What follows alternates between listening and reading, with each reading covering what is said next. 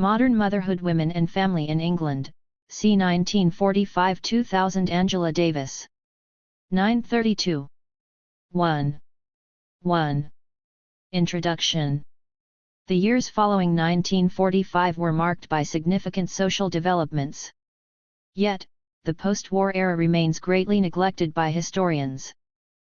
Perspectives on the period also tend to be overgeneralized.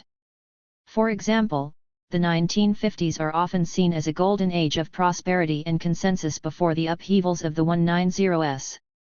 In reality, as has been increasingly demonstrated, the picture is more nuanced. Many of the social changes believed to have occurred after the war had already commenced beforehand, and there was a great deal of continuity as well as change in the years that followed. In recent years, historians have shown how these developments were also mediated by factors such as gender, class, region, and ethnicity. This book builds upon such existing scholarship but offers new insights through its focus on motherhood. Looking through the prism of motherhood provides a way of understanding the complex social changes taking place during this time. Motherhood is an area where a number of discourses and practices meet, such as education, healthcare, psychology, labor market trends, and state intervention. In consequence, the experience of motherhood has a wide resonance, demonstrating change in women's lives, gender relations, culture and society, family and community patterns, health and welfare, and the relationship between the family and the state. Drawing on the themes of continuity and change, I will examine the legacies of these developments and will consider what they indicate about both the past and future of motherhood in England. While motherhood is both a biological and cultural state, there is, as Ellen Ross argues, little that is truly natural about an institution which is so embedded in social and cultural practices. Two ideas about motherhood have accordingly changed over the centuries. Indeed, the term motherhood itself seems to be a relatively recent invention.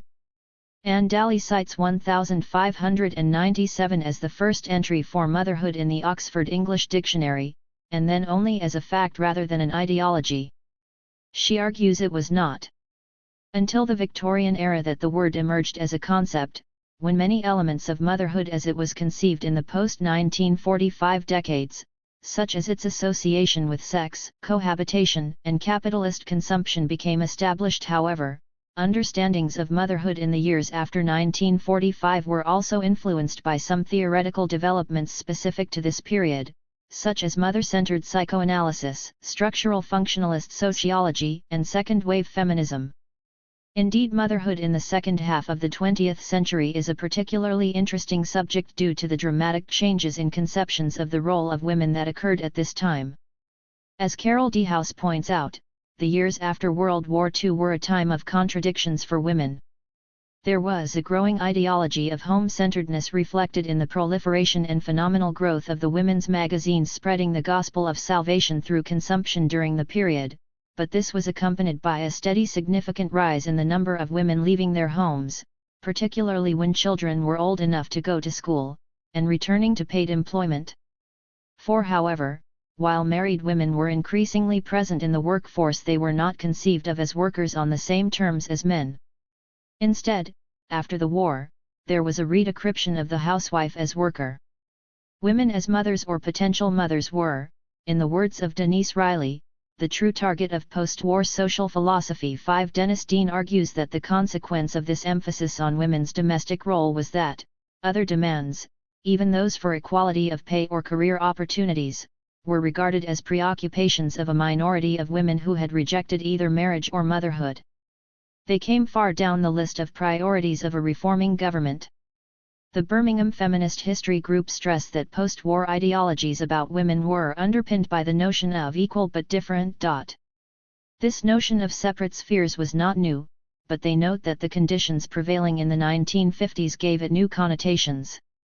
This was a generation of women who were expected to successfully combine the loving and caring role of the mother with an ability to run their own homes, probably without domestic help, and to work in the public sphere as well.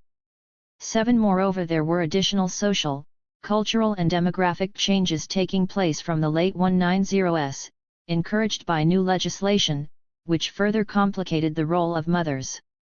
The introduction of the contraceptive pill to Britain in 1991 made contraception easier to obtain, easier to use and more reliable.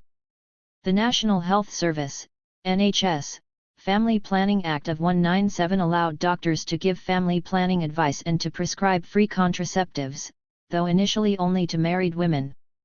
The Abortion Act of the same year allowed the termination of pregnancy if two independent medical practitioners agreed that continuance would cause physical or mental risk to the health of the woman or her existing children.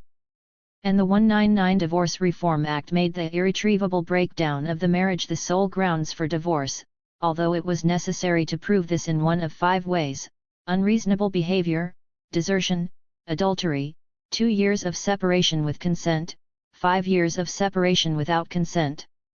Growing feminist activism from the late 1990s in the form of the women's liberation movement further encouraged a reassessment of the place of women in the family and society. However, many of the developments ascribed to the 1990s, such as the growth of never-married motherhood, were not fully realized until later decades.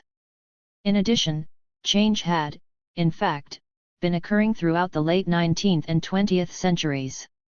Writing in the late 1990s, Susan McCrae thought, "Much of what we are seeing in Britain today is the continuation of trends briefly interrupted by the ideal family of the 1950s and 1990s. Nonetheless, a great deal was new. The 1970s and 1990s witnessed rising rates of cohabitation and divorce. While marriage remained popular at the end of the 20th century, non-marriage and singleness were becoming increasingly common, and those marriages that took place often ended in divorce. This collapse of the assumption that childbirth would take place inside marriage was a profound change." Reviewing the 20th century, Jane Lewis has concluded, "At the beginning of the century, the vast majority of people married before they had sex, had their children inside marriage and stayed married. At the end of the century, people's family arrangements looked increasingly messy." The years following 1945 are also fascinating because of the changing expectations of women who were reaching adulthood at this time. Judy Giles believes that girls growing up in the 1920s and 1990s experienced a widening of their cultural horizons that had not been possible for their mothers. The department store, the cinema, the dance hall, and the mass production of newspapers, magazines, and cheap books offered a kaleidoscope of images, commodities, and experiences, representing a world beyond the family, home, and the locality. At the same time, the growth of public and private transport systems allowed women to extend the geographical boundaries of their worlds. 11. Developing this theme, Sally Alexander argues it was above all an era of new aspirations. Advertising and the cinema, playing on fantasy and desire, enabled women to imagine an end to domestic drudgery and chronic want. Few women replaced the copper with the washing machine or the outside lavatory with the bathroom during the 1990s. But the dream was there. 12. In this book I will therefore examine how powerful these new desires were in women's accounts of their attitudes and experiences of motherhood over the second half of the century, whether it is possible to discern differences in how women articulated their hopes over time, and how far women in differing circumstances were able to realize their dreams. Sources and methods. The book is based on oral history interviews with women living in the following rural, urban, and suburban locations of Oxfordshire: the villages of Benson and Awelma in South Oxfordshire, the Wickwood villages in West Oxfordshire, the 24 square miles near Banbury in North Oxfordshire covered by the Country Planning, 1944, survey, 1. The market town of Thame, which lies in the east of the county, Oxford city centre, and the contrasting suburbs of industrial, working-class Cowley and Florence Park in East Oxford, and professional, middle-class North Oxford and Summertown in North Oxford. In addition, 2 villages in the neighbouring county of Berkshire, Crowthorne and Sandhurst, were included. 14. The book examines the impact of locality on the health and welfare provision available to mothers. Incorporating the Berkshire villages into the book's sample enables the comparison of provision between the local authorities of Oxford City, Oxfordshire, and Berkshire, as well as the influence of local practices and personalities. A group of graduates of Somerville College, Oxford, who lived in Oxfordshire, were also interviewed to enable the experience of highly educated women to be considered. The interviewees all lived in Berkshire or Oxfordshire when their children were growing up, but the range of communities they lived in was specifically chosen to enable a comparison of local experiences. As many women as logistically possible were interviewed. While the numbers are significantly lower than for social survey and sampling methods, as Kate Fisher argues, oral history provides the historian with dense and rich qualitative material rather than strength in numbers. 15 interviewees were principally found through community groups, social clubs, and by women referring other women to be interviewed. 1. The Somervillans were found through the college's Alumni Association. The sample was self-selecting in that all the women had volunteered to be interviewed. However, the aim was to construct a sample that ranged in age from late 50s to 90s, that represented both middle and working classes, 17, and that demonstrated a variety of educational backgrounds, from minimum-age school leavers to graduates, to see how locality, education, and class influenced women's experiences. 1. A case study was selected rather than a national survey to enable an in-depth analysis of how living in different types of localities and communities affected women's experiences of motherhood. However, the experience of the Oxfordshire interviewees will be analysed in the context of a range of existing primary and secondary material, such as Elizabeth Roberts' oral histories of women in Lancashire and the correspondence to mass observation, in order to enable a national perspective to be gained. Similarly, while the Oxfordshire sample was largely homogeneous in terms of ethnicity, reference to studies which have focused more specifically on the experience of non-Indigenous women will be made. There are also significant variations between the different parts of the United Kingdom. However, it would not be possible to do justice to these differences, for example in medical care, welfare provision, educational and legal systems, in a book of this length and scope, therefore it will focus on the English experience. 19. The strength of using oral history combined with a case study approach is that it allows the cross-generational experience of motherhood to be examined through an analysis of different cohorts of women from within the same communities. It has long been known that memories are formed collectively. Maurice Halbwachs established that, the individual calls recollections to mind by relying on the frameworks of social memory. 20. The family plays a crucial role in this construction of memory. Memories are transmitted through the stories family members tell. 21. Children learn to remember in the family environment, guided by parental intervention and shared reminiscence. We rely on the memories of older members of our family, with the result that many of our earliest memories are actually recollections of stories we heard from adults about our childhood. 22. Attitudes, values, and taboos, as well as linguistic, perceptual, cognitive, educational, communicational, and emotional resources, or handicaps, and economic and patrimonial resources are all transmitted through the generations. 2. In their study of the transmission of fathering practices, Julia Brannan and Ann Nilsson found that intergenerational transmission occurs in complex ways so that a resource passed on by one generation may be used in a different way by the next. For example, one of the fathers they interviewed said that what was transmitted from his family was the freedom to choose to live his life in a different way to his parents' generation. 24. Cultural transmission within the family is therefore a subtle process, but examining the ways in which both material and emotional resources were passed down through the families of the women interviewed enables a fuller consideration of the notions and practices that guide people's lives in different family and historical contexts. Interviews were therefore based upon the life cycle. And interviewees were encouraged to reflect upon their own lives in comparison with those of their parents' and children's generations. The life cycle model was also employed because it mirrors the way women tend to construct and articulate their narratives. 25. The model allowed the women interviewed to tell their own stories with as little intervention from the interviewer as possible.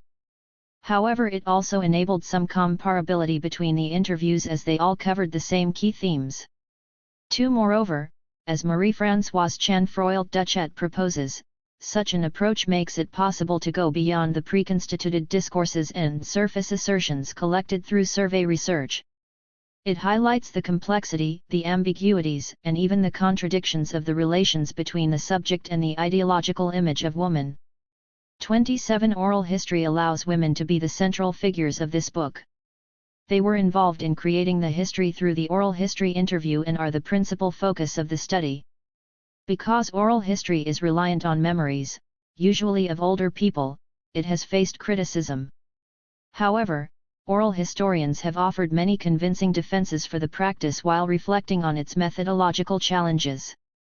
2. There are some particular difficulties, although also benefits, in the use of oral data due to the ways in which people remember and the methods of storytelling that interviewees employ. People use narrative genres as a way of structuring their accounts. 29. But in the context of a range of other sources, oral history can reveal the complex ways in which women compose their narratives in order to reconcile ideals of femininity with the reality of their own lives. 0. Much can be learned about the expectations of and constraints upon women in the second half of the 20th century through analyzing the silences, uncertainties and contradictions within the oral history interviews. 1. Hence, oral history is a methodology that can provide objective information about women's lives, but also reveals their thoughts and feelings through the subjectivity of their accounts. To quote Alessandro Portelli, oral sources tell us not just what people did, but what they wanted to do, what they believed they were doing, and what they now think they did. 2. Oral history enables the relationship between the ideal and reality of motherhood to be examined. A further advantage of oral history is that, unlike other sources, it makes it possible to examine how women review their experiences in light of later developments in their own lives and the changing attitudes towards women that occurred over the course of the century. This book is a study in gender history and women's history. Sally Alexander has commented that, women's history in the early 1970s sprang from that utopian and romantic disposition 200 years old, which sought to tell women's stories in their own words, to unveil new vocabularies for women, and to remap the division between the personal and the political. 4. Oral history seems an ideal methodology to meet these aims, encouraging as it does the study of subjectivity within historical accounts of women's lives. As Alexander argues, subjectivity need be neither universal nor ahistorical, and structured through relations of absence and loss, pleasure and unpleasure, difference and division. These are simultaneous with the social naming and placing among kin, community, school, class, which are always historically specific. 5. Psychoanalysis offers a way of analyzing this subjectivity and construction of identity. Indeed, Alexander believes that the first wish of feminist history, to fill the gaps and silences of written history, to uncover new meanings for femininity and women, to project sexuality to the forefront of the political mind, shares some of the intentions of psychoanalysis. The discovery of a subjective history through image, symbol, and language is central to both. Judy Giles believes psychoanalytic theory's recent emphasis on symbolic and linguistic structures has provided gender historians with new approaches to the historical construction of gendered subjectivities. 7. Graham Dawson, for example, has developed an analysis linking Melanie Klein's theory of psychic composure with cultural theories of narrative, coining the term cultural imaginaries to describe the vast networks of interlinking discursive themes, images, motifs, and narrative forms that are publicly available within a culture at any one time, and articulate its psychic and social dimensions. The use of oral history in this book enables an exploration of the cultural imaginaries which shaped women's experiences of motherhood in the second half of the 20th century. The local context. Through examining how women's experiences of being a mother were affected by where they lived and the type of community in which they lived, this book demonstrates the importance of locality in shaping lived experience. Using Oxfordshire as a case study, it is possible to examine a range of communities, rural, urban and suburban. Within these categories there are further differences such as those between the middle-class suburbs of North Oxford and the lower middle and working-class suburbs of East Oxford, and between expanding villages and static villages. Oxfordshire is also a suitable place for testing other variables which could influence women's attitudes towards motherhood. The county has a population with a variety of educational experiences amongst its female inhabitants, from those who attended rural elementary schools where a range of ages were taught in 1 or 2 rooms by 1 or 2 teachers, to women who were Oxford University graduates. There were also many significant differences in the maternity care women received in Oxford, Oxfordshire, and Berkshire, and there is an interesting comparison to be made between the 3 authorities and in the provision of care in urban and rural areas. For example, while in the city of Oxford antenatal clinics were available in the 190s. These were not on offer in rural areas until the late 190s. 9. In terms of antenatal education, Oxfordshire also lagged behind the city. Antenatal classes were not started in Oxfordshire until 191, and then only 2 classes were in operation. 40. In the city of Oxford, mothercraft classes were on offer by 1947. 41. Perhaps the most striking difference was in the provision of family planning advice. In the city of Oxford, a birth control clinic was started in May 195 by the Assistant Medical Officer of Health, MO, Dr. Mary Fisher, to give birth control advice on medical grounds. 42. With regard to the county, however, it was not until the Family Planning Act 197 came into force that the first clinic was set up. 4. Oxford's advanced position in relation to birth control was also seen in comparison with Reading, the county town of neighbouring Berkshire. It was not until 194 that the term family planning appeared in the report of Reading's MO, and the first clinic was set up in 19, 31 years after Oxford. 44. There were significant variations in the services available to urban and rural dwellers. The authors of the 1944 survey of North Oxfordshire, Country Planning, argued, both in his purchasing power and in the physical and social conditions of his life, housing, the public services, education, leisure, and the opportunities for using it, the countryman was at a disadvantage with almost any urban dweller. 45. The quality of housing and provision of facilities for many of Oxfordshire's rural residents were inferior to those for their urban counterparts. For instance, until the 190s there were still many rural areas without mains water or sewerage. There were also differences in employment opportunities. At the start of the 20th century, Oxfordshire was predominantly a rural county. However, the 19th century had seen a decline in the power of agriculture, as in the country at large, and it continued to decrease in the 20th century. The opening of the Morris Motor Company in Cowley in 191 was a significant development. Morris Factory inevitably attracted workers from the rural regions around Oxford. Over the period 1911 to 191, the number of agricultural workers in the county fell by roughly half.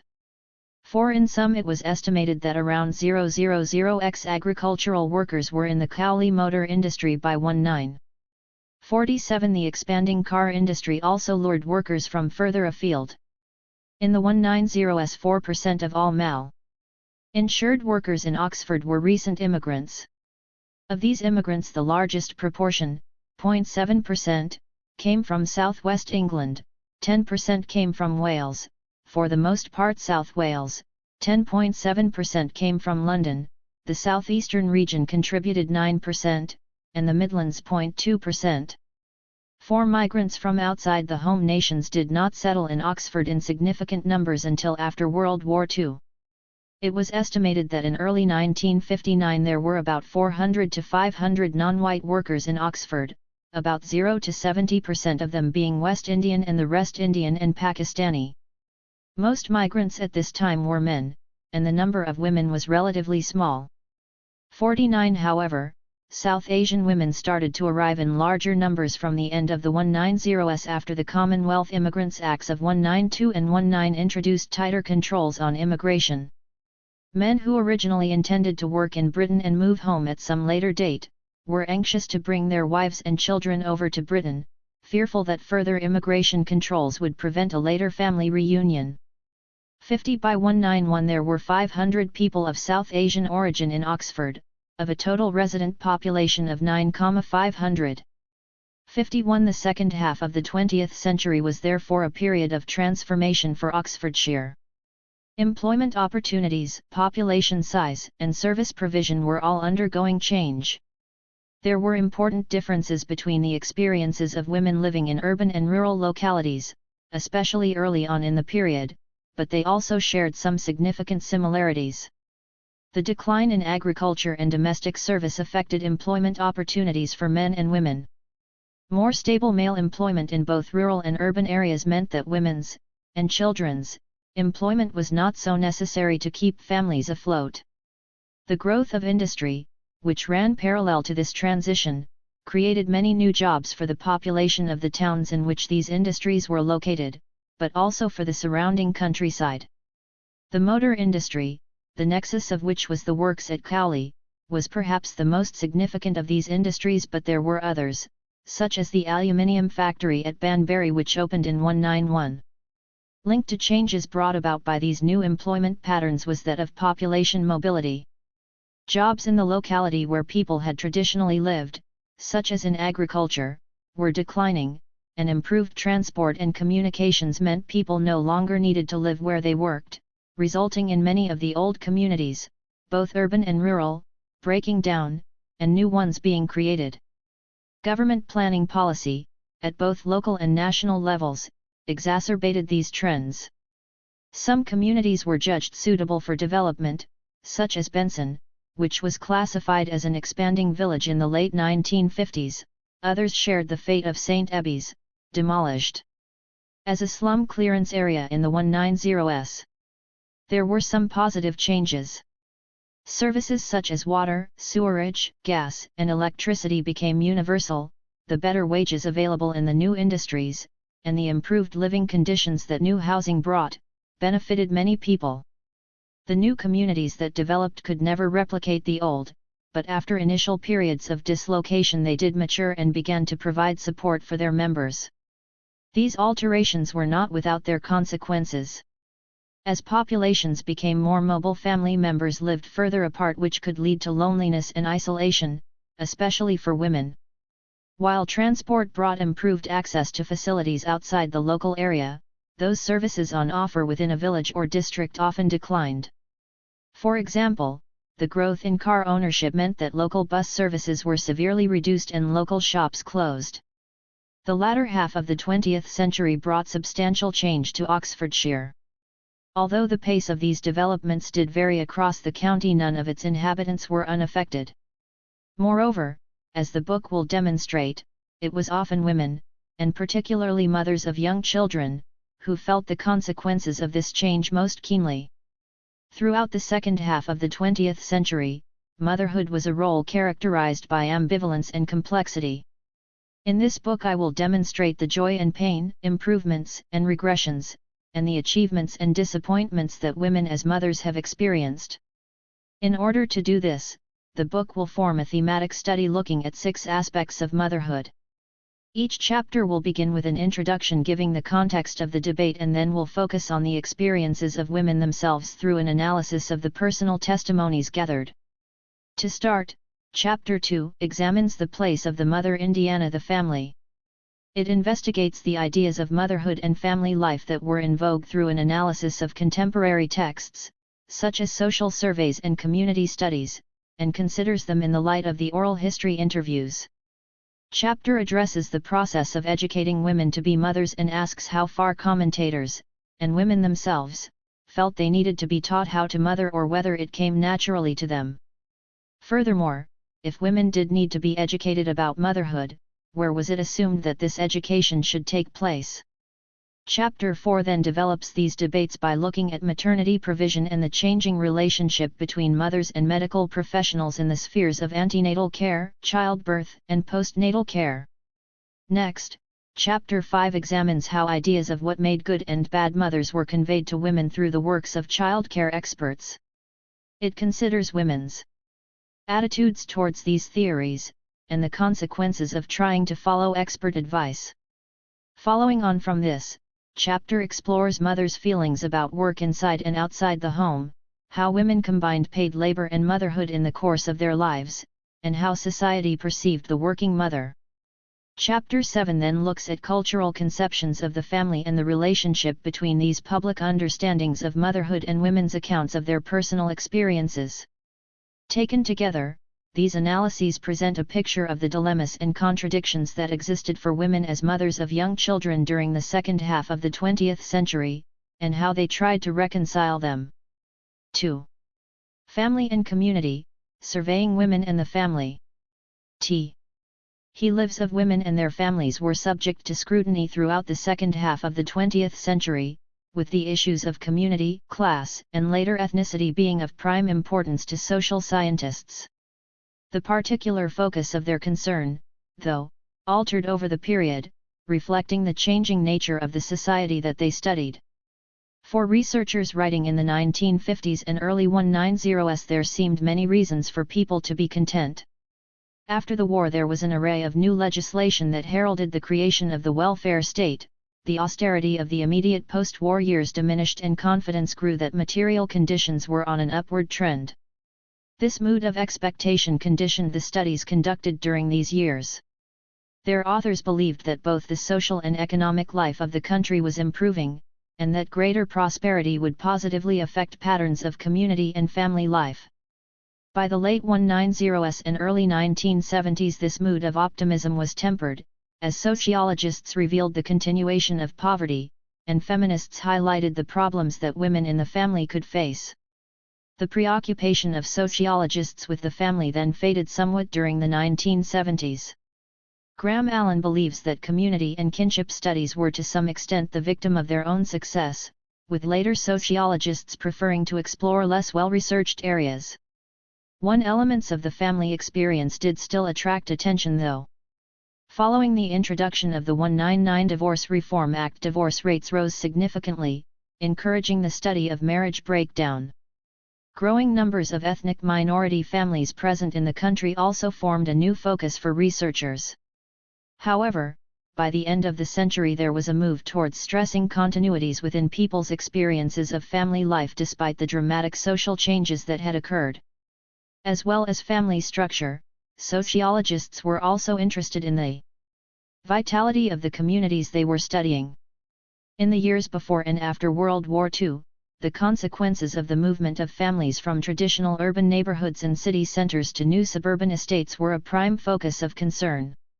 In her 1944 study of the problems of adjustment involved in the severance between the workplace and housing, Kate Lippman commented upon the social disintegration she found in suburban estates due to the newness of the dormitories and the thinness of the urban fabric too. Indeed, Elizabeth Bott thought that by the 1940s it had become part of folklore that estates were responsible for marked losses of working-class sociability in the 1950s. Michael Young and Peter Wilmot found that whereas in urban Bethnal Green residents had acquaintances in every direction, suburban Greenlee, Young and Wilmot's fictitious name for Debden in Essex, was a far lonelier place.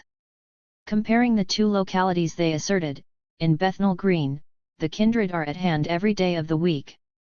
At Greenlee the family has to wait for summer, for weekends, for holidays, before they appear. 4 women in particular found the distances from their family prohibitive.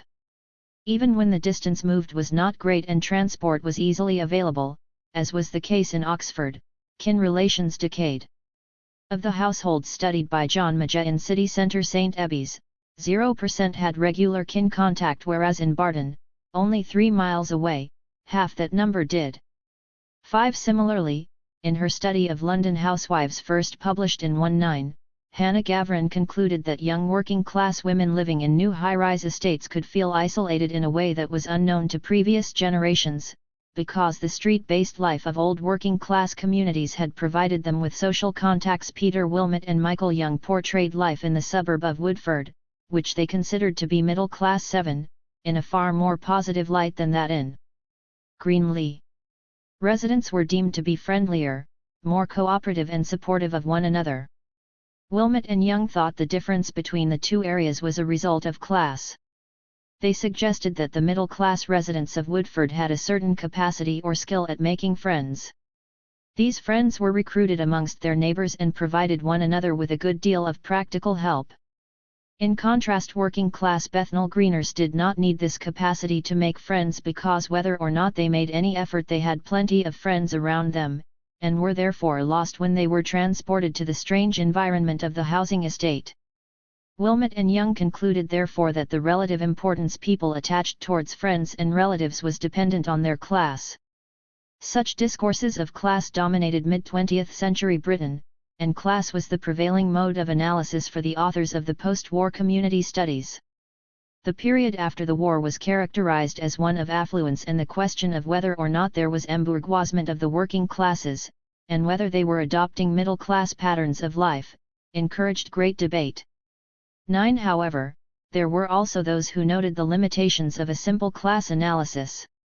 In their study of working-class attitudes to marriage in 194, the social psychologists Elizabeth Slater and Moya Woodside proposed that the realization of one's class position emerged from routine activities of everyday life.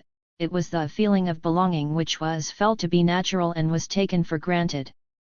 They found their respondents were concerned as much with symbolic expressions of power in social relationships as with material realities. 10. Moreover, Peter Hiller and Herbert Morehouse, who were both writing in the 1970s, found that within the space of one discussion people could change their definition of class a number of times, without being aware of inconsistency. 11. While class had been a traditional subject of concern for those investigating the family, as the post-war decades progressed, sociologists also developed a new focus for their studies: race. However, as Alison Shaw notes, there were few studies of migrant groups in the tradition of anthropological or community studies. Instead, the main focus of many such studies was to address the question of whether or not immigrant groups could assimilate into British lifestyles and values, and whether the experience of being second generation necessarily involved problems of cultural conflict and of being between two cultures. 12. The structure of immigrant families did receive attention, though it was considered different, and therefore inferior, by many commentators. Initially there was a particular stress on the deficiencies of West Indian families due to their low marriage rates, high illegitimacy, use of childminders and their practice of leaving their children behind with relatives when they migrated. In her study of Notting Hill, the sociologist Pearl Jeffcott concluded, the migrants themselves plainly attach less importance than we do to the risk of separating children from their parents. 1. Her allusion to post-war psychology's stress on the mother-child bond is noteworthy. Similarly, in Sheila Patterson's book Dark Strangers, published in 19, about Jamaican immigrants in Brixton in the late 1950s and early 1990s, the sociologist described how London's social workers are somewhat taken aback at the free and easy way in which many West Indian unmarried mothers discuss the disposal of their children. 14. In actuality, migrant women who left their children with minders or in nurseries spoke of the difficulties they faced in reaching such decisions and the anxieties it caused them. 15. Indeed, in her autobiography, the teacher and novelist Beryl Gilroy, originally from British Guiana, now Guyana, reflected on the pressure she felt to be the perfect housewife and perfect mother. I must be above all possible white criticism. 1. Initially, South Asian women did not come under the same scrutiny because of their smaller numbers and obviously strong family structure, with women occupying traditional roles. The writer Elspeth Huxley thought that, of all immigrant groups, Indians and Pakistanis maintain the tightest family formations, the greatest social cohesion, the strictest moral code. 17. However, they still faced reproach for supposedly having too many children and consequently placing the health and welfare services under strain. By the latter decades of the 20th century, new family forms within the wider population also became a subject of study. 1. There was a particular interest in how the dramatic rise in the divorce rate, the growth of couples cohabiting outside of marriage, and the formation of step families due to remarriage, altered people's experience of family life. For instance, in their study of step families, conducted in the late 1970s, Jacqueline Burgoyne and David Clark reached two principal conclusions. Firstly, they found that apparently private experiences of marriage breakup, divorce, and remarriage were filled with public encounters, such as with solicitors, the courts, welfare and probation officers, doctors, and social workers. Secondly, they discovered that the expectations and experiences surrounding second marriages were shaped and molded to a considerable degree by the legacies of the past.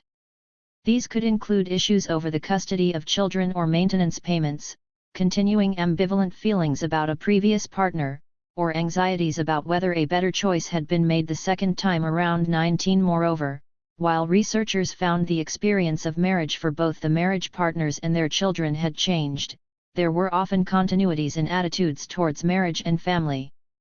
In a study of family breakdown in Exeter, published in 1994, it was shown that, despite half of the children sampled living in families reordered by parental separation or divorce, people still held traditional ideas about family life, with lone parents and their children saying they did not feel themselves to be a part of a real family. 20. Similar patterns have emerged in terms of kinship structures as well.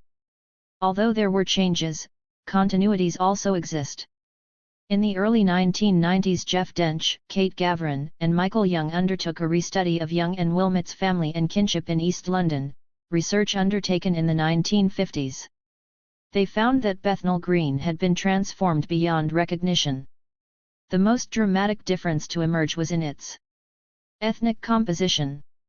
In 1995 there were few non-white people in Bethnal Green, and none recorded in the survey, but in 1992 only 2/3 of the respondents described themselves as white, while over 1 in 5 had been born in Bangladesh. Relatively large numbers of younger people born in the area had moved out, with more than half the children listed by older Bethnal Greeners now living outside London. However, despite these striking changes, the family remained important to the study's informants. While the authors noted that many, middle-class, women now waited longer before becoming parents, they also found that, as in the first Bethnal Green study, women who did have children were pulled into extended family life.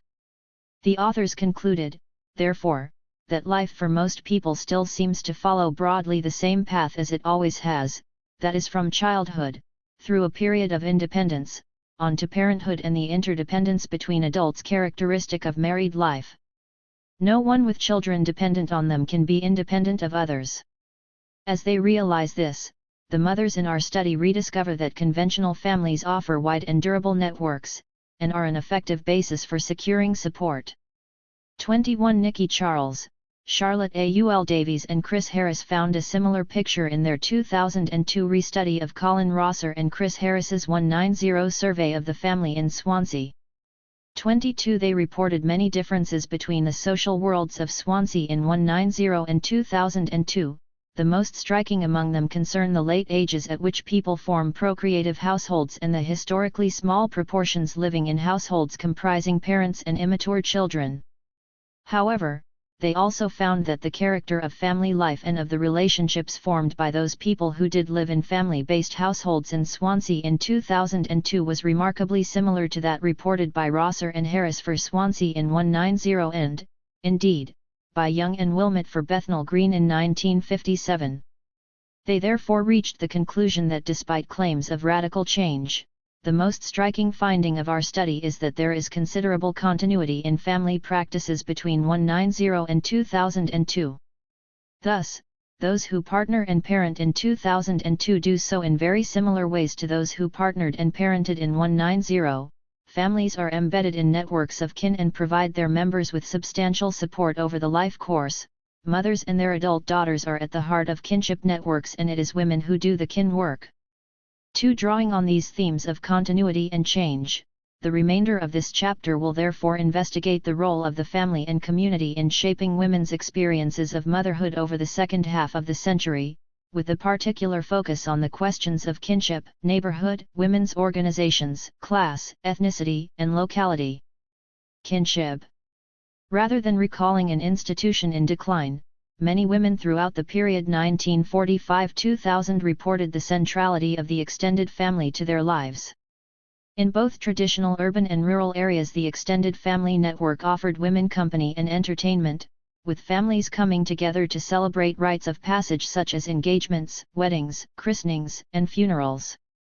24. In small villages, individual families were firmly embedded in wider kinship networks. Maud was born in an Oxfordshire hamlet, Churchill Heath, in 1921 and moved to nearby Milton under Wickwood after her marriage in 1940. Her husband was a friend of the family whom she met through the Baptist church. She recalled her parents were approving of her choice because they knew him, they knew his people, they knew his father. Well, we called them uncle and auntie, but then of course they became my mother-in-law and father-in-law. 25. Maud's extended family was central to her material and emotional life. 2. Bethany was born in her grandmother's home in Wallingford in 1944. Both her family and her husband's family lived in the area, and she moved to her husband's village of Preston Cromarsh when she married in 1919. She described how important her extended family was to her parents when she was growing up. There were several cousins. We were very close, really it was. My mother had 5 brothers and 1 sister. There were 7 in the family, and also there was a family farm. Life did revolve quite a lot around the family, I think. The extended family remained a center of friendship and support for Bethany in her adult life too. I had quite a lot of cousins who had children at the same time. We used to go to the park and play tennis, and the children would play as they grew bigger. 27 These patterns of family sociability continued well into the second half of the 20th century. Women who were born in the 1950s and 190s recalled how important the extended family had been during their childhood. Moreover, they also referred to the importance of family connections when they raised their own children in the 1970s, 190s and 1990s. Jean's 2 children were born in 197 and 1990. She lived in a small village in South Oxfordshire near her in-laws. The family's social life revolved around the family gatherings they held. They had a huge family because my husband has got 3 sisters and a brother, and we used to all go down there every Sunday, so there's maybe up to about 17 of us for Sunday lunches. So my kids were also brought up in a very big family sort of atmosphere. 2. As well as social and emotional support, the extended family also provided women with more practical assistance. Madge was born in Shipton under Wickwood in 191 and grew up there before moving to the neighbouring village of Milton under Wickwood when she married in 199. Her kinship network offered vital support during a period of illness when her children were young. I had a friend who not only had her own children, she used to foster them too, and I was very friendly with her, and she was the one who looked after my children, and then she went on holiday and my sister had them. They had quite a different variety of mothers to look after them. And then I had others who I was friendly with. I had a great aunt who was living next to me and she used to take them out in a pram for a walk. Oh yes, I had quite a lot of help. 29 It is also noteworthy that friends and relatives were interchangeable in Madge's account. She did not consider that a dichotomy existed between them as sociologists had thought existed in urban working-class communities. Another contrast to the findings of Michael Young and Peter Wilmot was that the Oxfordshire women described living close to members of their extended family but rarely visiting them. Young and Wilmot had found that women who had family living at close proximity saw them frequently. For example, 55% of Bethnal Green women interviewed whose mother was alive had seen her in the previous 24 hours. 0 While close family relationships did exist among the Oxfordshire women, they also recalled them as being more nuanced. Doris and Tina were sisters-in-law who both lived in Benson when their children were young in the 190s. While they felt they were a close family, they said they did not see each other on a regular basis. Doris explained, "I mean, we know where one another is if we want one another. I mean, I've got a brother living in the village but I don't live in his house. But there again I know where he is and he knows where I am." The mother-daughter relationships recalled by the Oxfordshire interviewees were also somewhat different from those recalled by contemporary researchers. In her study of inner-city Liverpool in the 1950s, Madeline Kerr found a common attitude was, "I couldn't get on without my mother. I could get on without my husband. I don't notice him." Young and Wilmot reported a similarly intimate mother-daughter relationship occurring in Bethnal Green. However, none of the Oxfordshire interviewees talked in this way. Regional differences may have been at work here. A number of the women interviewed by Elizabeth Roberts and Lucinda McCrae-Beer in Lancashire also recalled seeing their mothers almost every day, although there were also women who lived near their mothers but rarely saw them. Nevertheless, it seems likely that the close mother-daughter bond highlighted by the 1950s researchers was over-sentimentalist. Young and Wilmot were criticized by their contemporaries for overemphasizing the warmth of Bethnal Green life. Jennifer Platt contended that a preference is implied for the social atmosphere of the working-class communities. The weaknesses of working-class life were downplayed. Indeed, Michael Young later admitted that due to his desire to challenge superior people who looked down on people in places like Bethnal Green as being inferior, he painted Bethnal Green in 2 rosy colors reflecting on the early work of the Institute of Community Studies. Peter Townsend has also acknowledged that the Institute's enthusiastic portrayal of working-class life meant that there were certain oppressive factors about male domination, in terms of gender, which we were then less sensitive to.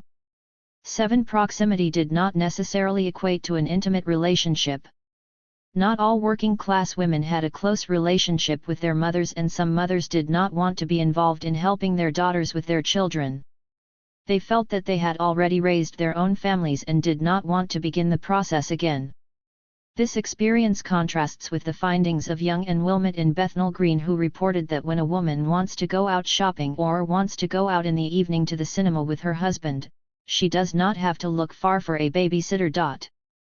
Ethel only lived a few minutes' walk away from her parents in Benson, but recalled with some resentment how her mother wouldn't babysit for me.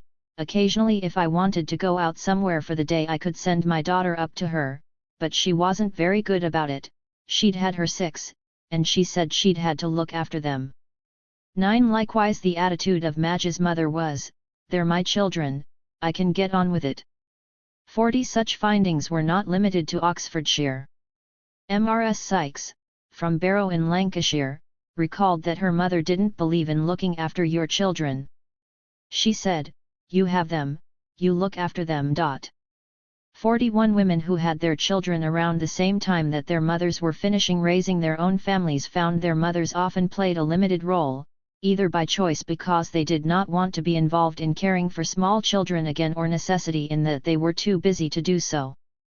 While some women were close to their mothers, when reviewing these relationships from their current perspective in the 2000s, often as the mothers of adult daughters themselves, they remembered them as being more nuanced and somewhat less intimate than those depicted in contemporary writings on traditional working-class communities. Women did express concern, though, that the extended family was declining due to the increasing mobility of its members. Zoe, a farmer's wife from North Oxfordshire, had 4 children between 195 and 197. She spoke fondly of the support her own maternal grandmother had. 22 May 12, 2011, 9:32. 23. Family and community. Provided when her children were young. Comparing her experiences with those of mothers in the 2000s, she said, "A lot of young families miss out on that nowadays. They miss out on having the parents, let alone the grandparents." 42. However, not all women were so pessimistic. Several felt that grandparents in the 2000s, and particularly grandmothers, were as, if not more, important. Thelma had 1 child in 1972. She explained that she was far more involved with her grandchildren than her own mother had been. As was the case with Ethel, Madge, and Mrs. Sykes, Thelma's mother had told her that she was not there to babysit. For their keenness to portray themselves in this way indicates not only that the interviewees thought grandmothers were still central to the family, but that at a time when family ties were deemed to be less strong, they felt it necessary to defend their role. Moreover, many thought that the increasing numbers of working mothers meant grandparents had to play a greater role in the provision of childcare. For example, Ingrid told an anecdote about a conversation with her granddaughter to illustrate this point. "Certainly my granddaughter only the other day she said, 'Granny, we've never had an au pair,' and then said, 'Well, I suppose really you're our au pair, aren't you?'" 44. Increased mobility meant that some women were unable to take an active part in caring for their grandchildren, and there were always particular family circumstances which prevented such a relationship, but the majority of women did not present themselves as being any less involved with their grandchildren than their mother's generation had been. 45. Moreover, at the end of the century, new technologies made it easier for families to keep in touch. The widespread availability of telephones and the Internet had come to the aid of families who lived at large geographical distances. Gina's daughter had emigrated from England to Australia. She said, "Well, thank goodness for the Internet, because we are able to, not just talk to her, we use Skype and we have a webcam, so we are able to sort of see her. We talk to her generally every week and we each sort of have the odd email in between." For one notable change over time that did emerge over the period 1945-2000 was that fewer women lived with members of their extended family in multi-generation households. This development coincided with the shift from privately rented housing to council housing and owner occupation that accelerated in the decades after the war.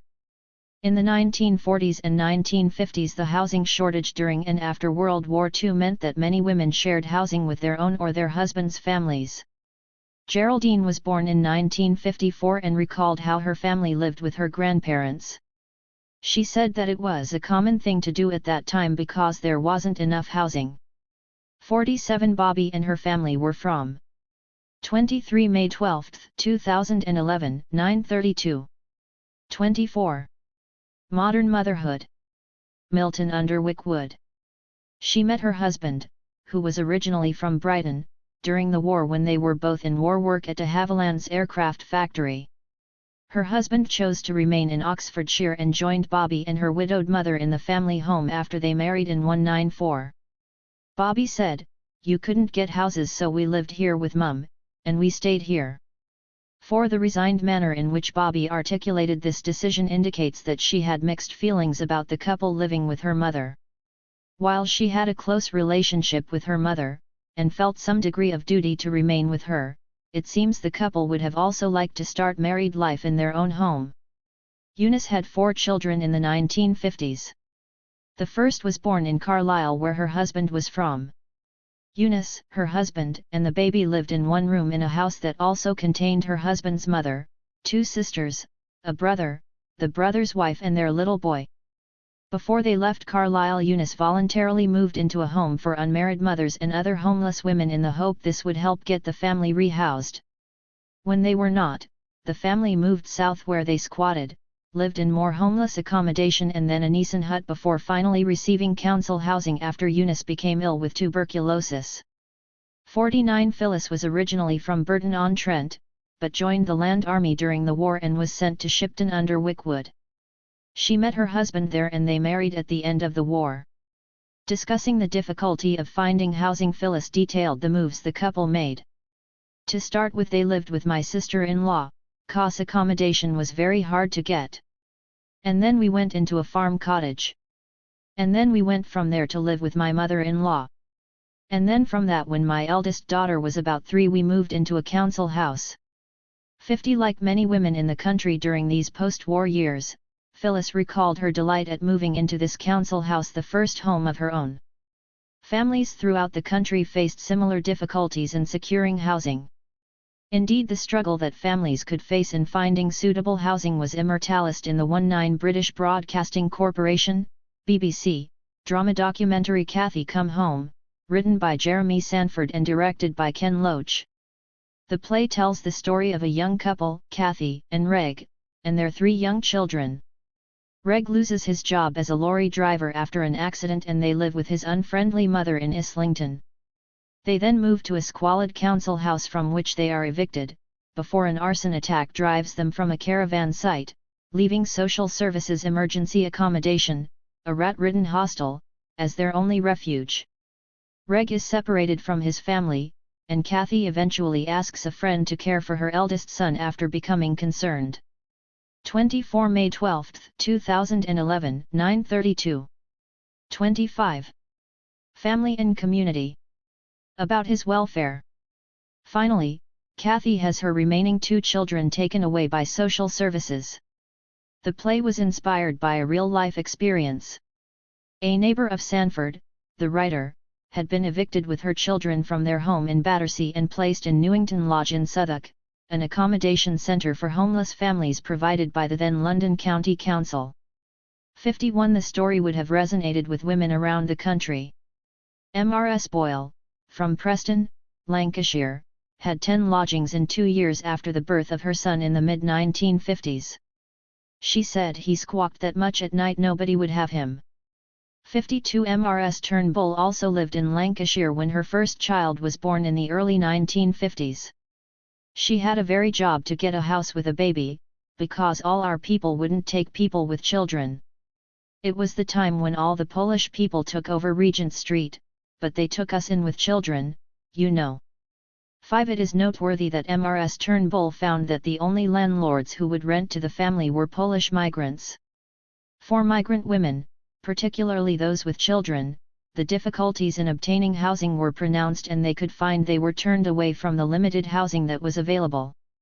54 Beryl moved to England from Barbados in 1991. She told Mary Chamberlain that she experienced her first signs of prejudice when looking for rooms after her son was born. People just slammed the door. Her family eventually moved into a council house in 190, but obtaining it was also a battle. 55 6 Chambers migrated from Jamaica in 195. She lived in a series of rooms before finally receiving council housing in 199. She explained, "Actually it was amazing that they gave me this. I was so shocked when I came to see this place. It was so beautiful. There was no furniture in, so it looked massive, and I was so pleased because I didn't expect that they would have given me a new place. I was expecting a dump. That's what they always did to black people then." 5 However, the role of the extended family in providing housing was never completely eradicated. In moments of crisis, such as unemployment, death, and increasingly divorce, women would seek the financial and emotional support that living with relatives provided. For example, Edna lived with her family after she separated from her husband in the early 1970s. 57 Such arrangements were also common nationwide. Mrs. Burrell moved in with her mother when her son was born in the late 1950s as her husband was away at sea.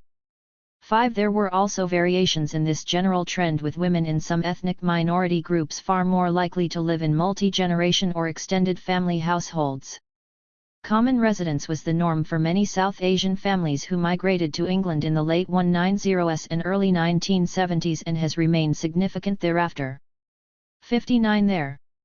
25 May 12, 2011, 9:32. 26. Modern motherhood. Were also differences in regards to locality and occupation. For example, farmers' wives tended to move to live with their husbands' families on the farms they ran. However, it was often circumstance rather than choice that brought families together. Despite moving in with her mother when her first baby was born, Mrs. Burrell told Lucinda McCrae Beer she was not really close to her mother and preferred her grandmother. 0 Women who saw family members regularly might also do so out of duress. Elizabeth Roberts found that several of the Lancashire women she interviewed who married in the late 1950s and early 190s felt trapped into entertaining or visiting their relatives regularly. 1 Doris and Tina, who were sisters-in-law from Benson, recalled the ambivalence they felt towards their mother-in-law. Doris had been born and brought up in the area and her family lived in Benson.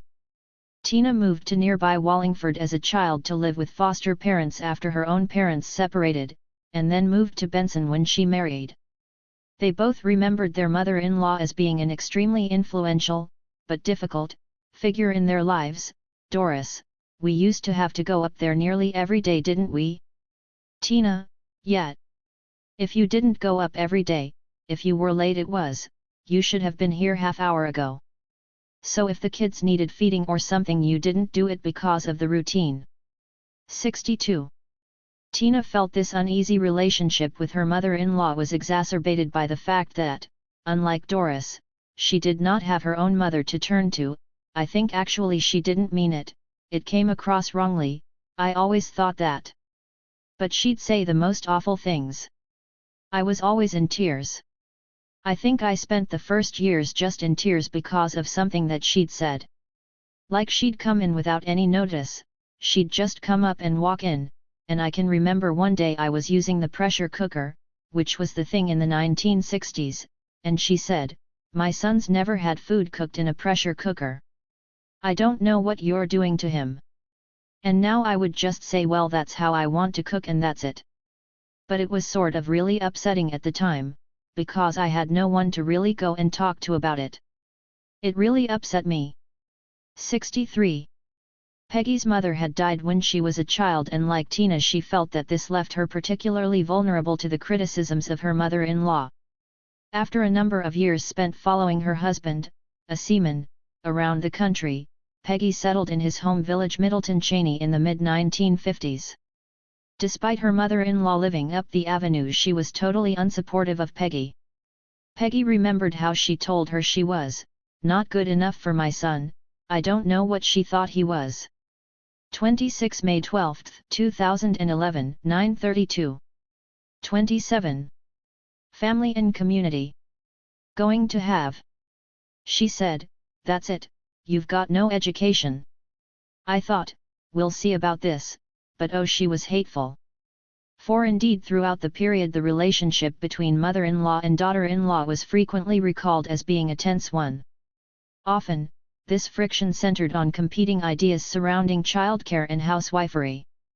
Thelma struggled to meet the housekeeping standards of her mother-in-law, whose house she felt was like something out of the magazine Homes and Gardens. 5 Carmel experienced her mother-in-law's disapproval in terms of her childcare practice.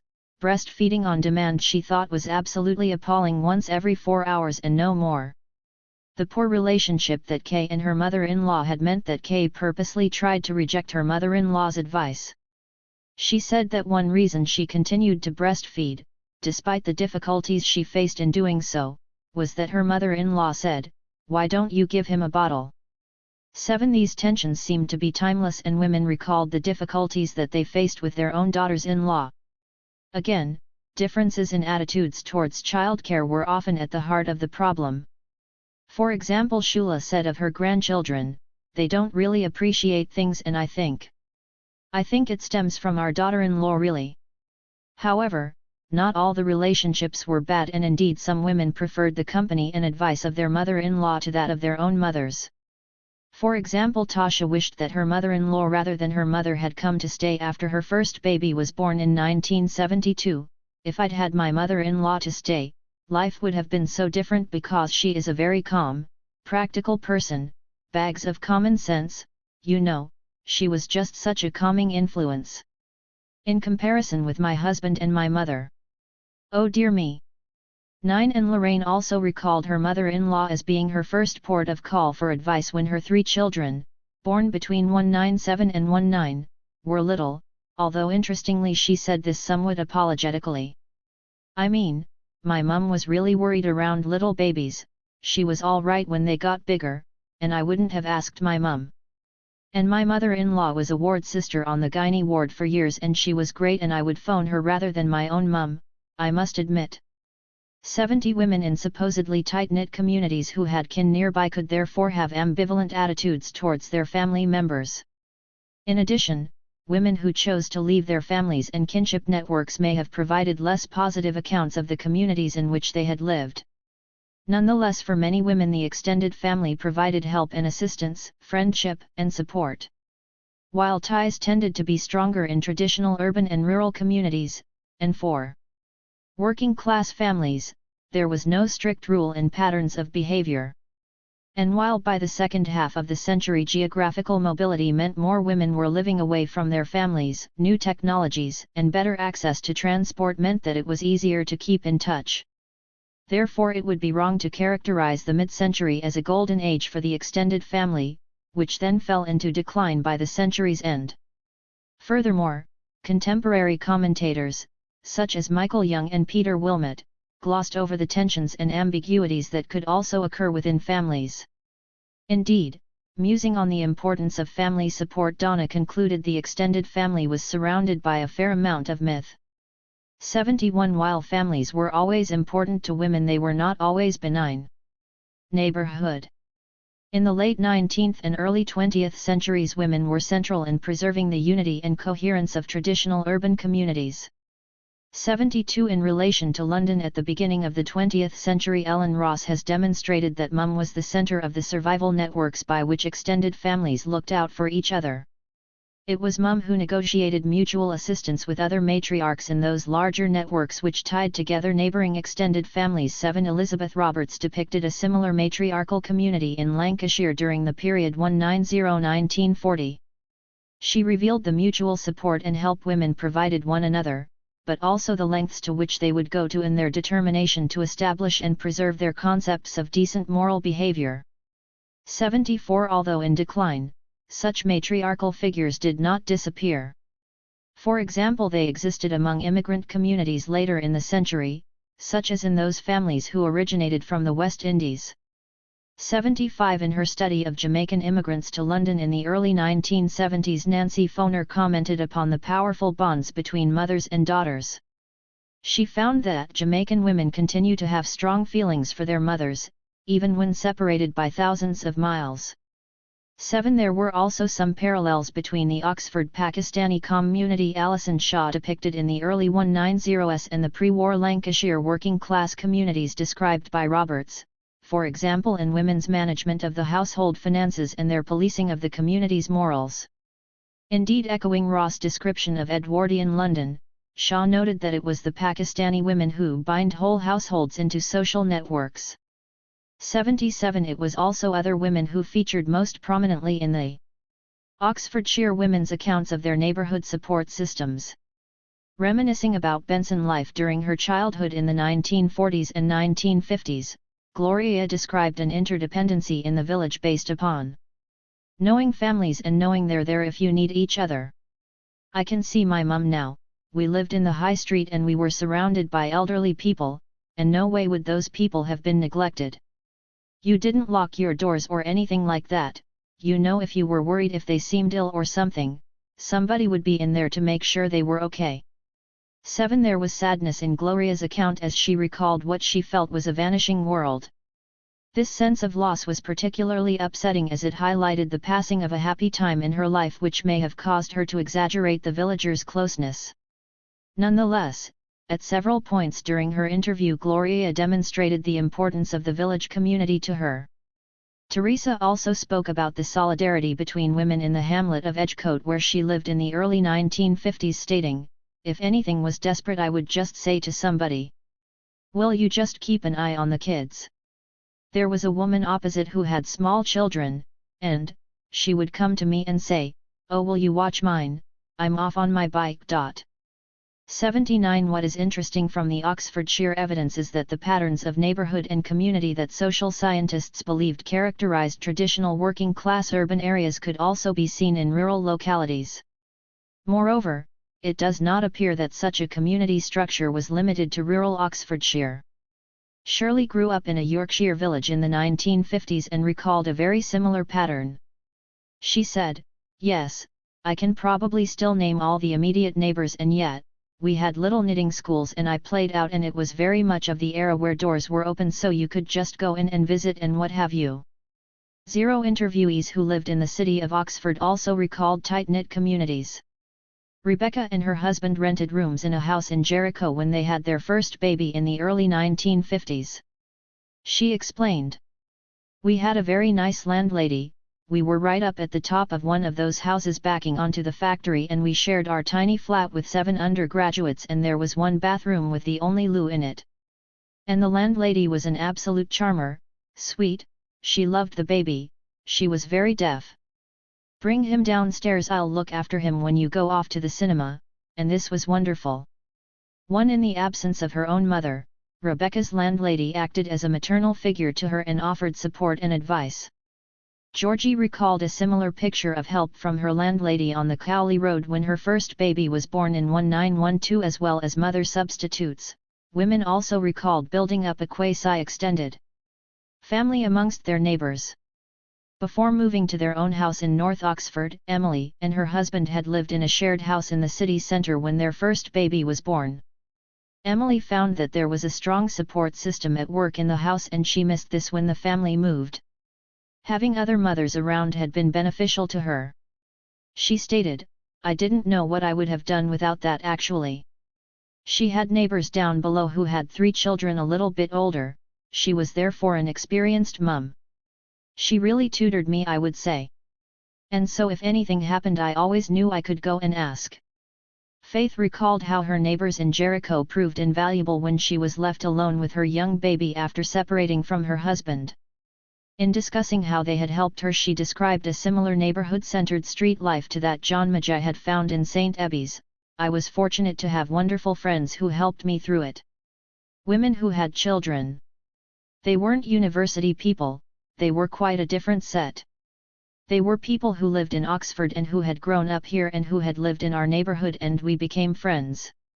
"So how had you come to meet them? Was it people you were living near?" "Yeah, people I was living near. And I think people were very sociable. And we just got to know them and liked them enormously, and they just kinda took us under their wing." 84. While neighbors obviously proved a notable support network for women in traditional neighborhoods, Young and Wilmot had stressed that in Bethnal Greener's conception of community neighbors were acquaintances rather than friends. They stated, "Most people meet their acquaintances in the street, at the market, at the pub or at work. They do not usually invite them into their own houses." 5. There was some evidence of this distinction in the Oxfordshire women's narratives. Olive was brought up in St. Clement's but moved to Jericho after her first child was born in 1945. When asked whether she socialized much with the other mothers living around her, she replied, "I don't think I had many womenfolk in, I had children in and playing in the garden I think, but I don't think I would have had as many people in as I personally would have probably liked. I don't think we went to each other's houses either very much. We would meet mostly in the park or in the recreation ground or something of that nature." Maud lived in the village of Milton under Wickwood after her marriage in 1940. She stressed the strong sense of community that existed and the support villagers provided to one another. However, she did not approve of what she considered to be the modern practice of neighbors forming friendships, arguing that, "I think there'll be a lot of fighting before it's finished, 'cause people don't tend to get on with their neighbors, I don't think." 7. Overall, though, interviewees did not stress a concern with respectability or the desire to keep themselves to themselves that some of Elizabeth Roberts' Lancashire respondents had done. Indeed, some of the women who had moved into these communities wished it had been possible to form closer bonds of friendship. For example, Lindsay moved to St. Clement's to join her husband, and found it very difficult to integrate into the community because it was such a tight-knit neighborhood. 9. As the period progressed, and increasing numbers of families were rehoused, the demographic makeup of the city center areas made it even harder for mothers who moved there. Young families tended to be the first to leave, so women were left without their peer group. Mabel's husband was sent to Oxford during the war and she moved to join him, also living in St. Clement's. When asked whether there were any other women with young children around, she answered that there were no other young mothers. Her next-door neighbor did not have children and the other women around were older. 90 women who recalled growing up in urban areas in the 1950s and 190s were also keen to dispel some of the myths surrounding traditional urban communities at this time. It is interesting that it was those women who grew up in the north of England who felt the strongest desire to challenge the popular image of these areas. Gemma was born and brought up in Liverpool. She told me, "Although people say Northerners are very friendly and, you know, you're always in and out of each other's houses, that was never the case, and we addressed our friends' mums as Mrs. so-and-so or Auntie. You know, we never called them by their first name or anything. And we never went in each other's houses because we played in the street." 91 Similarly, Liz, who was from a small Lancashire cotton town, explained, "Everybody's got this idea, haven't they, from watching Coronation Street, that northern people was sick in and out of each other's houses. Well, we knew the neighbors' children to play with, 'cause they were a big Roman Catholic family. So we played lots with them. But our parents didn't go visiting usually. You know what I mean? It was purely family." 92 April grew up in the Northeast, but described a very similar situation. She said, "We weren't very kind of neighborly really, against all the stereotypes, and obviously I'm from the Northeast, but actually there wasn't that sense of neighborliness, I don't think. I remember once somebody's chip pan caught fire and everybody went round to kind of clean up the kitchen. But really there wasn't that sort of going in and out of people's houses and sharing life really in that way." 9. It was also notable from the interviews that women found estates to be places with a strong sense of neighborhood. In contrast to the contemporary sociological orthodoxy which negatively compared the feeling of community amongst residents in new estates with established housing stock, the women who were interviewed recalled enjoying the friendship and support of their neighbors. The feeling of community amongst women on estates was intensified by the fact that the estates tended to bring together people in like circumstances and at the same stage in the life cycle. Grace lived in a small, private estate in North Oxford when she had her first baby in the mid-190s. She recalled her neighbor as being a hugely significant figure in her life, and in doing so revealed the difficult time she faced after the birth of her first child. "I had a very nice neighbor," she said, Why don't we have a tot lot? Why don't we take it? There were 3 of us with small babies. Why don't we on Monday, Wednesday, and Friday one of us have all 3 children, let them play together all morning and give them lunch so mum can go off and do something. And this was, as I was saying, I was pretty hopeless as a mother and I found it desperately lonely and desperately, one worried, and my neighbor was absolutely my salvation. It just transformed my life. 94. Stories of the support women received from neighbors on these estates were common. Joanna lived in an estate of newly built houses in East Oxford when she had her children in the 190s. She said, it was a little community. The children all went to the same school. And when my daughter was born, by chance, when she got to be sort of 2 or 3, there were 5 families in the close, all with little girls strangely enough, about the same age, so it was like a small nursery, just 5 of us. 95 in Polly's Street, which was on a private estate built in Benson in the 190s, each mother had all the children for 1 morning a week, allowing the other mothers some free time. Fiona lived on the same Benson estate as Polly. She said, I suppose really my closest friends were the people who lived near us. Lived on the same estate. It just so happened that there were people of like mind, And we used to have a lovely time. 9 Fiona had enjoyed life on the Brighton estate she previously lived on so much that she had been determined to live on an estate again. For Agnes, the neighbours on her newly built private estate in Awelma also formed her social life. Indeed, they enjoyed such sociability it was almost burdensome. 97. In contrast to the findings of Michael Young and Peter Wilmot in Greenlee, working-class women in Oxfordshire remembered the same camaraderie existing on estates as their middle-class counterparts. Family and community. Doreen and Peggy were neighbours from a council estate built in the 1950s in the village of Middleton Cheney on the Oxfordshire-Northamptonshire border. They had enjoyed a close friendship since the time they had moved into their houses, and in the course of their interview, they chose to be interviewed together. Both stressed how significant this had been throughout their lives. Peggy summed up what their friendship had meant to her, yet it's good to have a friend like that, no matter what happens. She also stressed how happy she had been to move into the house, saying, I've never moved since, I wouldn't, the next place I go is over the back to the cemetery. I waited long enough for this, my God I did. 9 Peggy's house and her relationship with her neighbours were a central theme of her narrative, demonstrating their importance to her.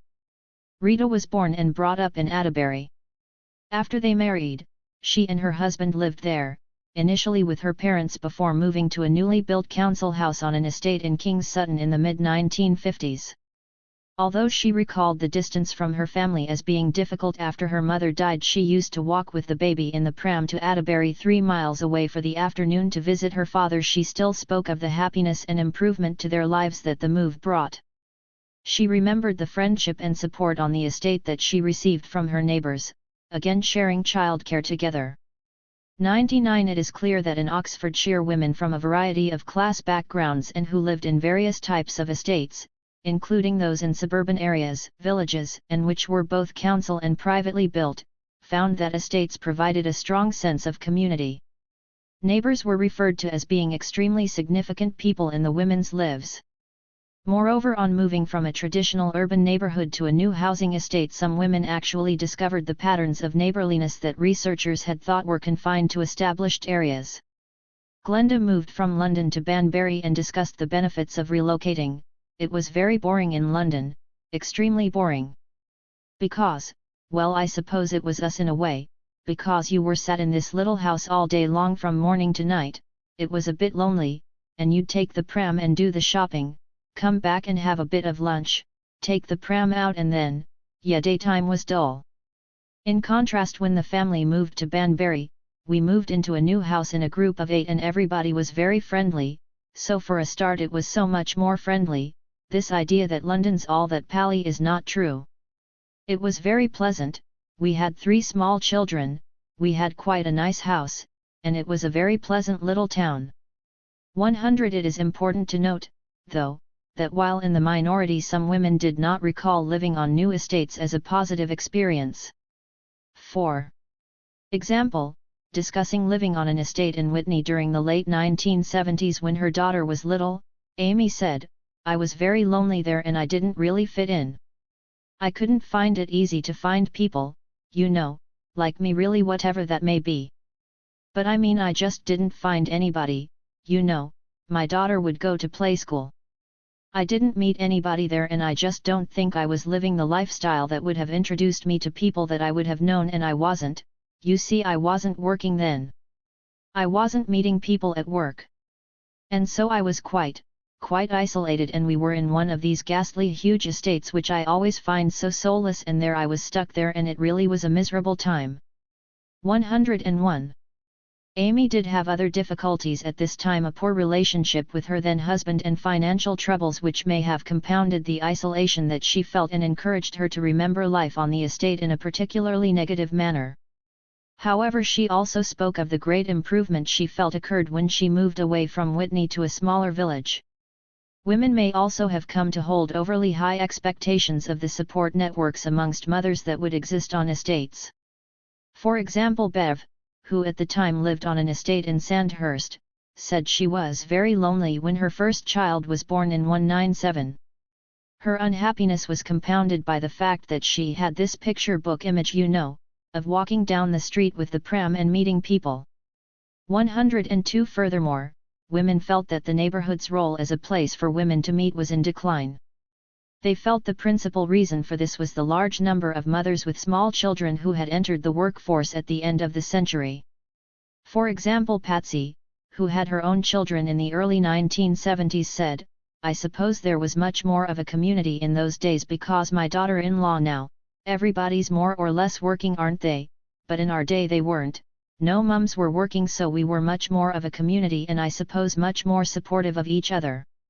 10. Similarly, Hilda, who had her two children in 1997 and 1970, thought, "We all looked out for each other a lot more, and I mean, I don't know, but I should imagine they're a lot more insulated, and also I think the fact is that they all go back to work very much earlier." 104. While in part the women's views may have resulted from them romanticizing their own past experiences, some of the younger women did also note this change.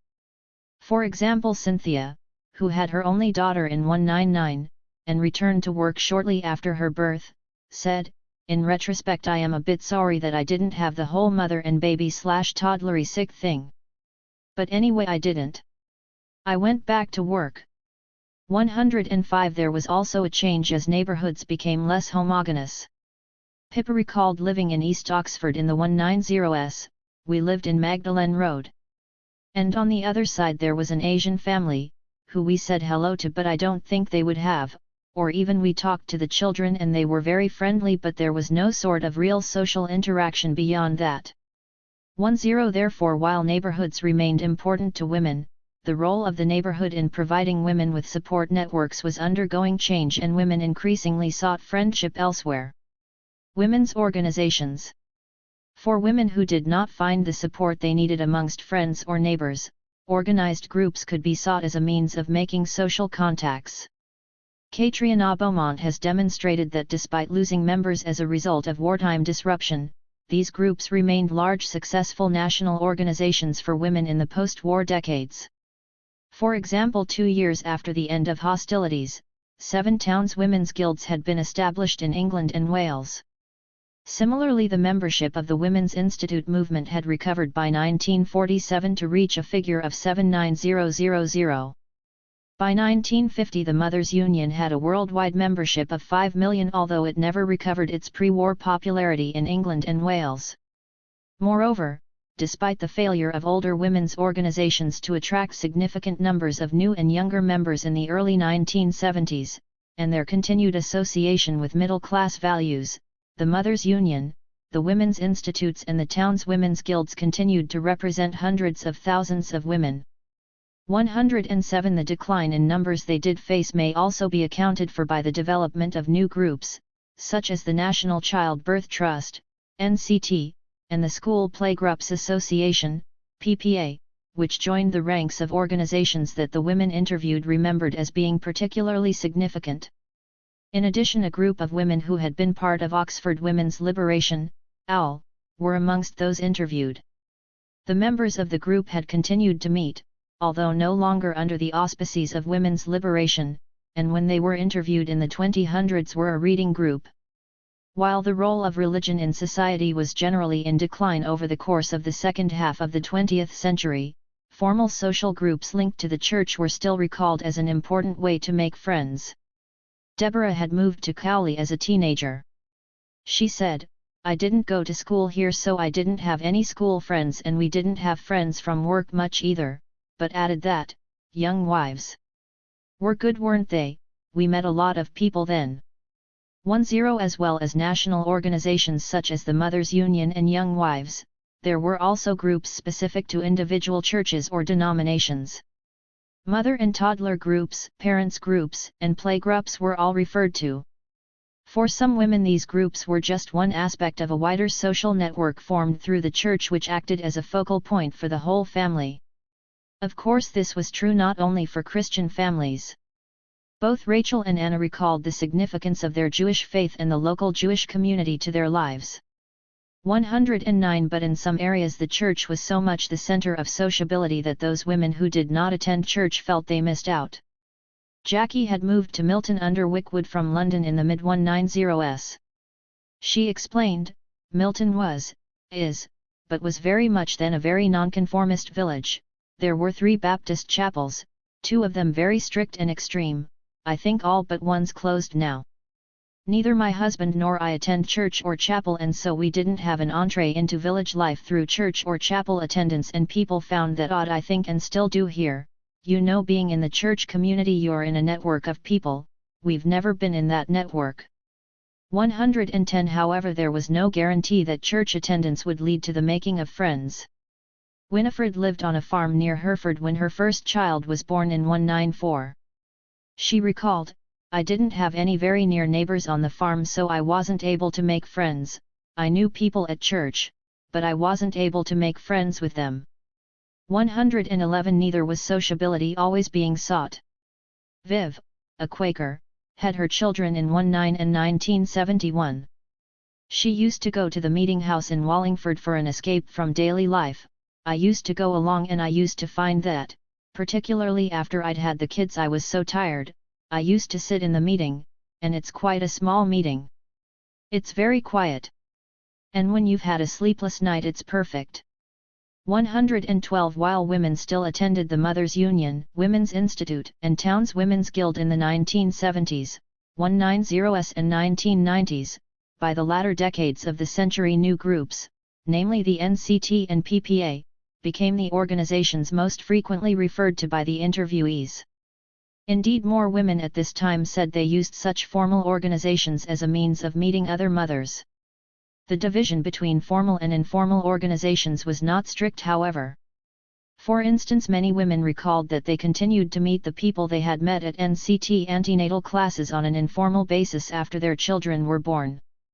Discussing how she coped with the depression she experienced after the birth of her first child in the late 1970s, Shirley said, "But I do think that it was the friends that I made through antenatal class and the NCT classes. I mean, we had a good group, and we would meet 2 or 3 times a week in each other's houses, and we went for walks, and that made a huge difference." 1 The opportunity to meet women in the same position was particularly welcome.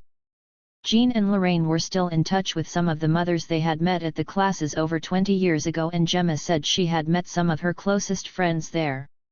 114 By the end of the 20th century, attending NCT classes had become a standard way for women, although principally white, middle-class, town dwellers, to meet other mothers, particularly first-time mothers, of young children. Bertha's daughter had her children in the 1990s, and Bertha said she had a group of friends that she'd met through that NCT. 115 Indeed, Bertha wished that such a network had been available to her when she had her children in the early 190s.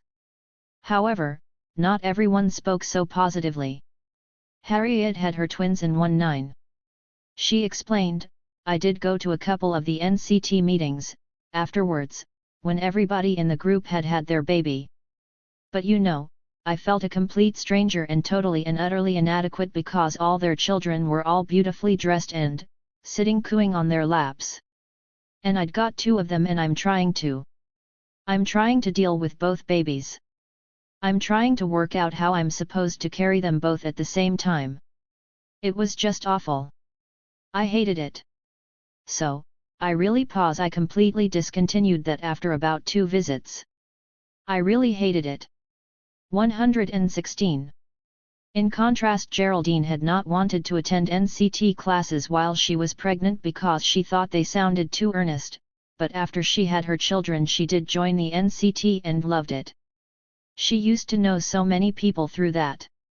We had talks and an amazingly sort of full social calendar. Going to different people's houses and doing different things. It was wonderful. 117. However, as noted above, the NCT remained largely white and middle class, and the interviewees commented upon this limitation. For example, April said, they were a little bit middle class, the NCT, 11, and Geraldine explained that the sort of people that took it up were fairly middle class sort of people, which upset me in a way cause it should have appealed to all sorts of people. 119. There was a shared membership across many groups, with women progressing from one group to another as their children grew older. For example, Linda set up a babysitting circle with some of the women she met at her antenatal class.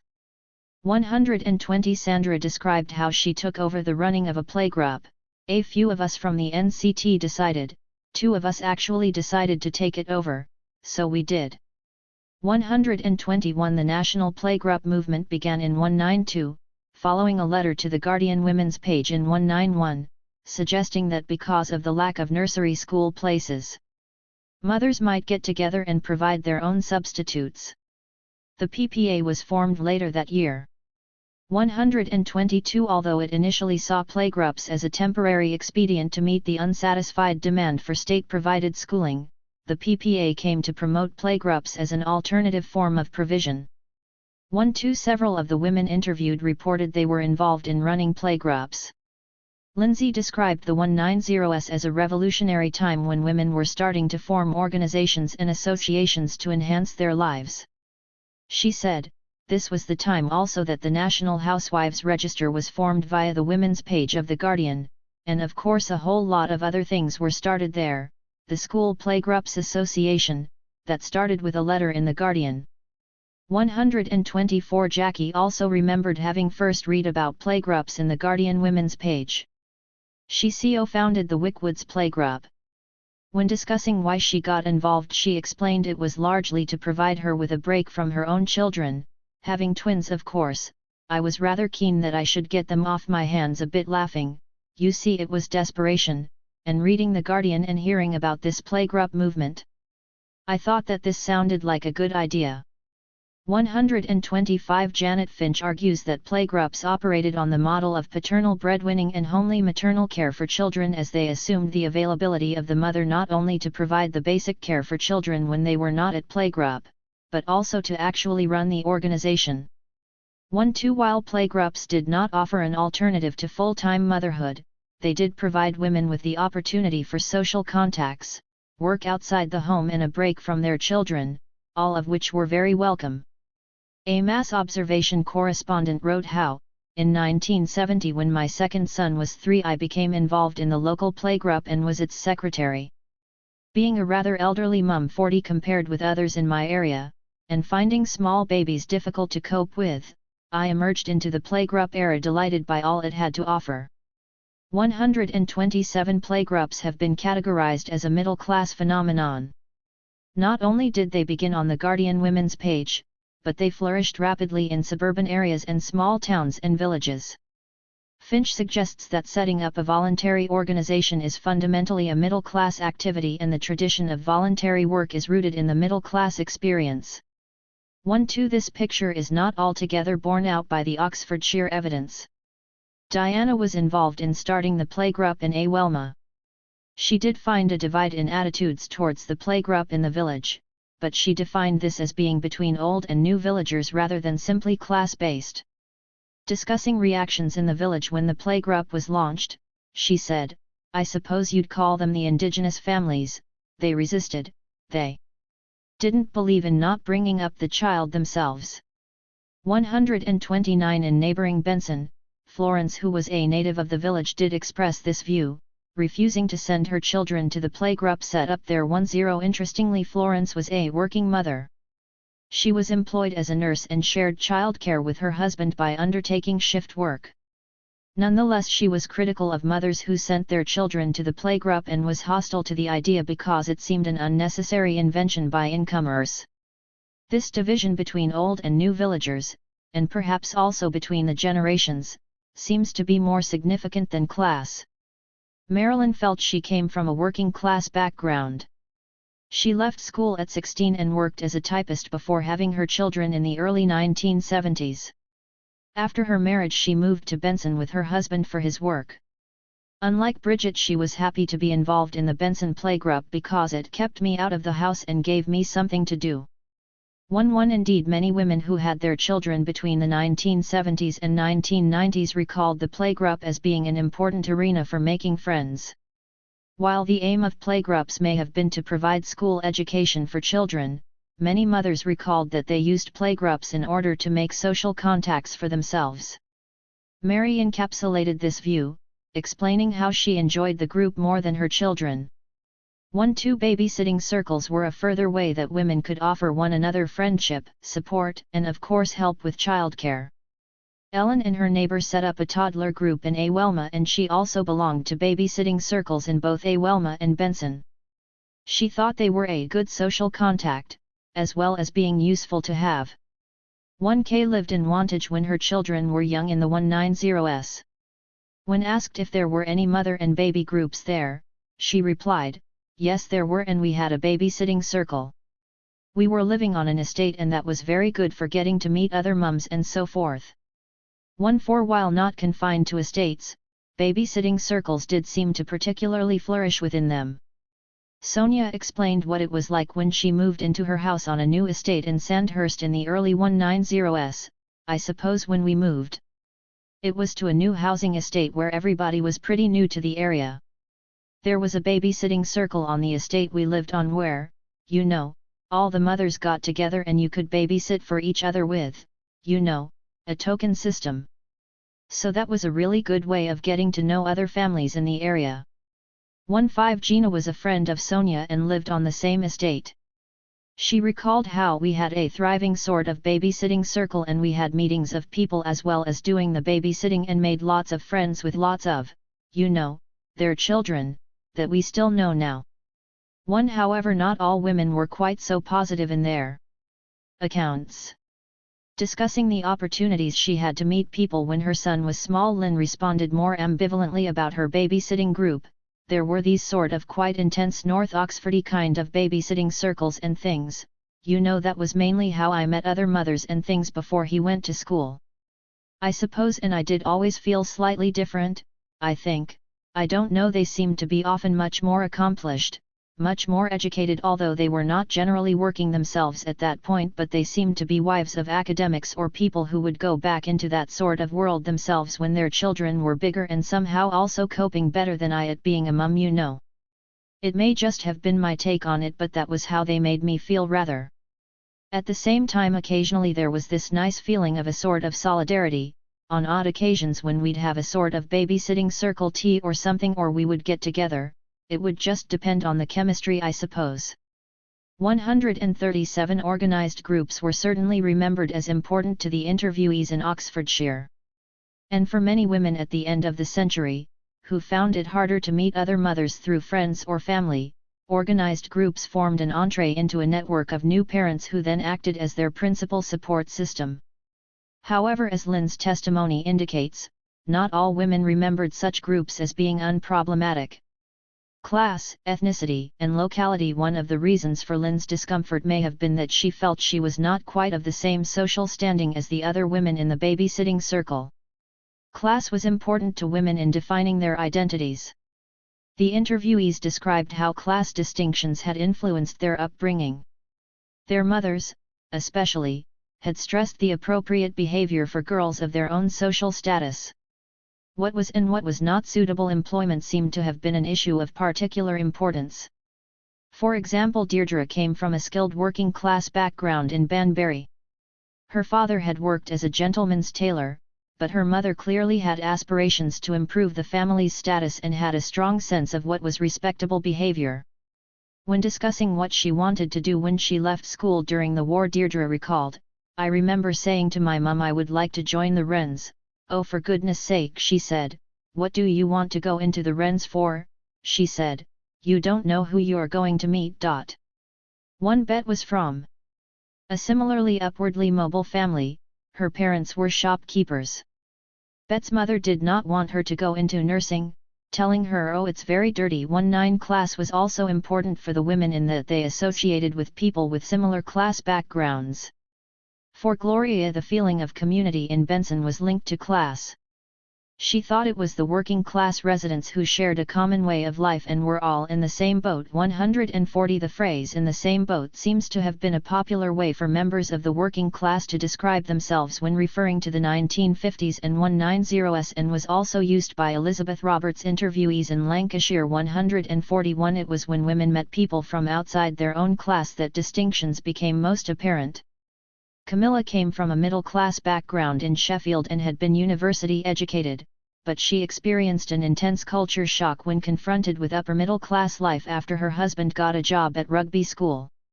In one anecdote she recalled how a senior wife had said, "My dear, you must remember that we never push out our own children and nobody should do it in the mornings." 142 Kelly thought that class was a particularly important issue in Oxford as the city was rife with class divisions. She explained, "There's a very strong class element round here." 14 She was not alone in this view.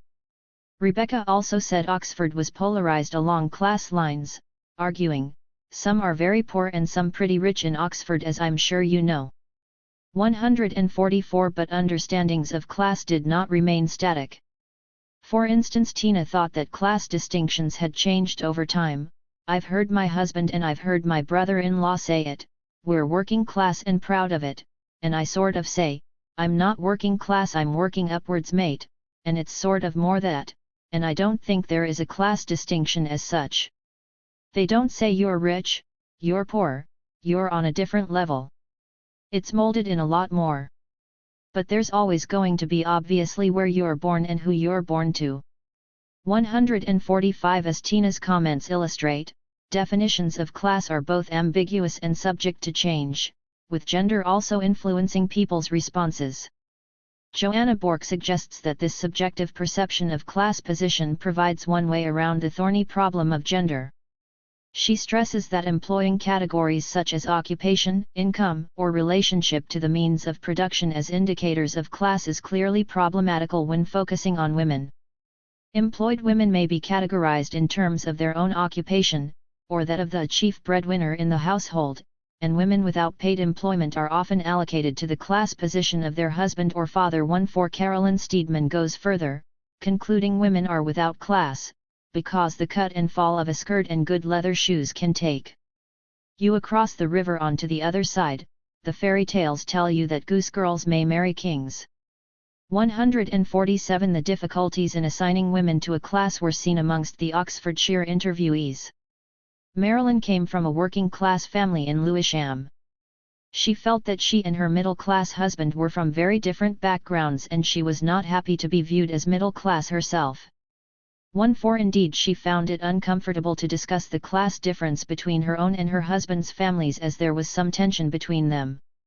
Siobhan was married to a dentist and was herself university educated. She was, however, the daughter of a cooper from a family of Irish immigrants. She later worked as a receptionist at her husband's practice. If her class were to be determined by her father's occupation, her husband's occupation and her own occupation, each would have a different outcome. Siobhan herself did not think she was strongly attached to any class. 149 Indeed, some women did not want to be assigned to a class.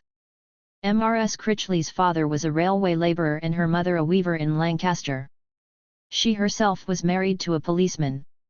She told Elizabeth Roberts, "I think everybody who works is working class. I don't believe in all this class business, I think it's stupid." 150 A woman's class position was not immobile, either. Some women married below their class. Lindsay's father was a civil engineer and her mother was a doctor. She was herself an Oxford graduate, but she married a local man who worked at the Atomic Energy Research Establishment at Harwell. She explained he was employed at the lowest grade, and they lived in St. Clement's. While Lindsay did not explicitly say that she had fallen down the class hierarchy, at several points in her narrative she explained with some regret that she had not enjoyed the same standard of living as her parents had done. 151 It was not only individuals, but whole families that could move across the class spectrum. Carmel grew up in Lancashire in the 1950s and 190s. She recalled that initially the family lived in a prefab. Yes. We lived there until I was 9. Well, it was pretty working class really. Yes, it was.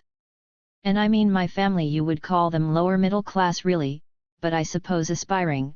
My parents moved and bought their own house, which was a bit of a first, 152 Such mobility was not always easy for women, and women who moved between classes told of the difficulties they faced in doing so. For example, Claudia, who came from a working class background in Yorkshire, felt uncomfortable when she went to Oxford University because she felt like the poor relation. She stated, "Oh, I was very intimidated by all the posh accents and the fact that most of the other girls came from private schools. I can certainly remember feeling that." 15 Rose also had experienced difficulties in adjusting to life at university in Oxford when she too moved there from Yorkshire. Both her parents had worked in the local textile industry, although her mother stopped work upon marriage. She felt her education produced a degree of tension between them. I zoomed up the educational ladder.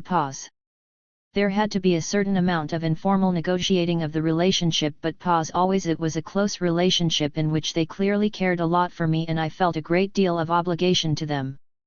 154 She found it difficult to talk about her relationship with her parents. At this point her narrative became disjointed, an indication of her ambiguous feelings. From their study of Woodford, Peter Wilmot and Michael Young had concluded that movement from one class to another creates a barrier inside the family only for men, not for women. 155 While in part this view seems to be a simplification of the complex tensions that could exist for women, it is interesting that when Rose's father retired her parents came to live in Oxford, and after her mother was widowed she moved in with Rose. Rose's experiences suggest that irrespective of women's social mobility, family ties remained strong. Social mobility did not mean class was forgotten, though. Class, and linked to this the question of the North-South divide, was a constant theme in April's narrative. Indeed, she joked that the interview would make her seem terribly obsessed with class. She had grown up in the Northeast before moving to London to go to university. She explained, "I did feel that it had a kind of class element. I'd never been to the theatre before, for instance, except for a children's pantomime. Things like theatre, and there was no poetry in our house. My mum and dad read a lot, but not in any kind of, it's a cultural thing, I suppose. I found all that very, very scary. And of course having a northern accent, I mean you might think I've got a northern accent now, but it was nothing compared to what it was like when I was 17. That was, everybody sounded . I think people don't always realize that if you've got a regional accent, people with a standard British accent sound aggressively posh. And people, I think, don't always realize that." 156. Women's perceptions of their class identity were further complicated by ethnicity. A Jamaican woman who had migrated to London, interviewed by Nancy Foner, explained, "It gives sick me at times to know that because of the color of your skin they class you in that condition, beneath them in every way." Another woman stated, "I don't see a rich colored in this country. They try to be independent. Just ordinary working class people, just fighting it. It is a struggle for all of us, just trying to make a life." 157 Irene was born in Barbados in 199 and came to England to study nursing in 190. Discussing her class position, Irene told Mary Chamberlain that although some people argued if you're black, you're all working class, she disagreed. She felt she and her husband, who had also originally come from Barbados, had very different backgrounds, and this caused difficulties for her and her family. I was being a working class mum with working class children and middle class values and expectations, which wasn't good. 1.5 Moreover, just as class identities could be fluid and experienced at the individual level, so could ethnic identities. Tara was born in India, and described her background as Anglo-Indian and ethnically a bit confused. However, while her Anglo-Indian background was clearly influential upon her sense of identity, she added that she could not remember anything at all about India. 159 Women's sense of their own identities was also shaped by how others responded to them. Bet was white, but her husband's background was Chinese. When their first son was born, a Chinese friend said, "He's gone to the English, it's like going to the dogs." Bet then described what happened after the birth of her non-identical twins. She said her daughter looked really Oriental, and my son was the Anglo-Saxon one. When visitors came to see the babies, they all clustered around him because he looked English, you see, and everybody that came in did the same thing, and I thought that was highly amusing. I didn't say anything, but I thought this is good to sit here and observe this. They really like the baby that looks like what they are. 10 Neither were experiences static. Discussing her Jewish background, her mother had come to England as a refugee. Anna recalled how differently she and her children had experienced their Jewish identity. "My mother was Jewish, so I'm technically Jewish, but my mother knew very little about the religion except her identity. So the fact that I knew that I was Jewish wouldn't have meant very much, but I had a Jewish friend at school who said you've got to go to Sunday school, so my mother agreed and so I did, so I knew a bit about it, but the fact that one was different was always a bit embarrassing for me. I think that was partly because my mother was not wholehearted about it, but I think it was partly the spirit of the age. And it interested me that my children weren't a bit embarrassed about it, and if anything it was just rather interesting to their friends. And they sort of appreciated the variety of the sort of culture. So I hope that it's one of these things where something has actually improved." 161. Class, gender, and ethnicity were all at work in determining women's identities. Locality could also be a significant factor. Rather than using a simple class analysis, the sociologist Margaret Stacey offered an alternative dichotomy between the traditional and non-traditional in describing the residents of Banbury in her book Tradition and Change. The traditional. 44 May 12, 2011, 9:32. 45. Family and community. Residents were more likely to have been born in or near the place where they would spend their lives and so be physically close to their families. They were less occupationally mobile and often had a traditional view of the social hierarchy. The non-traditional encompassed the large numbers of middle and working class newcomers who moved into the town in the 190s after the construction of the aluminium factory. They were socially and geographically mobile, and were harder to place in the hierarchy. 1-2 This concept also seems applicable when talking about the rural communities in Oxfordshire.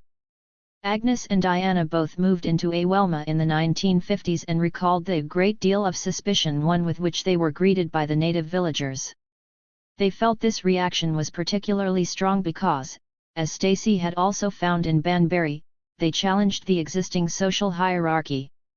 Diana explained, it was the early 1960s and the only new houses that had been built since the war were council houses, so all the rest of the houses, as you know, had been there a long time, and they were either big houses or cottages. And then there were 4 bungalows built, and we bought one of those. So I was a bit different from people who lived in small cottagey places, 'cause they rented, so that made a difference. And it was when when my son started going to school and his best friend used to come and play, but my son was never invited to go there. But we were sort of kept separate, we were in a different category altogether.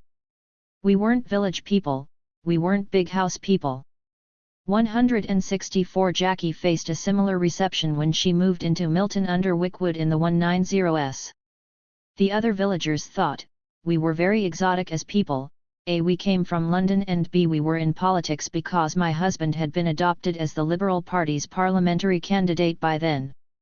So in a way we were a bit celebrities, people didn't know quite what to make of us. We were also very poor, and usually celebrities quote-unquote are quite well off laughing, and we weren't at all, and we lived in this very small cottage. People didn't know what to make of us at all. 165 working-class women who moved into villages faced the same distrust and even hostility as their middle-class counterparts. Peggy had been born in Redditch, but spent much of her childhood in Banbury.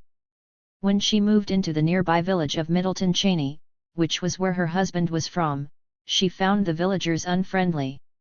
One Peggy's neighbour Doreen had been born and brought up in Lancashire and moved to the village to join her husband after the war. When asked what it was like to move there, she replied, "Well, first of all, I'd been in the forces, and when I got married, I mean there's always girls around. You. Then when I got married, I didn't know a soul down there. The only people I knew was my husband's family up in the village here, so it was a big shock to me, shock to the system like." 17 There was often particular hostility to incomers who had moved on to new estates built on a village's edge. Hilda moved to Duns too, a village near Banbury where her husband had family, in the late 190s. The couple lived initially on a new estate on the outskirts of the village before later moving to the older centre. She explained, "Oh well, the far end of the village, the farmer sold his fields to a developer and, it was very much them and us, right? In fact, we had lived on Dashwood Drive for 7 years when we built this house." And one of the villagers, old-time villager, said, "Oh, I'm glad you're now in the village." "No, we've been living here for 7 years, you know. It was very much like that."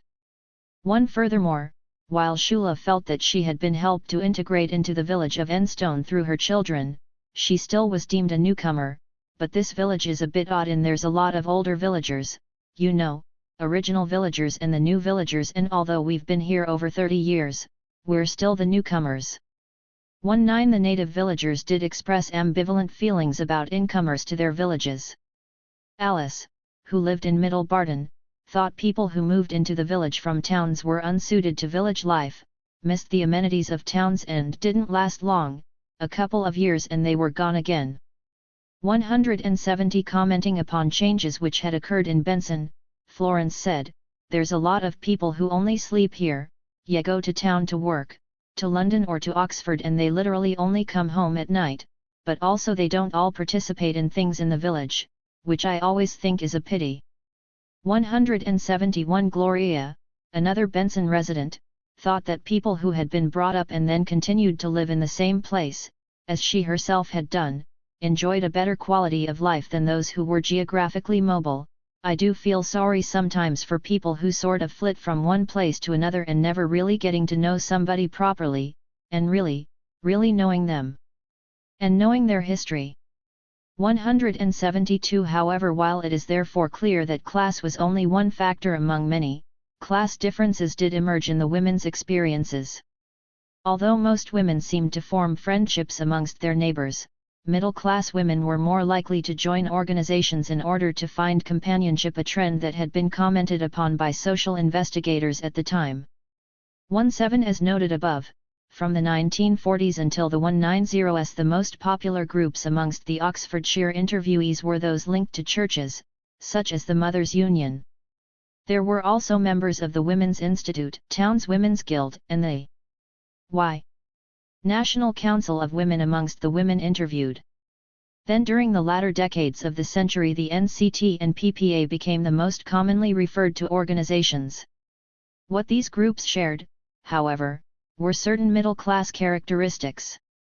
But while middle-class women may have dominated such groups, they did not do so exclusively, and several working-class women also attended them.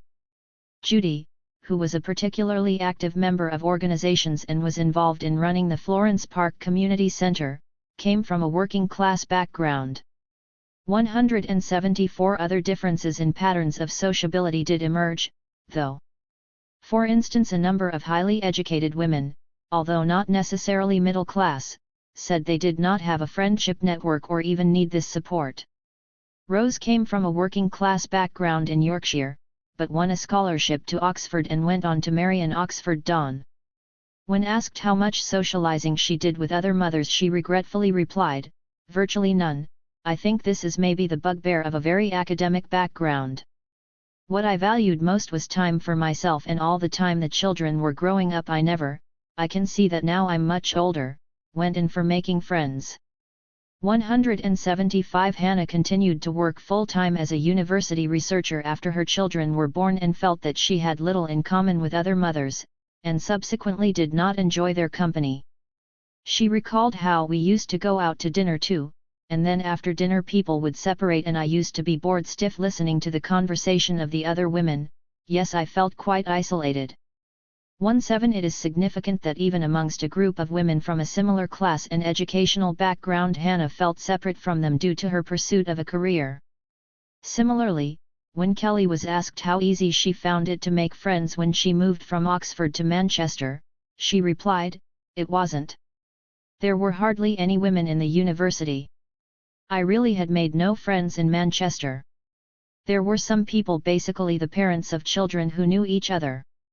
I think everybody had their problems and no one really understood mine or was interested in mine." 177 This theme of having no close female friends ran throughout Kelly's narrative. Indeed, the points in her story when she revealed her difficulties in adjusting to motherhood were also moments when she expressed sadness at having no female friends to support her. Nonetheless, while perhaps more common amongst those interviewees who had been highly educated, these feelings of isolation resulting from the absence of close female friends crossed class and generation. Women's personal circumstances and indeed their personalities were also influential in shaping their attitudes towards the communities they lived in. Donna, a teacher, whose mother was also a teacher, had her first child in 199 and moved from Farringdon to Marlow in Buckinghamshire when her son was 6 months old. She said she was very lonely and isolated and spent an awful lot of time just sitting and crying over the baby. 17 Carol had grown up in a council estate in East Oxford with a large extended family around her. She moved to a small village outside the city when her first baby was born in her mid-teens in 1979 and was estranged from her family at that time. "I was really sort of isolated. I didn't keep in contact with any of my friends from school. You didn't have mobile phones in those days. We didn't have a phone where we lived. Again, it was a mobile home in Sanford. And so, I didn't feel, I used to sort of look out the window and if a car was coming along that I thought might be somebody I knew, I'd be like, gasp. It was horrible. I was really lonely, and a bit scared." 179. Bev had her first child in 197 after moving to Owls Moor, a new housing estate near Sandhurst. She said, she was very lonely with the first one. Immensely lonely. Because I couldn't drive and they didn't live close to me, I couldn't meet up with the few people that I had met. So I think that compounded the problems actually. 10 Often it was simply being a stranger in a new area that was seen as the reason why women found it hard to integrate. Class was important in determining women's experiences, but it was only one factor among many. Class, ethnicity, and also locality could all work together to determine the type of community a woman lived in and how she experienced it. Conclusions. The type of community a woman lived in had a great effect on her experiences of motherhood during the post-war decades. It influenced the patterns of marriage, kinship, and friendship she enjoyed.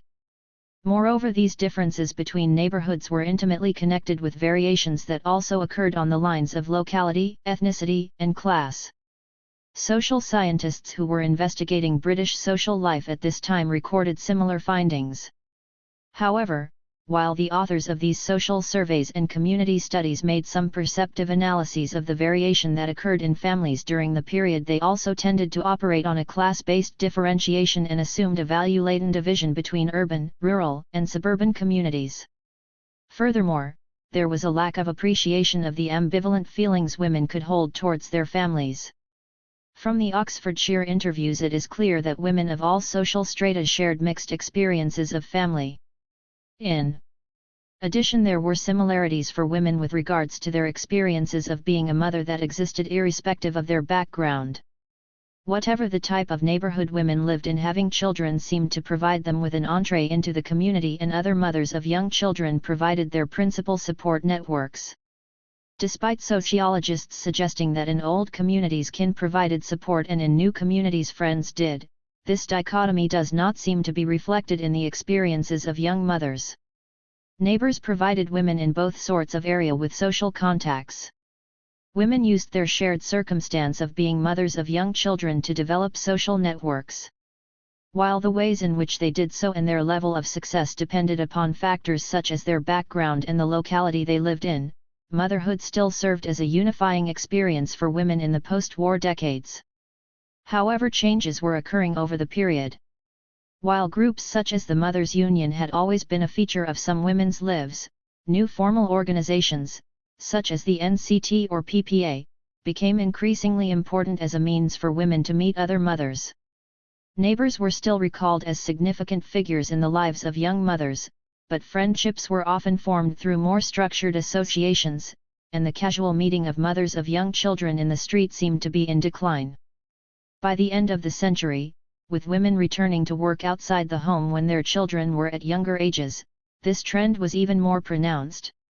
However, in many ways these new associations were following in the footsteps of earlier groups.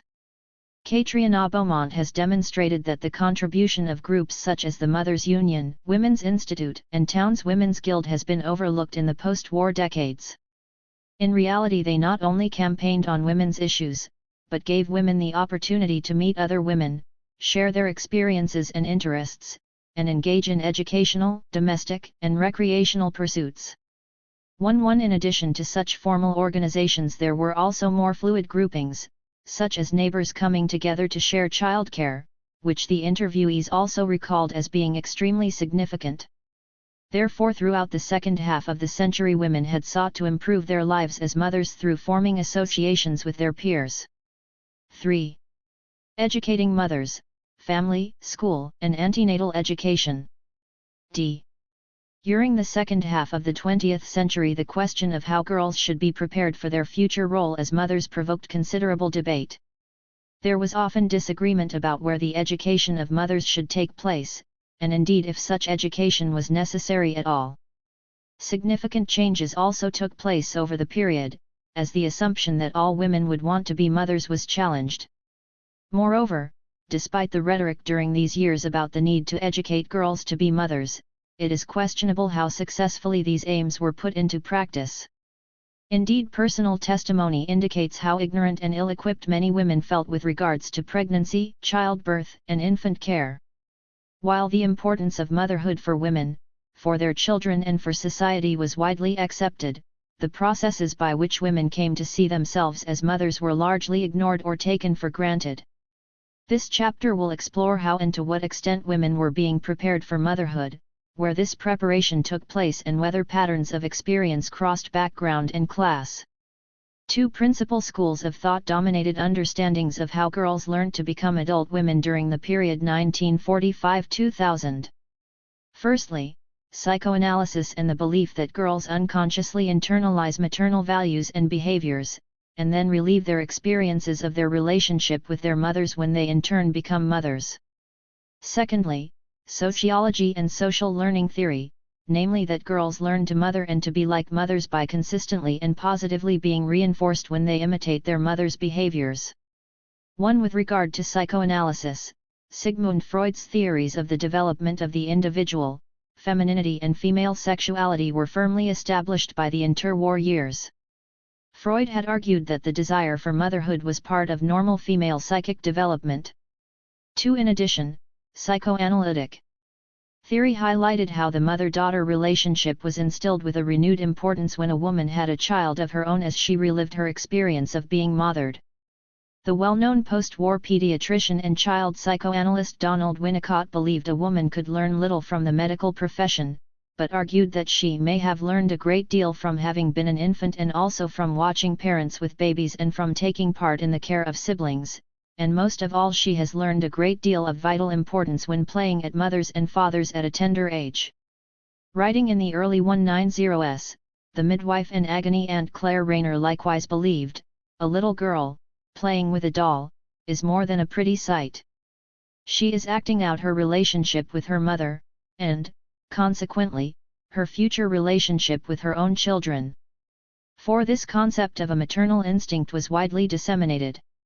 As the medical sociologist Sally McIntyre noted in the mid-1970s, it was used within everyday society to imply that humans, and especially women, want to have babies, or have instinctual drives towards reproduction, that this drive has individual and species survival value, that pregnancy is normal, and that childbearing is woman's highest, yet most basic, function. 5. Neither did such ideas go out of fashion later in the century. In the 4th edition of Hugh Jolly's Book of Child Care, published in 1995, the obstetrician told mothers that memories of the roles of father, mother, and children during your own childhood remain to influence your new family. Moreover, he explained that those mothers who had not experienced a good relationship with their own mothers were at a disadvantage. He stated, "Fortunately, most of us bring to this task the inbuilt expertise given by our parents in the way they handled us as children. If we were mothered well by our parents, we have at least a head start on those whose intellect is the same but whose childhood experiences were less happy." Commentators also felt that girls learnt from their mothers in a more practical way. Mothering was a skill learnt by experience and passed down the generations. In Family and Kinship, Michael Young and Peter Wilmot argued that mothers and daughters could cooperate so effectively because the younger has not only the same work, but has learned how to do it from the older woman. Moreover, they believed women continued to learn from their mothers after their children were born, with mothers providing their principal source of advice on childcare. They stated, "When the wife gets contradictory advice from the welfare clinic and from her mum, she usually listens to the person she trusts most." 7. During the post-war decades, this notion that girls should learn housewifery from watching and helping their mothers was commonly held. Educationalist Kathleen Ollerenshaw thought most girls do learn a great deal about homemaking from their mothers. Ruth Anderson Oakley, in her 1955 book on the role of mothers in educating their children, developed this theme, aiming to show that girls learned not only within their own homes but also in those of others. She wrote, "The natural training school for the nation's potential mothers were the homes of England, where thousands of women were employed as cooks, housemaids, and nurses." 9. She was therefore dismayed by the decline in domestic service, believing it was the logical arena for working-class girls to be educated about how to run a home. The class element here is notable, and there was no mention of where middle-class girls were supposed to be similarly schooled. Nonetheless, discussing the 1950s, June Purvis argues that, for both middle-class and working-class girls, growing up and learning to be feminine meant socialization into a future ideal of wifehood and motherhood. 10. Furthermore, as Stephanie Spencer has demonstrated, despite increases in employment opportunities during the post-war decades, the prevailing ideology of domesticity as the ultimate goal for girls remained embedded in a gendered curriculum in secondary modern and, to a lesser extent, grammar schools. 11. As Spencer intimates, however, the extent to which women received a domestic education was dependent upon the type of school they attended. The stress on domesticity was most pronounced for working-class girls who attended elementary and then secondary modern schools, or comprehensive schools after their introduction in the late 1990s 12, where the teaching of domestic subjects was firmly entrenched. Grammar schools, where middle-class girls dominated, tended to provide a more academic education for their pupils. Purvis notes it was girls at secondary moderns who received the most limited education, being taught specifically domestic subjects, for instance caring for other people such as brothers and sisters, and domestic skills such as washing, cooking, and darning. In short, they were socialized into a maternal role. Significant developments were occurring by the 1970s, though. Encouraged by second-wave feminism, attention focused on this gendered education that girls were receiving. For example, writing in the late 1970s, the sociologist Rosemary Deem argued that sexism in the curriculum was apparent in a number of ways. It is present in the characterization of some subjects as male and some subjects as female. It is found in the content of some disciplines, which emphasize male rather than female endeavor, or which take for granted the existing position of women in society, and it is found in the orientation of subjects towards boys or girls. 14 feminist campaigns to challenge the discrimination girls faced had some success. From the 1970s onwards, girls did increasingly well in school, particularly in respect to their attainment of qualifications, and have continued to consistently outstrip their male counterparts. But despite these apparent improvements, schooling remained gendered. Even in the 1990s there were few subjects at GCSE examination level that girls and boys entered into in roughly equal numbers. For example, in 1994 physics, design and technology, and economics were male provinces. In contrast, home economics, social studies, and vocational studies remained female preserves. Furthermore, gender biases were also reflected in young men's and women's choices of vocational courses, with young women still selecting business and commerce, hairdressing, and beauty and caring services, while young men chose engineering, construction, and mainstream science subjects.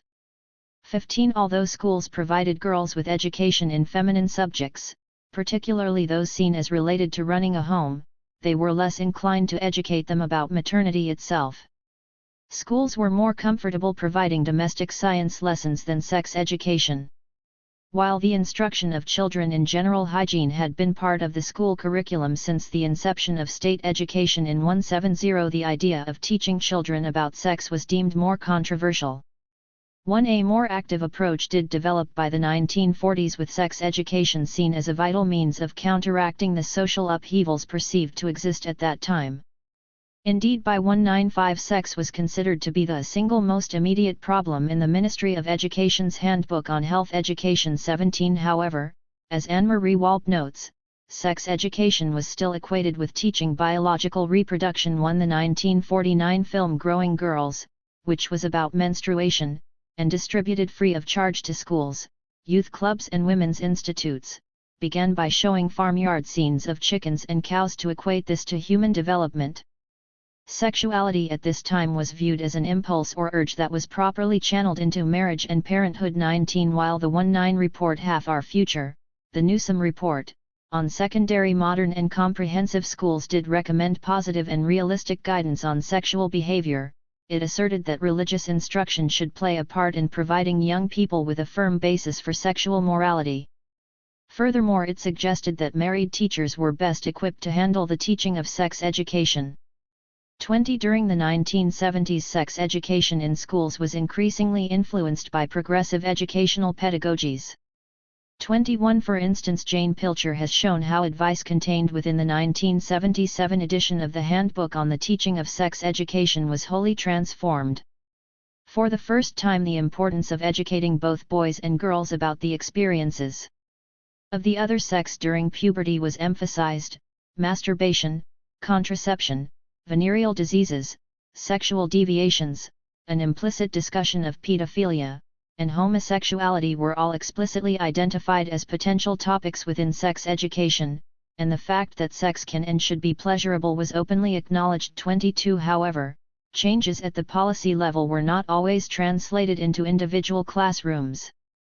The provision of sex education continued to vary greatly across the country, both in frequency and scope. 2. For example, in her survey of sex education in the early 1970s, Christine Farrell found that most girls did recall they received sex education of some sort, but they were also critical of their lessons because they had been told only about animal reproduction and nothing else. 24. Conservative attitudes remained. In the 1997 sex education film, Don't Be Like Brenda, about the dangers of sexual encounters outside marriage, the audience is told that 17-year-old Brenda had her whole life ahead of her, until she got pregnant and gave her baby up for adoption. While no moral judgment is made against the father of her baby, who indeed goes on to marry someone else, the narrator of the film explains how in one unthinking moment, Brenda had ruined 2 lives, her own and her child's. As if to make explicit Brenda's immorality, and that such actions warrant punishment, her baby is disabled. Moreover, the election of the Thatcher government in 1979 marked a retreat from the more liberal position of the earlier 1970s. For example, the 19 Education Act allowed schools to provide no sex education whatsoever and also for parents to withdraw their children when it was offered. It also prescribed the content for sex education, requiring that any provision be given with due regard to moral considerations and the value of family life. Then in 19 the infamous Section 2 of the Local Government Act banned local authorities from promoting homosexuality. In 199, a subsequent Education Act made sex education compulsory in secondary schools, but still gave parents the statutory right to withdraw their child from any or all parts of a school's sex education program, and in May 1994 a Department of Education circular warned teachers against advising pupils about contraception and other aspects of sexual behavior without parental knowledge and consent. 25 Because of this reluctance to discuss sex or human reproduction in schools, many members of the medical profession, including midwives, doctors, and psychologists, thought the antenatal period was the best time to teach women about parenthood.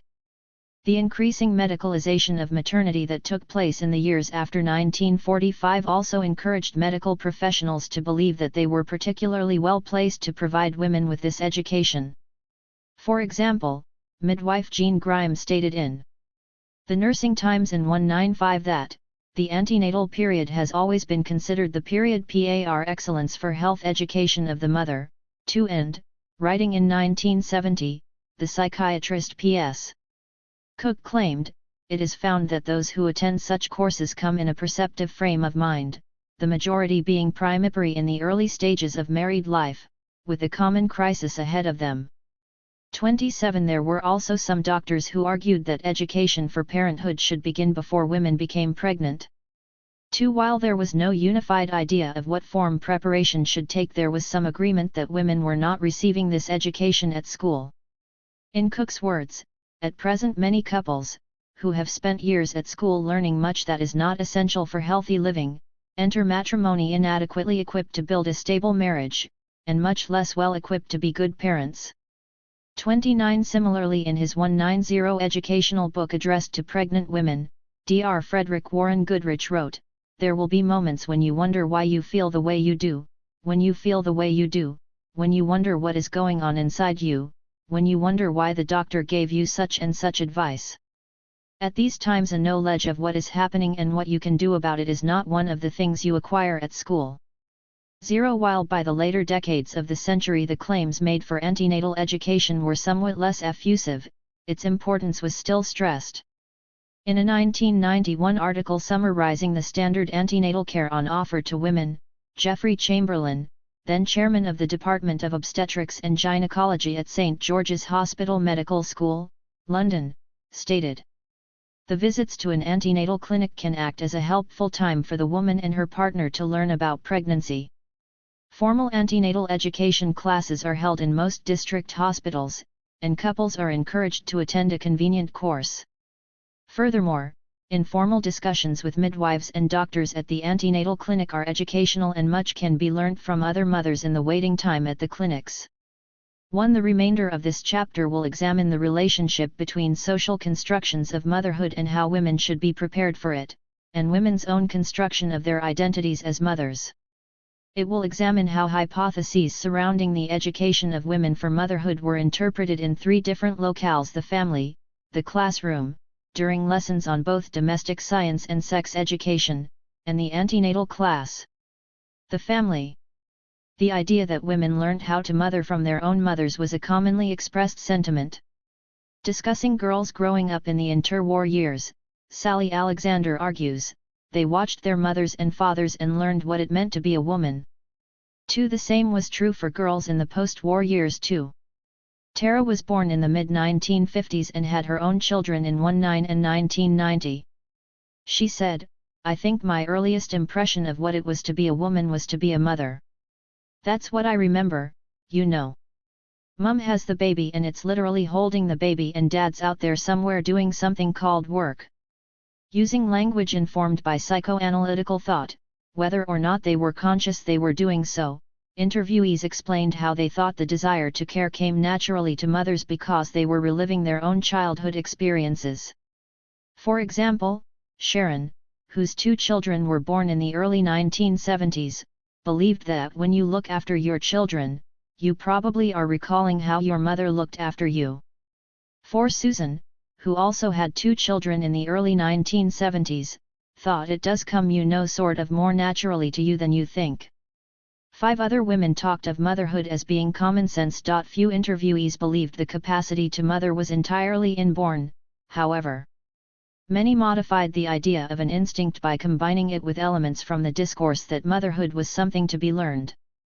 They took features from both these theories to create a model through which they could articulate how they believed women came to be mothers. For example, Rachel, who had her first child in 1957, explained that she thought it was instinctive to want to care for her children, but knowing how to care needed to be taught. 7 During her narrative, Rachel tried to reconcile how motherhood could feel both natural and alien to her at the same time. Rachel was not alone in this attempt at forming such a compromise. Siobhan reflected upon this same subject. I think it's something that you have to learn. I mean, the instinct is that you want to care for your child, and you want to take good care of it. But knowing how, I don't think that comes instinctively at all. I mean, if you hand a baby to someone who's never held a baby, they don't instinctively know to put a hand under its head to support its head and all that. I did know, but only because when I was a little girl there were babies in the house and you were taught how to hold them. But no, I don't think any of it's instinctive. 38. As Siobhan indicated, while some aspects of motherhood were viewed as instinctive, girls were also expected to learn the more practical elements of baby care in the home. Indeed, many of the Oxfordshire interviewees echoed the claims of social learning theory, namely that the skills deemed necessary to be a housewife, such as cookery or needlework, were passed down from mother to daughter.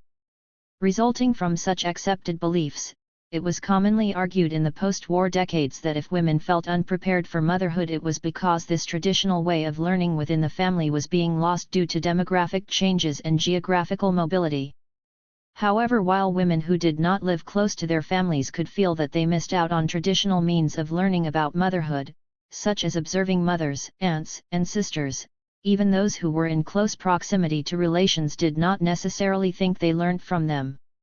Lynn recalled that she had wanted to help her mother as a child, but her mother had not been encouraging. I can remember wanting to cook like mad as a small child and pretending, holding the frying pan on top of the cooker with nothing in it, but my mum was always sort of bustling and busy and didn't really seem to have much time to do cooking with me, I don't think, and she herself didn't really like sewing and all those sort of things.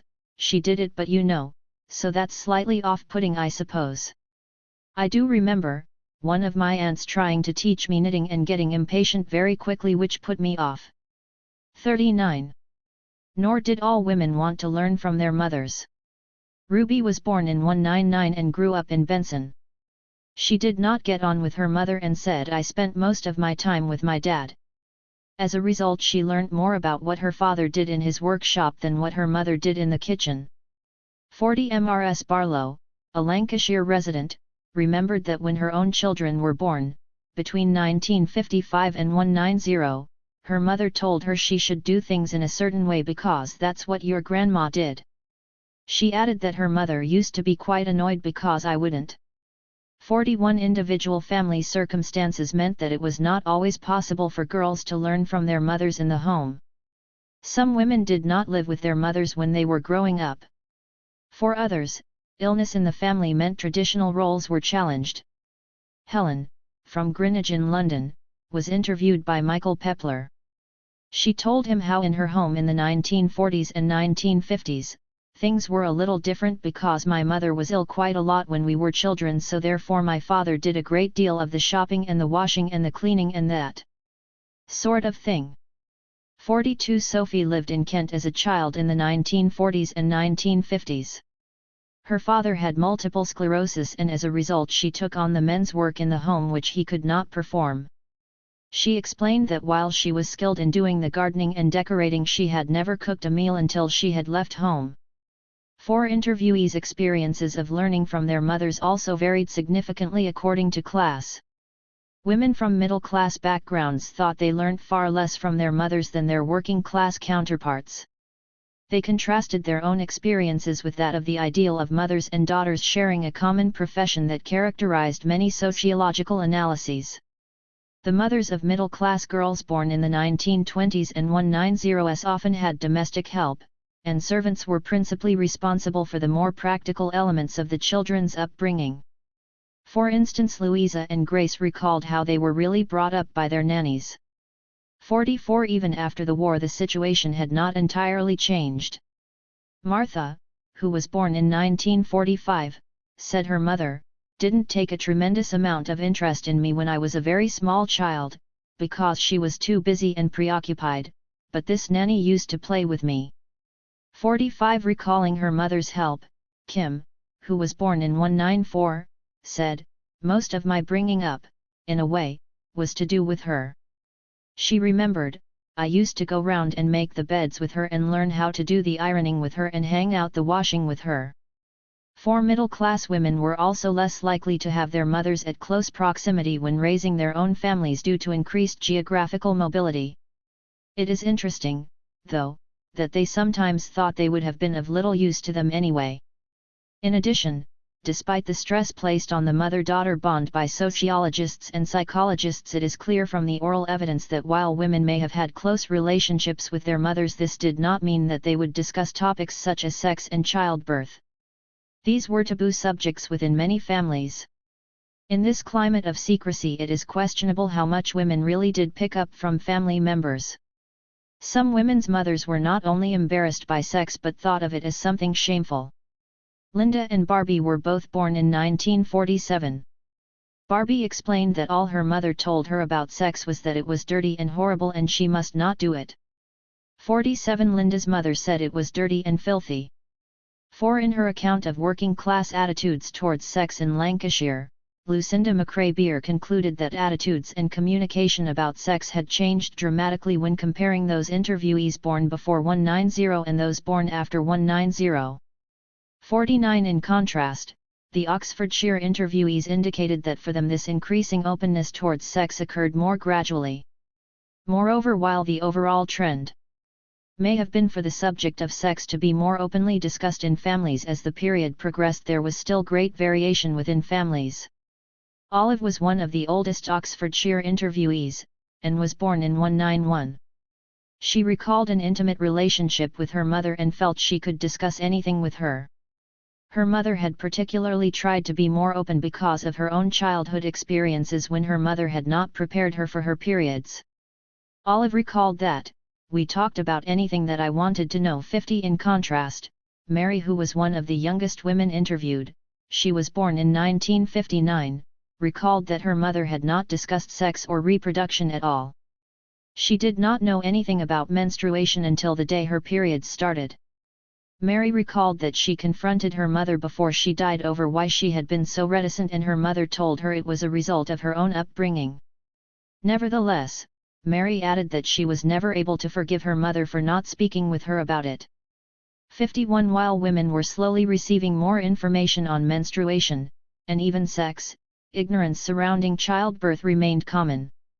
Even Olive, who talked about her open relationship with her mother, said, I didn't realize, I don't think, that there were 2 stages.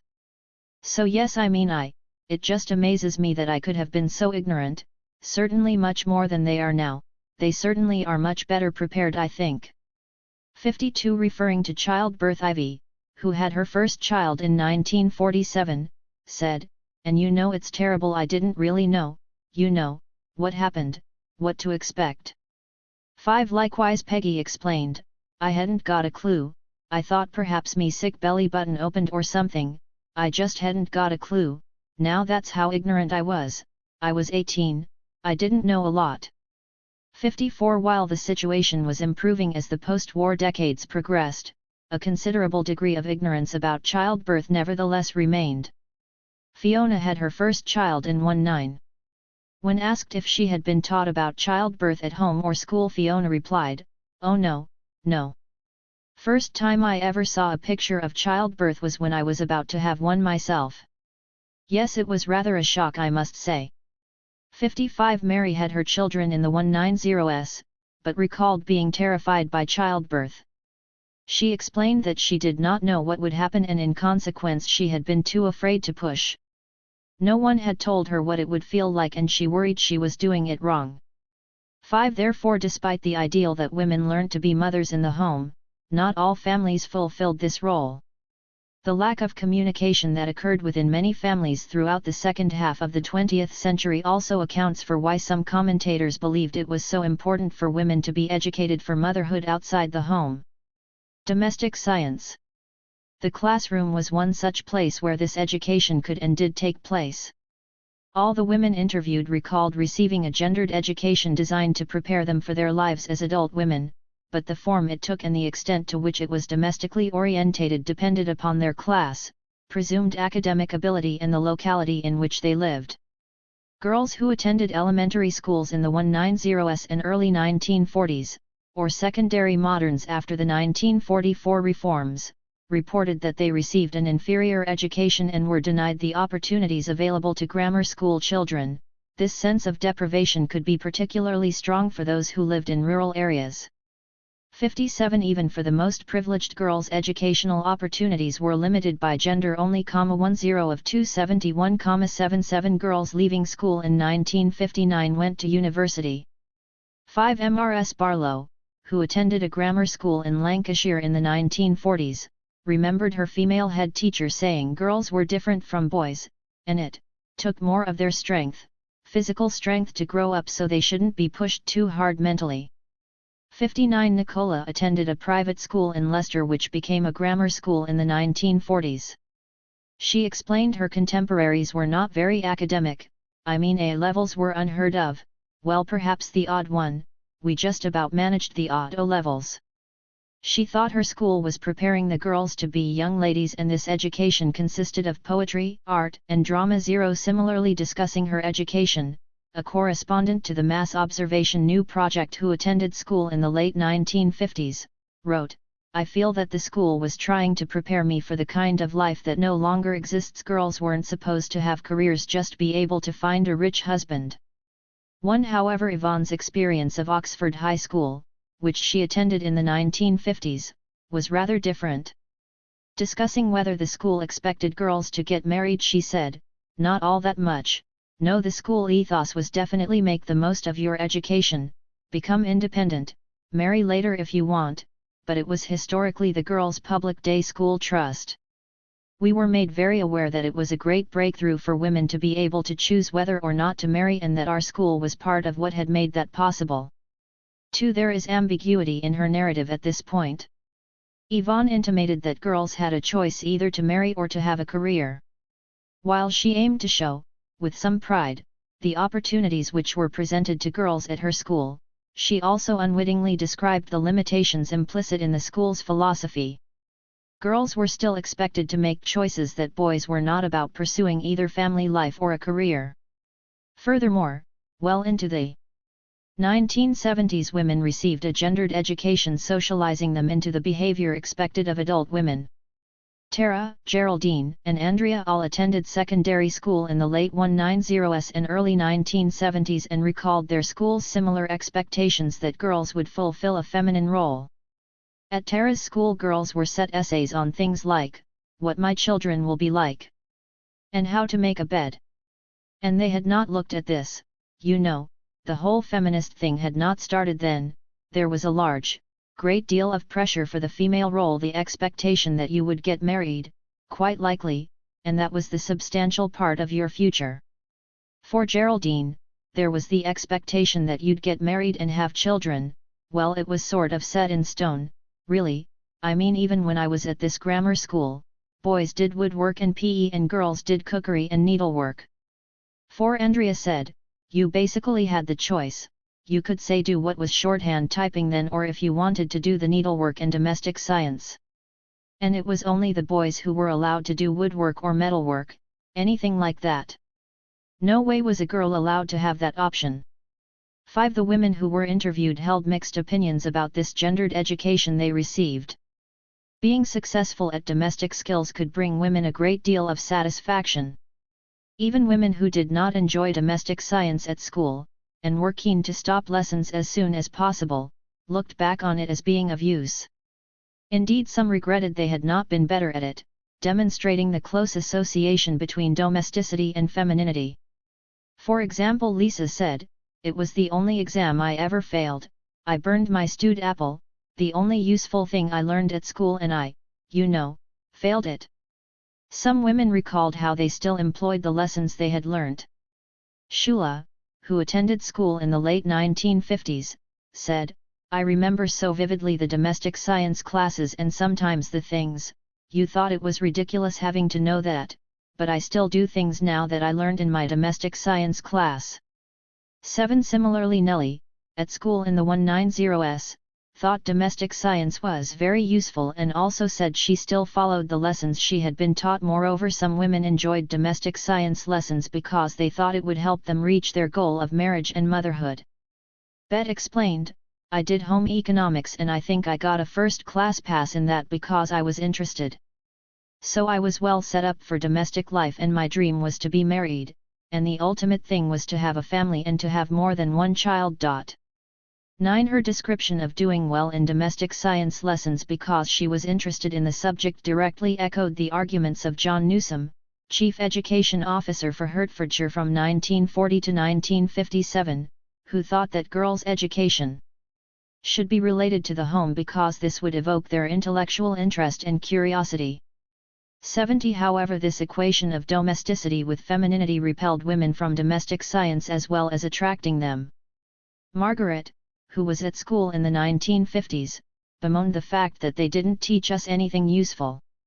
"They didn't even teach you how to rewire a plug. No, definitely not, no.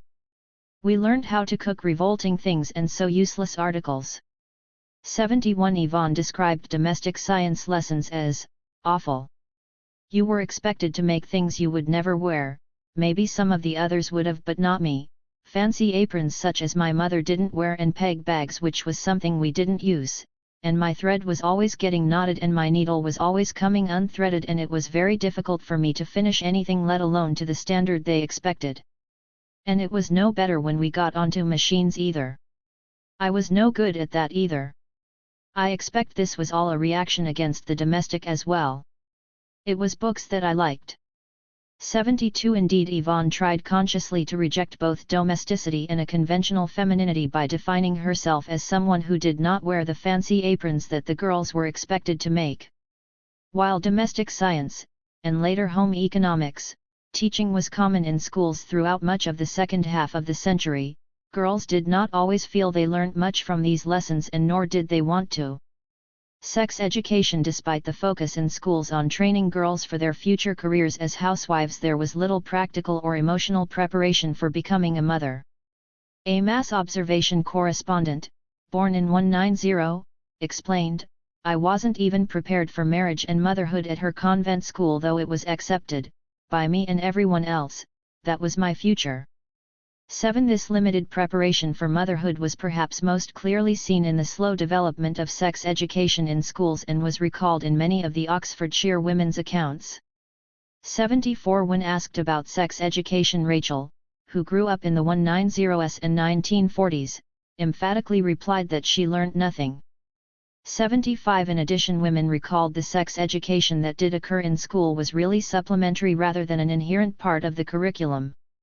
For example, June, who was at school in Oxford in the 1940s, explained her sex education only occurred incidentally in biology lessons. 7. When sex education was actually taught, it focused more on the prevention of sexually transmitted diseases than the process of having children. Rebecca explained, "Well, we weren't taught about pregnancy and childbirth in school at all, but what we did have was, really they were very terrifying when I look back. Slide shows about VD, I think this was an awful warning and they were very, very unpleasant, quite frightening." 77. In her oral history study of birth control practice in Oxford and South Wales between 1920 and 1950, Kate Fisher found that sex was not considered a suitable subject for women to discuss, irrespective of what their actual knowledge levels were. 7. This was also the attitude that many of the women interviewed for this book felt existed when they were young. The lack of sex education provided in schools seemed symptomatic of this belief that sex and reproduction, and indeed maternity itself, were not appropriate subjects to teach to girls. Josie explained that when she was in the 6th form of her girls' grammar school in the 190s, her class asked the headmistress for a talk on contraception. The headmistress replied that none of her girls should know about that until they got married. 79 Religious beliefs could also be behind the reticence of schools to discuss sex. Alma attended a Catholic convent school in the 190s and her sex education was provided by the nuns there. She said the nuns thought sex was appalling and therefore the girls' sex education was designed to be preventative rather than informative. For instance, the girls were told it was a sin to sit on a man's knee without a phone book between them and that it was a sin to sit with a man in a car with the ignition off. This association between moral teaching and sex education was not limited to Catholic schools. April was also at school in the late 190s. Her school had changed from being a single-sex grammar school to a mixed comprehensive during the course of her schooling. She recalled a talk from an anti-abortionist speaker who'd brought a fetus in a coffee jar. "I mean the biggest one that you can get, and there was a fetus in it. And, that was a big shock to all these kind of 14-year-old girls. That's the only incursion of anything to do with babies that I can even slightly remember from school." One in her study of Lancashire, Elizabeth Roberts, found that there was a common belief that middle-class, grammar school girls were more informed about sex. Mrs. Critchley attended Lancaster Girls' Grammar School from 197 to 1942. She told Roberts that, "My husband, who did not go to grammar school, always said that girls who were at the grammar school were very fast because they learned all about it at school. Well, I think that they did in the 6th form in biology, but we never did too." However, as Mrs. Critchley intimated, women who attended selective grammar schools did not think they received a greater level of information. Indeed, some felt that girls at the non-selective secondary moderns were probably taught more. Donna's father was a teacher at the local secondary modern in Farringdon while she attended the grammar school. Her father brought home booklets about sex and reproduction that all the girls at the secondary modern received and Donna did not. There was also a gender differential in what was acceptable knowledge about sex, and interviewees recalled their brothers were taught more than they were. Donna had been amazed to find out that her brother had been taught about girls' periods at his boys' grammar school while it had never been discussed at her school. Alma also said her brother was her source of sex education. She explained how the day before she first went to university he took her to one side to talk to her about sex because he was concerned that no one else had. 4 women from a variety of backgrounds could therefore find they had passed through their entire school careers having only learnt very little, and in some cases nothing at all, about reproduction. The antenatal class. This lack of education in schools about pregnancy, childbirth, and also childcare meant that antenatal classes were often women's main source of instruction. Until the mid-190s, antenatal education for women in Oxfordshire principally consisted of mothercraft classes. The first physiotherapy classes combined with parent-craft classes were introduced at Blackbird Leys Health Centre in November 194. These were arranged jointly between the Oxford area supervisor of the NCT, the midwives, and health visitors.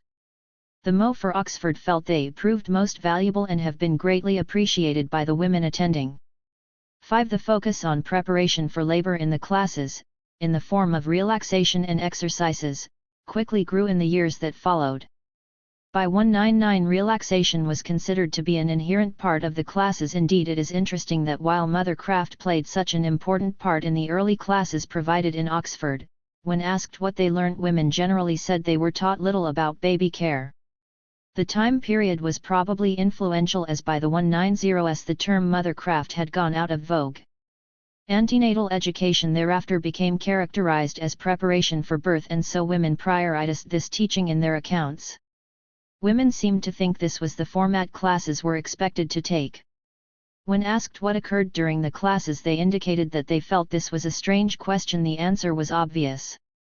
Anne Oakley has argued that antenatal classes were just about relaxation or breathing. 7 And many Oxfordshire interviewees echoed Oakley's contention. Indeed, some women did not even remember doing any exercises.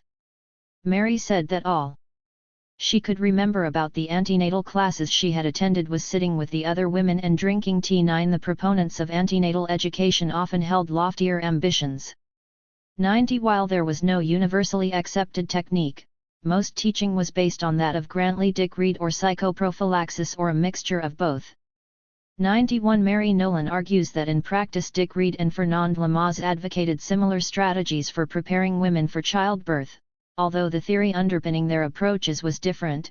Lamaze believed women should be taught to distract themselves from the pain of labor. Dick Reed thought labor was painful for women because they were afraid. 92. This emphasis on educating women about childbirth, on relieving pain through relaxation and breathing, and on demanding women be conscious throughout the entire birth process was revolutionary at the time. 9. However, women held mixed opinions about this expert advice. Only one interviewee, Stephanie, recalled having a book by Lamaze, which she found very useful, but she may have been acquainted with him through her training as a physiotherapist. 94. Margaret said she was an enthusiastic follower of psychoprophylaxis but had learned this from the Berkshire community midwives who ran her antenatal class. 95. Dick Reed proved to be more popular with the women and several had read his books. There was a class distinction in the women who were acquainted with Dick Reed, though. Educated and usually middle-class mothers were more familiar with him. Rose, who had her first baby in 1959, was the most enthusiastic of the women interviewed. She remembered his book as very sort of sober, explaining pregnancy and childbirth so you'd know all about it. 9. Dick Reed book was also Maxine's principal source of information about childbirth. 97. Marjorie thought the content of the book was extremely beneficial, explaining, "I did believe in that. I was a great believer in relaxation and that sort of self-hypnosis." However, she was less impressed by the manner in which Dick Reed wrote and recalled that it got awfully boring in parts and repetitive. 9. Glenda religiously followed the exercises in the book she had, but when asked if they were useful she replied, "No, not in the least, not in the least. It was all a big con, it does hurt."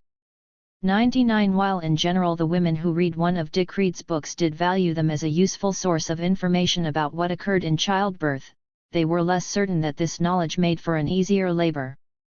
In addition, Dick Reed appeared to have gone out of fashion by the late 190s. Karen was sent a copy of his book by a friend's mother, but while she did think it was useful she also felt it was a little dated by the time she had her first baby in 197. She said, "I suspect they were the thing at the time when she had her children." 100. By the end of the century Dick Reed was no longer recalled as an important figure. While his ideas remained very much present in the work of the NCT, women who had their children from the 1970s onwards did not refer to him personally. Overall, the interviewees who thought antenatal education was most useful to them were those who felt they had been unprepared for pregnancy and childbirth up to that point. It offered a last chance for those women who had missed out on any prior instruction. They recalled how the classes helped dispel their ignorance and taught them what to expect. For example, Hope, who had her first baby in 1955, remembered being given details of what giving birth actually involved, so you really felt clued up about the various stages. 101. Bet recalled that her antenatal classes in the late 190s were, led by an elderly lady, I should think she was about my age, just before retirement, and she'd obviously been a matron in all sorts of different things, and she took us right through breathing exercises and exercises to prepare our muscles. Our husbands were involved and we had to take them along to see the birth on a film and all the rest of it, and so that was super. I was really well prepared. I was in a way dreading it because it's like jumping off a cliff, but I knew all there was to know, and so did my husband. 102. It is noteworthy that Bet stressed the matron's age and experience as much as her medical expertise in qualifying her to give advice. In Bet's account, the matron assumed a motherly role, passing on information to younger women. Indeed, women often stated it was the opportunity to talk to women who had already had children as being the most valuable part of the classes. 10. However, while some interviewees found classes useful and said they put the ideas they learnt into practice, others felt the circumstances of their children's birth prevented them from doing so. The classes did give some welcome information on childbirth, but because they were principally concerned with techniques for labor, they could not help women who had abnormal deliveries. Marilyn thought the classes teach you about childbirth, but I never had a normal delivery, I had 2 Caesars sick. So you had quite a good idea of what went on in a normal birth. But they didn't really teach you until the last fortnight about what could happen, you know what could go wrong. 104 Marilyn went on to describe the births of both her children in the early 1970s as being extremely traumatic, and she found it upsetting to talk about them. Her lack of preparation was clearly something she regretted and felt was detrimental to her. She was not alone. Bonnie's first baby was born in 1997. She said. Women were not told in advance about cesarean section and she had not known it involved an operation. She was extremely traumatized on being given the news when she arrived at hospital that her baby would have to be cut out.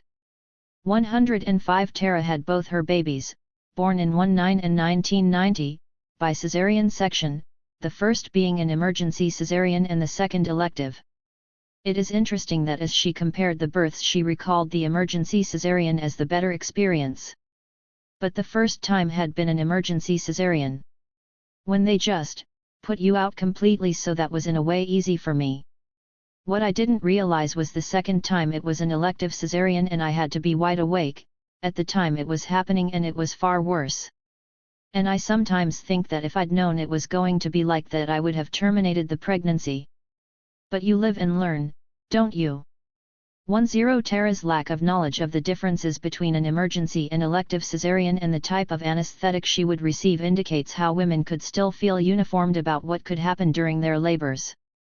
107 In addition, some younger women felt that their antenatal classes were too focused on breathing and relaxation and did not offer enough information on what would happen after their baby was born. 10 Cynthia had her only child in 199. She said she was fairly ignorant about the whole process really, and therefore valued the antenatal classes she attended. However, she added that, I would have liked some more classes sort of having given birth, but I don't think there were any at that point. 109 Oxfordshire was perhaps unusual and more advanced in relation to antenatal education than other areas of the country due to the fact Sheila Kitzinger, the social anthropologist and birth educator, was based there. Responding to an appeal from the NCT for women to show pregnant women how to breathe and relax for labor, she ran the first couples classes in the country from the late 1950s. 110 Several of the women interviewed had been aware of Kitzinger's work and commented upon it. A small number had also attended her classes. At the time there was a significant class bias in those she helped, which she herself acknowledged, 111, and it was only the middle-class mothers who remembered her. While generally thinking her work was a good thing, there was an element of ambivalence in their recollections of the classes. Monica was dismissive. Sheila Kitzinger was carrying on about this, and natural childbirth was a great cry. I wasn't at all sold on natural childbirth, I thought the easier the better, thank you very much. 112 Claire attended a class but felt unsure about it. When asked what it was like, she replied, "Oh, we saw photographs of Sheila giving birth, surrounded by dogs and with Sheila in the middle. But I only went to one class." 1 There were women who had more positive experiences. Emily remembered Kitzinger as being a highly significant figure. She was the guru and we went to her classes, and my husband must have been one of the first men to have gone to classes as well. Emily held Kitzinger in high regard and thought she was a very inspirational writer, and she interviewed us all and followed us all up and all the rest of it, so that was important, a very important feature of the time. 114 Perhaps the most interesting recollection came from Grace, who attended Kitzinger's classes. She found them very supportive and appreciated the opportunity to meet other mums in the same position. However, she also recalled that when I had a cesarean I terribly felt I'd let her down, which was perhaps silly, but that's how it was. It was a great shock. 115 Her guilt at having a cesarean reveals the pressure she felt to have a natural birth. Echoing the belief that motherhood was innate to women, Grace felt that successful childbirth meant receiving as little medical intervention as possible. She thought her capability as a mother was threatened by not doing so. As noted in the previous chapter, the NCT grew substantially during the 1970s and 190s, and this was reflected in the growing number of women who reported attending NCT classes. While these classes were positively remembered as a means of making friends with other mothers, the educational content of the classes was recalled somewhat more ambivalently. Some interviewees spoke positively about the classes. For example, Carmel thought the NCT classes were good because, the people running the NCT classes were young mothers themselves on the whole. 1 April said she was a great believer in the principle of the NCT, that part of pain is fear, and that if you know that it's meant to be doing this, then it's not so frightening. 117 In contrast, Geraldine said she knew about the NCT, but thought they sounded rather earnest. And I didn't want to get involved with them at that time. 1 Geraldine's skepticism is particularly interesting as she later became very active within the NCT. Her turnaround was not a reaction to a bad birth experience, but because she came to value the social side of the NCT. There were also women who felt they had been misled by the natural childbirth movement into expecting a natural birth which they did not then enjoy. For example, Shellac, who had her children in the early 1970s, felt that the NCT encouraged women to have unattainably high expectations of birth, which meant they could feel like failures when these were not realized. 119 Commenting on the lack of preparation she had received for a cesarean in the early 190s, Tara thought the NCT was to some extent at fault. She explained, "Before I had the baby we went to the NCT classes. I suppose lots of people tell you they went to NCT classes. We had to pay for those. But it wasn't very expensive. And they're really in favor of natural childbirth. And I think that they should have realized that me being very small and 33 already, it was not going to be a natural childbirth situation." 120 Harriet had decided to deliver her twins vaginally but now believed she should have had a cesarean section. She believed she had been swept up by the feeling in the mid-190s that natural childbirth should be promoted. I thought I ought to give it a try. I'm not just going to go along with what the doctors say, if the NCT and everyone else I'm talking to seems to say, well, just try and see what happens. And I was fairly determined that that was what I was going to do. However, Harriet now felt that if I knew then what I know now and what I went through afterwards, I think I probably shouldn't have tried to deliver them normally. 121 The availability of NCT classes, and indeed antenatal classes more generally, was also highly dependent on where women lived. Many of the women interviewed had not attended any classes, well into the 190s. Mildred's first child was born in 195 when she was living just over the Oxfordshire border in Haddenham, Buckinghamshire. She said she received no antenatal education at all and was not even shown around the hospital where she was to have her baby. Interestingly, when she had her second child in Thame there were antenatal classes available, but Mildred chose not to attend them. 122 Fiona, who had her first child in 19 in Brighton, recalled that there were no classes there because the consultant at the hospital did not agree with them. Strikingly, this consultant was a woman, dispelling the myth that female medical professionals would necessarily be more progressive in respect to maternal care than their male counterparts.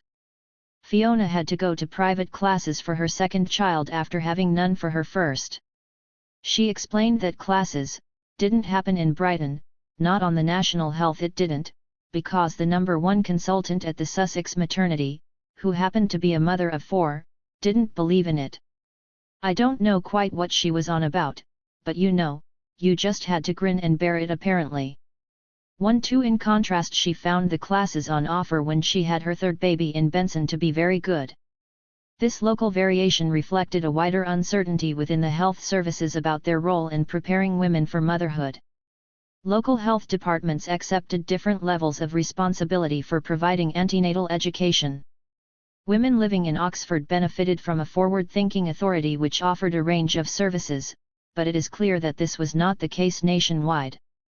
Furthermore, as was the case with Mildred, women were not always willing recipients of the antenatal care that was offered to them. The old hardcore of non or late attenders were older women who had multiple pregnancies, Classified as Class V according to the Registrar General's classification. 124 young mothers, working mothers, and those mothers from ethnic minority backgrounds were also less likely to attend. Some of the common problems for these women were the long journeys needed to keep hospital appointments, transportation costs, responsibility for other children and long waiting times at clinics. Working mothers also found it difficult to find the time to attend. Valerie had 3 children in the 1970s. Discussing antenatal classes, she said, "I stayed working, and I worked up until a month before baby was born. I think I only went to a couple.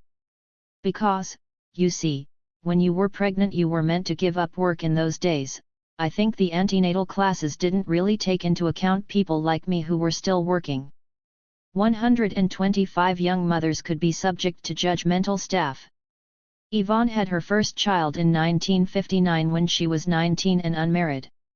She said, "I do remember that I had to start going to the antenatal department at the Radcliffe, and had to put a ring on and pretend to be married and absurdities like that." 2 ethnic minority women could also be prevented from accessing antenatal care due to language and communication problems, intrusive examinations, the lack of explanations, negative stereotyping and the racist attitudes of health professionals. 127 They could also face the ignorance of other mothers. Too many women felt ambivalent about the information they received. However, despite describing how she actively sought out private antenatal classes, Fiona felt that her lack of knowledge about medical matters was actually a good thing, because if she did not know there was a problem she could not worry about it. Indeed, this somewhat contradictory view was one she expressed on several occasions. For example, when her first baby was born he had the umbilical cord around his neck and did not cry, but she was so ignorant that I didn't realize this was actually something to worry about. Her second son had to have a blood transfusion, and again she said, "Ignorance is bliss. I mean, it never occurred to me that he might not be all right, and he was all right." 129 Further developing this line of thought, Polly felt that the antenatal care women currently receive can cause them unnecessary stress. "I must say I don't think I would want to go through what people go through today.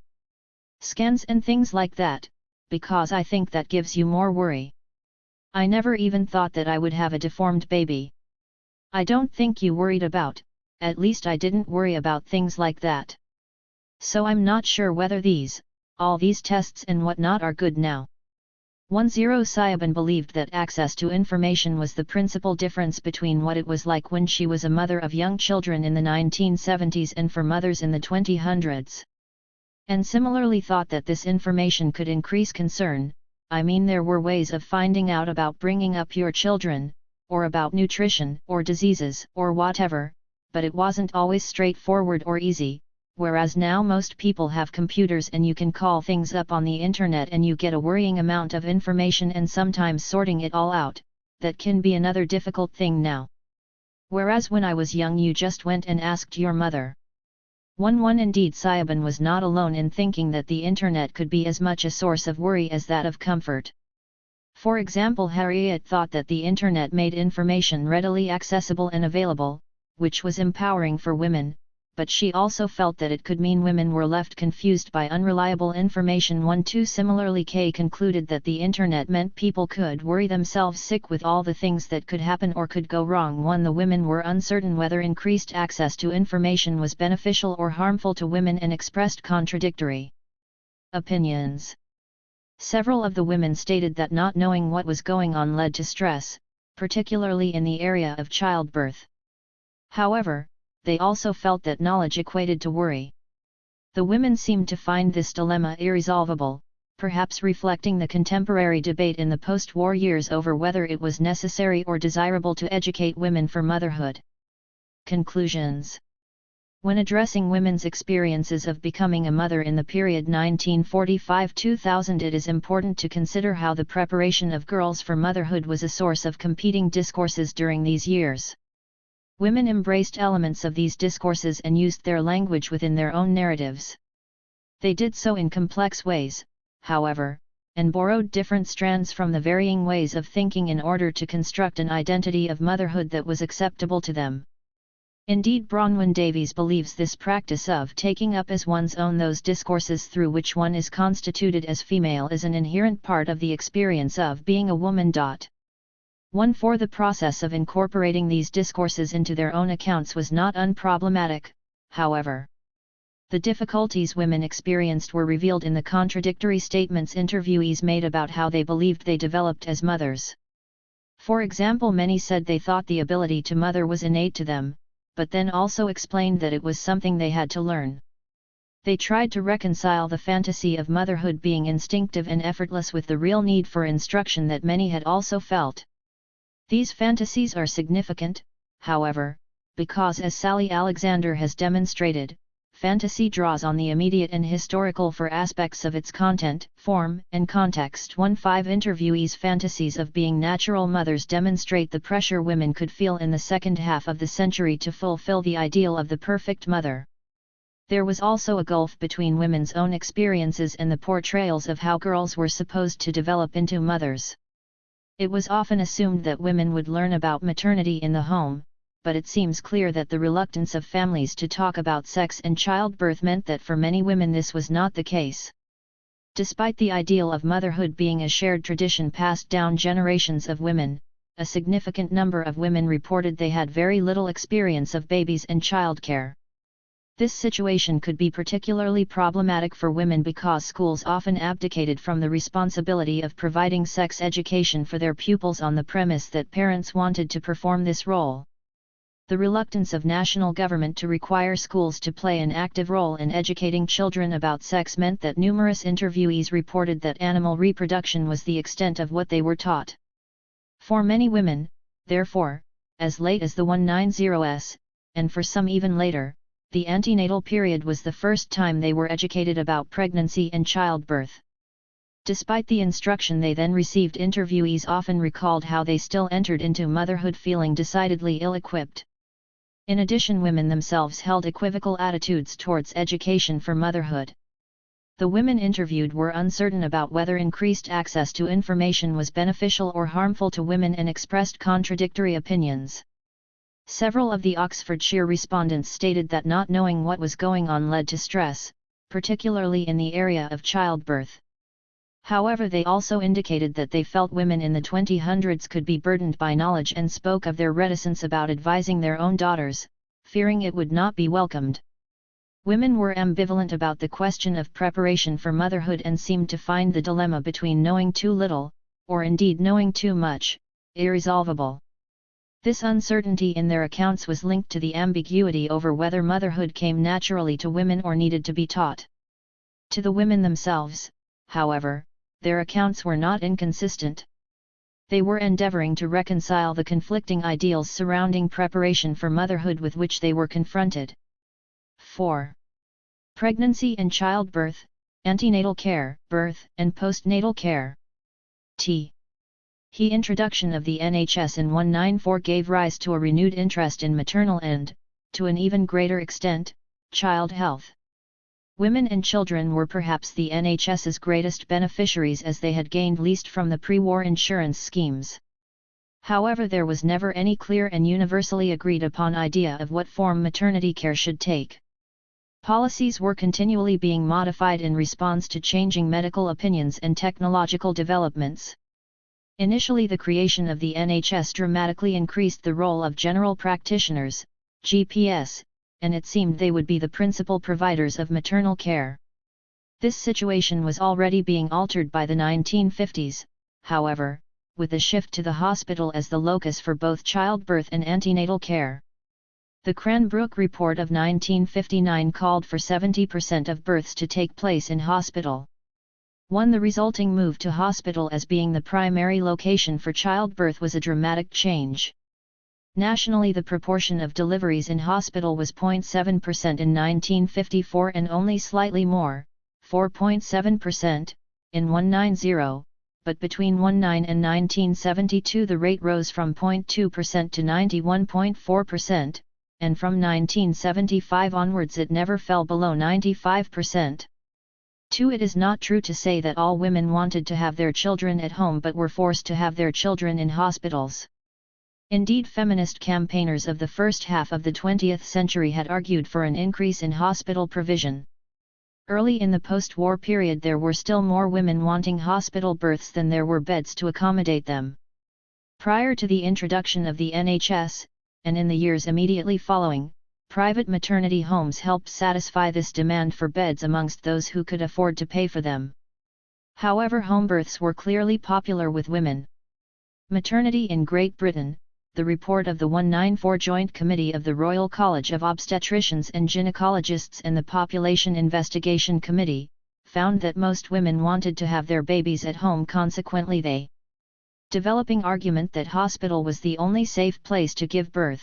In 1970 the Peel Committee recommended provision for 100% of confinements to take place in hospital meant that in the latter decades of the century women's right to choose was severely curtailed. When women were being told that hospital was the only safe place to give birth, it was hard to dissent.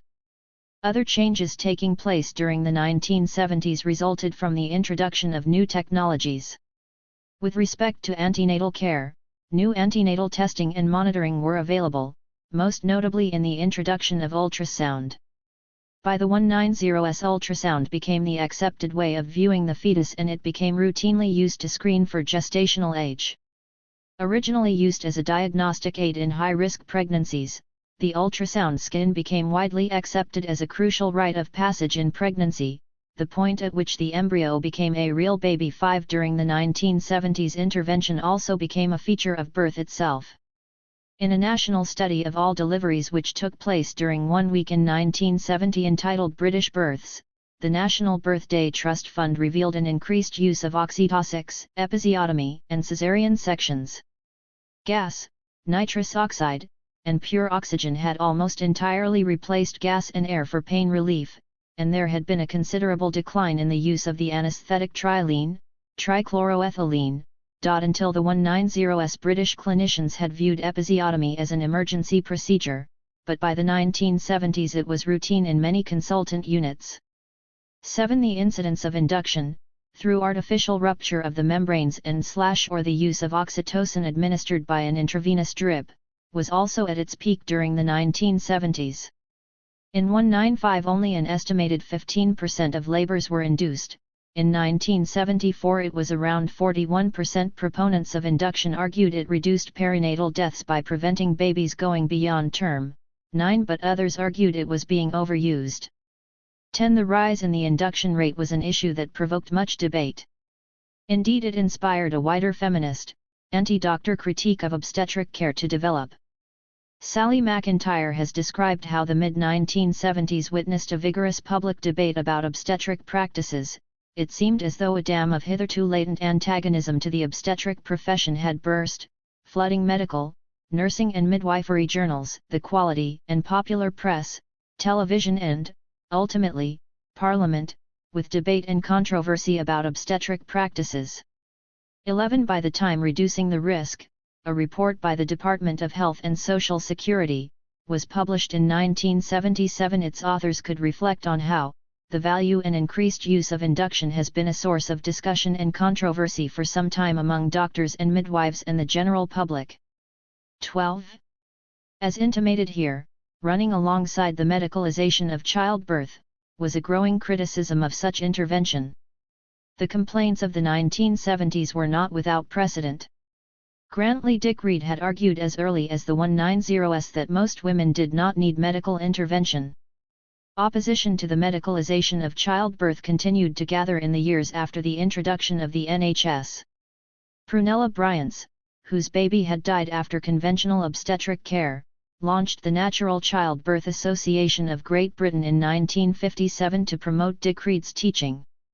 After a period of internal conflict, it became a charitable trust, changing its name to the National Childbirth Trust or NCT in 191. The NCT aimed to teach pregnant women skills in relaxation and breathing, but also tried to persuade medical authorities to facilitate home births, or at least to provide a more homely environment for institutional births, which included allowing the presence of husbands or other companions. Initially the organization tried to work with the medical profession, but increasingly it found itself in opposition to the medical establishment as the period progressed. The NCT has therefore fulfilled a number of different functions for women. It is an educational organization, providing instruction and information through both its classes and literature. It has acted as a pressure group campaigning for women's rights in respect to medical care, but, as discussed in Chapter 2, it also offered new parents an entree into a social network. Other organizations which campaigned for a new approach to maternity care were also formed at this time. In 1995, after a distressing stay in hospital for the birth of her child, Sally Wilmington tried repeatedly to find a newspaper willing to print her letter asking if other women had shared her unhappy experience. Childbirth was still considered such a taboo subject in the 1950s that it took her a year to get the letter published. The response to her letter, once it did appear, however, gave rise to a voluntary organization, originally called the Society for the Prevention of Cruelty to Pregnant Women, but from 1990 the Association for Improvements in the Maternity Services, or AIMS. Unlike the NCT, AIMS was not, at least initially, arguing for less medical intervention, but rather wanted to see more, although also improved, provision for hospital delivery.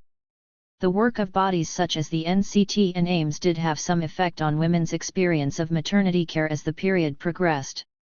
While deference to medical staff was common at least until the 1970s, hospitals became less regimented and more attuned to the needs of their patients.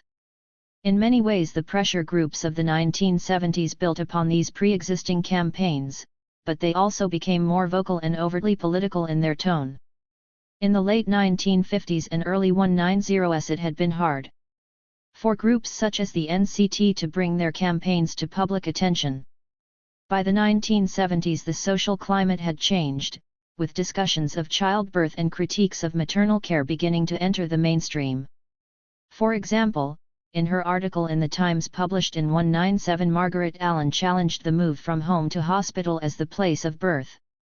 14 The NCT reacted to the increasingly interventionist practices seen in obstetrics in the 1970s by pursuing a less accommodating approach to medical professionals.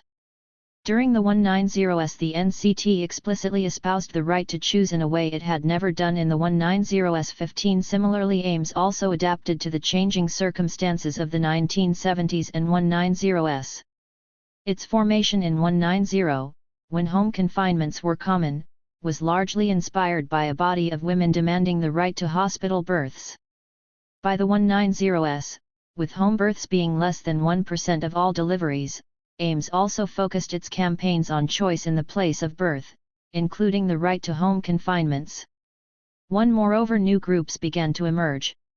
The 1970s and 1990s saw the creation of the Foundation for the Study of Infant Deaths, the Stillbirth and Neonatal Death Society, SANS, Baby Life Support Systems, BLISS, and the Pre-Eclamptic Tachycardia Society, which all sought to represent the interests of specific groups of parents and babies. By the end of the century the Internet had also become a new arena for women to share views and to campaign for mothers' interests. Perhaps the most famous of such groups is Mumsnet, set up in 2000 as a forum for parenting support and the discussion of issues connected with parenting. The creation of these groups reflected both changes in medical technology, particularly neonatal care, and a growing belief in specialized pressure groups as a means for achieving change. Responses at the policy level to these campaigns were often slow, however, as can be seen in the advice relating to home birth. Arguing why women should not have home births, the 1977 report Reducing the Risk asserted, even if a woman is low risk and likely to have a normal birth, one cannot be sure it is normal until it is over. Hospitals are better able to cope with emergencies and to provide the special care some babies need at birth.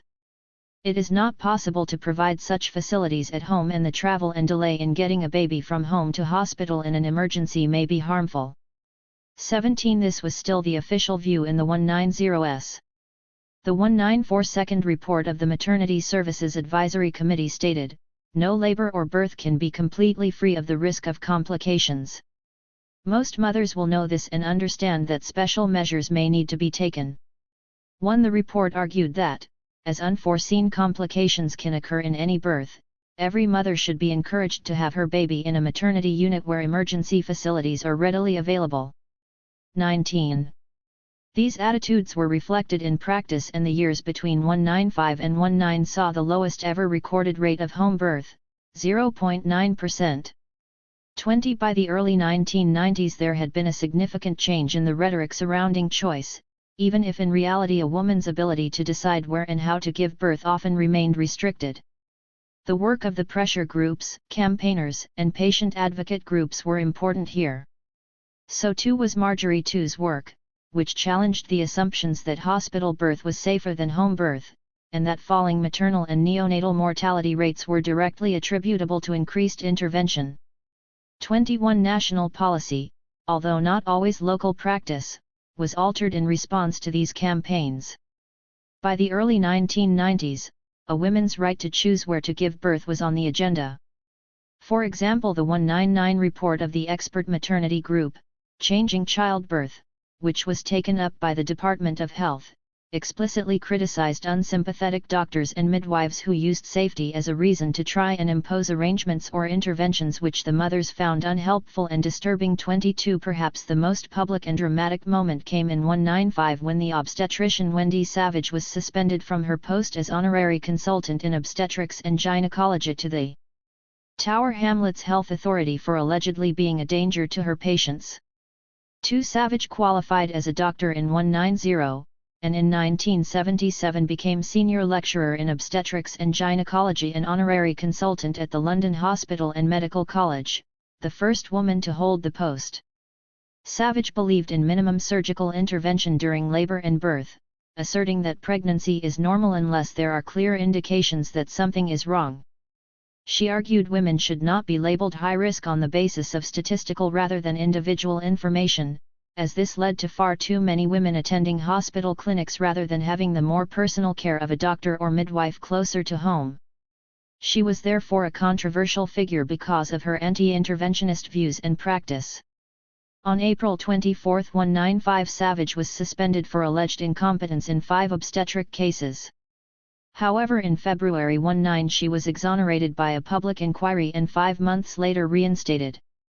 The 3-man inquiry panel, Mr. Christopher Beaumont, a barrister, and 2 obstetricians, Mr. Leonard Harvey of Rugby and Professor Peter Howie of Dundee, found that while Savage failed in some instances to attain the highest possible standards of care, her treatment and clinical management of the 5 cases fell within the broad limits of acceptable medical practice. The panel disagreed with, or found invalid, most of the criticisms in the particulars of the case against her. 24 Helen Jones posits that the court case helped to bring an important aspect of women's reproductive rights to the fore. 25.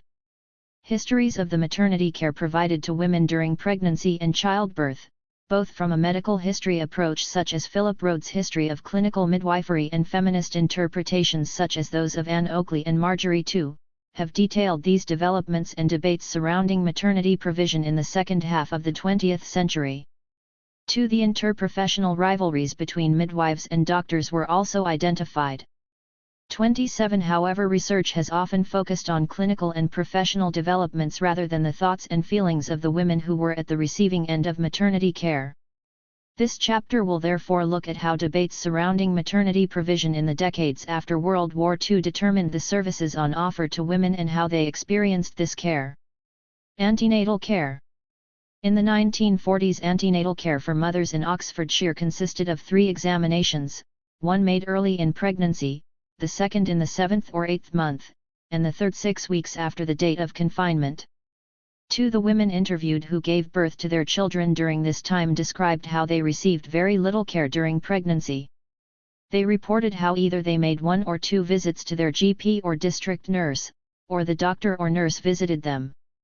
Women in urban areas could also attend antenatal clinics provided by the local health authority, although these were in decline by the 1940s.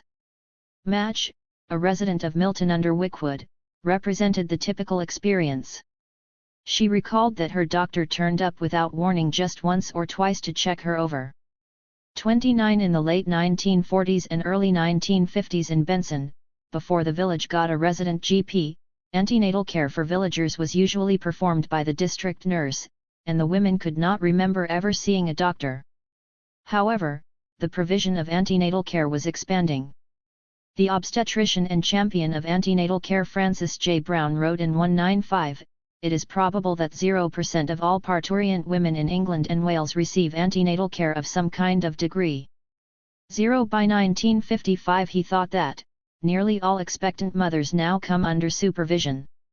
1 Nonetheless, even in the 190s there were women who recalled that they did not seek antenatal care until relatively late in pregnancy during the 3rd or 4th month. Rather than going to their GP to see whether they were pregnant, they waited until they were sure they were before they went. In the context of the period this was a rational course of action to take. Until the 1970s pregnancy testing was neither reliable nor widespread.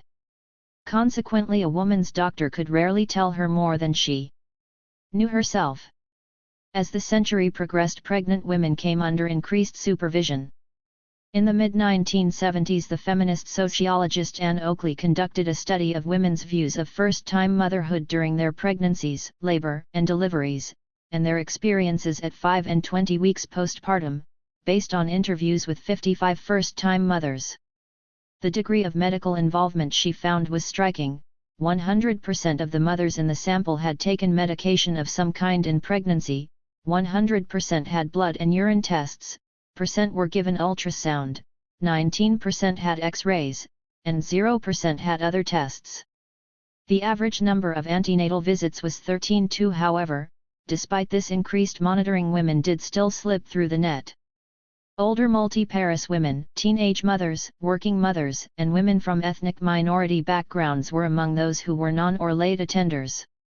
The tripartite nature of the NHS in the years before 1974 could also cause problems. Fiona missed out on antenatal care with her 3rd child born in 1970 because her local GP in Benson thought that she was having her antenatal care provided by the hospital in Oxford and vice versa. 4 women who were booked for hospital confinements attended the antenatal clinics that the hospital ran.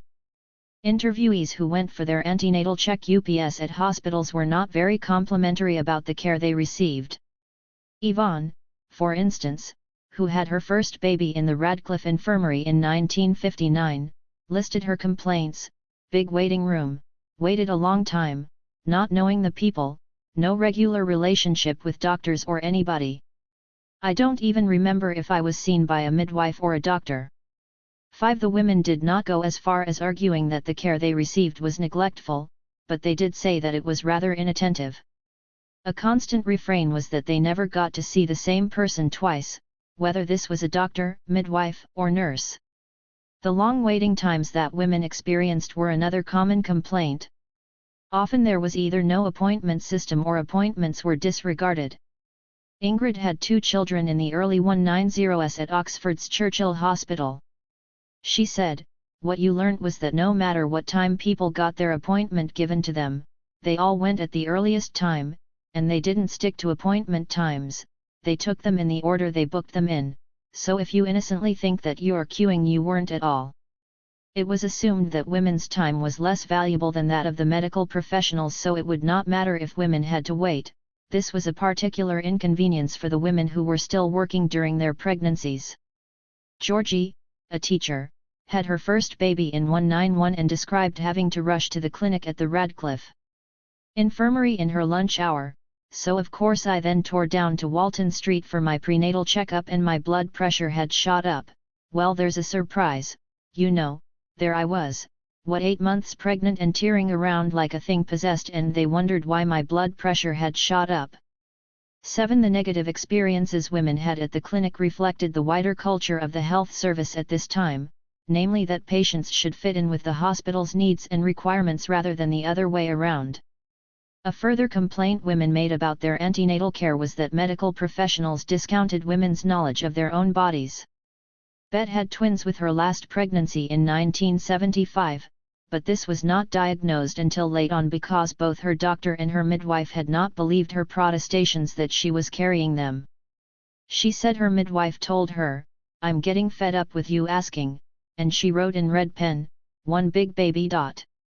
Rather than alleviate such conflicts, the introduction of routine ultrasound scans during the 190s could in fact exacerbate the problem. Indeed, not all women who were offered an ultrasound scan wanted to have one at all. Pippa said she had to fight not to have one when she was pregnant with her daughter in the late 190s and that medical staff were cross with her for refusing 9. Andrea had 3 children in 197, 191 and 194. She had an ultrasound scan with her 3rd child and was skeptical whether it really was beneficial, and in fact that was the only one they actually queried the dates on. But I knew my dates were right. 40. Andrea felt her own knowledge and experience had been challenged by the use of a technology which was itself ultimately discredited as the predicted due date was incorrect. Tara also had a story of a scan which was proved wrong.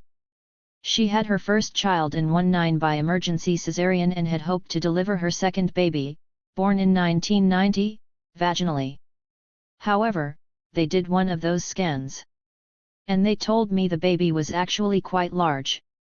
As a result of the scan, Tara opted for an elective cesarean but found the experience nerve-wracking and immediately the baby was delivered I got really, shockingly depressed.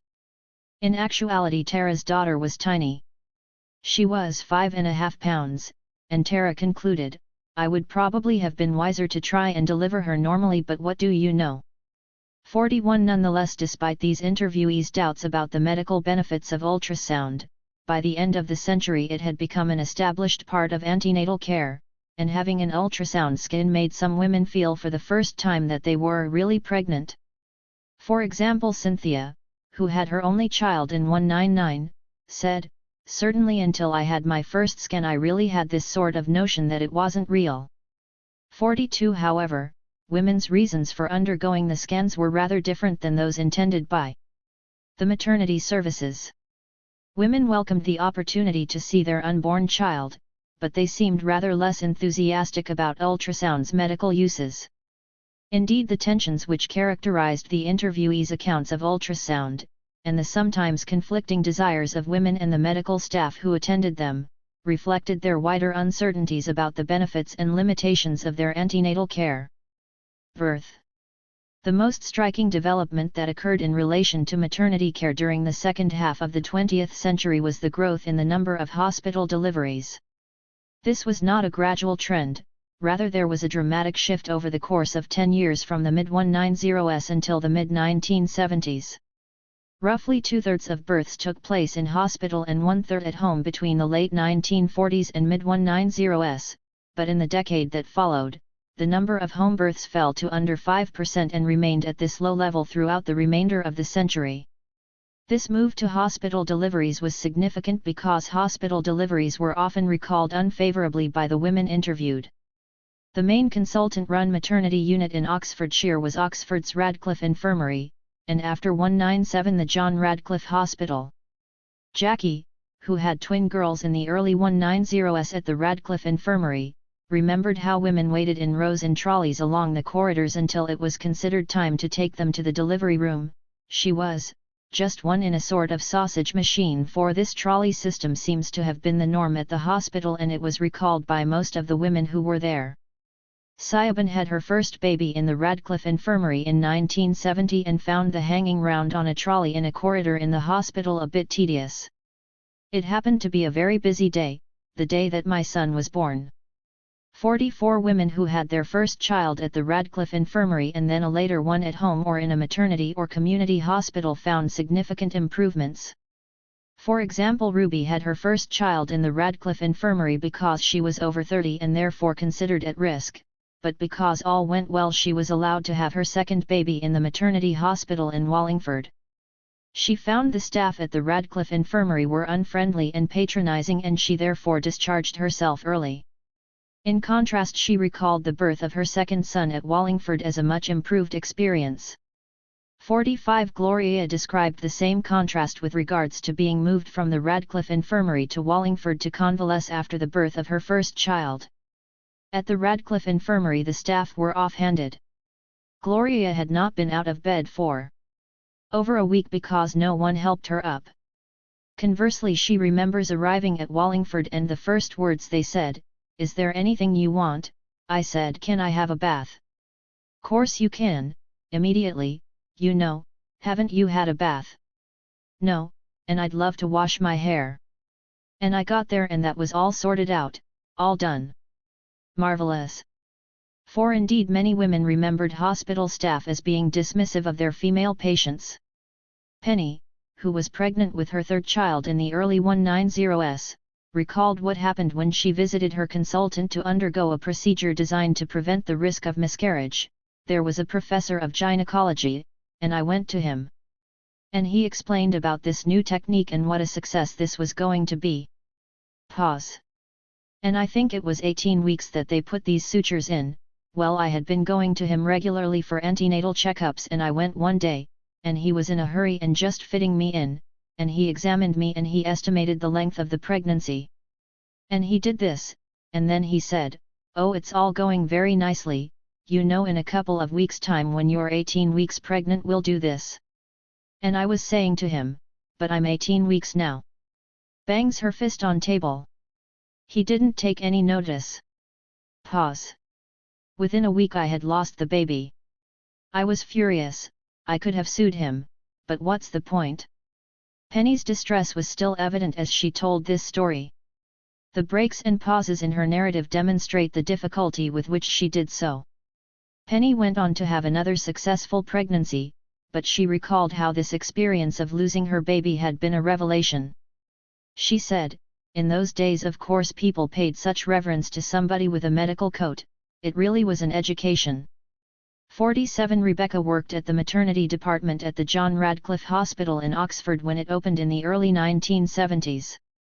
She was shocked by the disparaging attitudes some of the male consultants held towards their female patients and that there were no female gynecologists or obstetricians. As a result, she felt that all the important decisions in the department were taken by men despite the fact that all the patients were women. She said it was one of the things that made me into a feminist. For such experiences seemed to occur nationwide. Responding to a mass observation new project directive about the NHS, a correspondent wrote about her first baby being born in the early 1950s in Bristol. The consultant used to appear with his entourage, formally dressed and never speaking to anybody. The poor sister had to remember everything he said to her and come back and tell the mother after he had gone. We were not allowed, whilst he was in the room, to get out of bed for any reason at all. Going to the loo or asking for a bedpan was forbidden. 49 However, it was not only consultants, but also midwives who received criticism. Another mass observation correspondent, whose children were born in 195 and 191, stated, "When I had my confinements many years ago, the midwives, who were usually of sister status, seemed very hard and even callous. They were very concerned with their own power and needed psychological guidance on how to treat women in pain." 50 Another correspondent, who had her first child in 1949, wrote, "I had our baby in a small prison, for that's what it seemed like, with a black-gowned matron who ruled us with a rod of iron." 51 Women's criticisms of their hospital care were therefore focused mainly upon members of the hospital staff. Women could feel that while they received good medical care, the emotional care was lacking. Whether in home or hospital, women who felt they had established a relationship with their attendants in labor recalled having a better birth experience. Polly experienced continuity in her care because her GP delivered her baby. He was her family doctor and someone she felt she could trust implicitly. She explained how he told her, "He would have put me into the battle hospital, and I'm quite happy I wasn't there, because I'd gone through 6 or 7 months with his care, so no way would I have been happy going into the battle."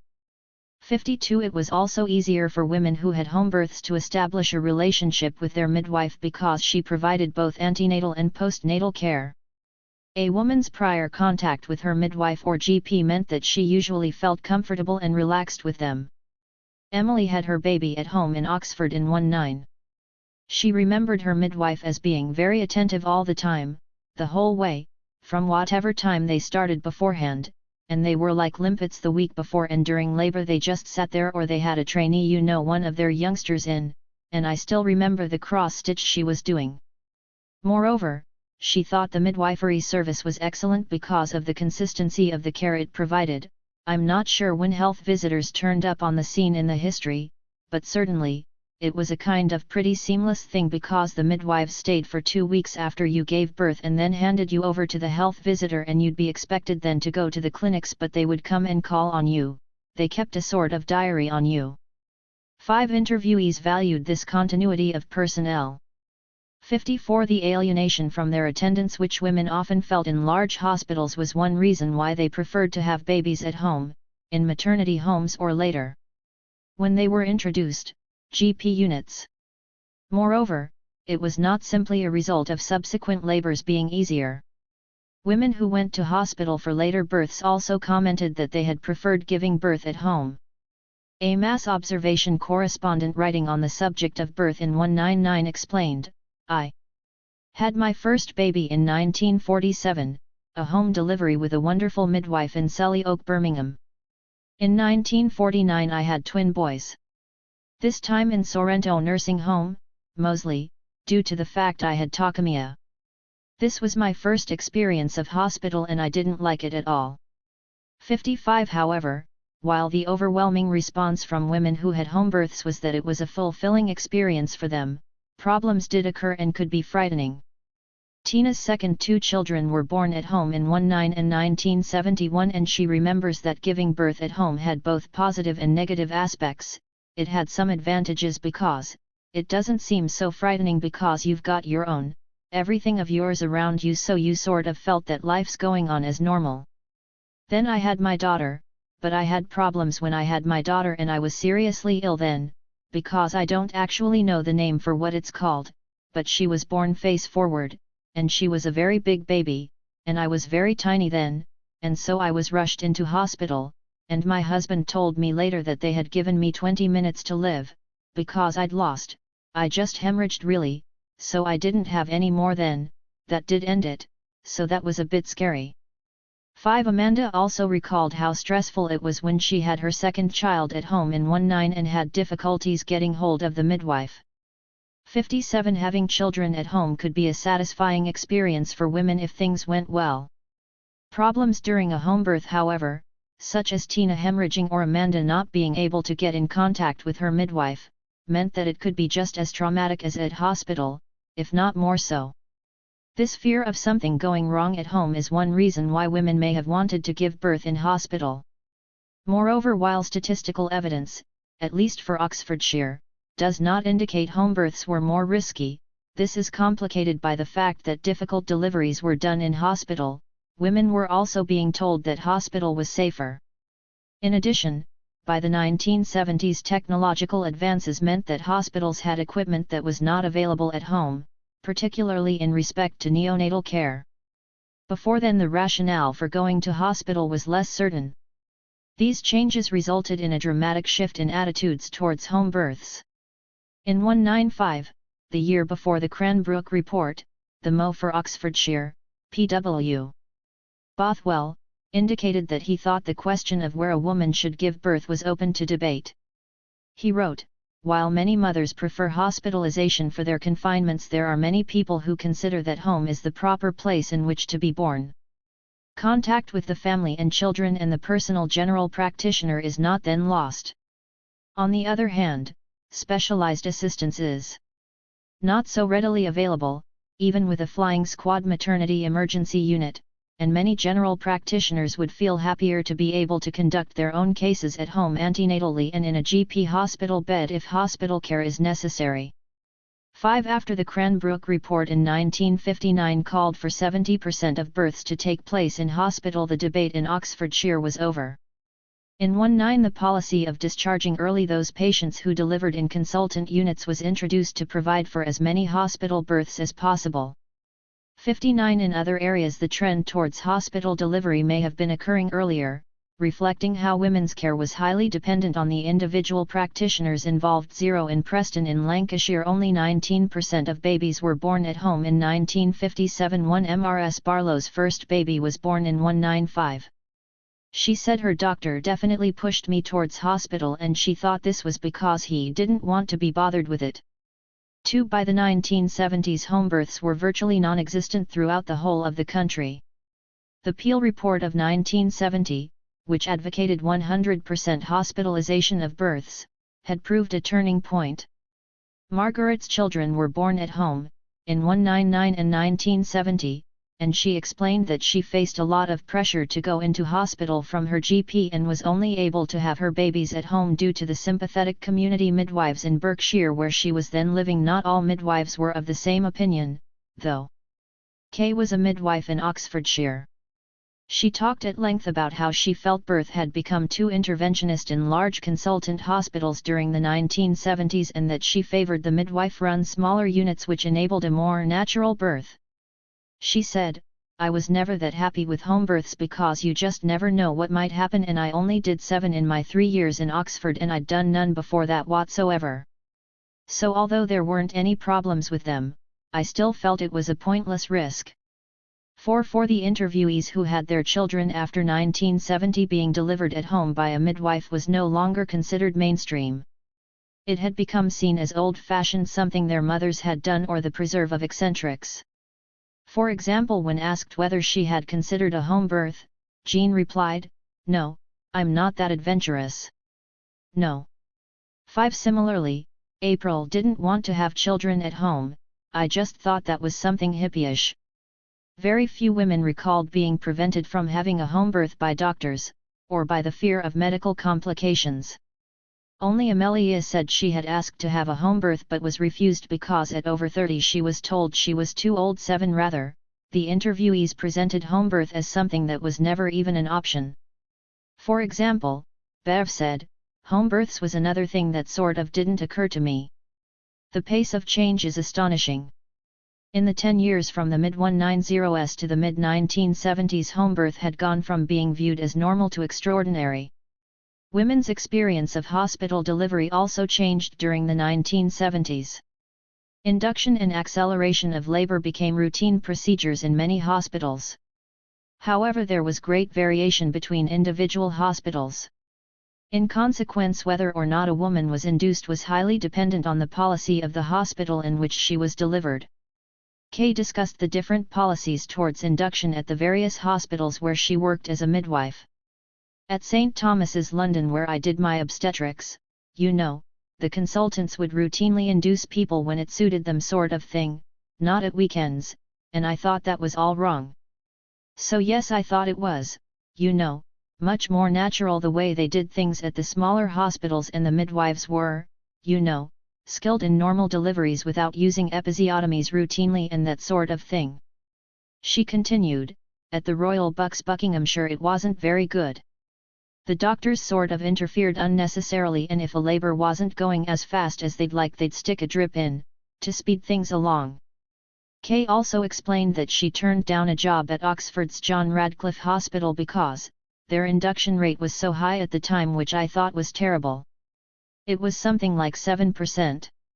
This was in the mid-1970s.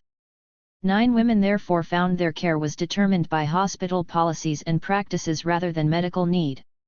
Reflecting the contemporary uncertainty surrounding induction, many interviewees' accounts indicate their doubts about whether induction or acceleration of labor were beneficial, detrimental, or of no consequence. Patsy had 2 children in 1970 and 1972. Comparing the births, she spoke of the great improvement with her second child. "He was induced early because of the problems I'd had with my first son, so he was induced, and, of course, I had no problems whatsoever, and I think I probably only stayed 24 hours before I came home." 70. In contrast, Liz was unsure about the procedure. Her third baby was induced in 190 because she had not been putting on weight. She was told, "You'd better come in tomorrow and we'll put you on a drip." And I'd never had a drip before. And I thought, no, I just want to do it the way I know. So, the doctor came round and said, "Oh, we'll have to put you on that drip anyway."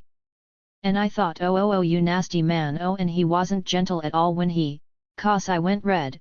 The midwife was so sympathetic. She was lovely. So I think he broke the waters. That's what he did. He put me on the drip and then that. 71. Liz's account touches on a number of different issues that were present in maternity care at this time: the change in practice over time, the division between doctors and midwives, and the power relations between them and their patients. However, while some women were unhappy that their labors had been accelerated or induced, the strongest impression that emerges from the interviews is that women were accepting of the judgments made by medical professionals. At the time they had believed decisions were taken in the best interests of their babies, and they still felt this way from their current perspective in the 2000s. For example, Viv was induced with her second child at Reading's Royal Berkshire Hospital in 1971. While she could have presented the birth as a traumatic event, she had high blood pressure, a trolley system was in operation at the hospital, and her labor was long. Instead, Viv used humor in her account. She said the hospital was fantastic and told the story in a light-hearted manner, joking that she was not allowed to eat or drink as she was nil by mouth, and remembering how she spent her time getting up and wandering and chatting to everybody else. 72 The interviews with Oxfordshire women revealed a similarly complex picture surrounding women's experiences of epidural anesthesia and caesarean section. The consequences of having an epidural were often not separated from women's memories of the birth process more generally. Epidurals were rarely presented as turning points in women's stories of birth, leading either to an easy or difficult birth, but rather were just another procedure to be undergone. For example, describing the birth of her first son in 19 Pippa associated epidural anesthesia with the processes of being induced and fetal scalp monitoring. One followed on from the other. It hadn't started naturally the night before, and I spent most of the day there and nothing much happening, and then they wired me up and I was in a lot of pain but not much happening. Got really tired. And eventually I had an epidural, which sort of did speed things up, and that had worn off and I did, sort of, push him out. 7 The various procedures women underwent were therefore often not differentiated in their recollections. Catherine's first child was born by caesarean in 19 at Frimley Park Hospital in Camberley, Surrey. When asked how the birth went, she replied, "Oh, very traumatic. Yes, they decided, he was a big baby. And they decided that they would induce me. Sort of nothing happened for all day. And then suddenly the distress call went out and they, did all sorts of things and it was an emergency caesarean by the evening." However, while recalling her experience of giving birth to her son as traumatic, she then added that she did not regret having a caesarean. "I was glad because he was a big baby." 74 Bev had both her children at St. Peter's Hospital in Chertsey, Surrey, rather than at her local hospital, Frimley Park, as she was considered high risk. She felt that she was well prepared for a caesarean but was critical of what happened after the birth. "I felt up to that point, I was given everything I wanted and listened to. But after he was born, when things went a little bit squiff, I felt like I wasn't in control at all. Now whether that was my mental state or whether that was how things really were, I don't know, I wouldn't like to say. I felt I was like, in a German concentration camp. The nurse was, get up, do this, do this, do this. The baby was, I was manhandled to feed him. And I wasn't well." 75 Therefore, while interviewees could report unhappiness with some of the procedures they underwent, as with the women who had their children in the 1940s, 1950s, and 190s, it was poor interpersonal relationships and their consequences that featured most prominently in their accounts. Nevertheless, some changes were occurring in maternity wards over the second half of the century. Visiting hours greatly increased and husbands were allowed to remain present throughout labor. The husbands of women who had their children in the 1940s and 1950s had definitely not been welcome at the birth. Childbirth was considered to be a female preserve. Describing visiting hours when she was in the Radlesif Infirmary with her first child in 1951, Rebecca recalled, "Only fathers could visit and only something like 4 evenings in this week you stayed in hospital then, and because of the time of day when my son was born, our son was born, it was over 2 days before my husband saw him and he was desperate and he rang his parents in Austria and said, 'What's wrong with him, what's wrong?' 7 Even during home births, many husbands chose to remain out of the room, or indeed midwives kept them out. When her first baby was born at home in Benson in 194, Enid's midwife sent her husband on an erroneous errand to Wallingford because she did not want him in the house. This attitude had softened by the 190s, with fathers increasingly being present, although it was still not the norm. Mrs. Rowlandson had her first child in 199 in Preston. She recalled how her husband dropped me off and said, "Goodbye, have a nice time," and went back home again. Among our group none of the husbands did attend the birth because it wasn't done. It was the woman's personal thing, wasn't it? 77 women were also fairly ambivalent in their attitudes towards husbands being present. Some said they were glad their husbands were not there, and that they would not have wanted them to be present. However, others who had hospital births and experienced long periods left on their own would have enjoyed the support of their husbands or another companion. Furthermore, those women whose husbands were at the birth said it was a good experience. For example, Fiona felt her husband developed a closer relationship with their second child than with their first because he was present. She explained how, "It was very happy and it was lovely. My husband was that more involved, I think, with our second child. Because I think he'd been there and it wasn't this sort of women's mystery. And I was much happier having him there. Because he didn't see our first child until, he didn't even know he had a son until 9 o'clock that morning when he rang up." 7. From the 1970s onwards, attitudes further changed. Fathers found they were now expected to be present at their children's births. During the 190s and 1990s, the majority of the Oxfordshire interviewees had their husbands present. Moreover, this was a national trend. In her study of fathers in labour wards, published in 1990, Rosalind Barber found that midwives had come to welcome paternal attendance, as they felt it had made their own jobs easier. 79. Whatever the reasons for the change, women spoke positively about its effects. Carol's first baby was born in 1979 and her last in 199, both in the John Radcliffe Hospital in Oxford.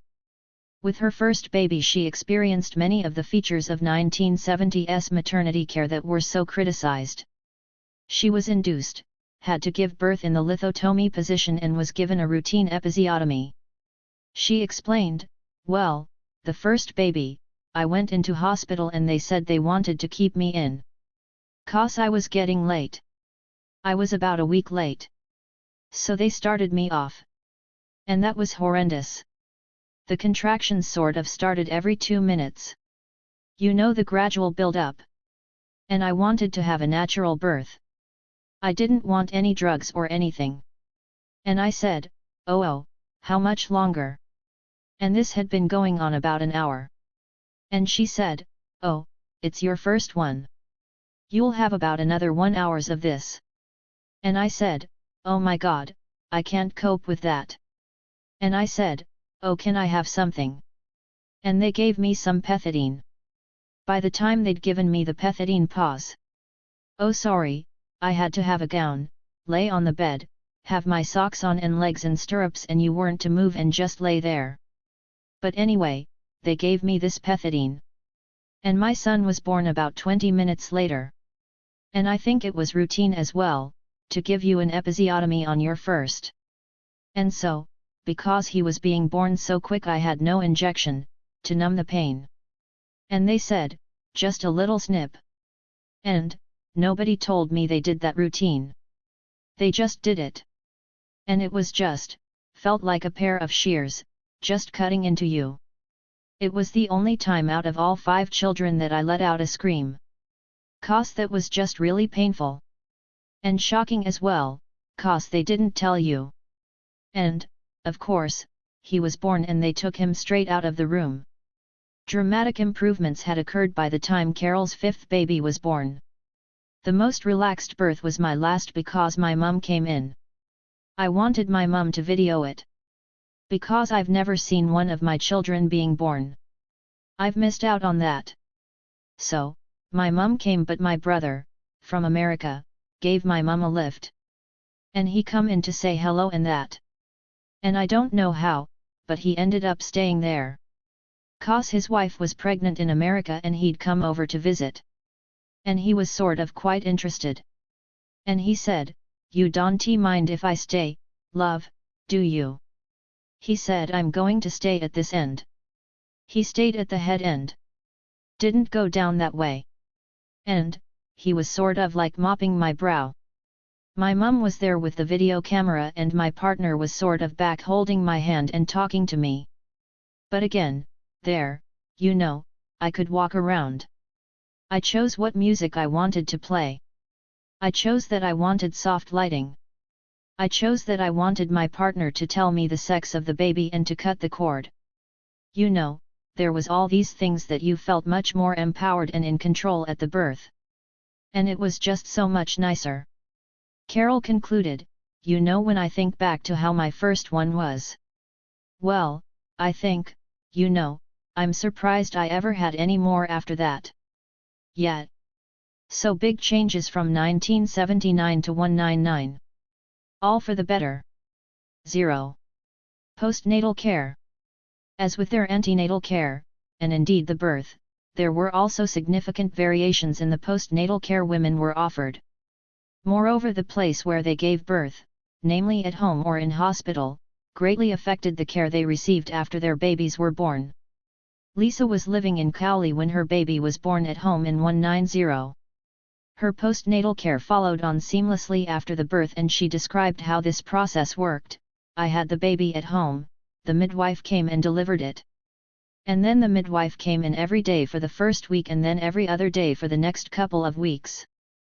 This continuity did not exist for women coming home after giving birth in hospital, who often experienced a marked break when they left the hospital's care. For these women, the maternity services available offered piecemeal provision rather than a unified service. For example, after her first child was born in 195, Florence had to travel to Oxford with her new baby on the bus in order to have an abscess on her breast treated because her GP said as she had been under the hospital for the birth, he could not see her. Although she now thought this was ludicrous, at the time she accepted it unquestioningly too. Catherine's first baby was born in 19. She recalled what happened when she returned to the maternity unit at Frimley Park Hospital in Camberley for her 6-week check. When I got in, the doctor took one look at me and said, "I don't see postnatal." Sort of, I just felt awful. And the nurse actually was very kind. And in the end he had to, and he was a bit brutal. So, it was just a horrible experience. I think the nurse realized how horrible he was and she was terribly nice to me. But, it wasn't her fault. Moreover, for women who felt they had been supported while in hospital, and given help with breastfeeding, bathing and caring for their babies, leaving hospital could be traumatic. Siobhan explained. You suddenly realize that you are responsible for this little person, which when you are in the hospital, because there are nursery nurses caring for the babies, you didn't feel particularly responsible for them. You did feel that bond with your baby. I think it's just something that happens instantaneously, but you didn't feel that you were responsible for them at all. That was quite a shock when you got home. For after the 1950s, when women stayed in hospital for 14 days after giving birth, the length of time women spent in hospital started to decrease. A trend hastened in the 190s as the policy of discharging women early from hospital into the care of community midwives was introduced. While this policy was originally a response to the shortage of hospital beds, many women preferred leaving hospital early and then being cared for in their own homes. It also meant that community midwives began to perform an important role in women's postnatal care. For example, Sharon, who had her first baby in 1972, remembered the midwives coming to visit. They were important. 'Cause the midwife would come to visit for, I think they would come for the first 10 days, but I can't remember them now, but I did. If they didn't come, I was very disappointed. 'Cause I definitely found them supportive. 5. Women's desire for integrated postnatal care provision was an area of need that was recognized by both policy makers and practitioners. As a result, some improvements were being made by the latter decades of the century. April had her first baby in Oxford in 197 under the domiciliary in and out system at the GP unit at the John Radcliffe Hospital. Under this system, women received their antenatal and postnatal care from the same team of community midwives who would then also deliver them within the GP unit. April said, "It was just great. You went to your GP and your GP had midwives. I don't know how many actually. They had some midwives attached to the surgery and you bonded with them, or saw them regularly, you went for these antenatal appointments and met the midwives and got friendly with the midwives. And then with any luck they were the midwives, there'd be a kind of senior one and a junior one, I think I remember. And they were the people who were there at the birth and you were in the sort of special bit GP unit, it wasn't quite the hospital. When the midwife's visits concluded, the care of women and their babies was supposed to pass into the hands of the health visitor. However, the women interviewed had mixed feelings about their health visitor's efficacy, and this was true throughout the period. Some reported them as being useful figures who would be the first person they turned to if they had any questions or problems.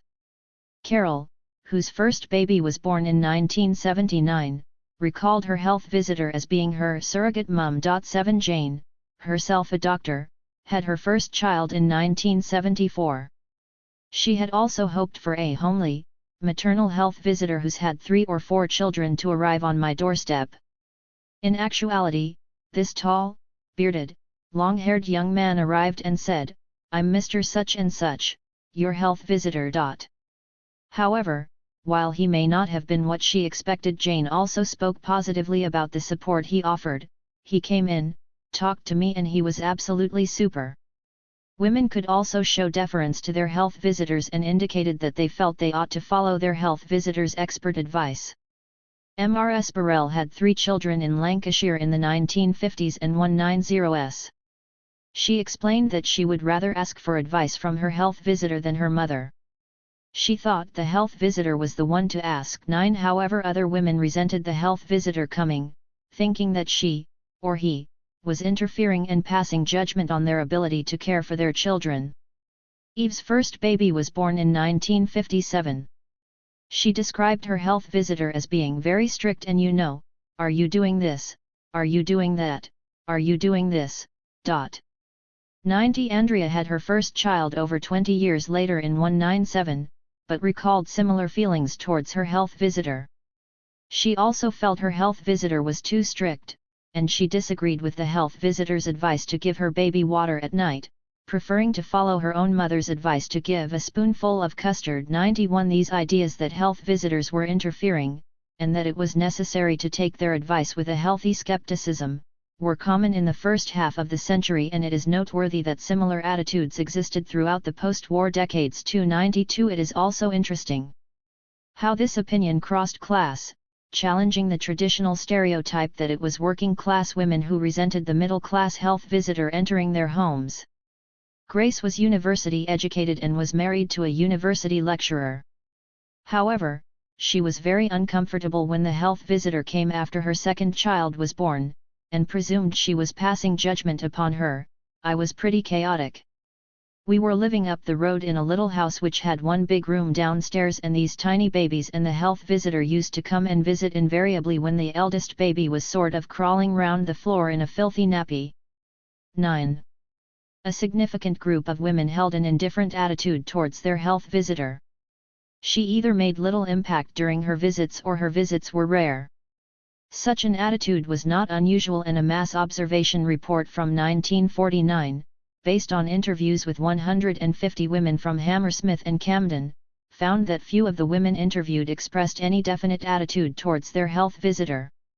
94 Such views may have resulted from the fact that while women could feel their health visitors dealt with practical problems, they did not provide much emotional support. Michelle was not critical of the practical advice her health visitor gave her. Indeed, she thought they were invaluable cause they took over when the nurses left and they followed you up. However, she also said that you didn't get the emotional sort of support. "Really, I don't think it was quite practical." 95 Similarly, Lindsay did not think her health visitor was that wonderful. "I remember her coming in and telling me kindly that, was I aware that if it was windy I could pull the pram hood up, but yes, there I was stuck with this screaming entity, and of course again postnatal depression wasn't terribly recognized. Well, it hit me actually really badly after my daughter was born." 9 It was middle-class women that were most critical, reflecting how they felt neglected by their health visitors. 97 Emily explained, "I remember one time, the baby would be crying and crying and crying, and I can remember this health visitor coming in and asking me was I all right. She could see the baby was crying a lot, and of course being a good, stiff upper lip, Middle-class girl, I said. Oh yes, I'm fine, but I wasn't, I could have battered that child. 9. Indeed, there was little provision for women who did suffer from mental health problems after the birth of their children. Penny suffered from postnatal depression after her baby was born in 1955. When asked if she received any help for her condition, she answered, "Oh no, pull yourself together." But you know it was absolutely awful, absolutely dreadful. 99. Moreover, the situation was slow to improve. Shirley became depressed after the birth of her first child in 1997, but described a similar experience. She recalled that it was her neighbor who had detected she had a problem and encouraged her to seek help, although with limited success. "Well, I did go along to my GP, this is the surgery in Sandhurst, and I saw it happened to be the elderly doctor in the practice who really was no help. He just prescribed Valium and said, 'Oh, just go home and it'll all pass.' 100. The lack of support women received therefore compounded the difficulties they faced. The other prominent feature of women's accounts of postnatal care was their visits to the baby clinic. Women valued the baby clinic because they felt they could ask things of the health visitor or doctor at the clinic, with which they did not want to trouble their own GP.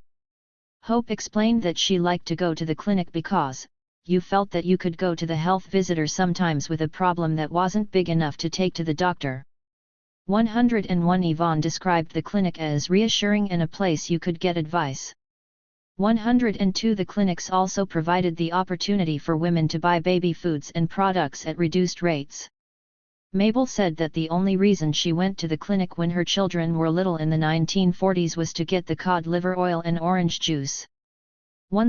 The clinics dispensed these products in large quantities.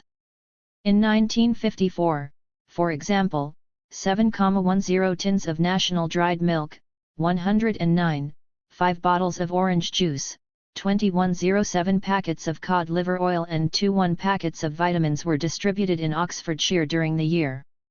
104. Moreover, the clinics also provided an occasion for women to meet other mothers over a cup of tea, and this was something they valued as highly as any medical care or advice. When asked about the clinic, Cherie said, "I used to quite enjoy going to the baby clinic 'cause you got the chance of sort of being with other mums and finding out how much weight had gone on and it was just generally a nice little occasion. I used to quite look forward to it. Yes, I enjoyed going there and meeting the other mums." 105. Going to the clinic was an important feature of women's accounts of their care and was an experience that stayed with them. Indeed, Haley, who had 3 children in the late 1950s, said, "I don't remember any antenatal or postnatal care at all except the clinics." 10. However, despite the women's endorsement of the clinics, their role in Oxfordshire, as in the country at large, was under some debate. In 195, P.W. Bothwell, the MO for the county, wrote in his annual report that the persistence of the infant welfare clinics on such a wide scale will, however, need careful scrutiny.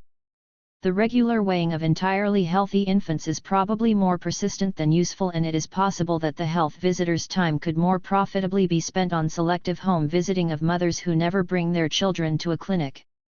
107. However, 2 years later, in 190, the then MO M.J. Playdell advocated a very different policy. The committee have adopted the policy of providing child welfare clinics for comparatively small communities in rural areas. In a rural county like Oxfordshire, the clinics serve a very useful purpose from a social point of view, as mothers' clubs. Mothers, living under isolated conditions, welcome the regular opportunities of discussing with each other their different parental problems. In addition, the health education given by the health visitors, the doctor's advice and reassurance, and the provision of the necessary welfare foods help to make the clinics a fundamental part of our health services and social life. 10.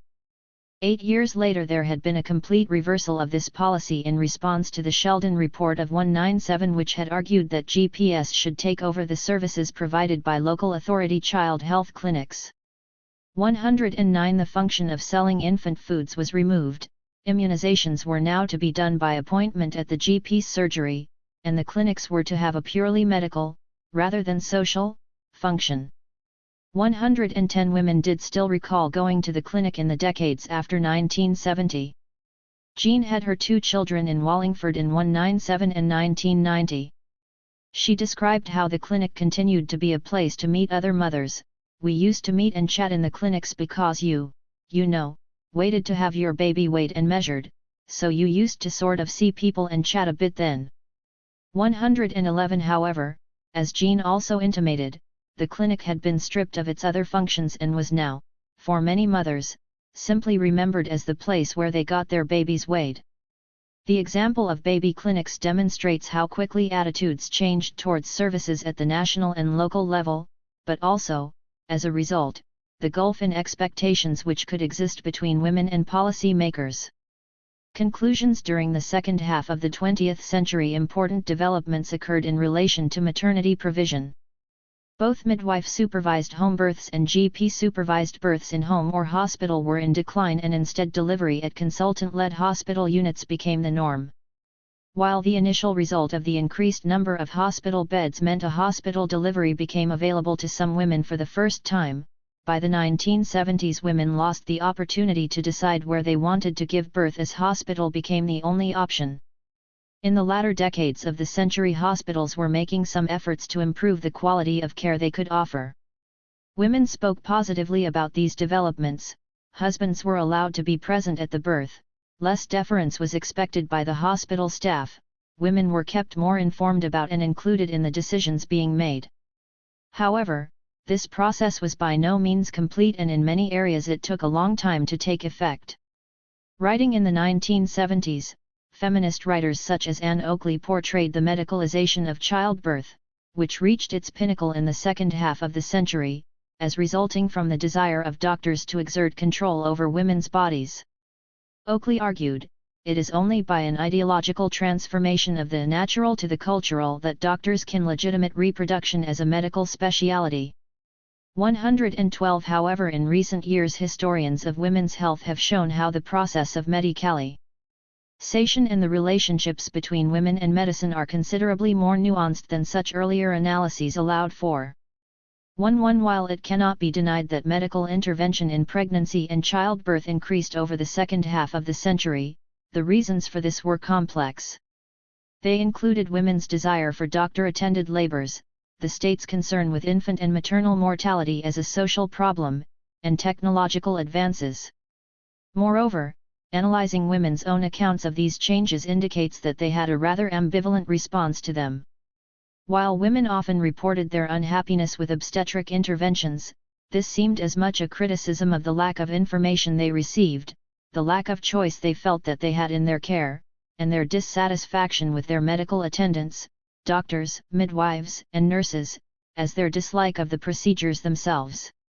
Indeed, women could feel they received excellent medical care, but criticized their treatment by hospital staff. Furthermore, despite the changes that were taking place, women's complaints remained remarkably similar throughout the whole of the period.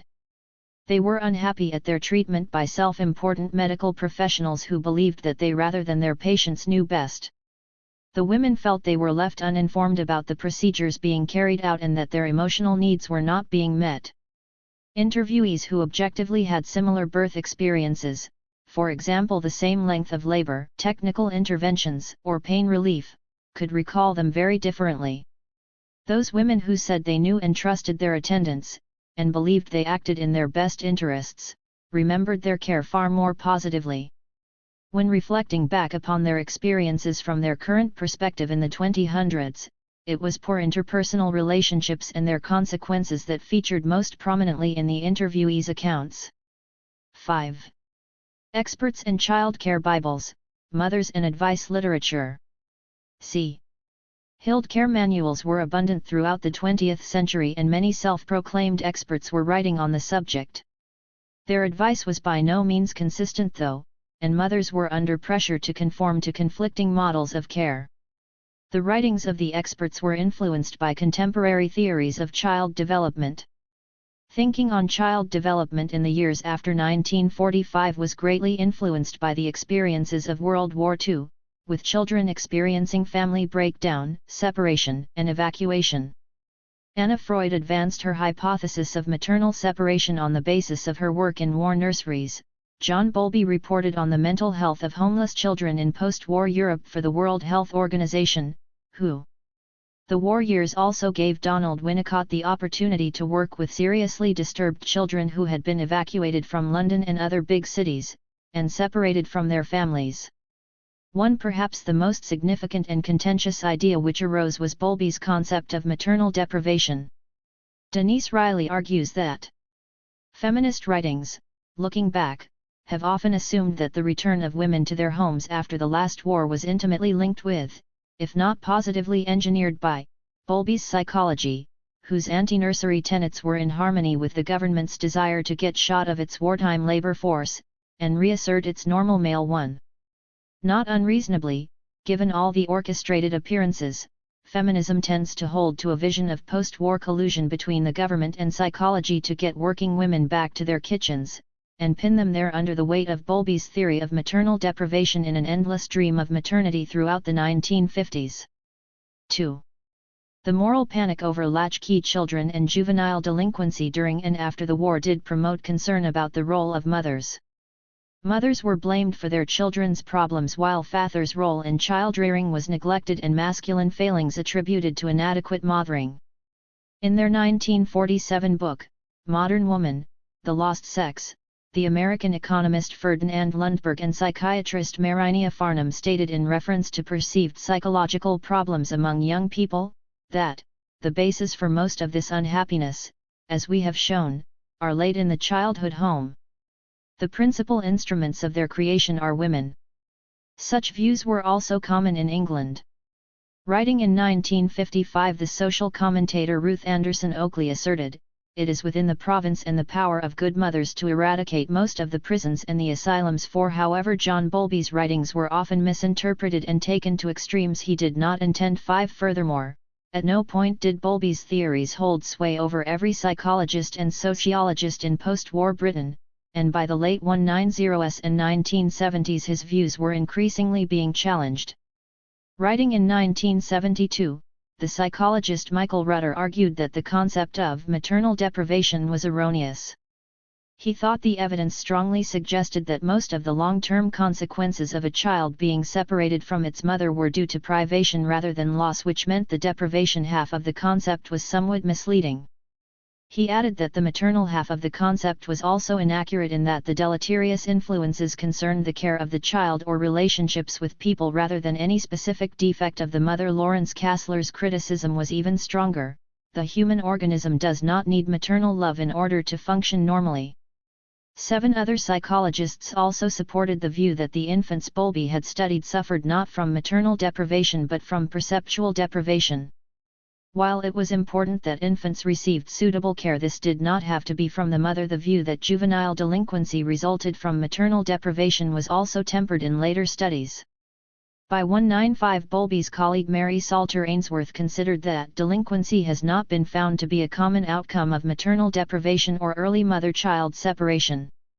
9. Robert Andre looked at the link between paternal deprivation and delinquency, finding that faulty paternal relationships rather than faulty maternal relationships primarily occur for the type of delinquent boy studied. 10. Therefore, while the concept of maternal deprivation was extremely influential in the post-war period, it did not have universal acceptance. Many psychologists were aware that the impact and consequences of maternal deprivation could be overstated at the expense of other factors. In addition, feminists from the late 1990s onwards increasingly highlighted the loneliness and isolation that mothers who spent their days entirely in the company of young children could feel.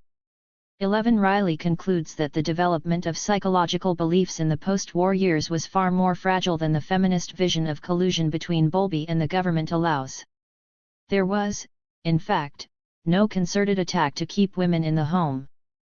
12. Nonetheless, Bowlby's ideas did hold great sway in society at large and were extremely popular.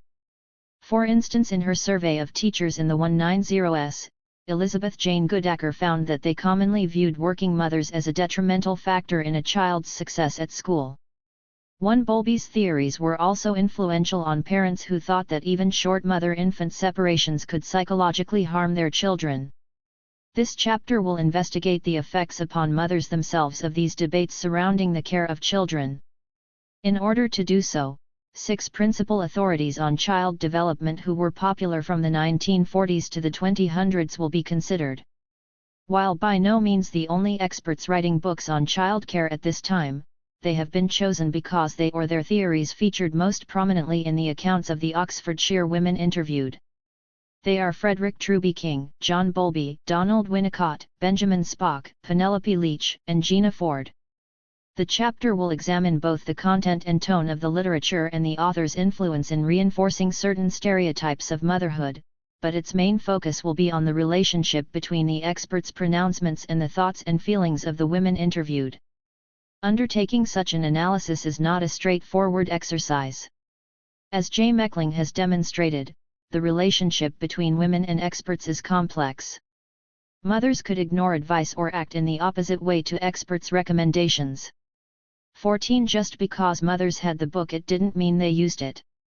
Gina remembered how, we had Penelope somebody or other. We had her on the shelf. Then in reality I didn't really look at it at all. 15 Nonetheless, childcare experts and the advice they extolled were recalled as significant in the lives of many women. Moreover, the competing theories of child development which were inherent within the literature were also influential within society more generally. The tensions, ambiguities, and indeed the contradictions that are present in the women's accounts reveal wider concerns about how best to care for small children in the light of the tremendous changes, particularly in women's lives, that took place during the second half of the 20th century. Frederick Truby King. Frederick Truby King was a New Zealand doctor famous for his work on child welfare. His first book about the care of babies was published in 1911. Although he died in 1919, his influence continued in the following decades, with his books remaining in print and his daughter Mary also publishing on the subject. The principal thread running through the advice of Truby King is that babies need strict routines. He told mothers, "Regular habits of the baby are of first importance. A baby cannot be expected to thrive if his mother is not regular and punctual in the matter of all details in his daily routine."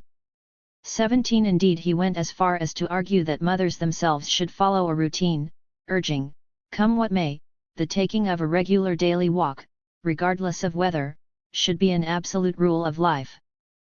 Truby King aimed his books principally at middle-class mothers. For instance, he often refers to nurses and nannies. He also assumed his readership would be educated, telling them, "The exercise of intelligence cannot be dispensed with." Indeed, reason becomes continually more necessary for women as they depart further and further from the simple ways of nature. 19 In Oxfordshire, however, women with a range of backgrounds recalled following strict routines with their babies. Although they did not necessarily specify they were followers of Truby King, many women who had their children in the late 1940s recalled being influenced by his beliefs. When asked what she thought were the principal changes in childcare between the 1940s, when she had her children, and the 2000s, Maud, a farmer's wife, replied, "Well, we had a proper routine. That's what we had." 20 Similarly, Mavis, who lived in Awelma and was married to a beekeeper at the honey farm there, thought a lack of routine caused difficulties for mothers in the 2000s. "I used to work to a routine, I found it better. They get in the habit of doing it then and it helps a lot. If you don't, a lot of women today don't, and they get in such a state, they can't cope." 21 Winifred was a nurse who had 2 children in 1994 and 1951. Like Mavis, she spoke with regret about the lack of routine she felt characterized current child-rearing practice in the 2000s. Directly echoing Frederick Truby King's pronouncements, she stated, "I think if you allow children to just wander as they will, they grow up with no sense of order at all." 22 Sarah had 4 children in the 1940s and 1950s and lived in North Oxford. She was a self-confessed follower of Truby King and had attended a clinic run by Oxford's Truby King Society in Summertown in the 1940s. She thought his books were supportive of mothers because following a routine made life easier for them. "I think there's something to be said for it. Babies do settle down and they do get used to a routine, and it does mean the mother's less worn out. 2. An important part of a baby's routine was supposed to be their daily dose of fresh air. Truby King told mothers to keep baby in open air and sunlight as much as possible. 24. The belief that babies needed regular fresh air for their health and well-being was popular with the Oxfordshire women and was supported by mothers who had their children from the 1940s to the 190s and across all social classes. 25. Phyllis, who had her first baby in Shipton under Wickwood in 194, explained, "I used to take my baby out every day. If I didn't manage to get out, I always put her outside to sleep, and she never came to any harm." 2. Similarly, Celia, who had her first baby in the early 1950s, recalled, "Well, we were told that you put them outside every day in all weather other than fog. It didn't matter if it rained, it didn't matter if it was cold, they were supposed to be outside." 27. It is interesting that Celia remembered being told to put her baby outside. Although she did not say who had instructed her to do so, she clearly associated the recommendation with authority and remembered it as being the official viewpoint. Unlike some of the other elements of his advice, Truby King's ideas about the beneficial nature of time spent outside for small babies held currency into the 1970s and 190s. Ellen was a university graduate who brought up 6 children in Awelma born between 1975 and 195. She still believed a routine, including time spent outside, was vital for small children, explaining, "I've always been a great believer in fresh air and exercise. You've got to have your daily ration of fresh air and exercise." 2. However, the routine Truby King believed was most crucial was a feeding routine. He asserted that 4-hourly feeding was necessary for babies, and threatened women with dire consequences if they disregarded his advice, stating, "Never give a baby food merely to pacify him or to stop his crying, it will damage him in the long run." For Truby King, feeding meant breastfeeding. He argued that practically every mother could breastfeed if she wanted to and was encouraged to, and that women should not abandon attempts at breastfeeding for some weeks after childbirth. Again, he told mothers the consequences of not breastfeeding would be severe. Babies don't make themselves delicate and sickly, they become so through faulty treatment, mainly though bot-lifting. Babies would then need to be weighed before and after feeding, as this was the only means of ascertaining whether a breastfed baby was getting the right quantity of food. Furthermore, he told mothers, this rule is absolute. 29. The belief that babies needed a feeding routine was a highly influential element of Truby King's philosophy. For example, on their own initiative, Janice, Cherie, and Jackie kept diaries documenting when their babies were fed and how much they weighed. 0. When asked what were the contemporary ideas about childcare when she had her children in the 1940s, Olive answered, "I think that most people thought you had a certain time to feed, and if they cry you leave them." Despite saying this was the orthodox method of feeding babies, Olive also added that she wasn't very keen. 1. Olive was ambivalent about routines. Her doubts may have been the result of looking back with hindsight, which led her to change her attitudes. Esther had her children in 1959 and 19 and expressed a similar position. When asked if she followed feeding routines, she replied, "Yes." Emphasis. "I was very strict. I didn't believe in demand feeding, it was every 4 hours. I've changed my mind though since then. I don't think it's good to be that strict." 2. It is interesting that as Truby King's ideas had become discredited in the years after Esther had her children, she had felt the need to re-evaluate her stance, and now concluded it was a mistake. Many of the women who were interviewed recalled how their mothers had followed Truby King and had passed on his ideas. Claire was educated at Cheltenham Ladies' College and Oxford University and lived in North Oxford when her children were young. When asked why she followed a routine with her first baby, she explained it was on the advice of her mother. Maxine lived in Shipton under Wickwood and had 3 children in the late 1950s and early 190s. She had grown up in Lancashire and attended Bolton Grammar School followed by Manchester College of Housecraft. She also reported being influenced by her mother. When asked if she followed the advice of any childcare experts, she replied, "My mother followed the Truby King routine and gave me many tips." 4. Middle-class mothers may have been the first to embrace Truby King's advice, but they also seem to have been the first to abandon it as well. His ideas had a longer resonance with the working-class mothers interviewed, who were slower to adopt the more child-centered approach of later experts, perhaps because they continued to rely on their own mother's advice. Gloria had gone to Dorchester Secondary Modern and then Technical College in Oxford and had her children in Benson in the mid-190s. She strongly believed in the need for babies to have regular time outside the house, don't matter if it was winter, or whatever, during the day for her sleep she'd be outside, both my babies. Wouldn't be in here, wouldn't be in her cot, she'd be in her pram, outside, under the plum tree, wrapped up snugly and warm if it was winter. When asked why she thought it was important, she answered, "It was something my mum used to do, I suppose."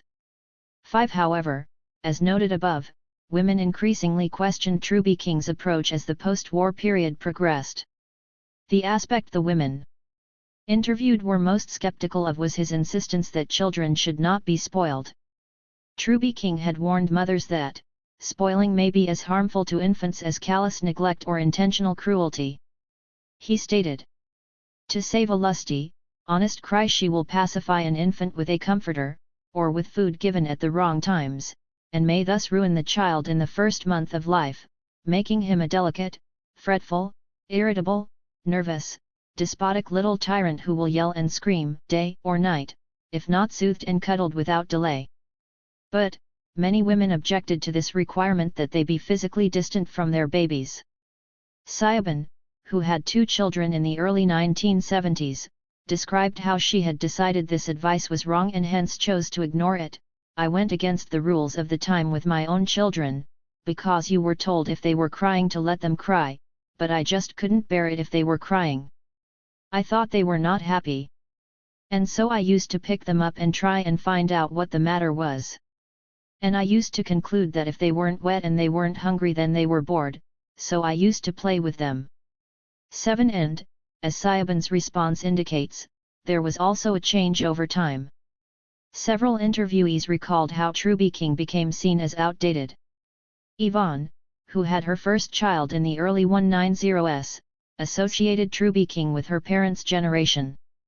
She said her mother-in-law had followed Truby King but she found it difficult to observe it, to go by the book because it was so stern.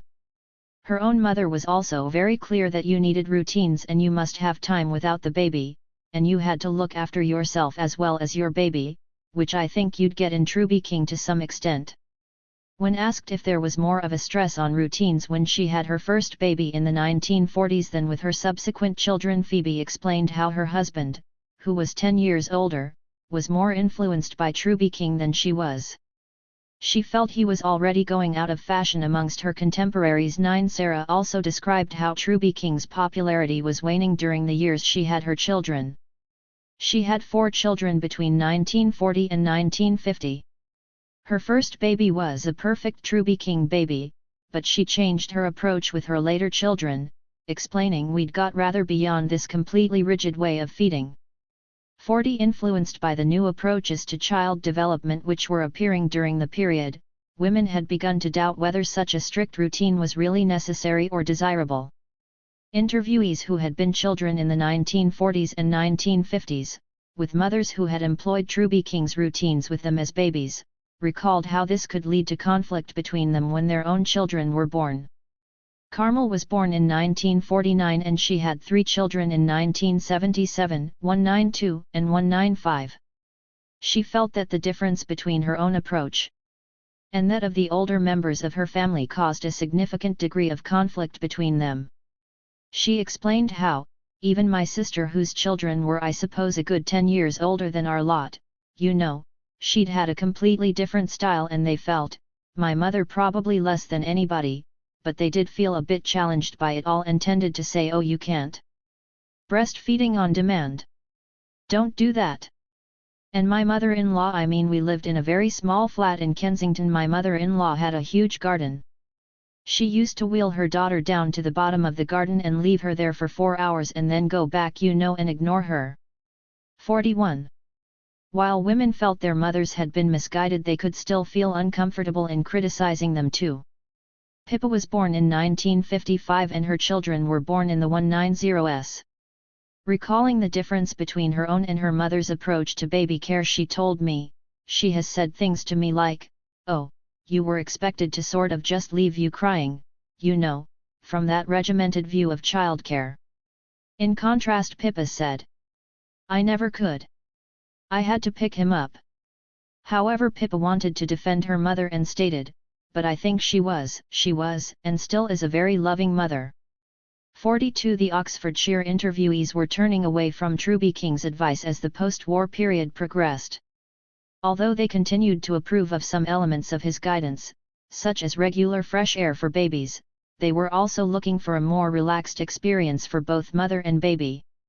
Donald Winnicott was one expert who was advocating a less authoritarian and regimented approach. A pediatrician and psychoanalyst, Winnicott's views were extremely influential during the 1940s and 1950s through his radio broadcasts and in the press. For Winnicott was supportive of mothers, and unlike Frederick Truby King, who often seemed severe, he addressed them in a friendly tone. I would like to talk to mothers about the thing that they do well, and that they do well simply because each mother is devoted to the task in hand, namely the care of one infant. 44. Rather than criticizing women for their failings as mothers, he was keen to demonstrate what an important contribution a woman made to society through being devoted to her infant, and the respect that should be accorded to a mother's own knowledge and wisdom. Winnicott's belief that mothers knew best held resonance with many of the women interviewed.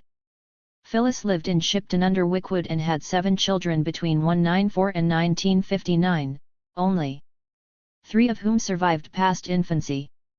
When asked if she tried to follow the advice of childcare experts, Phyllis replied that ultimately she put faith in her own abilities. I tried, but of course you do feed a bit, you do break the rules. I mean, is there a rule? No. You've got to use your own common sense, really. 45. Bethany, who had 2 children in 1999 and 1971, recalled a similar experience.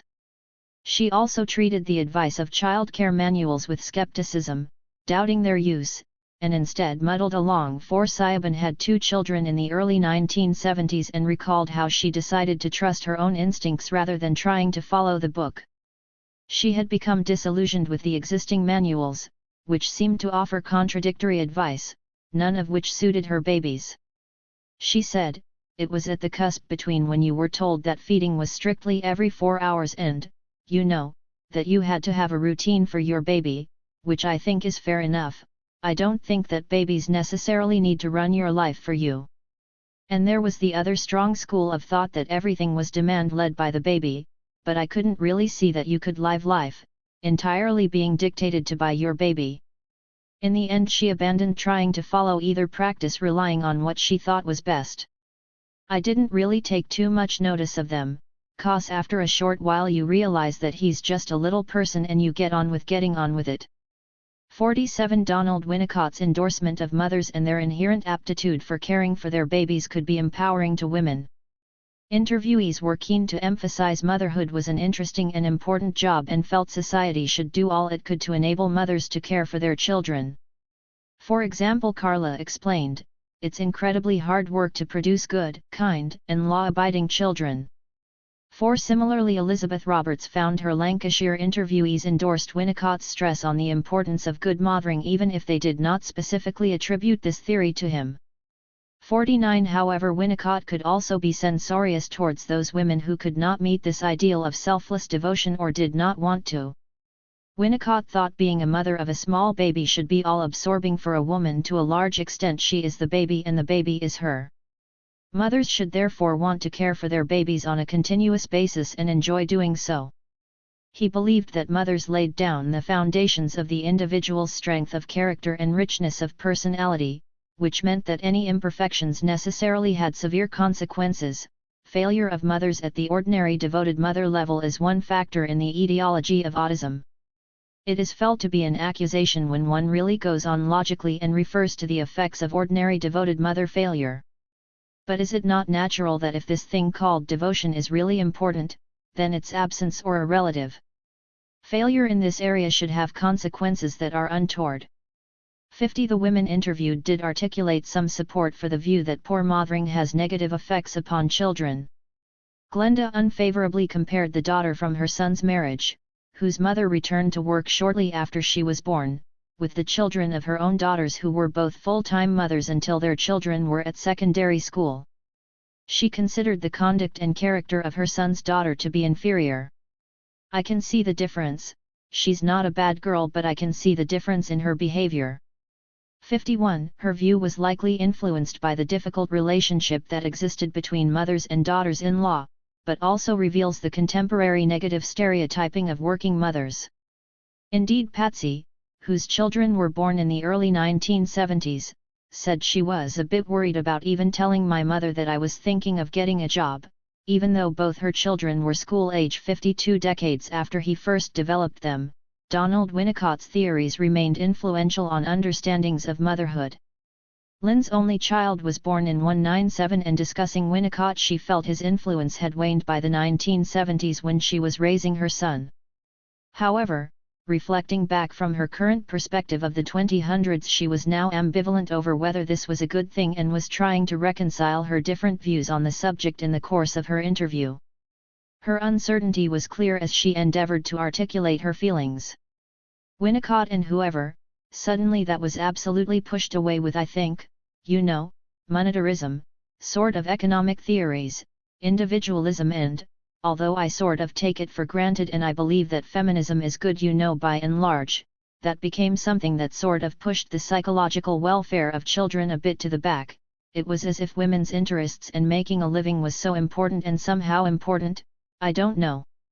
It will probably be a long time before we can tell how negative or not the effects of so many tiny children going into nurseries and things are.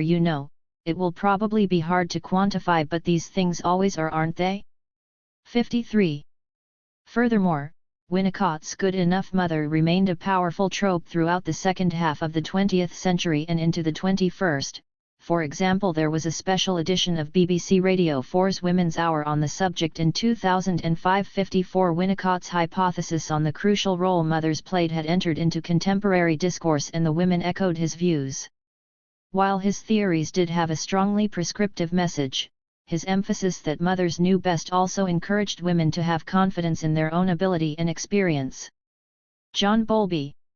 Although Donald Winnicott was an influential figure in the post-war decades, his contemporary John Bowlby, with his theory of maternal deprivation, was perhaps more notorious. 55. Trained in psychology, psychiatry, and psychoanalysis, Bowlby's report on the mental health of homeless children in post-war Europe, Maternal Care and Mental Health, was published in 1951 and brought his work to a wider audience. It was then reissued in 1995 as a popular Penguin edition, Child Care and the Growth of Love, which became an instant bestseller, selling 450,000 in the English edition alone, and was translated into 10 languages. 5. The view that maternal care in infancy was crucial for the physical development of the child had long roots stretching back to the late 19th century, with poor maternal care acknowledged to have a detrimental effect. What was new was Bowlby's idea that mere physical separation from the mother was a pathogenic factor in its own right. He stated, "A child is deprived if for any reason he is removed from his mother's care." Bowlby argued the close relationship between mother and child was not only natural but essential for a child's development. 57. This hypothesis was particularly demanding for mothers because it implied that only their care was good enough. Bowlby's influence was evident in the opinions of medical professionals in Oxfordshire, and there was a clear association between poor mothering and problem families in contemporary discourse. 5. The medical officers of health of both Oxford and Oxfordshire constantly expressed the belief that nursery care should only be provided in exceptional cases. Attitudes towards nurseries had hardened as the period progressed, which may indicate that Bowlby's theories were gaining ground. At the end of World War II, in 1945, there were 11 nurseries in Oxford with 50 places. Oxford's assistant Mo in charge of maternity and child welfare, Mary Fisher, wrote, "There is no doubt that the nurseries were much appreciated by the parents, and their continuation in some form after the war is necessary." 59. Only a year later, however, her tone had significantly changed. A reorganization of the wartime day nurseries took place on April 1, 1994.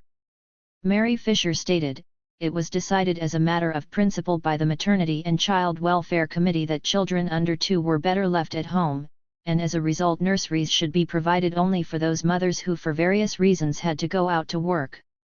Zero nursery attendance was only considered suitable where there were unusual circumstances. In 19 the priorities for attending Oxfordshire's local health authority day nurseries were, where there was only one parent, where the mother was ill, where daycare could prevent breakdown of the family, and where the child was seriously affected by the lack of opportunity to play with others. One John Bowlby's theories seem to have been influential upon many women in the years after World War II. In her oral history interviews with London women, Stephanie Spencer found that her interviewees were clearly aware of Bowlby's childcare theories, even if they did not mention his name directly too. Likewise, although only one of the Lancashire women interviewed for Elizabeth Roberts' study mentioned the work of Bowlby, a simplified version of his ideas was absorbed by many of the mothers, and they believed that only they should look after their children if they were not to grow up with some psychological damage. Bowlby's theories were widely diffused within popular culture. Karen had her first child in 1997. At the time she was a student at Somerville College, Oxford, and she returned to university after her son was born to complete her degree. To enable her to do this, her son was looked after by a childminder. Discussing how she felt about leaving her baby, she explained, "Well, my biggest memory was that just around about the time I was about to start doing that and have him minded, there was a television play. Well, this was about a terrible childminder who had babies stacked along the couch in rows, and so that made me feel dreadful." For when Polly was asked if she returned to work after her children were born in 19 and 1970, she emphatically replied she did not. She disapproved of those women who did work and thought children needed maternal care in infancy to become well-behaved, law-abiding adults. She explained, "I think it's fantastic that in those days we were actually there, because I was always brought up to understand that the first 5 years of a child's life are their actual development years. And I think today, because parents are working, they're off in schools or whatever, and they're not getting the discipline or the bringing up." 5. In addition, the women discussed their unhappiness with the phenomenon of latchkey children. Both Tanya and Gail recounted how their mothers had condemned the mothers of latchkey children, and they also shared this view. Tanya never went home to an empty house. She believed this was a principal cause of behavioral problems in children, stating, "I think it all sort of stems from there." Gail said her mother felt very strongly about latchkey children. She would never ever do that because she thought that was something very bad for the children. They like stability and someone there who is responsible. And if they get left on their own, well, they will wander around and get into mischief, and she did not agree with that at all, and neither did my husband or I, so ours were not latchkey children either. Never latchkey children. 7. The women were supportive of the idea that it was important for young children to be brought up in stable, secure environments in order to develop into successful adults. They were also of the opinion that working mothers created delinquent children. The belief that children needed continuous care from their mothers therefore had resonance with the women interviewed. When discussing the changes between how they raised their children and how children were being raised in the 2000s, many referred to the growth of nurseries. Women echoed John Bowlby's pronouncements that infants could not receive the same quality of care in nurseries as from their mothers. Florence worked as a nurse when her children were young, but made sure she only worked shifts during evenings and weekends so her husband could look after them when she was not there. When asked how she had managed to combine work and motherhood, she replied, "We didn't have nursery schools in those days. In fact, I was one of the mums that didn't really believe in nursery schools for a long time. I thought that if you had babies, they were yours to look after and you shouldn't expect anyone else to look after them. I know they started a small nursery school in our old scout hut, back when my sons were tiny, and the teacher came and said, 'Would you send your two?' And I said, 'No, I wouldn't even consider it. I don't believe in them. I think mums should look after them.' I'm still a bit like that, I suppose." 69. These ideas crossed class and educational background. Ruby was born in 1999 and grew up in Benson. She left school at 15 and had worked in the dispensary at the local surgery before her 2 children were born in the early 1970s. It was her opinion that if you've got a husband who's out working, then you look after your children. That's what you had MSIG for. Not to send them off to early, play schools and people like that. 70 Rose was born in 192 and grew up in Yorkshire. She did her undergraduate degree in Oxford and then undertook further research before leaving to have her first child in 1959. While she had enjoyed academic life, she thought it was important that she had been a full-time mother when her children were young. She explained, "I have a strong aversion to the notion of packing a child up like a parcel at 7 o'clock in the morning in order to take it to the nursery in order to go to your job. I don't think that's good for the child." 71 Ingrid was an Oxford graduate who worked as a teacher.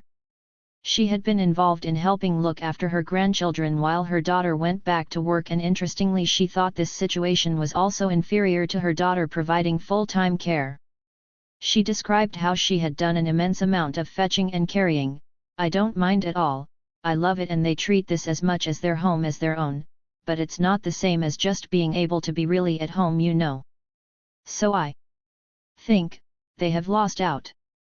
72 Deirdre thought there could not be the same bonding between a baby and its mother when she spent long hours at work. 7 These women were not arguing that mothers needed to remain at home throughout the whole of their children's upbringing, nor that doing so would be unproblematic, but they did think that very young children who were not cared for by their mothers missed out. Women also felt that the quality of the relationship between mothers and their children could be compromised when mothers were employed outside the home. Marilyn's own mother had worked throughout her childhood and she was looked after by her grandmother. She regretted this state of affairs and believed her relationship with her mother suffered because of it. She had therefore decided not to work when her children were young, explaining, "I didn't want them to be like myself with my mother working." 74 Linda's father had died when she was 4, meaning her mother had to go out to work to support the family. Linda said that in consequence she was determined that she would not work when she had her own children. 75 Likewise, Alma's mother also returned to full-time work when Alma was 4. Then when Alma was 7 her mother went away to college. Alma said that for 2 years she barely saw her mother and, like Linda, did not want to repeat this with her own children. 7 The Oxfordshire interviewees raised another tenet of John Bowlby's hypothesis, here, namely that a close, continuous relationship with their baby was also important for mothers. 77 Indeed, Enid thought that it was mothers who were deprived rather than their children. Discussing the effects of women going out to work, Enid provided the example of her grandson's wife who worked full-time. She explained that she did not think the situation was a problem for her great-granddaughter because, she's not going to say, "Well, I was only 2 and I remember my mummy not being there all day. And she's been to nursery, you see, and the nursery's been good for her, and my granddaughter-in-law is wonderful with her when she's with her. But I think my granddaughter-in-law's lost out, because there's all those hours, you know, mummy's lost out more than the baby's lost out." 7 Similarly, when asked why she was opposed to nursery care and whether she thought this was because the children missed out, Florence replied, "Yes, I'm sure they did, or parents miss out on children, because, like the first steps and that sort of thing, if you're not there when they take them, they're never repeated, are they?" 79 From the interviews it is clear the women were uneasy about the mothers of young children working, partly because they were concerned about the effects of nursery care on the children, but also, and they laid great stress on this point, because they thought women who were not at home with their children lost out on perhaps more than they realized. This was also a widely shared attitude. M.R.S. Morrison, a Lancashire resident who had 2 sons in the late 1950s, said, "I think, a lot of women don't want to be at home. They want to get out to work as soon as they can. I can't understand them, being as I am. I can't understand people wanting to go out just after they have had a baby and go straight back to work. I think they miss such a lot, with their baby, because you can't capture those moments again, can you?" 0 Those women who did work also felt that this may have been the case. Amelia had to return to work after the birth of her son in 1974 for financial reasons.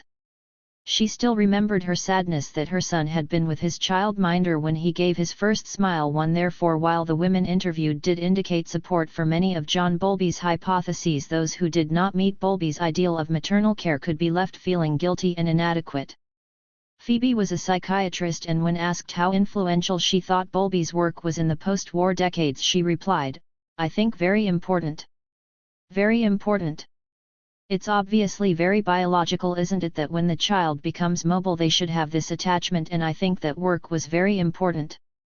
However, she also recalled how this stress on the importance of attachment made it worrying when she had to leave her own children to go to work, and she had tried to minimize the time she spent away from them too. Similarly, Siobhan described the feelings of guilt she felt when she tried returning to work, and which eventually led her to leave her job.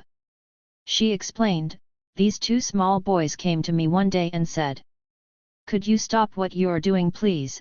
So I did, and he said, 'We've been thinking, and we think you should be at home, looking after us properly and making proper food for us, not going out to work and then giving us things like fish fingers.'" How to make somebody feel really guilty. Hannah had 3 children in the 1950s but continued working as a research assistant at Oxford University. When asked if she had read any childcare manuals, she answered, "The book that was all the rage was Bowlby." Yes. And that of course was another, yes, that was very worrying, and that is what people kept referring to, deprivation. For Georgie's relationship with Bowlby's theories was also complex. She was a teacher and returned to work when her first daughter was a few months old. She did not think working had harmed her relationship with her daughter and said her daughter thought she had an excellent childhood. However, she also argued that parents in the 2000s did not spend enough time with their young children and stressed the importance of the mother-child relationship in a child's first years. Moreover, during another part of the interview, Georgie expressed doubts about her mothering ability, saying she believed her daughter's eating disorder was a result of her problems feeding her when she was a baby. There clearly were anxieties perhaps not fully explored about how she had related to her children in infancy. 5. Moreover, despite the criticism that John Bowlby received, particularly from feminists, his theories have remained influential. Commenting on the changes that had occurred between the time when her own children were born, between 1979 and 1992, and the experience of mothers at the beginning of the 21st century, Sonia stated, "Well, I would think probably there's a lot more mothers who have to go out to work now, so there's a lot more children who, are in childcare from a very young age, which I think is quite sad." Jean brought up her 2 children in the 1990s and explained why she did not return to work until her children were school age, and then only part-time. "I was always home for them and they always came first. There's no way I would have not been here for them, not gone to school events, and picked them up and all stuff like that. I feel that it's really important that if you make the decision to have kids, then you should actually be around to look after them. I think, these poor kids that go to school or nursery at 7:30 in the morning and then are picked up at 6 in the evening, it must be really hard on them. They can't possibly get the same sort of care when there's a ratio of 1:6 or 1:8 that a kid does at home when it's just him and his mother. Even the best nursery in the world just can't care for them with the same values." 87. Cynthia was a clinical psychologist, and her only child was born in 1999. While she did return to work, she was still influenced by Bowlby's concept of separation anxiety in her timing. However, interestingly, it encouraged her to return to work earlier. She explained, "I'd seen the experience of how people who'd postponed it then hit the whole sort of separation anxious sick, period when their babies were sort of 8 or 9 months. So the advice seemed to be, it's better to do it younger on than not." However, at several points throughout her interview, Cynthia mused on whether this had been the right decision. While she enjoyed her work and was pleased to return to it, she also said, sort of years after the event you do think, well, maybe I did miss out on stuff. Women who did not meet Bowlby's high standards of care for their infants could be left feeling anxious and guilt-ridden, fearing that they could be harming the development of their children, but also that they themselves had missed out on the satisfaction that Bowlby claimed mothers gained from a close and continual mother-child relationship. There was great pressure on women in the post-war decades to conform to the model of good mothering that child psychologists such as Bowlby deemed essential for the health of their children. To women who had left paid work and careers when their children were young, these pronouncements served as an endorsement of their choices and validated the role of full-time mother. However, for women who could not meet this ideal, these theories appeared as distressing and censorious. Benjamin Spock. However, it was another of the mid-century experts, Benjamin Spock, who was the most important figure to the women interviewed in Oxfordshire. Spock, an American pediatrician who was also trained in psychoanalysis, was referred to by women who had their children throughout the whole of the period 1945-2000, and the majority had seen his book Baby and Child Care 9, first published in 1994 as the Common Sense Book of Baby and Child Care. The book is one of the best-selling works of non-fiction of all time. By the time of his death in 1999, it had sold more than 50 million copies and had been translated into 39 languages. The book was still in print at the beginning of the 21st century. 90. Christina Hardyman argues that while Spock was neither the first nor the only pediatrician to challenge the regimented approach to childcare of earlier experts, Baby and Child Care was easily the longest and most comprehensive book of its type, and Spock had the knack of putting across complex information in the simplest of terms. 91. Spock proved popular with the Oxfordshire interviewees from the beginning. Phoebe was born in 1921 and had 5 children, the first of whom was born in 1994. She studied medicine at Oxford and worked as a psychiatrist. When asked if she had read any of the childcare literature that was around at the time, she answered, "Yes. I think was it Mr. Spock came along and that was pretty sensible." 92. Marjorie was also an Oxford graduate who lived in North Oxford when her first child was born in the late 1950s. She declared that, Dr. Spock was sort of the source of all knowledge then. 9. Spock was not the preserve only of highly educated women, however, but had universal appeal. Eve was born in 1927 and grew up in Lancashire before moving to Cowley. She had left school at 16 and worked as a typist, but also stated that, Dr. Spock was the man who we all followed in those days. 94. June, who lived in Cowley throughout her life and had 4 children in the 1950s and 190s, turned to Spock for advice after her sister-in-law in America sent her a copy. 95. Moreover, Spock remained popular. Marilyn left school at 16 and worked as a secretary before having 2 children in Benson in the early 1970s. When asked if she consulted any childcare experts, she replied, "Yes. In our day, Dr. Spock." 9. Carla, a secretary from Banbury who also had her children in the early 1970s, believed the only childcare manual at the time was Spock. 97. More educated women were still consulting Spock too. Ellen was born in 1947, held a master's degree, and had 6 children in the 1970s and 190s. When asked if she had any books on childcare, she replied, I've got a copy of Dr. Spock. 9. And Bonnie, a teacher who had her 3 children in 197, 191, and 197, recalled being told, although she did not say by who, to read Dr. Spock, indicating that his book was still considered to be recommended reading. 99. Benjamin Spock was therefore positively remembered by a diverse range of women. His popularity cut across social background, locality, and age, and many interviewees recalled him as being the only childcare expert they knew of.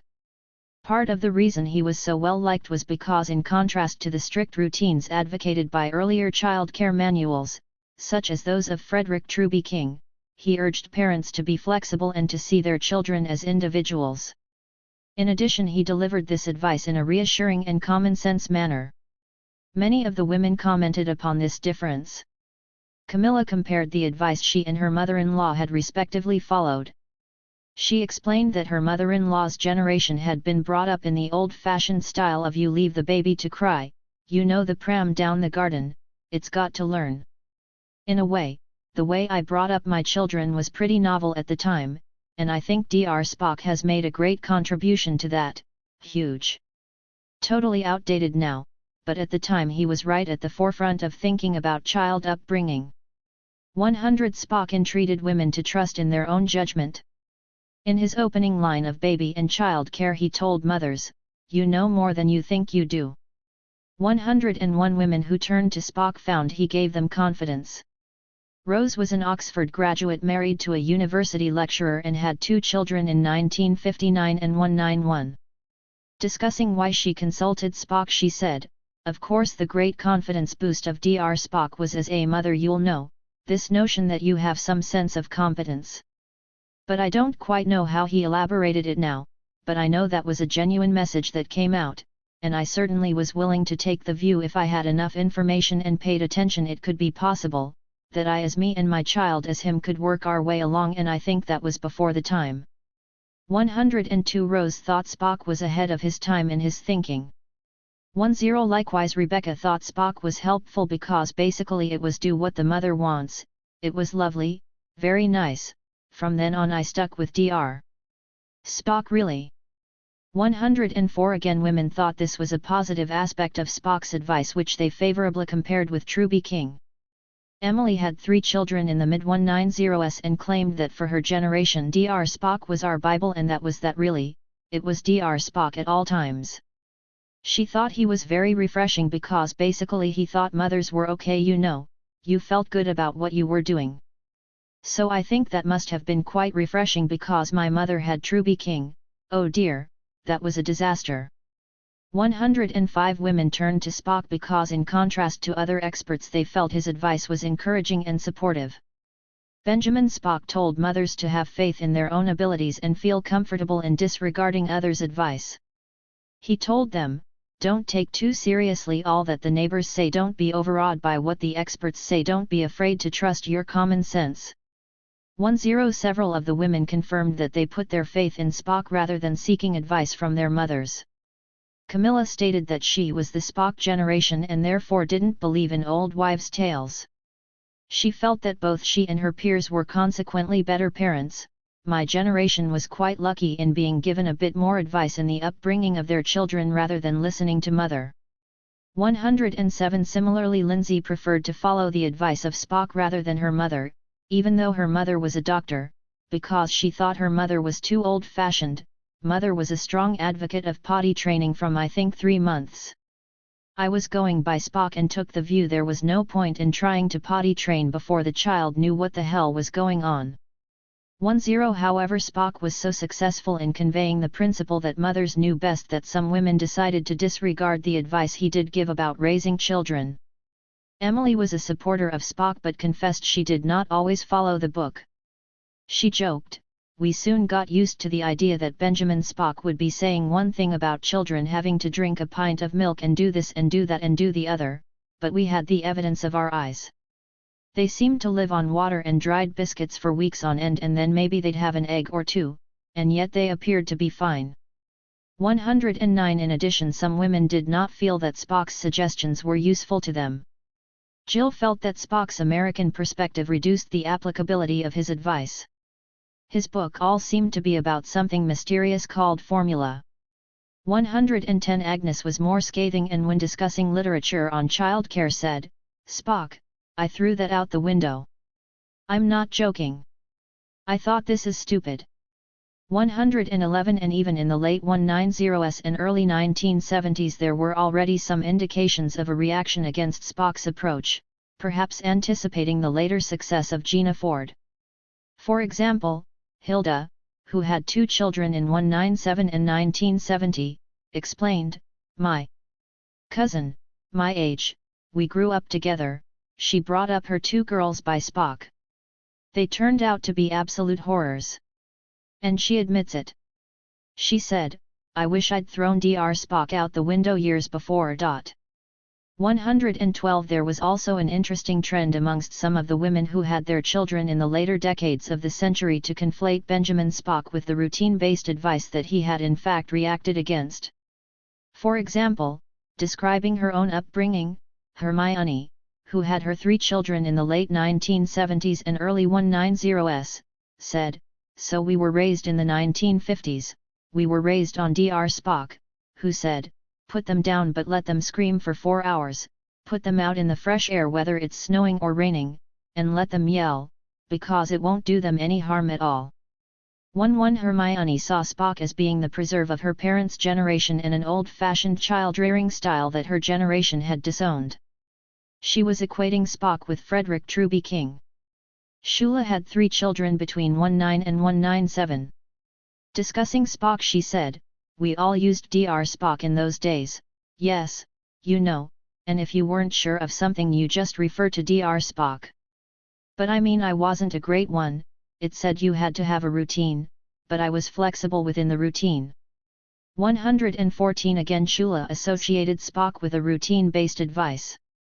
This divergence may indicate more than simply women misremembering. By the 3rd edition of Baby and Childcare, published in 19, Spock had revised a great deal of his earlier advice. For example, he retreated from his earlier permissiveness and advocated much stricter disciplining of children. He now argued that spoiling, even in the first few weeks, was clearly possible. 115 These contradictions within Spock's own books highlight the complexity of the advice literature that mothers were faced with and the mixed messages they could receive. Overall, though, Benjamin Spock was seen as an easygoing and reliable source of advice. Unlike figures such as Frederick Truby King or John Bowlby, he had not become tainted in their eyes by later criticism, although they acknowledged that he was probably now considered out of date. Few women leveled the complaints against Spock that they did with other experts, even when the message he gave was similar. For example, Rose said, "Spock was before Bowlby, wasn't it sick, and these very much more demanding messages about attachment and so on." 1 In reality, Spock was, at least initially, as insistent as Bowlby in his assertion that infants needed full-time care from their mothers. Spock offered women both freedom and constraint. He gave them confidence to follow their own instincts and care for their children how they saw best, but within a traditional model of the woman as full-time mother. Fiona highlighted this tension, explaining, "Dr. Spock, I went to him a lot, who was great. Because he believed that parents had to have rights as well as children." However, she went on to argue, "I don't know quite why everybody thinks that Dr. Spock was so incredibly permissive. He was about feeding on demand, but not in things about expecting children to have attention all the time." 117. Penelope Leach. Benjamin Spock was highly influential on the writers who have followed him. Penelope Leach's work shared many similarities with that of Spock and was also a reaction against the rigid regime advocated by those such as Frederick Truby King. Leach herself has been one of the most important authorities on child development during the late 20th and early 21st century. Indeed, in April 2010 she reignited the debate over controlled crying by arguing that leaving babies to cry could damage their brains. 1 Her best-known book, Your Baby and Child, From Birth to Age 5, was first published in 1977 and sold over 2 million copies.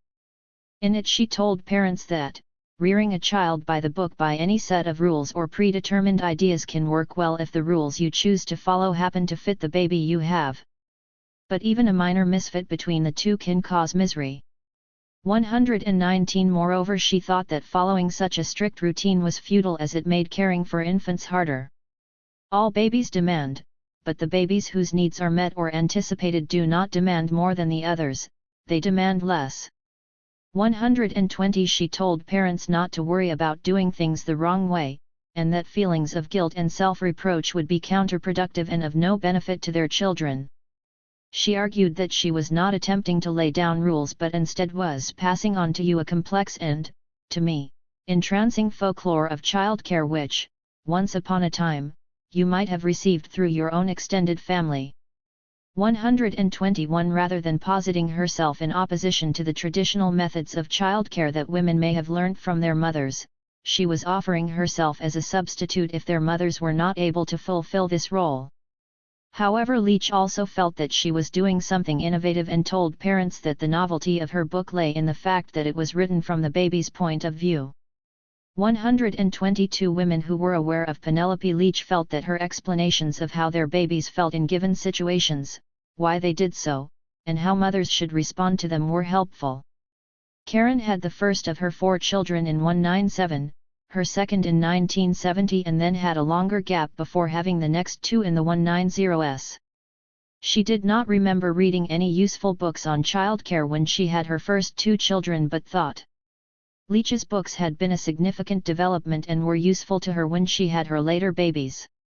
1-2 Carmel had her 3 children in 1977, 192 and 195, and explained that she relied heavily on Leach's advice. She felt unprepared for motherhood and that it was a very steep learning curve. She said, "What really helped me was a book called Baby and Child by Penelope Leach. That really helped me." Carmel felt that Leach was an ally in her desire to reject the routine-led baby care of previous generations and follow demand-led care instead.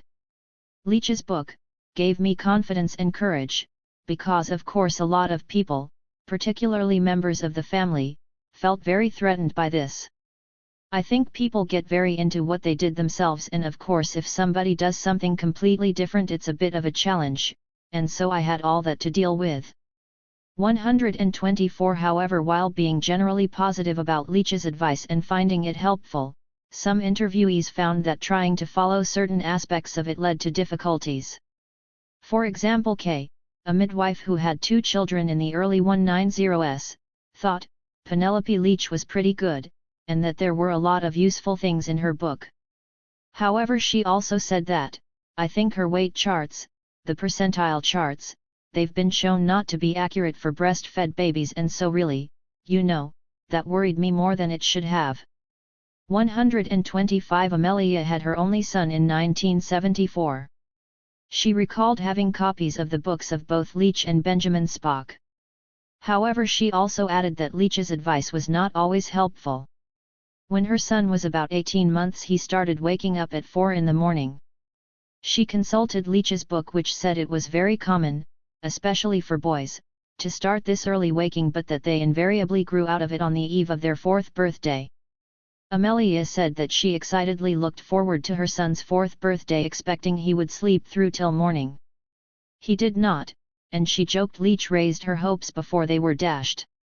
1-2 There were also some women who felt Penelope Leach's stress on trying to always meet their child's needs may have been ideal in theory, but in practice was unworkable, and they therefore modified her advice to suit their needs. For example, Harriet, who had twins in 19, said Leach was her Bible, but she also had some reservations. I mean, hers was definitely feed them on demand, don't pander to these set routines where you've got to do things. And you followed what the child wants. And I thought some of this was quite good, but then I did actually think they and I somehow also needed a bit of a structure too. So, we kind of interweaved a sort of a route, somehow, that saved everybody's sanity, and the boys seemed to be sort of thriving and growing quite well. 127. A few of the interviewees took a positively critical stance against Leach's work. Hermione felt that the whole notion of trying to respond to a baby's every need was inherently flawed. She explained how Leach was all demand feed, can't spoil a baby, and of course you can, because at what point do you stop? Then you never, ever denied a child anything, and suddenly realize you've raised this monster, and you start saying no, and you've got a child that simply doesn't understand. 1-2 Leach's style also alienated women who thought she focused too much on the child's needs and not enough on the mother's. 129 For example, as Rebecca explained, I didn't take to the later gurus at all. Penelope Leach worked for children's rights, but I think I preferred mother's rights. 10. Gina Ford. The reaction that some women showed against the child-centered experts such as Penelope Leach perhaps explains the popularity of an expert such as Gina Ford. Ford came to prominence in the 1990s through her work as a maternity nurse, and her first book, The Contented Little Baby Book, was published in 1999. Evoking the earlier advice of figures such as Frederick Truby King, Ford stressed the need for a daily routine for both the baby and its parents. She posits herself in direct opposition to the style of childcare advice that Penelope Leach and others had been advocating. For example, in The Contented Little Baby Book she states, "The dozens and dozens of baby care books I have read are all in agreement on one aspect, that in the first few weeks it is impossible to put a small baby into a routine. The implication is that if you even attempt to put your baby in a routine you could seriously damage him.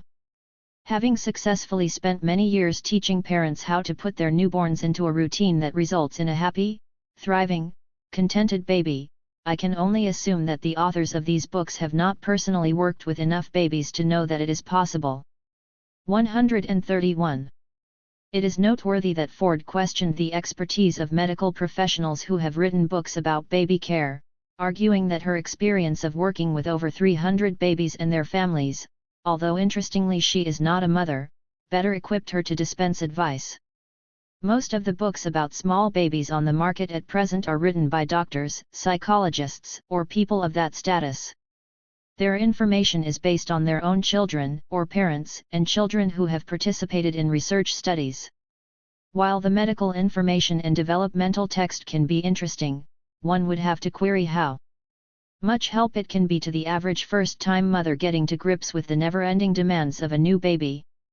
132. Some women who had themselves followed a demand-led approach now wondered whether they might have in fact been better following a routine-based system such as Gina Ford's. Anna, herself a doctor, had her 3 children between 197 and 197. At the time she had her children she had been influenced by the then belief that babies should dictate their own timetable and had not attempted to follow a routine. Looking back from her current perspective in the 2000s she now wondered whether this had been the best course of action. I'm interested in how my own children, particularly learning from sort of manuals like Gina Ford, do sort of controlled crying. And don't just pick them up all the time. So it's quite interesting that I wonder if I had done that we wouldn't have had these months and months of fretful baby in the evenings. Anna was not alone in noting how her children's generation had returned to a more regimented approach to child rearing. Hermione was born in the late 1940s and had her children in the late 1970s and early 190s.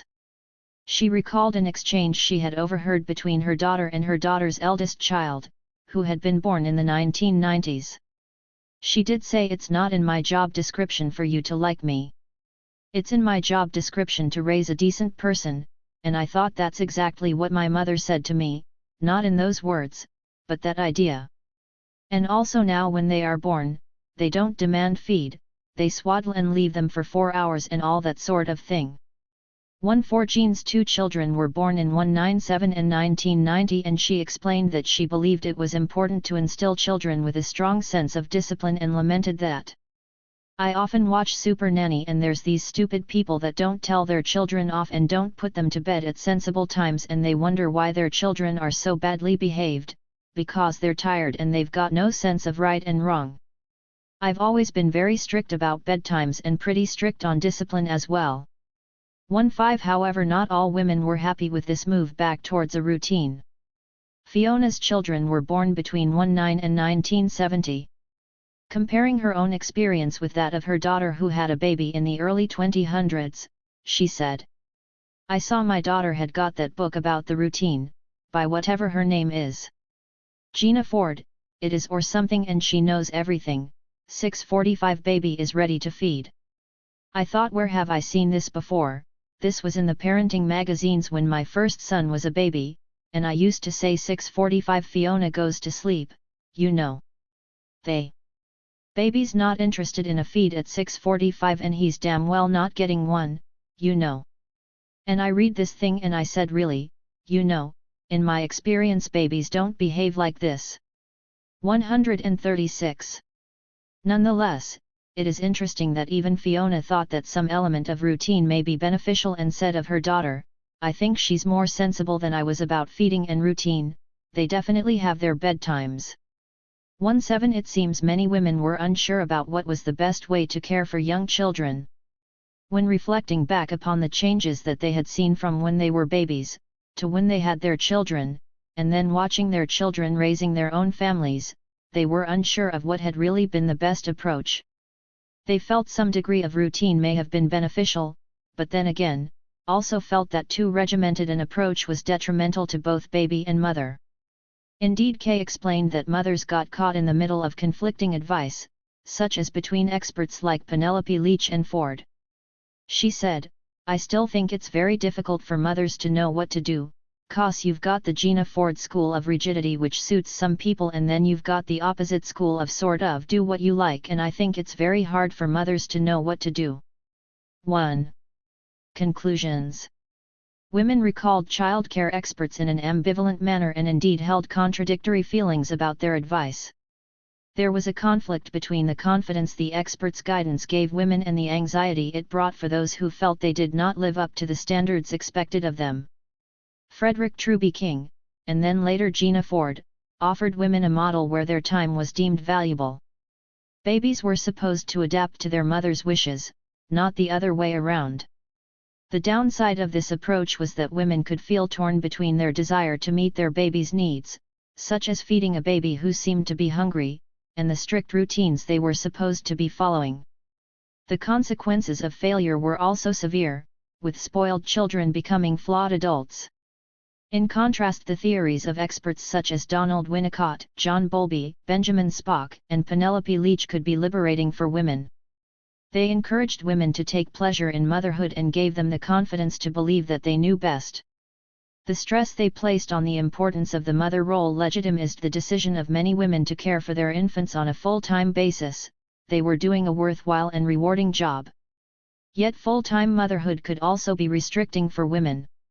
Many mothers felt anxious or blameworthy whenever they had to leave their children. Women who had to work for financial reasons or chose to pursue careers were left feeling guilty that they could be damaging their children's future emotional and physical well-being and that their children were missing out. In addition, it is notable that despite both the content and the tone of the child care Bibles altering over time, there remained striking similarities in the way experts presented their advice. Whatever the message, and despite the changes in accepted beliefs of what was best practice, the advice given to women was offered in a consistently prescriptive manner. While the way they addressed mothers may have been more or less friendly, all the authors discussed here employed the imperative mood, so their recommendations took the form of orders, for example, let the baby sleep or feed them on demand, rather than suggestions. The experts also highlighted the extreme consequences they believed would result if mothers did not follow the methods of child-rearing that they advocated, exacerbating the guilt that mothers could face. And the levels of behavior they set for both mothers and babies were often unattainably high, meaning women could be left feeling like failures when these targets were not achieved. Therefore, while women could find supportive messages within childcare literature, some also found the advice more troubling. Moreover, these ambiguities within women's accounts of their relationship with the experts mirrored the conflicts within wider society about the best way to care for small children and the role of mothers within this. 6. Working and caring, women's labor inside and outside the home. From the late 1940s, married women were being urged to return to paid work. Initially, they were needed to fill the gaps in the workforce created by labor shortages in areas such as transport, agriculture, and textiles, but later there was a drive to recruit more women in jobs such as teaching and nursing, where there were large numbers of vacancies due to the post-war social reforms. Women's working patterns changed after World War II. Domestic service, textiles, and the clothing industry lost their predominance as employment sectors for women, while the number of women employed in clerical work grew rapidly. As Gary Holloway argues, this increase of married women working led to a debate that began in the 1950s about when, in the life cycle, women should work, how this affected their primary role as homemaker, and whether in fact it was possible or desirable for married women to work. 1. The ambiguities and disagreements within the literature of the period about what the role of women should be illustrate how contested the issue was. 2. Some commentators were conscious of the new demands upon women that resulted from their increasing participation in the workforce. Richard Titmuss described how the typical woman of the 1950s had completed her mothering role by the age of 40, and thought the tendency for married women to engage in paid work was a response to this. Titmuss believed it brought a new conflict for women between motherhood and wage earning. Proposals on how to solve these difficulties were also put forward. Criticizing the current education of girls in the 1950s and 190s, which they felt did not address the realities of women's lives, Judith Hubbard and Hannah Gavran argued changes were needed to better prepare women for their roles as mothers and workers. For moreover, by the 190s there were concerns that women were not meeting the needs of the economy. In 19 the Committee on Higher Education, under Lord Robbins, reported, "We should greatly welcome a tendency for more girls to stay on at school, if only from the national point of view of making better use of what must be the greatest source of unused talent at a time when there is an immediate shortage of teachers and of many other types of qualified person." 5 Women did not enter the labor market on equal terms to men, however, because their domestic role was considered to be of paramount importance. Dolly Smith Wilson suggests that men and women existed in 2 separate labor markets, one for men, considered the real workers, the other for women, considered low-paid auxiliaries working on the side, unrelated to their real role as wives and mothers. Considering the post-war welfare reforms, Jane Lewis proposes that women's role in William Beveridge's conception of society was quite specifically to redress the decline in the population and provide domestic support for men in full-time employment. She believes that this narrow conception of women's role came at the expense of women's interests because the needs of race and nation for women's work as wives and mothers came before the needs of women as individuals. 7 Beveridge can be seen as raising the status of women, though, inasmuch as he assigned to them a crucial role in the nation's future. Jennifer Dale and Peggy Foster contend that the domestic role was not necessarily perceived as oppressive in the 1940s and 1950s and that women's role as mother was awarded a high status. The Beveridge Plan acknowledged housewifery as a profession. They conclude it has only been with later feminist analyses that dependence and low esteem have been assumed to characterize the role of housewife. Not all women were afforded such an opportunity, though. Immigrant women, in particular, were disadvantaged because of the official view that they had entered the country as workers.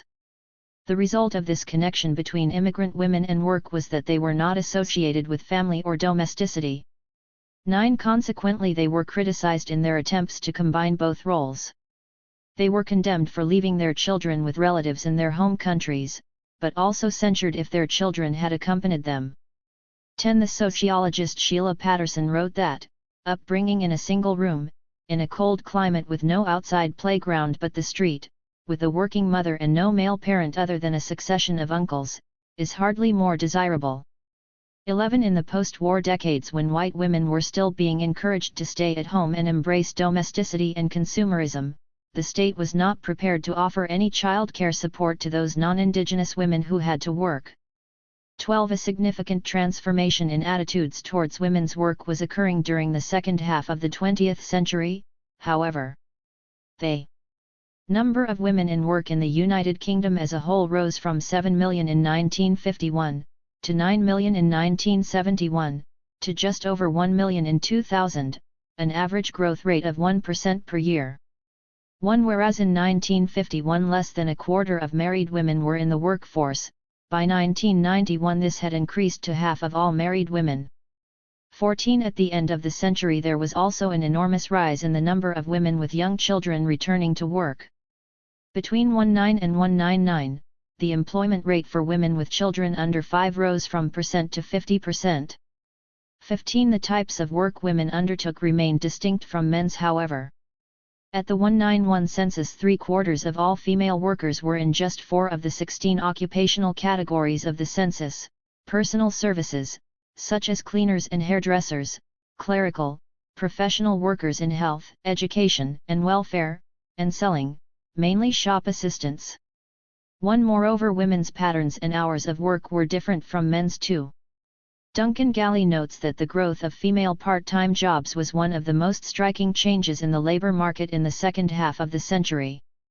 At the mid-century only a very small proportion, about 11%, of women's jobs were part-time, but by 1971 part-time work represented approximately a third of female employment.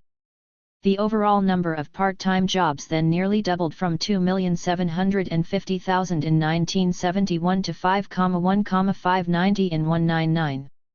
17 It was women with dependent children who made up this growing number of part-time workers. However, a labor force survey conducted in 2000 revealed that the presence of dependent children still sharply reduced women's participation in full-time work. Mothers were only half as likely to be in full-time work as women without dependent children. Conversely, mothers were substantially more likely to work part-time than women without dependent children, 44% compared to 27%. For women without dependent children, looking after family or home had almost disappeared as the major activity. Among mothers, however, the number of full-time homemakers was only marginally smaller than the number in full-time employment. Just fewer than 0% were in full-time employment as opposed to about a quarter looking after family. As Sarah Connolly and Mary Gregory have concluded, at the end of the 20th century motherhood was the dominant influence on women's employment status. 19 But while motherhood was undoubtedly decisive in determining women's working lives, there were also variations between mothers along the lines of class, region, and ethnicity. Before the war, middle-class women overwhelmingly left work upon marriage and did not return. While many working-class women also aspired to fully withdraw from the labor force, they would often take paid work after marriage when household finances required it. From the late 1940s, the numbers of working-class women returning to the labor force after having children climbed, and from the 190s they were joined by middle-class women. During the 190s, a significant improvement in female access to certain professional occupations started to occur, and by the closing decades of the century, middle-class, professional women were more likely to be working than their less well-qualified counterparts. Moreover, middle-class mothers with successful careers were increasingly returning to work before their children were of school age. 20 There were also differences in the employment opportunities for urban and rural women, with women's involvement in paid work lower in rural areas. Those women who were employed were more likely to be in part-time work, and the quality, pay and conditions of work for women were poorer in rural than in urban areas. 21 Other regional differences existed too. In her 19 survey of women's employment, Audrey Hunt found that regions which had traditionally been those where women did not work, particularly after marriage, were still those where the proportion of women at work was lowest. For example, only about 2/5 were at work in the north of England. 22 As noted above, migrant women had been viewed as workers rather than mothers when they first came to England in the post-war decades.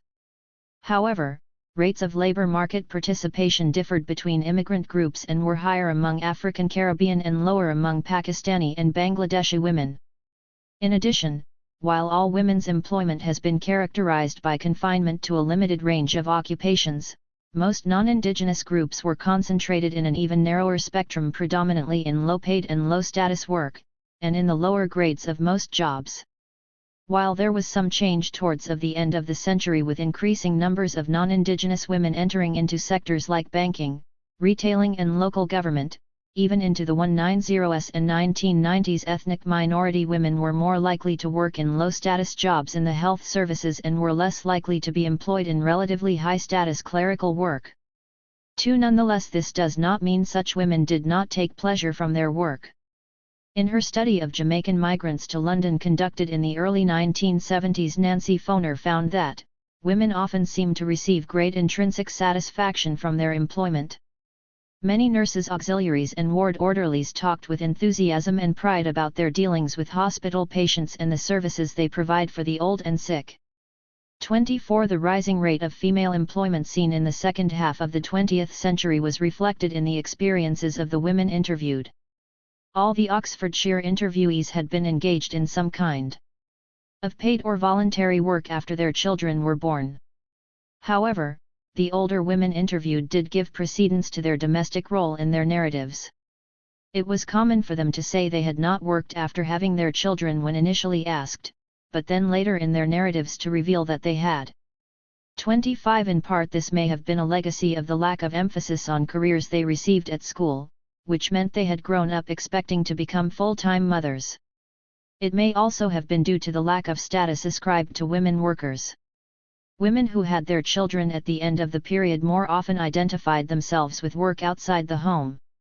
Nonetheless, for most women, throughout the second half of the century, work was something to be fitted in around their children, hence the popularity of part-time work. 2 Only a small number of women, albeit an increasing one, presented their working lives as a central feature of their accounts. This trend reflected the fact, as Jessie Bernard has noted, that the gifted mothers who pursue professional careers represent only a relatively small proportion of all working mothers who are gestating the future. Far more are simply mothers who have jobs. 27. This chapter will therefore assess the attitudes towards work of the women interviewed in the context of national debates surrounding women's employment. It will examine 3 models of work for mothers. The first is professional motherhood and the ideal that full-time housewifery could provide women with a career in itself. The second model is the woman who worked on the side, with paid work being supplementary to her principal role as mother. The third model is the working mother who combined motherhood with the pursuit of a career, and for whom both aspects of her life held equal weight. Women's understandings of these models were derived from watching their mother's generation, their contemporaries, and their daughter's generation, and therefore perceptions of change over time will also be considered. The profession of motherhood. The belief that women should contribute to society through marriage and motherhood was entrenched within post-war thinking. In 1942, William Beveridge had argued, in the next 30 years housewives as mothers have vital work to do in ensuring the adequate continuance of the British race and of British ideals in the world. The same year a mass observation directive asked, "What do you feel about the position of women in this country today?" One correspondent replied, "The right place of a married woman is in the home because marriage is a career, and if it is going to clash with a career already embarked upon, a choice should be made between the two." 29 Rose had 2 children in 1959 and 191 and recalled how she and her contemporaries were influenced by such views. After the war, everybody was having children, lots of people were having children and families, so I think without necessarily examining ourselves we assumed that at some stage we'd do the same, and it seems preposterous to me now that at one stage I even had the thought, well, I really should have children, it would be selfish not to. You know, you mustn't leave it to everybody else, you must make some sort of contribution, you must all have some place in society. 30 However, after her children were born, Rose's attitudes changed.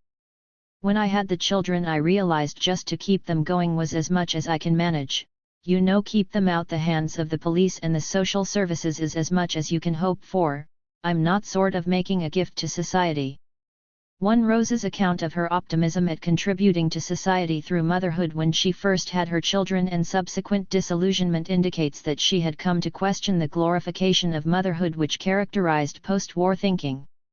She now wondered whether it was such an invaluable job. Her re-evaluation of her attitudes with the passing of time may also reflect the later feminist reappraisals of the mother role, as her doubts set in during the later 190s.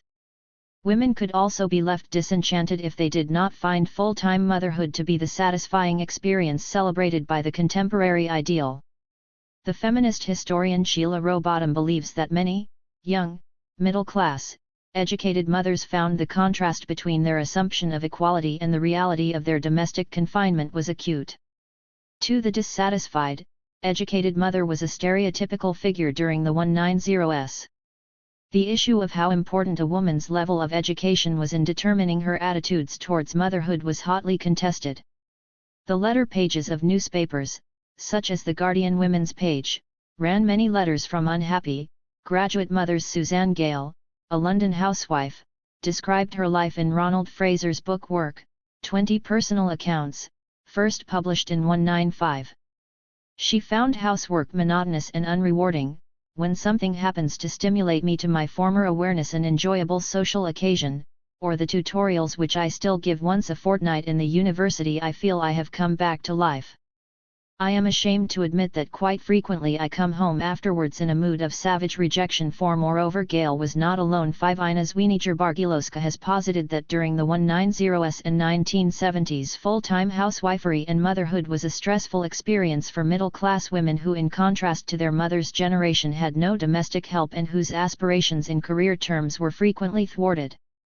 Middle-class women in Oxfordshire who had grown up seeing their mothers employ servants to take care of the house did comment upon the difference in lifestyle they and their mothers enjoyed. Louisa was born in 199. Her mother was a dentist and worked throughout her childhood. Louisa tried to explain why her mother had been able to combine work and motherhood while she had not. "My mother worked, you see, but she had childcare, there was no problem." We're the sort of the part-time generation because there was no childcare. I mean, it was bad enough finding a babysitter. I just couldn't go out because I was let down so many times. Louisa thought this was a common experience for educated women of her generation. She recalled that only one or two of her friends had careers. 7 Camilla, who had her children in the 190s, thought she belonged to a lost generation who came between my mother's generation with the nanny and somebody who came to do the washing and my daughter's generation who send out the laundry and send them to the creche. We had to do it all. Full-time motherhood therefore provoked an ambivalent response amongst a section of educated, middle-class women.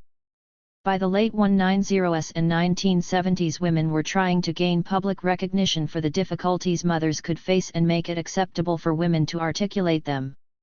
The women interviewed in Oxfordshire benefited from such campaigns and felt able to talk of the loneliness and frustration they had experienced as mothers to young children.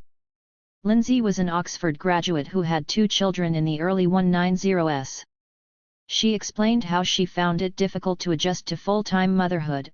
I mean, having children absolutely, as happened to a lot of graduates, really threw me. I was totally unprepared for not only the sheer drudgery, but what it does to one's feelings, including, occasionally, the feeling that I could quite cheerfully kill this child. 9. The isolation that mothers of young children faced was frequently referred to. For example, Haley, a graduate from Bedford College, London, also found that being at home all day with small children could be wearisome. She recalled that children drive you up the wall after a bit, they really do. Significantly, the interviewees explained the ways in which they tried to counter this unhappiness rather than accepting the situation. Haley thought it was imperative that women had an opportunity to get out of the house. She did not think this necessarily need be for paid work and undertook voluntary work herself. 40. In Oxfordshire, however, it was not only educated middle-class women who talked about their frustrations as mothers. Cherie had left school at 16 and worked as a secretary before having her children. She lived in Cowley when her 3 children were born in the 190s. Like 148 May 12, 2011, 9:32. 149. Working and caring. Haley, she thought it was very easy for women to feel isolated and a bit sort of shut off at home if you're not careful. She also made the point of leaving the house every day, even if this was only for a walk around the park. 41. Hilda lived in a small North Oxfordshire village when she had her 2 children in 197 and 1970. She recalled feeling depressed when her children had reached school age and she was left alone in the house. Her mother-in-law encouraged her to take a temporary job, and Hilda said she was still working 25 years later. 42. Despite not being highly educated or middle-class, Tina, a Benson mother who had 3 children between 194 and 1971, was one of the women who spoke most powerfully about her profound difficulties of coping with the expectations placed on her in the role of wife and mother. Tina had left school at 15 and got married at 18 to a man who worked at the car works in Cowley. She recalled how she had felt trapped and depressed by her circumstances. I'd just had enough of everything. For it is clear from the Oxfordshire evidence that difficulties in adjusting to motherhood and reconciling society's expectations with the reality of their lives was not the preserve of middle-class mothers. Indeed, Marilyn, who had attended a secondary modern and left school at 16, argued that it was a unifying experience for women at this time. Marilyn also expressed her discontent with the housewife role. I didn't find it easy because all you're doing is housework and cleaning and things like that. However, she felt this situation was alleviated by the fact that there were quite a lot of people in the same situation who provided one another with friendship and support. 44. Women recalled this time spent in the company of other women as being not only helpful but also enjoyable. Karen had 4 children between 197 and 195.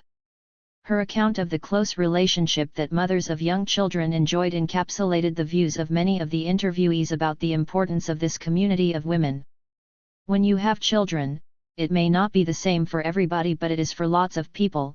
You're often at the end of your tether, but not in any desperate way, but you often have to do things that you're not good at doing. You have to do things when you're very tired. You have to clean up mess, you would not have contemplated clearing up in cold blood. And all those kind of things, and the other mothers are people who are living in that kind of place with you.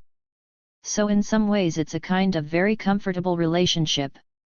Because people joke about, oh, I scream at my children.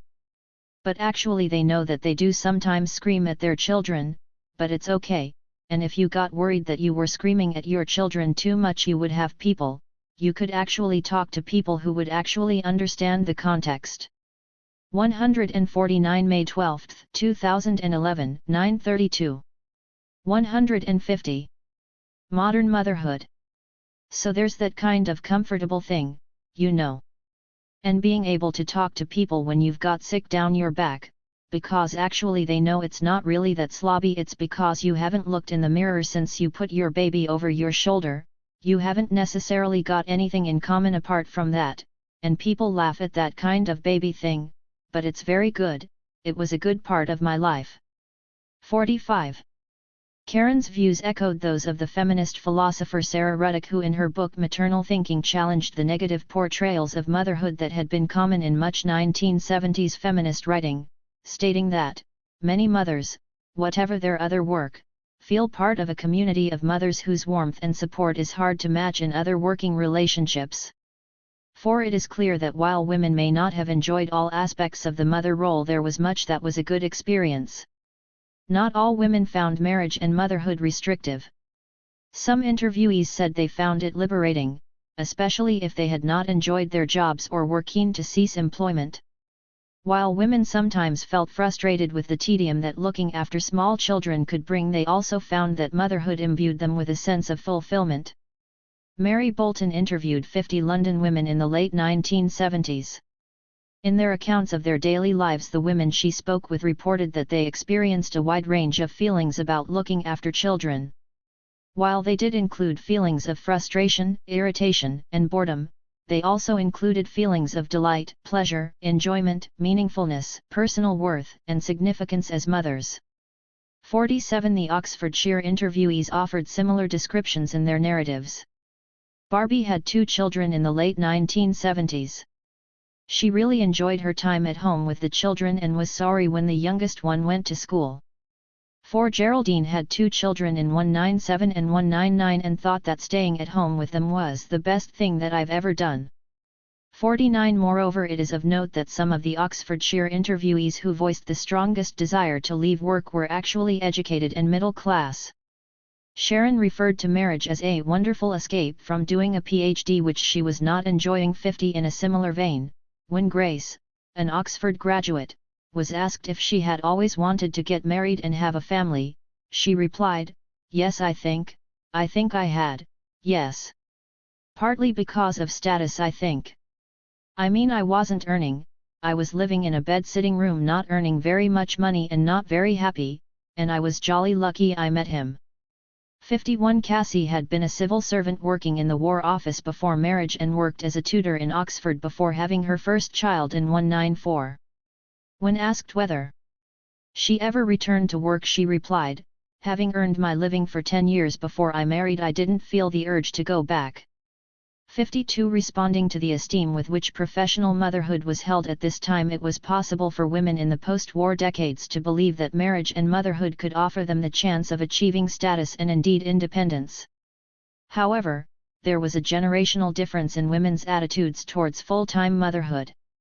Women who had their children from the late 190s onwards and who chose not to return to paid work, or only did so when their children were past school age, did seem more apologetic in their accounts of why they did not go back.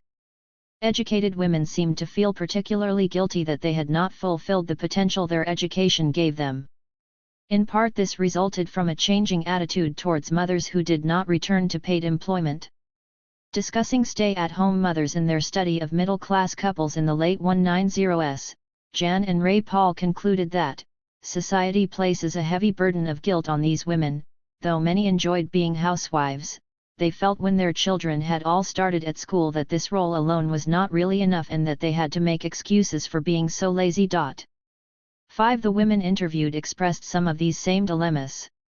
Siobhan had 2 sons in the early 1970s and compared herself negatively to her brother and sisters. In fact, I think I consider myself to be the least successful of my siblings. My brother is a professor of optometry, and my middle sister was in charge of remedial teaching. She was responsible for the education of handicapped adults in Surrey. My sister, who's 7 years younger than me, was a senior Crown prosecutor.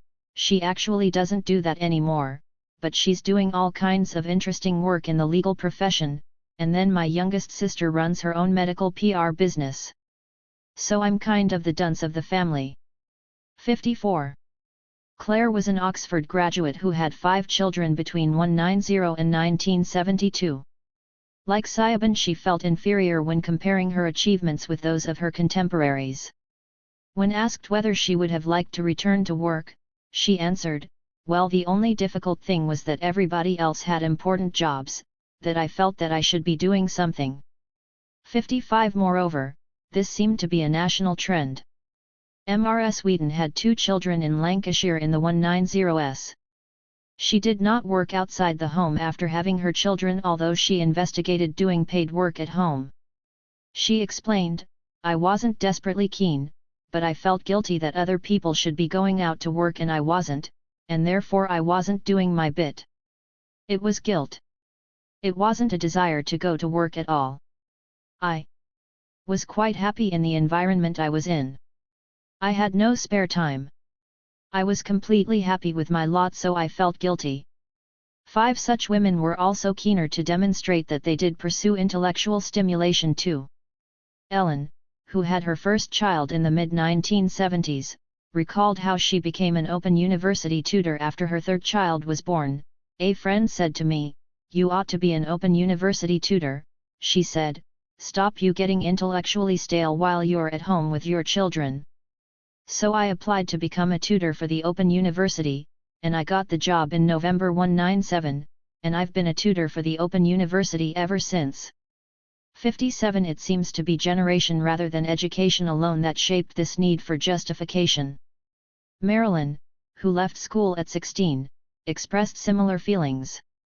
She also had her children in the early 1970s and stressed how getting involved in playgroups meant she was more than simply a stay-at-home mother. "I was involved with playgroups when they were young, and that kept me out of the house and gave me something to do, so I didn't work when they were young but went back when they were at school." 5. The general trend amongst the interviewees as the century progressed was to return to work when their children were at younger ages. While even in the 190s and 1990s only a minority of the women interviewed returned to full-time work before their children were school age, those who were not engaged in paid work could feel they were looked down upon. Josie had 4 children between 1995 and 1991.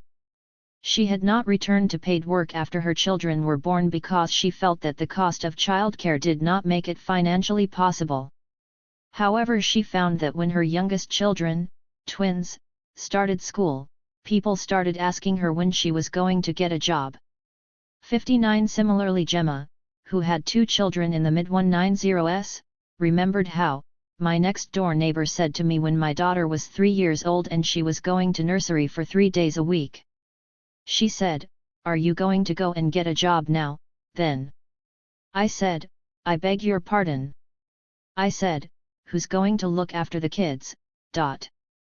0. Women who had their children earlier in the century also commented upon this change.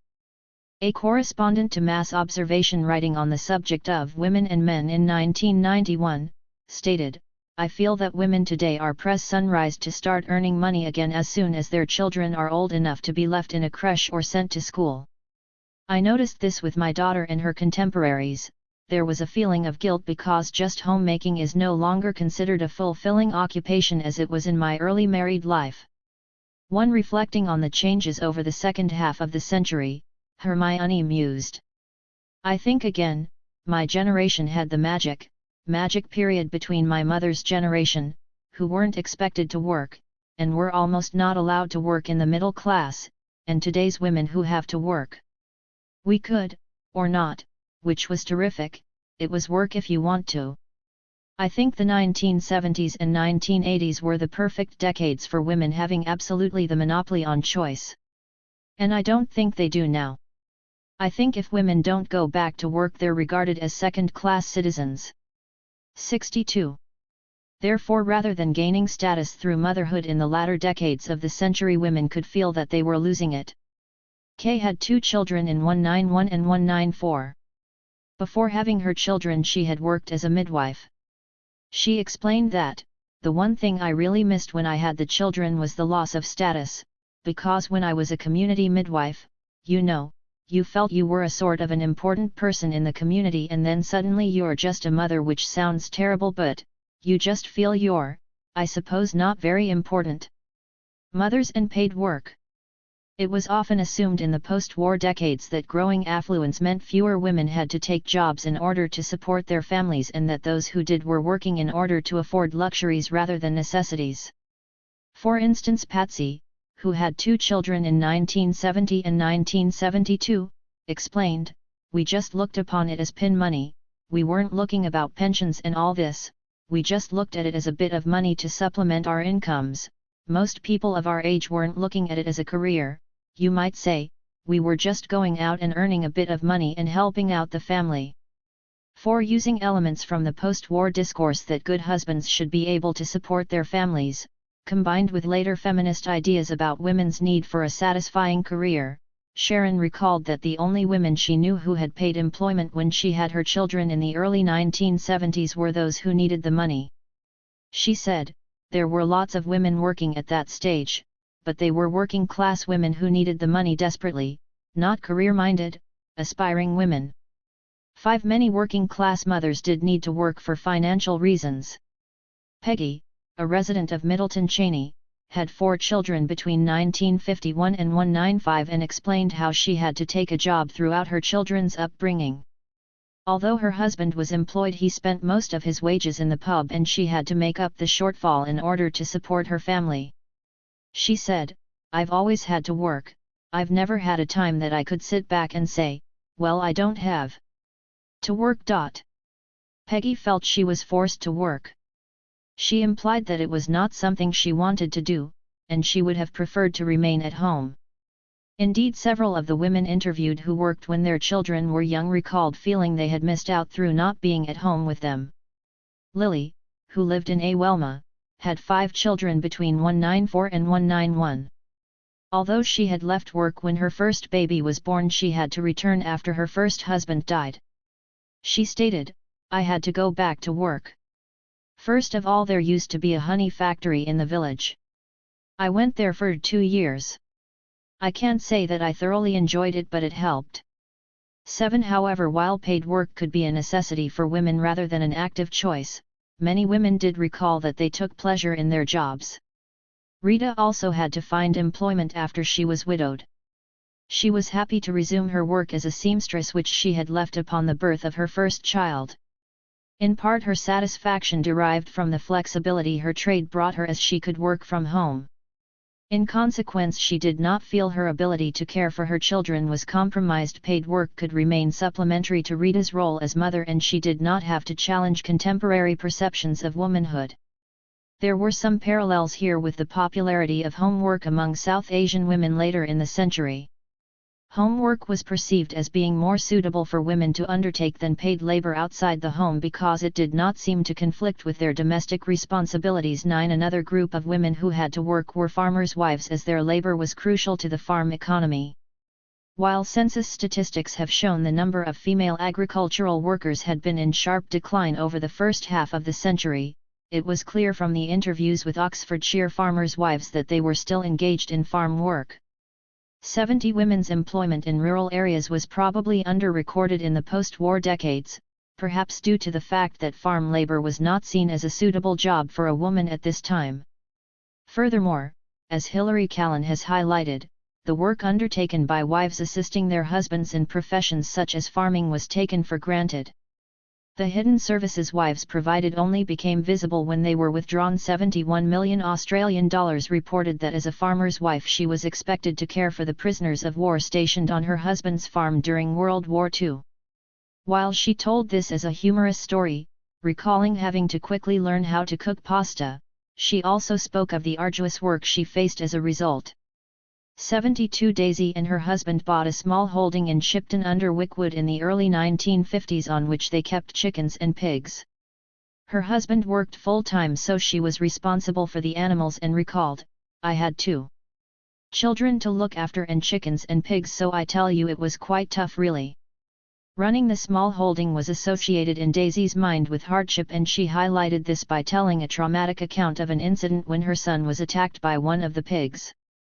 In 1955 she and her husband took on a milk round because they were struggling to pay their mortgage and needed a new source of income.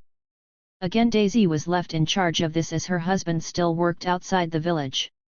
She explained, "I had to take the little boy of 3, and he had to sit in the van whilst I delivered milk." 7 Daisy clearly felt this responsibility was a burden to her rather than an exciting employment opportunity. Later in the century, farmers' wives were still playing an important role. Alice was 22 when she married a farmer in 191. When asked what she did on the farm, Alice replied, "Oh, driving tractors.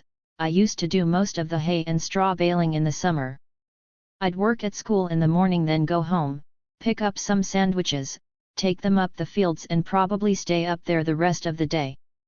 74 Zoe recalled what it was like when she and her husband took over his family's farm in the early 1970s.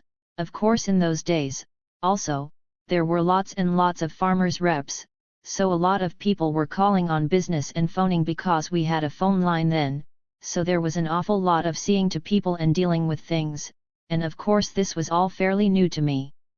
Reps would come and say, "I want to talk to the husband, or the man of the house," and I would say, "Well, try me first," and that was a challenge because I needed to learn all about the farm and what was going on really. Yes, we went straight in. 75 It was notable from the interviews with these farmers' wives that they conceived of their work as simply part of life on the farm. They described it as their duty. Although they may have also found satisfaction from the work, they did not stress this fact in their accounts. There were also middle-class women who needed to work for financial reasons. These women were their family's only financial providers. In the years after 1945, and particularly from the 1970s, increased social security and housing benefits became sufficient to facilitate the autonomous existence of lone mothers, whether through widowhood, never married motherhood, or divorce, albeit at a low level. 7 Nonetheless, women recalled that the difficulties of being a single parent were still acute. Jessica, who was a doctor, had to return to work in the late 1940s when her husband left her with 3 small children. She explained, "I wasn't intending to practice, I was intending to bring up the children and then think again. But when he left me, he took any money we had, so I'd got by that time 3 little children and no income. I had a house and a car, but I had nothing else. I had £20 in the bank, so I put my plate up on the wall, and gradually I built up a practice." 77 Faith experienced a similar situation to Jessica over 20 years later. Faith's husband left when their daughter, born in 1971, was 6 weeks old. She explained that she had to return to work because we had to pay the rent. And so it was really quite difficult. And I was in trouble with my doctor, who said I shouldn't have gone back to work so soon. So I couldn't really say, "Well, I just have to, I don't really have a choice." 7 Sophie's 2 children were aged 10 and 12 when she got divorced in 190. She also recalled that she was compelled to seek full-time employment in order to support the family. 79 These women spoke somewhat ambivalently about their need to return to work. They were reticent, and almost defensive about their situation, but also talked with pride that they had been able to support their families. Although under change, the ideal throughout much of the second half of the century had been that women would not have to be financially responsible for their families. In consequence, those women who were single mothers due to widowhood or divorce, or who were never married, faced acute difficulties in trying to reconcile their roles as mother and worker. Norms were changing, however. Increasing numbers of mothers were returning to paid work as the second half of the century progressed. In response, women developed a variety of approaches to combining work and motherhood. In her 1957 book, Wives Who Went to College. The writer and later analytical psychologist, Judith Hubbard, argued that individual methods were always necessary. What is needed is to work out the individual combination or compromise which achieves the best possible relationship between the three sides of a married woman's life: the woman as wife, as a mother, and as an individual. No one can do this piece of work for another woman, for each must find her own compromise, to come to certain conclusions. And these conclusions can only be temporary ones, because the years will not stand still, and what works at the age of 20 will no longer be satisfactory at 40. 80. The most common course of action for women throughout the second half of the century was to seek part-time work, usually once their children were of school age. This trend towards part-time work was prevalent amongst women of all classes and educational backgrounds. Indeed, Pat Thane has noted how few married graduates of Girton College, Cambridge, spent their adult lives in full-time paid employment. Instead, many of them had career patterns similar to less educated contemporaries. One such a pattern was also the experience for the majority of the women interviewed in Oxfordshire. For example, Jill graduated from Oxford University in the mid-1950s and remained at work in the university both before and after her two children were born in 1919 and 1970. She explained that she was able to do so because she worked part-time, sharing childcare with a colleague's wife. She was a teacher in fact, and she had a baby at almost the same time, and we used to swap babies. Two-shift work was also a common solution. For instance, Melanie took part-time work in the evenings so her husband would be able to care for the children while she was at work. Similarly, in their History of Black Women in Britain, Beverly Bryan, Stella Dadsey, and Suzanne Scaife conclude that night and shift work were also the most commonly employed solutions by black women to enable them to combine their responsibilities as mothers and breadwinners. For these private arrangements were the most popular methods of childcare with the women interviewed. Few women recalled using state-provided nurseries. Sadie had two children in 1970 and 1975. She returned to work as a speech therapist part-time when her first child was 3 but left when her second child was born. She then returned to work part-time after his birth, returning to full-time work when he was 9. She said that she could not have returned to full-time work earlier because she did not qualify for state nursery provision and there were no private nurseries. 5. Sadie's experience reflected national trends. Audrey Hunt's survey of women's employment in the late 1990s found that little use was made of day nurseries or nursery schools by mothers of children aged from birth to 4. Only about 1/60 of these children were looked after in establishments of this kind. However, she found that more mothers would have made use of such facilities had they been available, and some mothers said they would have returned to work sooner if their children could have been looked after in this way. For the middle-class mothers of Oxford, particularly North Oxford, during the 1950s and 1990s, au pairs were a common source of childcare. 7. Their prevalence may have been encouraged by the fact that Oxford attracted young, foreign, female workers because it was a famous university city. The women interviewed displayed some uncertainty in their attitude towards au pairs, and their narratives revealed ambivalence. Phoebe had 8 au pairs and recalled that she had enjoyed living with all but 2. Nonetheless, she thought it comes apart when you give an untrained au pair too much responsibility, leave them too long alone with the children. For Michelle, these doubts extended to unhappiness. She recalled, "I had a French au pair girl who was absolutely hopeless and didn't understand any English, and it was all very traumatic." 9. Furthermore, the opportunity to have an au pair was limited to women who could afford one and was therefore an option outside most women's reach. From the 1970s onwards, though, the popularity of au pairs seemed to diminish somewhat, with childminders or nannies being preferred instead.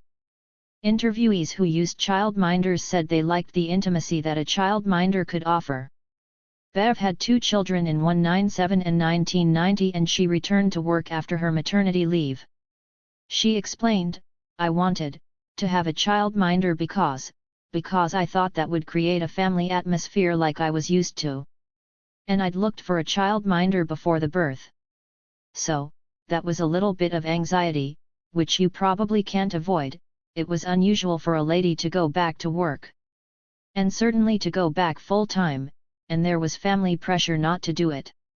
But financial pressure was such I was the main breadwinner, so there was no alternative. 90. Cynthia also returned to work after taking the minimum maternity leave when her daughter was born in 199. She said her childminder was brilliant, my daughter was always terribly happy to go and it did feel like, yet, my childminder was part of the family so there was never any problem. 91. Alexa and Anna referred to their children's carers as nannies rather than childminders, although they were not residential, because the children were looked after in their own homes rather than at the minders. Alexa had originally wanted her daughter to attend a nursery but there were no places available so she looked for a nanny instead.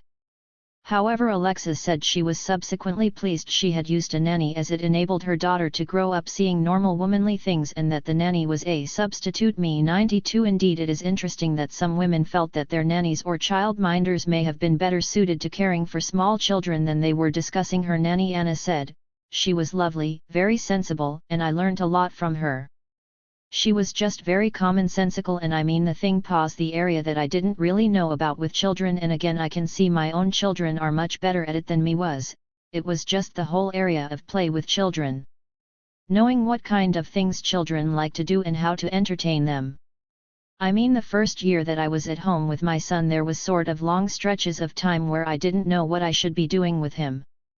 93. However, while they were spoken of positively by the women interviewed, the figure of the childminder in fact demonstrated the low status often ascribed to women's work. For example, writing in the 190s, Brian et al. Noted that, because it was women's work, childminding was, and still is, grossly undervalued. 94. Women themselves could also hold such views. In her study of school leavers in the early 190s, Christine Griffin found that because of its association with the domestic sphere, the young women she spoke to did not assign childminding the status of real work. 95. Working mothers. Some young women had grown up with higher expectations of women's work, though. They had witnessed at first hand, through the example of their own mothers, that it could be possible for women to combine motherhood with a successful professional life. Carol Boyd has suggested that mothers' occupations and work orientation had a profound influence on their daughters' employment. 9. For the sample of graduate women interviewed whose own mothers had often been professionals such as teachers, medical professionals, including doctors and dentists as well as nurses, academics and writers, the expectation was that they too would have a career. Lindsay's mother was an eye specialist who had returned to work when Lindsay and her sister were still young children in the late 190s. Lindsay's parents took it for granted that she too would have a successful career, which in fact caused distress for Lindsay, who struggled to meet this ideal. 97. Hannah, who was born in 1924, talked more positively about her mother's influence and indeed credited her mother with her own successful academic career. Her mother was a teacher and Hannah felt she was a wonderful model for me, absolutely, and tremendously encouraging. I mean, she always made me feel I was the aunt's pants and I think that it gave me tremendous self-confidence. I owe that to her.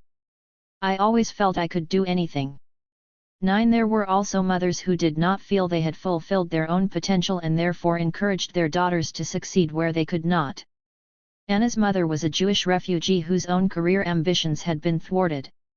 Anna explained, "I think there was probably a lot of, not pressure from my mother, it would be quite unfair to call it pressure, but she herself had desperately wanted to be a doctor.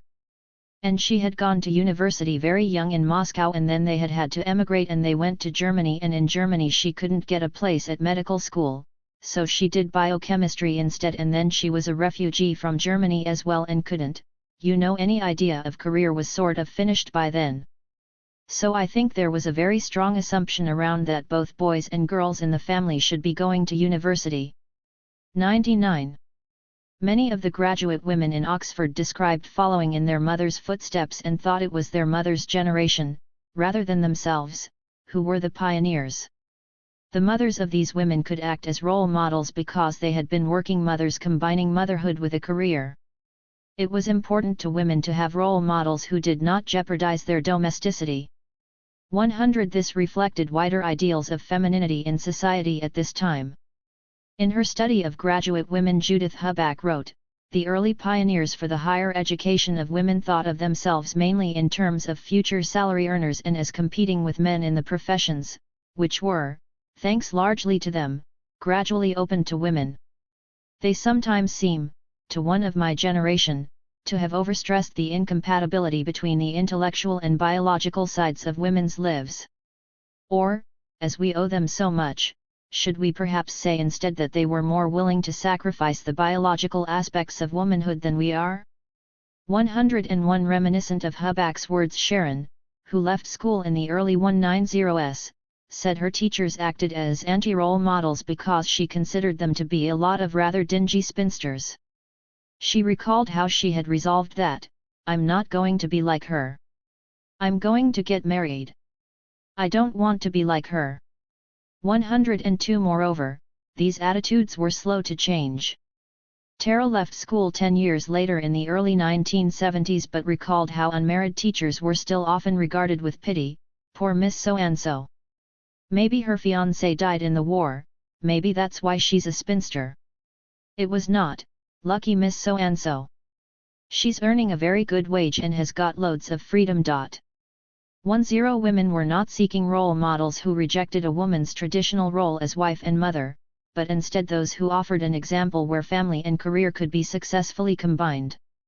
For the group of Somerville women interviewed for this study, their most admired figure was Janet Vaughn, the college principal. The interviewees held her in esteem because she managed to combine an academic career with marriage and motherhood. 104. Camilla attended Somerville in the late 1950s and thought Janet Vaughn was fantastic.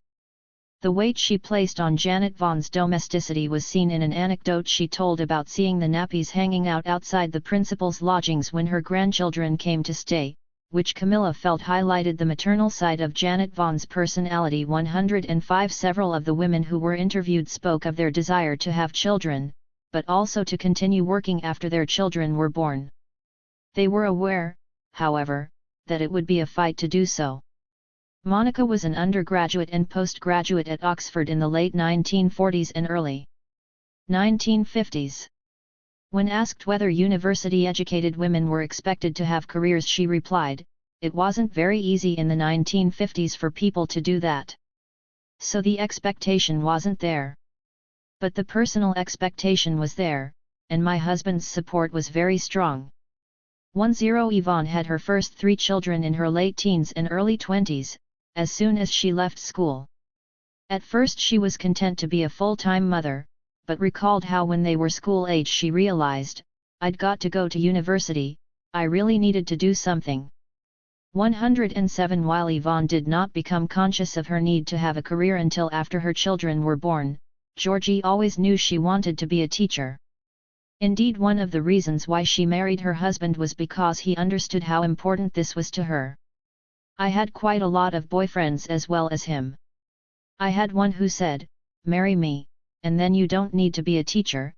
I thought, 'You don't understand me, I am a teacher, first and foremost,' and my husband never ever tried to stop me teaching, quite the reverse, he was totally supportive of me." 10. It was not only educated middle-class women who wanted to pursue careers. Enid grew up in Benson and left school at 14. She had her first baby at 18 in 194. Like Yvonne, it was after she had her children that Enid felt the desire to pursue a new interest, and so she and her husband bought a shop which she managed. 109. Similarly, Tina started to question her life when her 3 children, born between 194 and 1971, started school, concluding that, "I haven't done anything with my life, and I want to sort of do something." 110. Work outside the home was also valued for the financial independence it brought. Doris, Tina's sister-in-law, had 2 children in the early 190s but worked throughout their childhood, usually in part-time domestic work. Unlike more educated women who valued employment because it brought intellectual stimulation, Doris prized the financial independence that work brought. She said, "It's just nice to have that little bit which is mine sort of thing.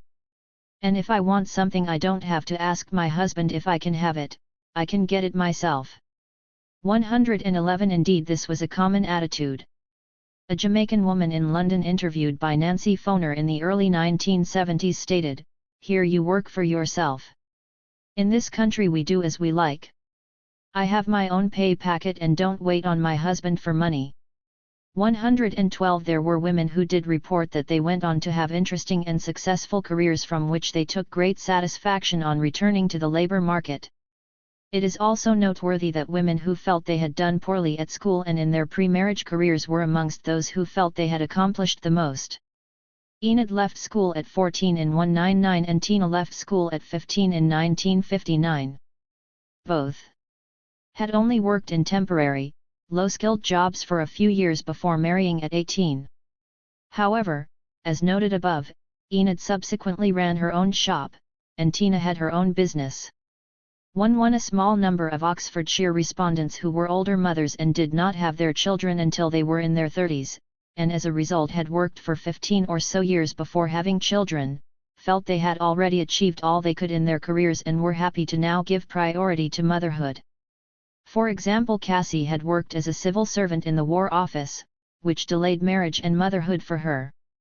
Although she had enjoyed the work, she was relieved when the chance to start a family finally came and she had her first child aged 33 in 1994.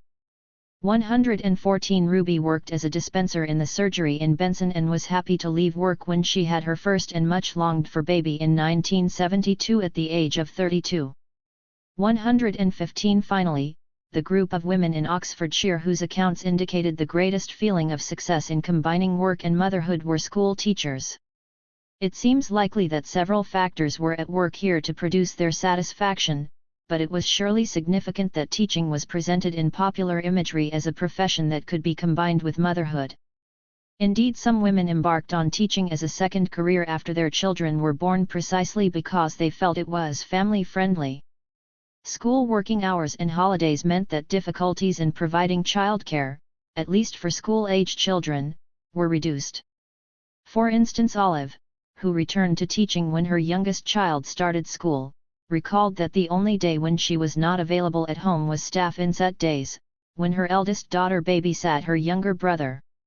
There was little social disapproval of women teachers because teaching, particularly primary school teaching, was constructed as a female profession.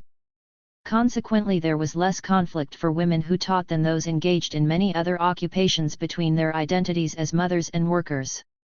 In her study of 2,000 male and female graduates of the late 190s, Carol D. House found the women who wrote most confidently about the ways in which they had combined child-rearing with professional work were married to successful professional men, whom they described as having been supportive of their careers, and cooperative in domestic arrangements. 117 The fact these couples could also afford childcare must have been important. Both Hannah and her husband had successful academic careers. Hannah recalled that her daughter was born in 1952 and I was determined to go straight on. In fact, I took 6 weeks off and went back into the physiology department, and the way we managed is that we had au pair girls living in and my husband agreed to completely share looking after her. However, even when husbands took an equal part in child rearing, compromises still had to be made. When asked if she felt having children affected her career, Hannah answered, "Oh yes, I mean certainly, certainly. As I say, they were the center of my life and I didn't, for instance, I didn't think of going on sabbatical leave abroad, I didn't travel to conferences until they were much older, yes. But that applied to both of us. I mean, we sacrificed, we went very much more slowly than we would have done otherwise." Hannah and her husband had to be prepared for their careers to advance at a reduced pace in order to successfully combine work and parenthood. Moreover, while many interviewees described their husbands as helpful, it was rare for them to take an equal share in housework and childcare, and these women had to find other strategies. Indeed, women reported the many difficulties that working mothers faced. Janice enjoyed an academic career in Oxford, but felt that she was unusual, asserting, "No, it was very rare to be a working mother even in Oxford. You needed to have money."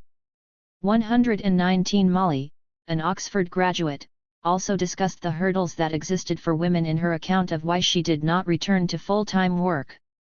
It is interesting that rather than recalling this as an experience personal to her, she defined it as the common experience for women at the time. It always seemed such a big expense.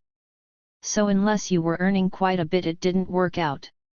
So you would just get a job for hours when they were at school. I mean, I did try at one time doing something in the evenings when my husband would be there with the children, but only after they were in bed. I would always be there when they'd come home from school to put them to bed, that sort of thing. So it didn't, we weren't the sort of couple who were equally sharing. And talking to people, other people my age, you know, they quite often say that the husbands weren't as helpful as they probably became later on. And you felt it was really difficult to get more training and have a job. I mean, I once wanted, well, right away really, I wanted to do some other courses and different things, and it was, who's going to look after the children if you're doing that? 120. Amanda, who was a nurse, reported that her husband was a hindrance rather than a help to her career ambitions. Before she had her first child in the mid-190s, she had wanted to do health visiting. I was due to do my degree, but my husband wasn't keen, 'cause I had to be resident or something. And I don't why, but I sort of agreed not to do it, which was crazy. 121. Similarly, Tasha, who had her children in the 1970s, said that her husband had the view that his own career was important. And nothing was allowed to disrupt his career. So there was no way he was going to help. 122. However, even with supportive husbands, the perceived hardships of combining work and motherhood dissuaded women from trying. Fiona described how it would have been physically impossible for her to combine work and motherhood when her children were young. There was no question of being able to work, absolutely no question. I mean, I had thought there might be. But there was no formal childcare to be had anyway. And actually, when it came to it, I felt so tired, you know, with a new baby and getting up at night, and broken nights and that sort of thing. I don't think I could possibly have managed it. 1-2. Ellen initially continued at work as a researcher when her first child was born in the late 1970s, but it also proved physically difficult. I thought, oh, I'm going to be at home all day, I can do this, that and the other, I'll be out in the garden, but I couldn't even do what I had done, what I was doing when I was at work full-time once I'd got this baby that was so demanding. So it was, you know, a big change. 124. Such feelings were common nationwide. When asked if she considered going back to work after her first baby was born in 1955, Mrs. Barlow, who lived in Barrow, Lancashire, said, "No, I didn't, not at all, no. No, I don't think I could have done. I don't think I could have coped, they are very overwhelming, the first one." 125. Mothers who did try to pursue careers also experienced significant discrimination in the workplace. Hannah was an academic at Oxford University. Initially a research assistant, she later became a university lecturer. When asked whether the university was sympathetic to women with children, she emphatically answered, "Oh, totally no. No.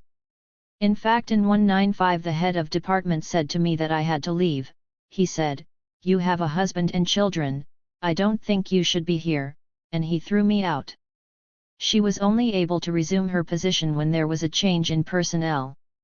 1-2. Kelly reported the prejudice she faced as a lecturer at Manchester University in the 190s and 1970s. She declared, "There was a great deal of discrimination in Manchester.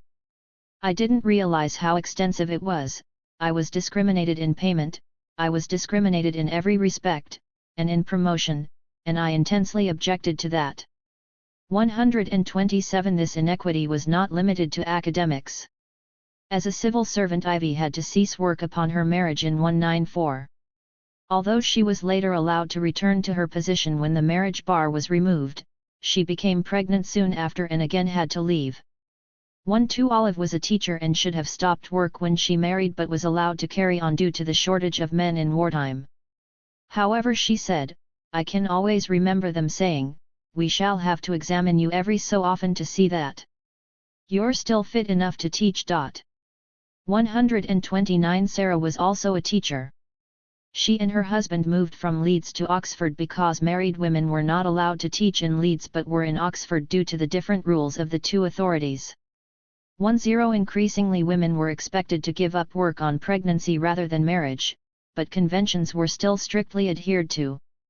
Tanya worked as a cashier in a cinema and explained that she gave up work when she had her first child in the early 1950s because once you became pregnant, it was basically you gave up work. They didn't want to know you then. 11 Patsy worked at the children's department in Oxford when she had her first child in 1970. She said, "In those days within 6 months you left work and, of course you couldn't get your job back, you couldn't go back, you left didn't you?" 12 The situation for women workers did improve as the period progressed. The campaign for equal pay had been ongoing throughout the post-war period. However, it was not until 1970 that comprehensive legislation in the form of the Equal Pay Act was steered through Parliament by the then Secretary of State for Employment Barbara Castle. The Act entitled women to equal pay for like work, although it was not implemented until 1975. The Sex Discrimination Act was then passed in 1975, which made it unlawful to discriminate on grounds of sex in relation to employment, education, and provision of services. The Employment Protection Act, also passed in 1975, gave employees a right to return to work, providing unpaid maternity leave for 11 weeks before the birth and 29 weeks after. It became automatically unfair to dismiss an employee on grounds of pregnancy. Nonetheless, despite such legislation, discrimination in the workplace remained routine. While the Equal Pay Act did effect some narrowing of the pay gap, men continued to be paid more than women. Heather Joshi states that in 1997 there was an unexplained excess in men's pay over women's, which was about 0% for the average 32-year-old employee. Women's experiences reflected these trends. Jean left school at 18 and went to work for a bank in the late 1970s. She said, "It was dire.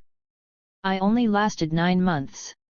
I mean the thing then you quickly learnt that men would get ahead and women didn't. I joined at the same time as a man. He went straight onto the tills and I was shoved in this room out the back. His was seen as obviously a more prestigious job than mine. I was just what was called a Wren clerk, which meant I was processing work, and he was being trained. We both did the day release course, but it was just obvious from the start that he was going to get on faster than I did. Then I changed branches, and the second branch I worked at there was a girl, who was doing security, and she'd been doing the job I don't know how many 6 months, a year in a temporary capacity because the last man had left, and then she was told that she couldn't be given the promotion to do that job permanently. A man was coming in to do it. I thought this is ridiculous. There's no point wasting my time here." 134. Moreover, while the earnings gap for women in full-time work did narrow substantially in the years between 1970 and 2000, this has not been the case for women in part-time work. The relative pay of women in full-time work compared to men rose from 2 to 5% of hourly earnings. However, even in 2000 the hourly earnings of women working part-time were only 59% of that earned by men working full-time.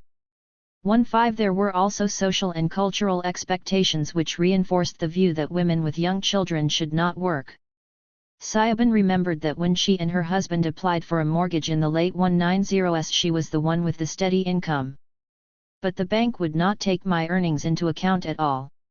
And in fact, looking back on it, that was in fact, although it seemed sexist at the time, it was actually beneficial to the family because as one could only get a mortgage based on one salary, house prices were based on one salary. It is interesting that Siobhan felt this discrimination in some ways advantaged women.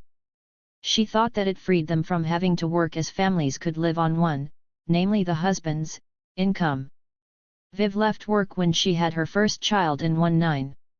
Like Siobhan, she also talked about the continuing acceptance at this time of the notion of a family wage paid to the man. She said, "Most people at that time gave up work when they had children, 1 or 2. I think there was a couple of people I knew who were nurses who carried on doing part-time and things, but most people that I knew didn't work. Yet, we didn't have careers as such. I was a shorthand typist. But it was just assumed that you were living on one lot of money. 17 This belief that a woman's real role was in the home while men went out to work meant that sometimes women were discouraged from pursuing careers at all. Pippa recalled visiting the careers office at University College London in the early 190s. She said, "I do remember very distinctly I had done, got a first in my first degree and then a distinction in my MA and such. It wasn't as if I was failing academically this career," the female careers officer saying to me. "I should go home. I should go home and have babies first. And I was really shocked by that."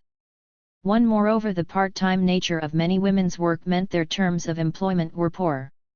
Martha had 3 children in 199, 1971, and 197.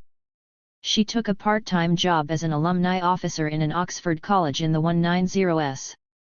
It had previously been one of Oxford's women's colleges. While she enjoyed the work, she felt the college was a poor employer as she was kept at a low grade and was paid for too few hours to gain a pension. She recalled hearing the college's treasurer and a don talking about recruiting somebody for the creche. "And they said, I was standing there, it was really awful, they could feel so unashamed. But they said, I think we'll have to get a married woman, because we can't afford to pay anybody who's actually wanting to make her own living. And if you think that that's an institution dedicated to women's education, it's not right." 19 The difficulties for mothers in the 2000s who endeavored to combine paid work with child rearing were also frequently referred to by interviewees of all classes, educational backgrounds, localities, and ages. Some women spoke admiringly of those who did manage. Hilda said, "I have great admiration for these people that have a career, whether it is a very high-flying one or a very mundane one, that have a young family and go to work with babies." 140 Similarly, Tina spoke positively about women's growing autonomy. "I think we were more independent than her mother's generation, but I think today they're more independent." However, she also discussed how these increased opportunities for women were not without their consequences. She contrasted the life of her mother-in-law, who she felt was confined to the home 24/7 really, with women of the 2000s who have the chance to both raise families and pursue careers. "I feel sorry for career women, because you think when's the right time to give up, and who's going to step into my shoes, and will I be able to get back onto the ladder again?" So I think although there's a lot more opportunities for women, I think it's still very scary and I think it's quite frightening.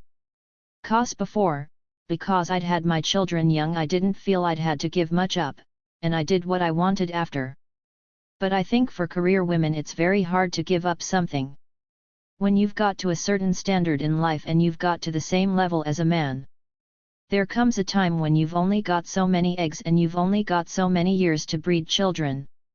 And I think that's a bit unfair and I don't really know what the answer is." 141. Indeed, several women made the same point as Tina, namely that it must be hard for women to leave long-established careers.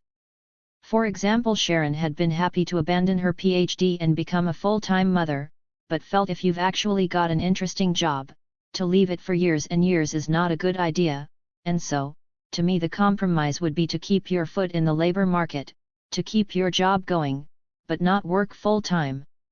But to have kids and work full-time and never see them, what's the point of it really? But some people are caught in that. 142.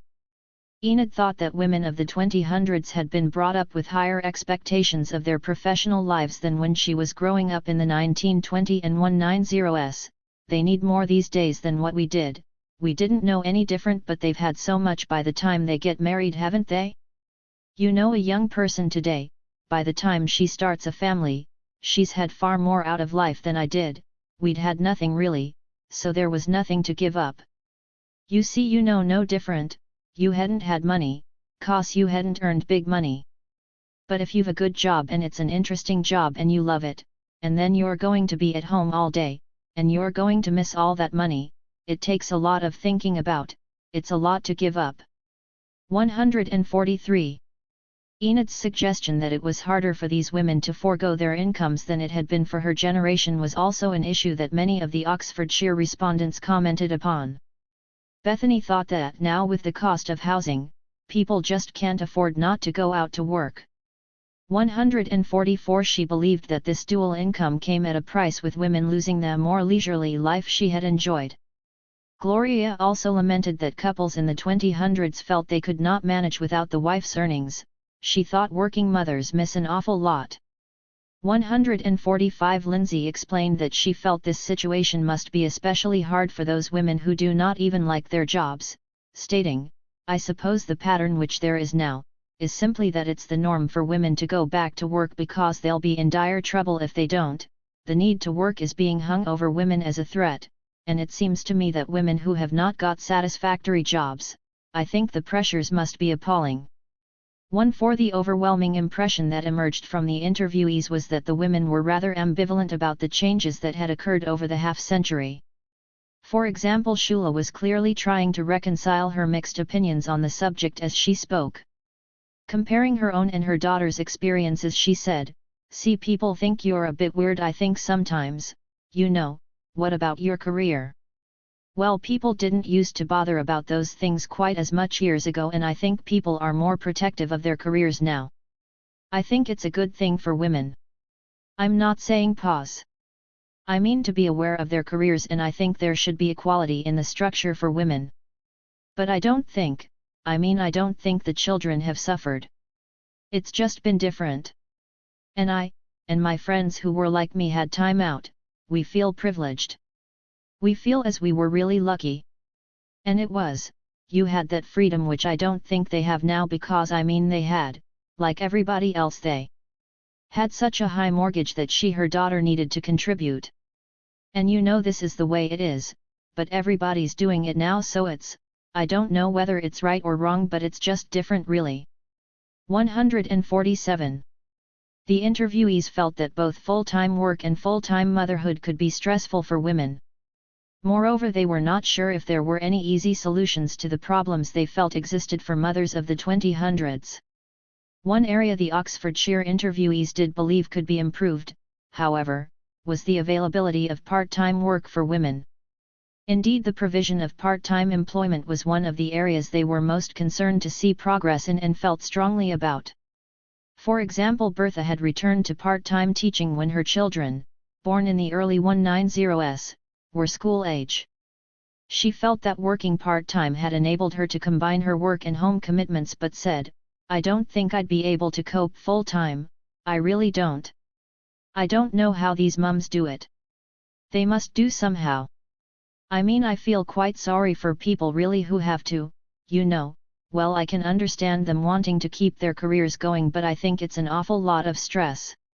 1 Ellen, also a supporter of part-time work, explained her stance, "I've always been a great advocate of part-time work for mothers, really. Because it gives you an interest outside, and brings you some income. I think we've got a very bad situation in this country, where work tends to be very all or nothing, certainly from a financial point of view. If you've got a full-time job you get well paid, but you get worked off your feet and not a lot of time for yourself and your family. If you have a part-time job you don't get paid anywhere near as well, by and large, and you feel a second-rate person in the workforce if you like. And I think that's a shame. I think you ought to do more in the way of job share. I think it's coming gradually, but we ought to do more of it really. So that people get the best of both worlds." 149.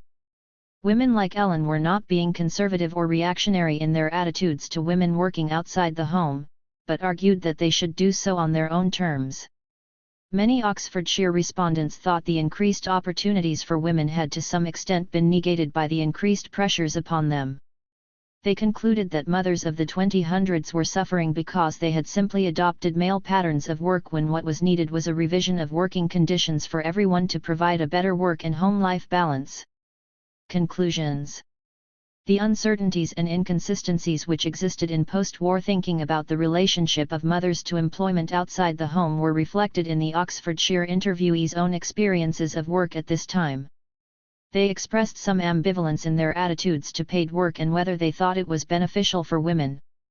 150 women who did combine paid employment with motherhood described the difficulties in doing so, the worry and guilt it brought, and the discrimination and disapproval they faced. While many enjoyed working before their children were born, and some were pleased to return once their children reached school age, very few took a job when their children were under 5, although there were signs this picture was beginning to change by the end of the century. However, the reality of being a full-time mother was not always easy for women, and they expressed conflicting feelings about their domestic role. While the interviewees did not recall the blissful, uncomplicated relationship with their babies that childcare literature and popular culture portrayed, neither did most remember the levels of discontent and unhappiness which characterized the stereotype of the dissatisfied mother that existed at the time. There was no evidence that educated women suffered in their adjustment to motherhood any more than their less educated contemporaries. Instead, they may have simply been more capable of bringing their concerns into the public sphere.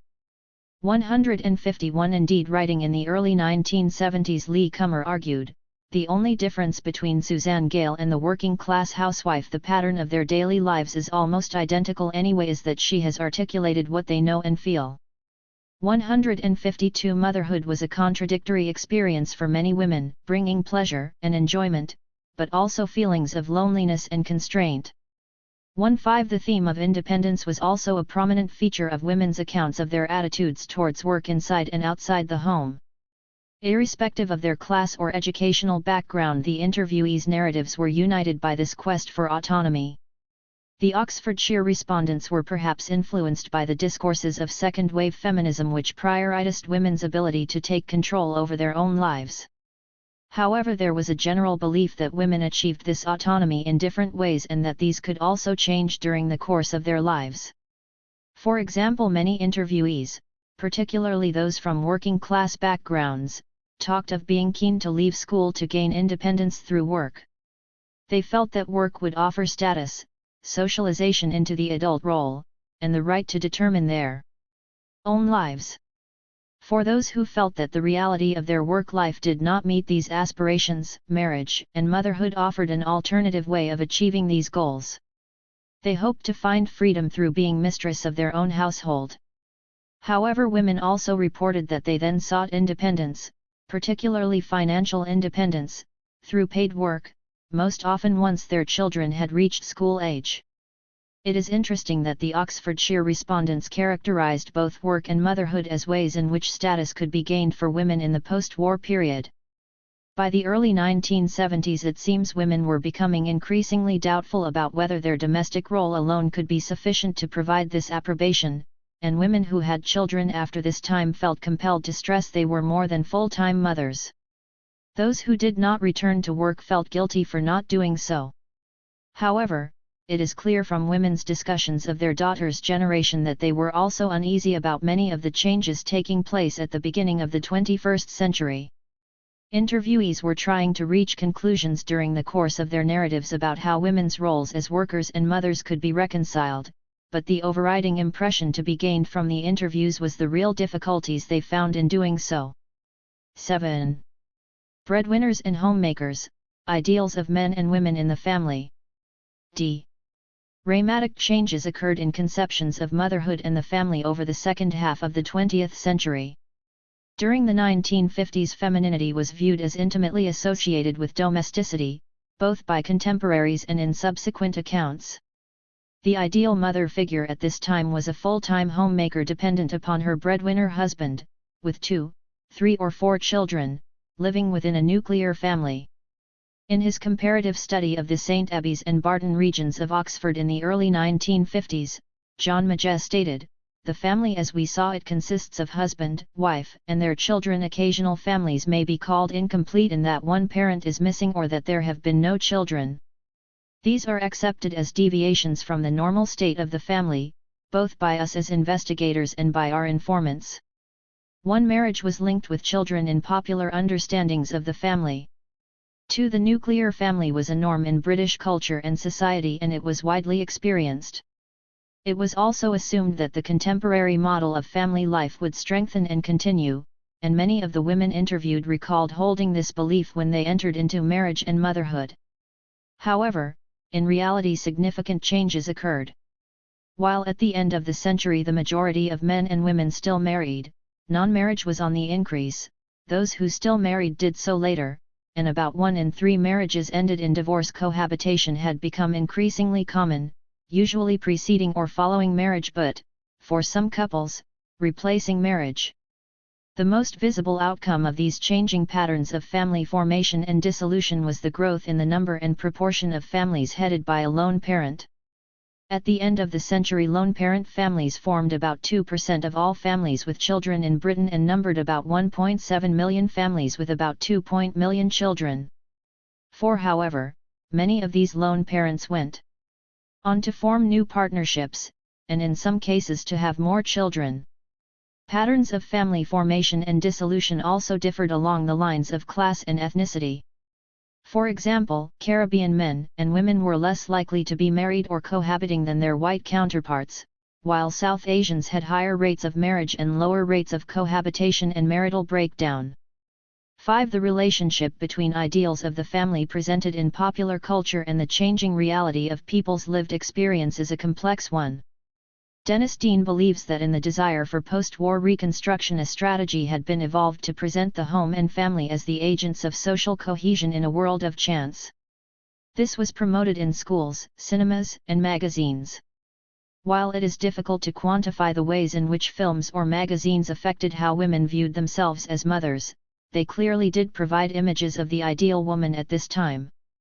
Marjorie Ferguson argues that women's magazines are pervasive in the extent to which they act as agents of socialization. They tell women what to think and do about themselves, their lovers, husbands, parents, children, colleagues, neighbors or bosses. 7. Magazines were a potent source of information for women on how a woman was expected to behave and what was considered good mothering practice. However, the interviewees spoke ambivalently about popular culture. While some did report reading magazines and finding pleasure in doing so, they were reluctant to admit that they were influenced by their content. For example, Haley said she subscribed to Good Housekeeping, but didn't take any notice of it really. The women liked to construct themselves as being unaffected by outside influences such as television and magazines. This ambivalent response seems to have been widespread and not just a result of the passing of time. A correspondent to a mass observation directive in August 194 on the question "What book are you reading now?" replied, August number of Housewife ga Shuffle. Crochet dinner mats. Applique for tots. Baby craft which should only be given by fully responsible people in actual contact with the client. 9. It is interesting that women who chose to read such magazines were nonetheless dismissive about their content. Their negative attitude may have been partly encouraged by the belief that women should not spend their time reading, watching television, or listening to the radio, as it meant they were reneging on their other duties as wife and mother. Tina remembered how her mother-in-law thought reading books and magazines was an absolute disgrace. She said that if her husband came home and caught her reading, he would complain to his mother that there was a sink full of washing up and she had her head in a book. 10. Nonetheless, the interviewees did refer to portrayals of motherhood they saw in popular culture and held a clear image of how a mother was supposed to behave. The expectations of the women interviewed did vary, however, according to when they were born.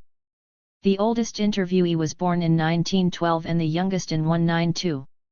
The first child born to the interviewees was born in 1919 and the youngest child in 1999.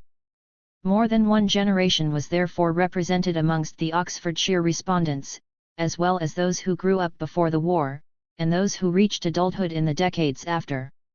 While substantial continuities were revealed in the interviewees' experiences, for example, they all grew up with the assumption that motherhood was the adult woman's primary role, there were notable differences in the constructions of womanhood with which they were familiar. Describing girls who grew up in the 190s, Pearl Jeffcott noted how girls are accustomed to read in the evening paper such an advertisement as this: girl age 14 WTD for warehouse. Wages to commence 14/- and to see in the next column, boy wanted, just left school, for warehouse to commence 20/WK. They grew up in the knowledge that the boy does not have to do any housework, and that he has a better wage and more pocket money than they have, and they accept its concomitant that the woman is an inferior person to the man. Many of them also accept the belief, still prevalent in a great many working-class families, that the woman's responsibility ends with the home. 11. 20 years later aspirations were changing. Referring to girls growing up in the 1950s, Liz Heron states, "It seems also that as little girls we had a stronger sense of our possibilities than myths about the 50s allow. There was a general confidence in the air, and the wartime images of women's independence and competence at work lingered on well into the decade in the popular literature and the girls' comics of the day." 12. However, despite these positive developments, growing up a girl remained fraught with tensions and contradictions. Discussing the 1970s, Sue Sharp argued, "Their position has been changed and complicated by developments in women's role and attitudes. Like all girls, they confront a situation that is the product of historical change embracing economic, technological, and ideological developments. For instance, middle-class girls have come to accept and expect their right to work. They take their choice from a better selection of jobs than working-class girls, but are still barred from easy entry to men's jobs or high positions. This may provide conflict for some girls, but other contradictions particularly affect working-class girls. The idea of job involvement, for example, which is so implicit in school careers teaching, clashes with the routine and monotony of most jobs open to them. It clashes too with the deep investment that many of their own mothers have made in family life. 13. As Judy Giles has shown, when women remember their lives they do so in ways that draw on cultural and linguistic resources available to a particular social group and a specific historical moment. 14. This chapter will explore the relationship between public conceptions of motherhood and women's private understandings of their identities in order to examine how women's narratives were shaped by the ideals of motherhood with which they were confronted. It will investigate the different understandings of the family that existed during the period 1945-2000 and how women related to these constructions in their accounts. It focuses on three models of family life that were dominant at the start of the period: the ideal of the nuclear family, the associated figure of the homemaker wife, and that of the breadwinner husband.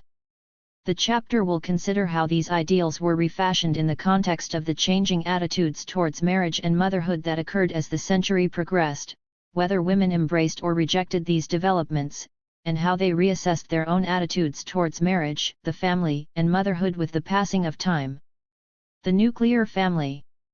In the years immediately after the war there were clear ideals of how families were supposed to behave. Films ranging from Brief Encounter, 1945, which dealt with a love affair between two middle-class strangers, to Here Come the Huggets, 1994, about working-class family life, demonstrated a concern with the state of marriage and the family in the aftermath of the war, but ultimately offered a conservative portrayal. 15. The ideology of companionate marriage and the nuclear family was also a dominant theme of women's magazines, with husbands presented as breadwinners and wives as homemakers. Indeed, despite the alarm about the state of the family which emerged in the last period of the war, it was still possible to think of lifelong monogamy as the norm and divorce as the comparatively rare exception in the years that followed. 17. The women interviewed who reached adulthood in the late 1990s and 1940s spoke powerfully of the pressures they felt existed upon them to marry. Discussing the average marriage age of her contemporaries, she herself married at 18 in 1994, Enid said, "From the time you were 18 onwards, 18, 19, 20, most people were married. If you were about 22 and not married, I think they were a bit worried. Different now in T-Sicket. One for girls from all class backgrounds marriage was viewed as an entree into adulthood with the benefits, including a sexual relationship, that it would bring." Molly married at 20 in 1994 while she was still an undergraduate at Oxford University. When asked why she had decided to marry so young she replied, "Well, that's to do with the days when you got married or nothing, you know. And I can remember that we very much wanted to go on holiday together and I remember saying to my parents, well, we're going on holiday together, so either you let us get married beforehand or we're going anyway." 19. Ethel became pregnant when she was 18 before she was married in 1997. When asked how her mother reacted when she told her of her pregnancy, Ethel replied that her mother was not very happy, no. In contrast, Ethel was not displeased to find she was pregnant as it meant that she had to marry. Consequently she was able to leave home in her parents' authority, and also a job that she did not enjoy. Well, we wanted to get married anyway, and even though I was only 18 I was fed up with being cook, and well, sort of in domestic service you're at everybody's beck and call whatever your position is, and I hated it. I loved cooking and having all the nice things to do, but I didn't like being tied down. I liked being in the Girl Guides and all those kind of things, and so that was that. So I told her, well now Mum, you're going to have to let me get married now, aren't you? Laughing. That didn't go down very well. 20. Ethel saw her pregnancy and subsequent marriage as offering independence rather than worrying it would bring constraints. Marriage and motherhood were her dream of escape from an unhappy home and work life. Until the 190s, getting married was equated with having children. A number of the correspondence to a 194 mass observation directive which asked, "How important do you think children are to family life?" answered that they thought children were essential. 21. A similar picture emerged amongst the Oxfordshire interviewees. Camilla married in 190 and her daughter was there on my first wedding anniversary. She was a fortnight old. She had 2 further children in 19 and 195. When asked if she had planned to have her children so quickly and close together, Camilla replied that she had just assumed when she married that children would follow. She stated, "I mean, obviously at the time if you got married you had children basically. This was the expectation. If you didn't it was either because you were pretty clever or you had a problem." 22. Lisa married in 1959 and had 4 children between 190 and 197. There were 11 months between her wedding and her first baby. She explained that children were viewed as an integral part of marriage. One got married and one was going to have children, you know. 2. The Oxfordshire respondents said they actively intended to have children so soon after marriage rather than simply being resigned to it.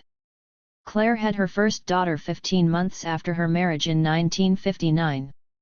In total she had 6 children over the course of the next 12 years. When asked if the children were planned, she emphatically asserted, "Oh yes, we'd planned to have children as soon as we got married." 24. Phyllis married at the end of the war in 1945 and had her first child the next year. She also answered that she and her husband had wanted to have a child straight away. "Oh yes. Yes, we did." 25. It is impossible to know whether these women really had intended to have their children so soon after marriage, or if it resulted from ignorance or failed attempts to make use of contraception. However, women's portrayal of themselves as wanting children quickly after they had married reflects the strength of the association in their minds between getting married and starting a family. There appear to have been both class and regional differences in attitudes towards family planning, however. A number of Elizabeth Roberts' working-class Lancashire interviewees recalled how you just couldn't plan to. In contrast, the largely middle-class correspondents to a mass observation directive on the subject of family planning in 1944 replied that they did. 27. Many of the Oxfordshire interviewees revealed that they entered marriage with an ideal family size in mind, with 2 or 3 children being commonly desired, even if this did not always work in practice. Ivy had her first baby in 1947 in Tunbridge Wells but had not intended to have children at all. She explained, "Of course you know contraception wasn't the efficient thing it is these days, and there was something issued by the Kent County Council Public Health Department.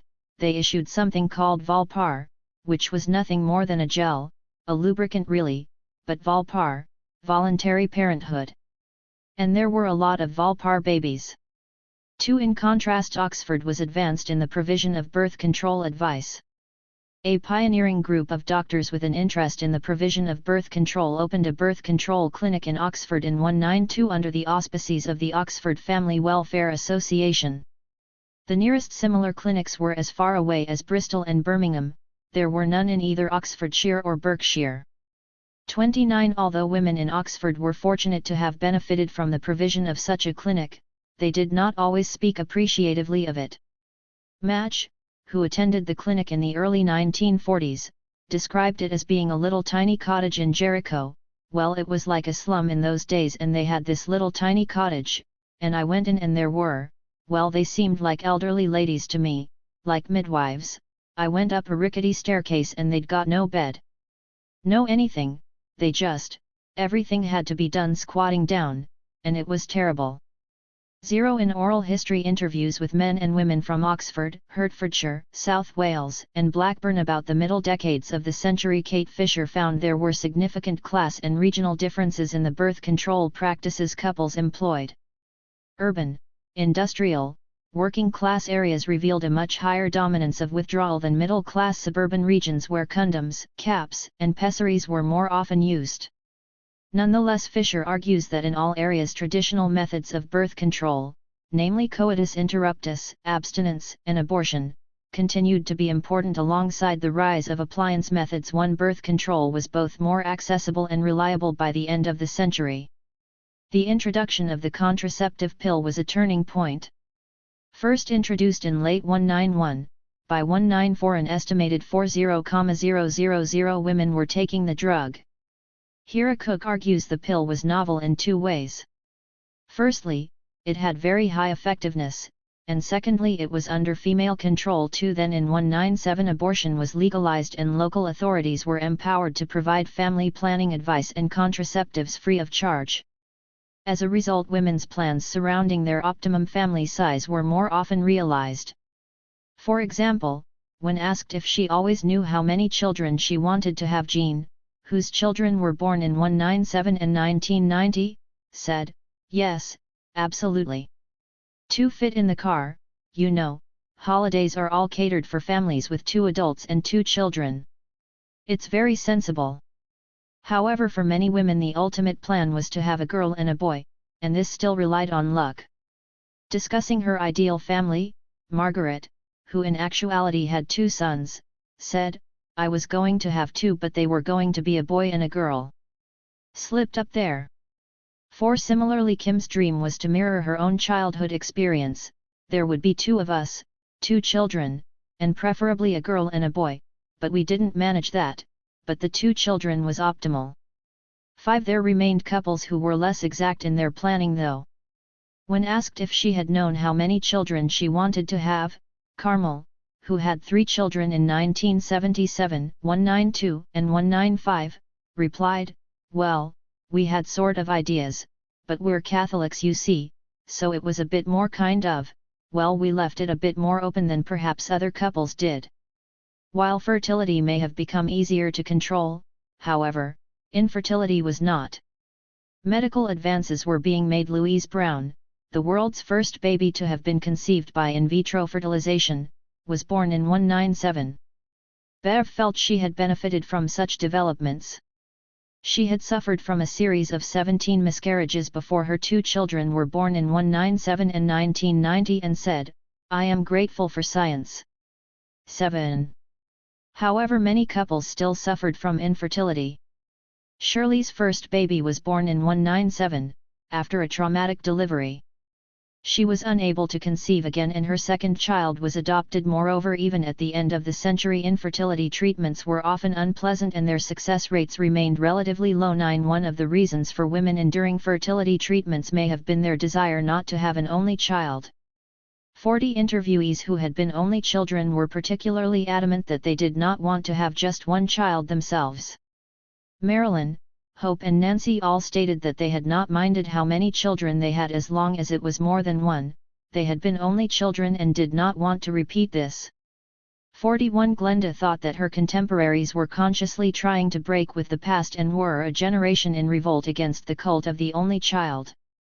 42 These women felt the ideal family size for their own parents had been very different, with one child being accepted in the interwar period, particularly amongst the middle classes, although not exclusively so. Rose was an only child born in 192. She said that in the 190s only children were very common. But only children were not simply a preserve of the 190s. Sarah was an only child born in 1912. She felt only children were increasingly prevalent throughout her childhood because she grew up in the age when cars were just coming in and you had one baby and a baby Austin you see. 44 Valerie was an only child born in 1947. She said her father was pretty horrified when she was expecting her second child, as he believed that having one child was the right thing to do. 45 Those women who had only children recalled being aware this was considered unusual. Lynn had her only son in 197. She said, "You know, there was definitely sort of, there was a strangeness about it. I'm thinking about people's attitudes in Oxford then where we lived. Whereas now I can imagine people might well think one child is fine and not sort of question it. I think there were a few other mums who sort of thought, are you going to have another one? If not, why not? For by the end of the century a new trend was emerging though. Educated, middle-class women were marrying and having their children later, which often meant their completed families were smaller. Women who had prioritized their careers during their 20s and 30s and waited until their late 30s and 40s before deciding to have children could find that they were then only able to have one child. For example, when asked if it was her choice to have just one child, Cynthia, who had her only daughter in 199, replied, "Oh no, I would have been happy, in fact I'm sorry, only to have one really. I certainly would have liked to have had two, but given that I didn't actually, I was 36 I think when my daughter was born.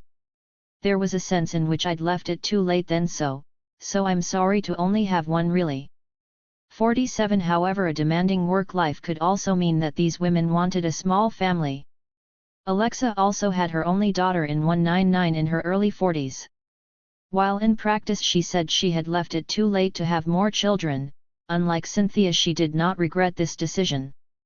Alexa doubted whether she could have really accommodated another child with her academic career.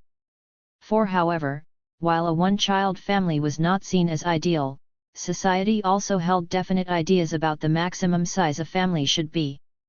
Penelope Mortimer discussed the subject in her novel The Pumpkin Eater, published in 192. Mortimer's unnamed heroine has an ever larger family, which everyone, her parents, her husband, and her doctors see as a problem and leads to her being aborted and sterilized. 49 Large families were viewed as deviating from accepted, English, norms.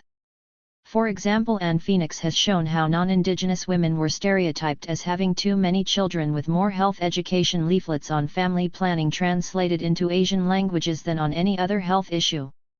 50 The Oxfordshire interviewees recalled similar attitudes. Violet had 6 children between 195 and 195. When asked if she had always wanted to have a big family, she answered, "No, I think, when we used to talk as children, oh, I'm going to have 3, you know. But no, my mother, there was only 2, my sister and I. My mother was sort of shocked." 51 Ellen had 6 children between 1975 and 195. Her mother, Ivy, was disapproving. Discussing large families, Ivy said, "It's so irresponsible, isn't it? Just can't understand it, still can't." Well, Ellen, of course, our Ellen with her 6 kids has got the answer to all of this. 52 While Ellen did not say that her mother had made such comments to her directly, she was aware of a general social disapproval and recalled that she got some quite funny looks when I went on to have my 5th child. She felt that having 4 children would have been acceptable, but she faced condemnation for having more. She gave the example of a neighbor who had said to her, "Goodness me, why do you want some more?" 5 This social disapproval extended to official practice. Claire had 6 children between 190 and 1972. She explained how after her last child was born, the staff at the hospital came and lectured me on birth control. 54 The dominance of the ideal of the nuclear family was also visible when women gave accounts of unmarried mothers. The uncertainty with which women told these stories indicates that they were unsure about the most appropriate way to do so. The interviewees' difficulties may have been a result of the taboo that surrounded the subject of unmarried motherhood for much of the second half of the 20th century and, indeed, the ways in which single motherhood can still be seen as stigmatized at the beginning of the 21st century. Women were aware that legal as well as social sanctions applied to unmarried mothers.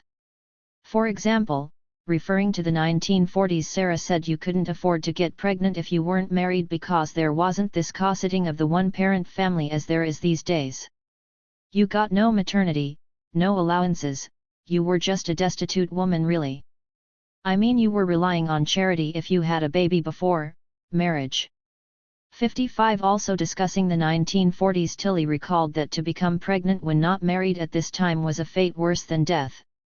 Indeed, she thought that attitudes towards unmarried mothers had been one of the greatest transformations seen over the second half of the century. 5. Unmarried motherhood was not an entirely new phenomenon, though. Eunice was born in 192 in West Sussex. An only child, she said her mother was the original unmarried mother. While her mother did go on to marry in later life, and Eunice remained close to her, Eunice said she was largely brought up by her grandmother, indicating the difficulties that her mother faced. 57 Furthermore, the change in attitudes towards unmarried mothers was a gradual one. Dawn and Bonnie were both teenagers in the late 190s and grew up in London. They remembered what happened when neighbors they knew had got pregnant outside of marriage. The mother of the girl Dawn knew came to apologize to Dawn's mother for bringing down the reputation of the area. 5. Bonnie's friend was sent by her mother to apologize in person. 59 In a similar vein, Ivy told an anecdote of a girl who went to the same Kent grammar school as her daughter in the 190s.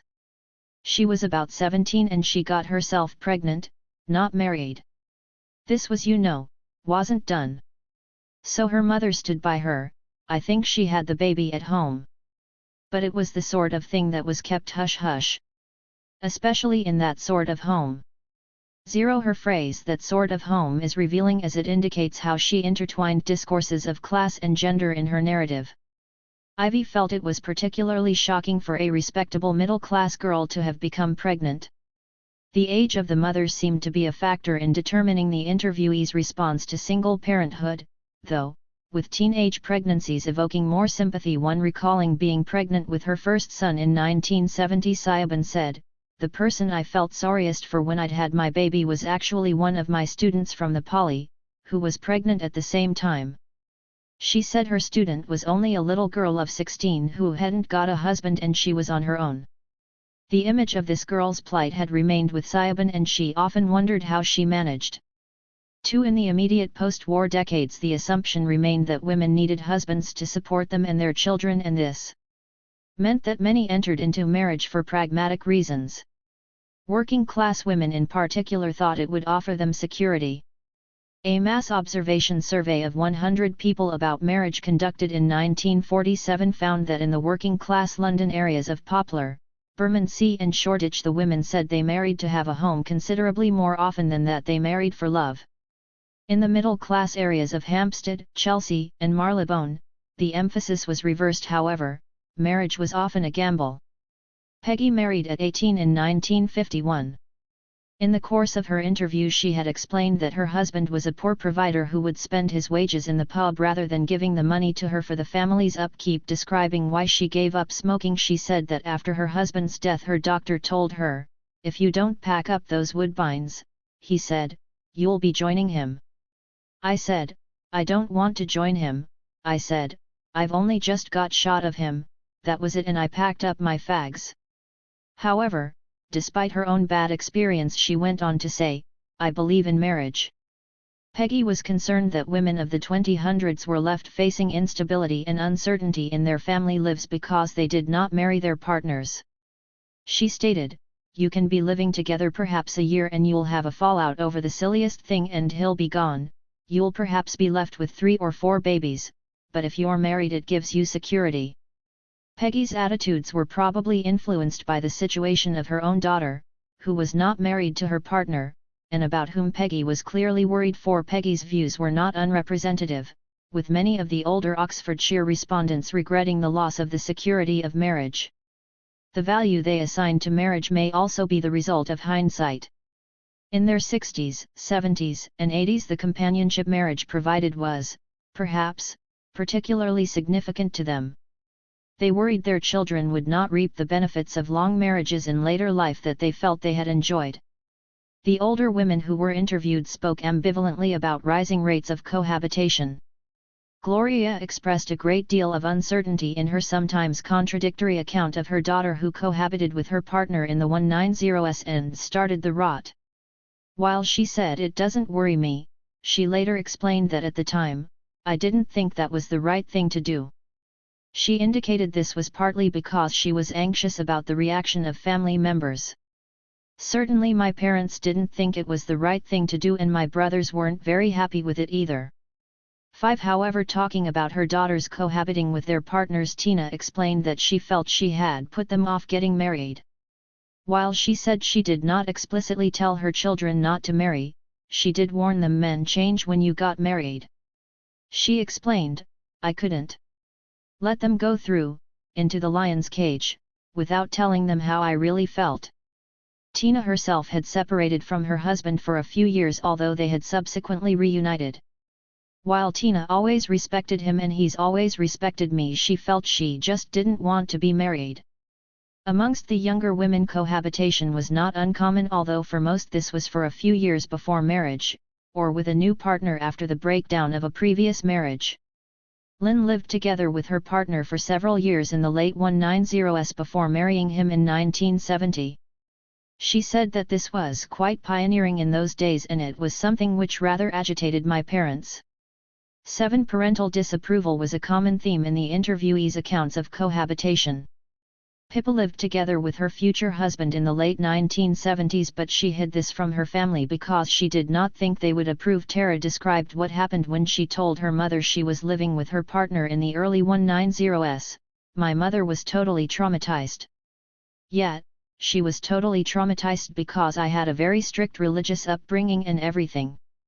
And I think that was bound to be a problem at some stage. She was not at all happy about it. 9. Some younger women also regretted the changes that had taken place, though. Pam was born in 1947 and had 2 children in the late 1970s. Discussing the changes that had occurred at the end of the century and why she thought there were problems, she said that in the past people stayed together, whereas, today it's all different. My parents stayed together, and my husband and I have been together for 36 years, but my niece isn't married and then my daughters live with their partners, but it just wasn't contemplated then. 70. The second half of the 20th century also witnessed a rising divorce rate. Andrea was born in 1952 and had 3 children in the 1970s and 190s. She commented on the changes that had taken place. I mean, if you heard of divorce when I was a child, oh, it was the scandal of the area. Whereas now it's not unusual at all. I think that's quite sad that it's got to that. 71. While dramatic change only occurred after the 199 Divorce Reform Act, divorce had been present in the lives of women in earlier decades too. Jessica got divorced in the 1940s after her husband left her.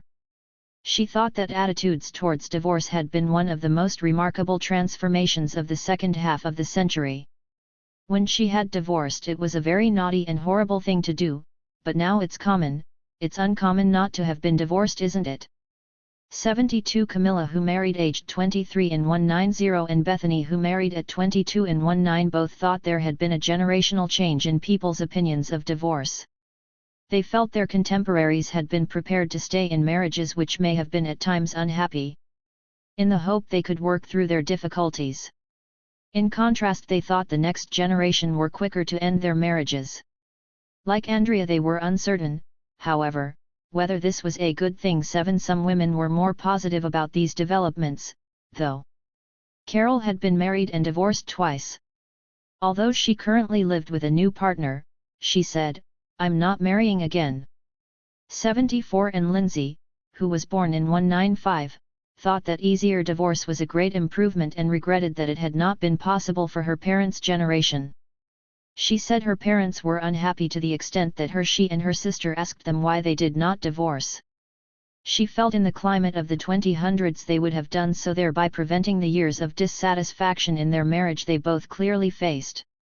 75. While women who had not experienced divorce seemed to feel that it had got easier to divorce in the 1970s and 190s, those women who had been through a divorce were less certain.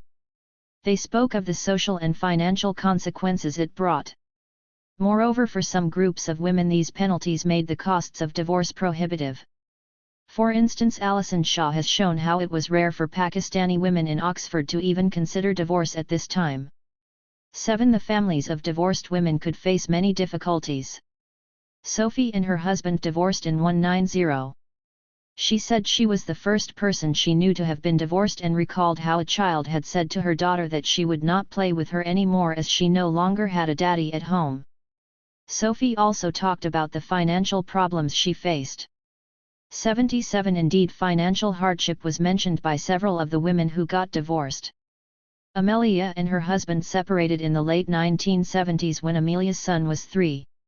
She was left as the sole provider for the family and said that her salary was so low she could still qualify for supplementary benefit. 7 Edna married in the early 190s and her only son was born in 19. She and her first husband divorced after 14 years. She then had to go out to work as a cleaner in some of the Oxford colleges to support the family. Edna then had a brief unhappy second marriage before she met and married her third husband in the early 190s, with whom she said she had been contentedly married ever since. While pleased she had eventually met her third husband, Edna seemed somewhat embarrassed that she had been married 3 times and joked that she felt like Elizabeth Taylor. 79 Furthermore, while after the 199 Act it became legally easier to obtain a divorce, the women who did divorce recalled how it was still a hard decision to make. Tasha explained that she and her husband had a tense relationship after their children were born in the 1970s. The couple stayed together until the children reached adulthood when they eventually divorced, but Tasha was unsure whether this had been the right decision or whether they should have separated earlier. The interviewees therefore thought there had been both gains and losses for women due to the increasing prevalence of cohabitation and divorce. Many welcomed the independence it had brought women, particularly those with young children, as it offered the possibility of escape from unhappy marriages, but there were others who were not sure these changes were without costs. Eunice represented this ambivalence. She was born in 192 and married at 19 in 1947. Bemoaning the rising divorce rate, she said that she felt couples in the 2000s were too quick to split up, whereas those of her generation worked at marriage and stuck together. However, she then added that she had herself divorced after 30 years of marriage and married again. 1. Homemaker wives. Post-war society was founded upon the conception that a woman's principal role was in the home. Elizabeth Wilson argues that the state's designation of woman's vocation as motherhood was central to the purposes of welfarism. 2. William Beveridge's report on social insurance and allied services was highly influential and formed the basis of the welfare state legislation introduced by the 1945 Labour government. Beveridge prescribed a restricted role for married women in the post-war world. He stated, "The attitude of the housewife to gainful employment outside the home is not, and should not be, the same as that of a single woman. She has other duties." Beveridge conceived of society in terms of a male citizen as breadwinner with women and children as his dependents. While women were acknowledged as performing a vital unpaid service, it was taken for granted that the housewife's earnings in general are not a means of subsistence. For it was expected this model applied to all women irrespective of their social background. Stephanie Spencer believes the Beveridge report clearly presented women as a universal grouping. 5. In the 1940s it was still assumed that wives only worked if their husbands failed in their duty to support them. Women who had married in the late 190s and 1940s were familiar with such views. Mavis summed up the division of labor as she saw it during these years. "In those days the men went out to work, and you just sort of stayed and looked after the babies. Sarah, who married at the start of the war, thought it was pretty well supposed that when you married in my day you didn't work anymore, that was it." She told the story of a conversation she had with her neighbor which exemplified this state of affairs. "I said to her, 'Did you ever have a job?' and she said, 'Oh no, my parents could afford to keep me,' so she'd never had a job ever, and then she'd married and a husband was supposed to be able to support his wife. If she went out to work it was a disgrace." 7. Similarly, Juliet, who married in 1942, said, "Before the war if wives worked it looked as if husbands couldn't support them. But even of my friends not many had actual jobs." This ideal of the dependent wife was well established in post-war culture. Women who worked when their children were young were either pitted, because it was assumed they would only do so if they did not have a husband who could provide for them, or condemned for jeopardizing the health and happiness of their families. In a letter to the editor of Woman magazine in 195, a reader wrote, "One of our neighbors, a woman of middle age, works not only by day, but also at night. How awful! I exclaimed when I first heard this. It seems some people are never satisfied where money is concerned. Then I hear that she supports a crippled husband and disabled son.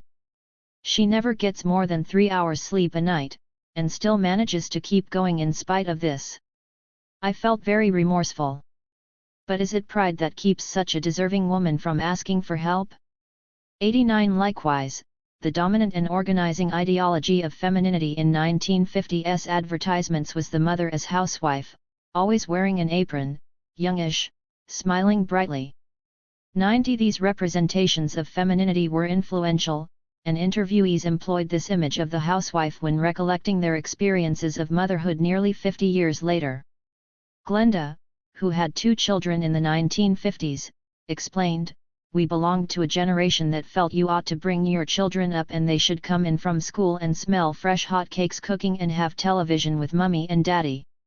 91 Also employing such images, Eve used the language of housewife as worker in her narrative, stating that, the housewife in those days, you sort of did your work in the morning, had your lunch, and husband came home for lunch so you'd got all that to do.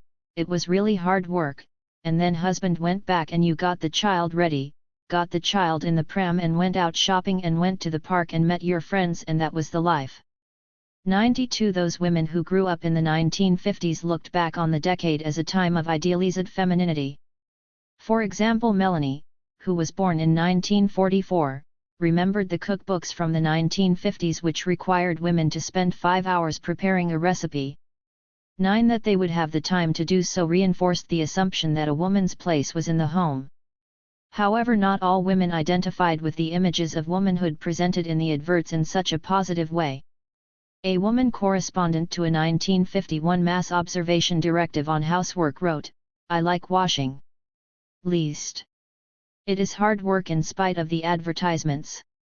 94 A correspondent writing to the mass observation new project 50 years later, reflecting back upon the 1950s and 190s, expanded on the same theme, "We certainly saw why cereal programs were called soaps, soap powder being the most widely advertised product, and ideal families were pictured using such products, with the stereotyped wife particularly in evidence with her whiter than white washing also feeding the family with meals incorporating Bisto gravy."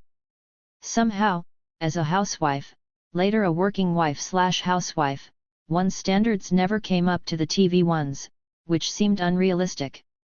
95 Similarly, when discussing adverts, Siobhan stated that they all seemed very fairytale, which of course it is because advertising is always showing you the glamorous side of whatever it's trying to sell you. And life's not like that. One of my sisters. I think she's had a tough life emotionally. And I think she's always thought people's lives are like they are in advertisements. And therefore I think it's just been one long disappointment, and one long feeling of failure, because it's not like that.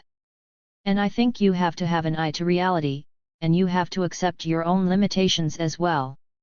I think if you don't, you end up being very unhappy.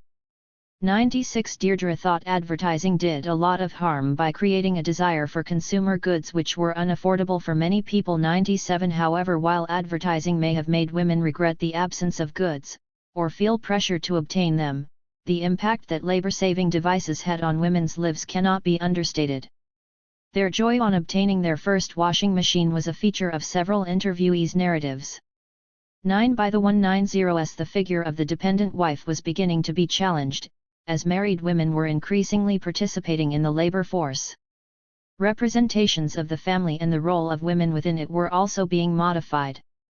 For instance, Brian Braithwaite has noted that the magazine Nova was launched in 195, which proclaimed to be the new magazine for the new kind of woman. That new kind of woman was designated as intelligent, thinking and worldly. She would be well-educated, radical, skeptical and definitely not the typical reader of the woman's weeklies, with their mundane concentration on shopping and cooking.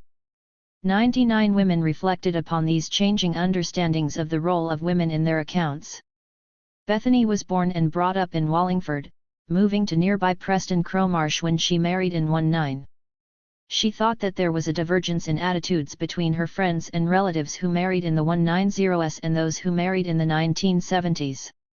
Divorce was far more common in the latter group. When asked why she thought this difference occurred, she answered, "I suppose a lot of people would say it's the swinging 60s, but I mean morals did perhaps go out. It was considered fashionable to be divorced and all these things, free sex, or whatever. You know, you were a bit boring if you weren't into those things." 100 Emily married in 192 when she was 24 and had 3 children by the age of 29. She recalled how she found herself at the end of the 190s with a husband and 3 children, and feeling that the social changes of the decade had passed her by. Emily thought this may have been a common experience for women at this time and said, "It wouldn't surprise me if a lot of people didn't think that they suddenly woke up at the age of 30 and thought, there's a life ahead of us, there's things going on out there, this is the 190s, you know, because we were tied up in the 190s giving birth when everyone else was having a cool time. I remember that so vividly, you know, the Beatles hitting the scene and suddenly the world opened." 101 It is interesting that Emily used expressions made popular in the 190s, such as cool and scene, at this point in her narrative, demonstrating how the period encouraged her to change both how she viewed her life and how she articulated these feelings. Interviewees recalled how they responded to the changes that they perceived were occurring from the late 190s.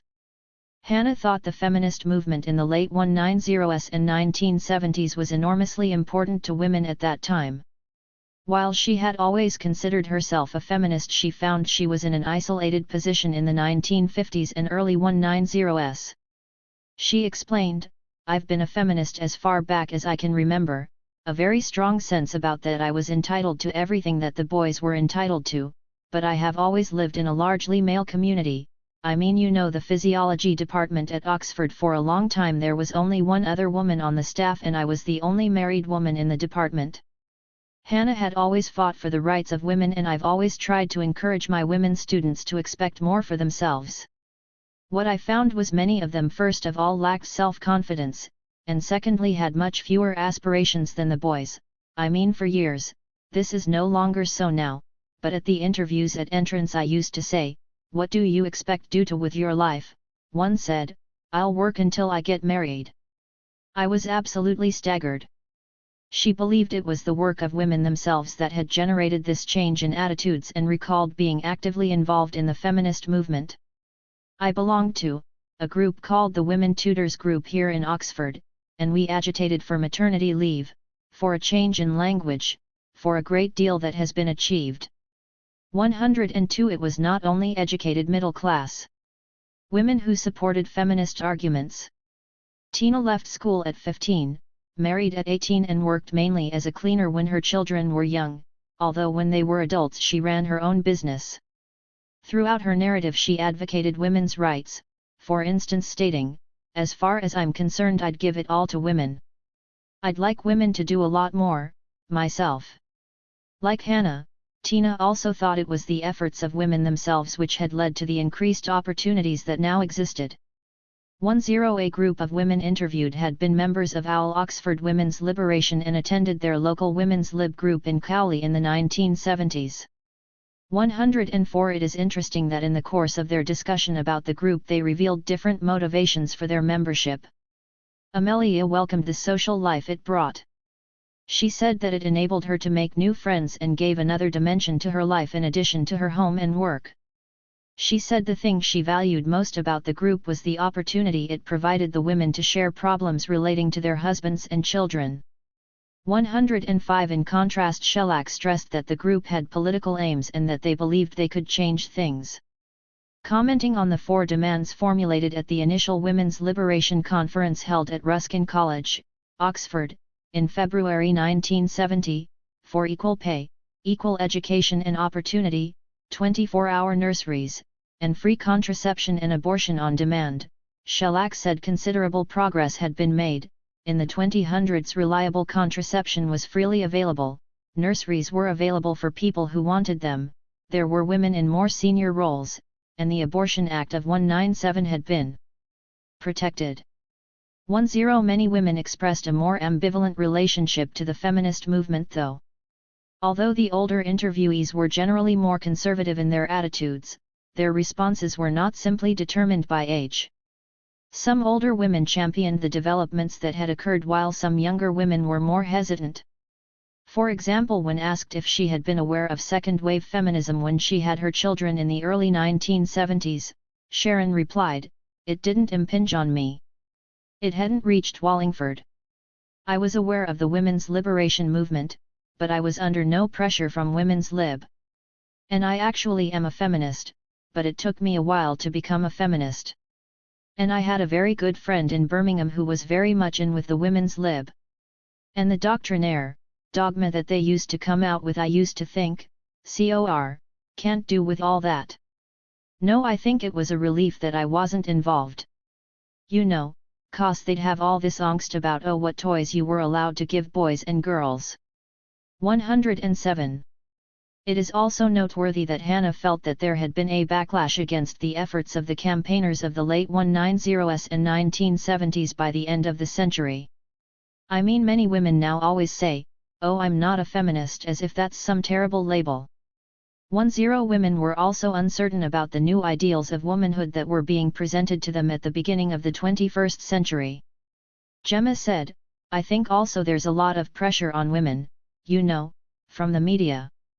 And I buy She magazine and, I mean, their slogan is, for women who juggle their lives. And I don't believe that you can be, you know, people say, I'm a full-time mother and I've got a career. I don't believe you can have both and do both of them properly.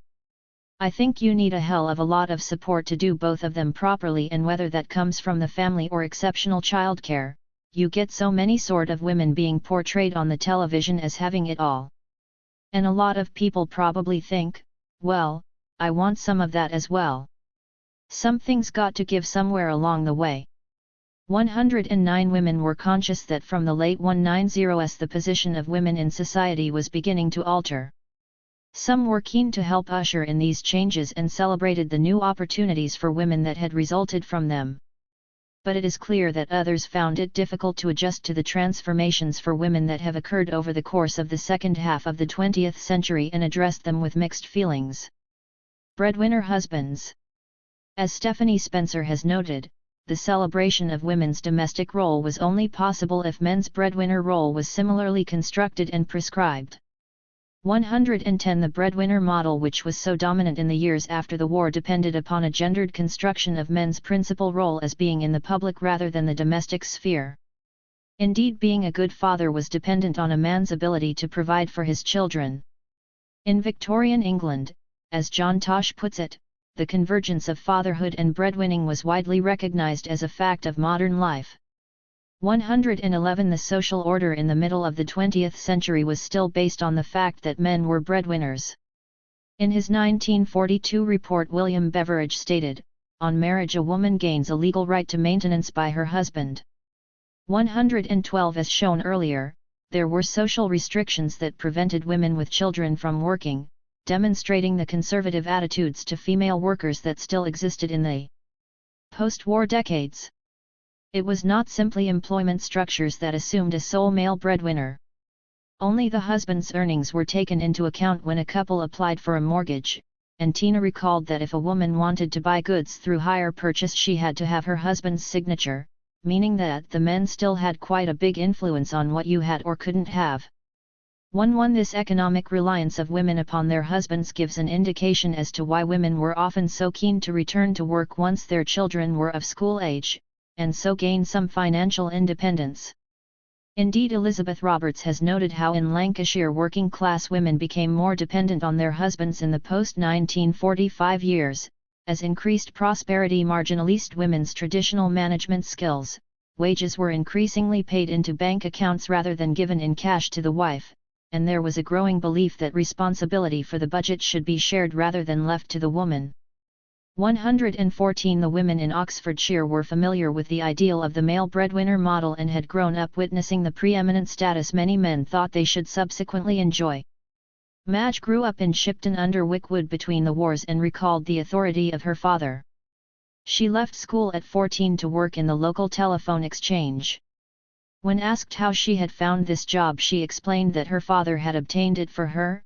Madge didn't have a choice. 115 Moreover, while they may have been in decline, patriarchal fathers were still present in the post-war world. Agnes was born in Berkshire in 19 and experienced a difficult relationship with her violent and dictatorial father when she was growing up in the 1940s and 1950s. She explained, "He worked very hard in a factory, he was a storekeeper. We had a council house, and he worked in the garden, and his attitude to life and children was, 'Don't waste your time reading, excuse me, bloody books,' because he swore profoundly. Because we only had the radio, of course, 'Don't read, don't waste your time, do the housework, do the shopping, do the gardening,' and so I had to really work, and my brother, and we had a set regime. Thursday morning before I went to school, strip beds, get in soak, Thursday night soak the sheets in a big copper, Friday morning get up early, get it boiled, rinsed out, Friday night, dried over the weekend, and Sunday was ironing." 116. Women believed this conception of the man as breadwinner was under modification during the latter decades of the century as women were increasingly entering the labor force. Doris summed up what she felt were the changes. "Years ago you just didn't go to work, you just had to rely on the man's wage, didn't you? And then our generation went out to work sort of part-time, but now they've got to work full-time, most of them." 117. However, there had always been men who could not or chose not to provide for their families. The ideal of father as the sole breadwinner was a fantasy for many working-class families. Peggy had 4 children between 1951 and 195, but although her husband was employed, he did not give her his wages, keeping the money for himself, and she went out to work to support the family. She explained that she would have loved to have had a bit more money, and a husband that was a better provider. "That was my bugbear." 1. In addition, the economic crisis of the mid-1970s meant that more families suffered from male unemployment in the years that followed. Tina's husband was made redundant from the car works in Cowley, and she recalled how she went to work because they needed the money.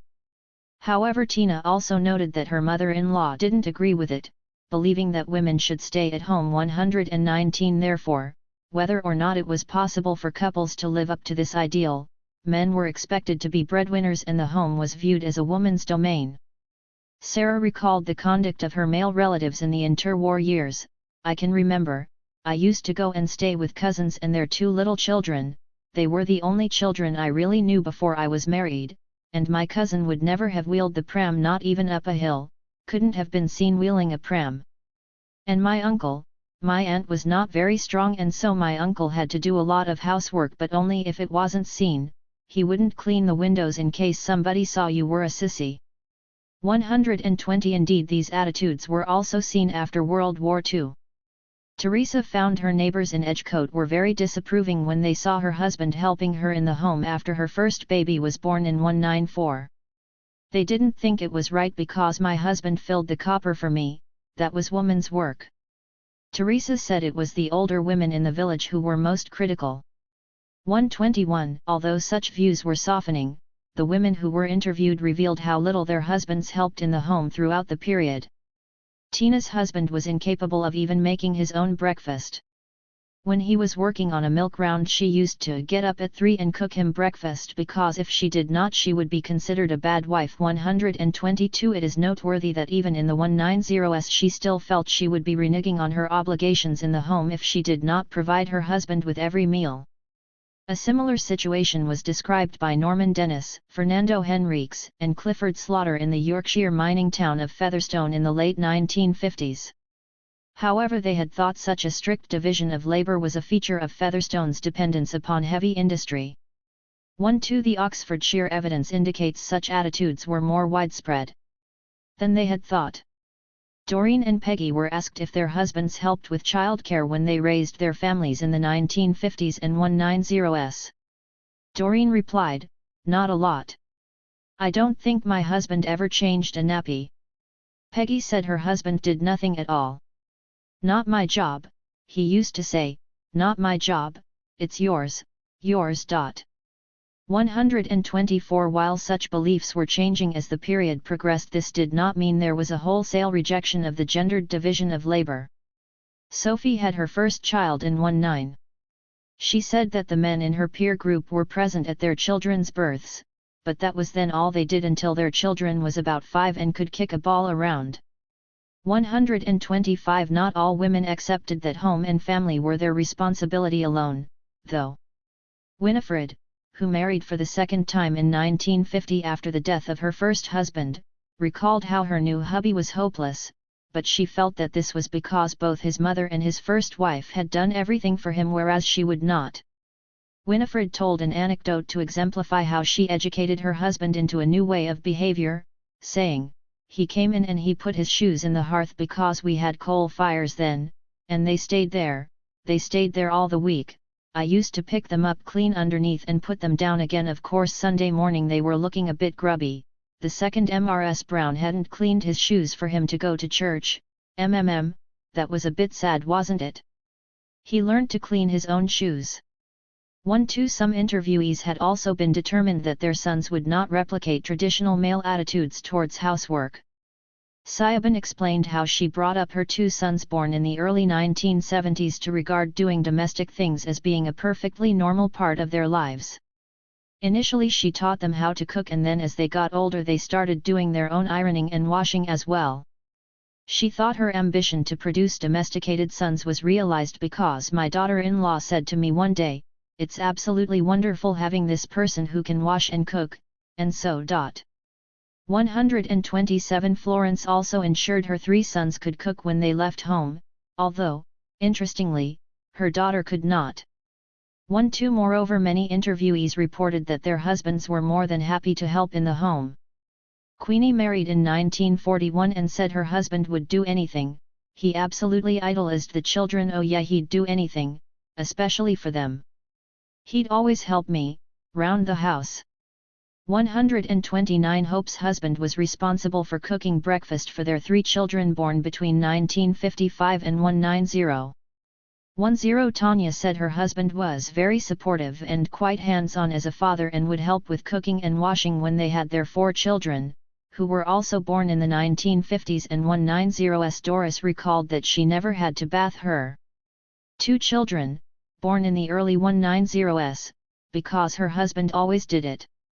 1 However, implied within these women's accounts was the notion that their husbands were special. Likewise, Michael Pepler found that among the Greenwich women he interviewed, men who helped with housework were seen as unusual, and in her study of Jamaican immigrants to London in the early 1970s, Nancy Foner found that the women she spoke to regarded helpful husbands as exceptional and therefore deserving of gratitude. 1-2 It was rare for women to say their husbands took an equal share. Nor did they expect them to. In a 194 mass observation directive addressed at women, correspondents were asked, "Do you feel that the men in your household should be expected to help in domestic jobs, or not?" Most replied that they thought their husbands should help with certain masculine tasks, but should only be expected to do more than this in exceptional circumstances. A similar picture emerged amongst the Oxfordshire women. While they were appreciative of husbands who helped, they rarely thought it was the husband's responsibility to take an equal share. Hannah and her husband had agreed to divide childcare when their 2 children were born in the mid-1950s. She explained that before she married she and her husband discussed this at great length, and I said, "Look, my career is as important as your career, and I've always had his full support. I've kept my own name and so on, and I've had really a great deal of independence." I'd say he had a very tough time when my daughter was born because his colleagues used to laugh at him because they saw him pushing the pram in the parks and so on.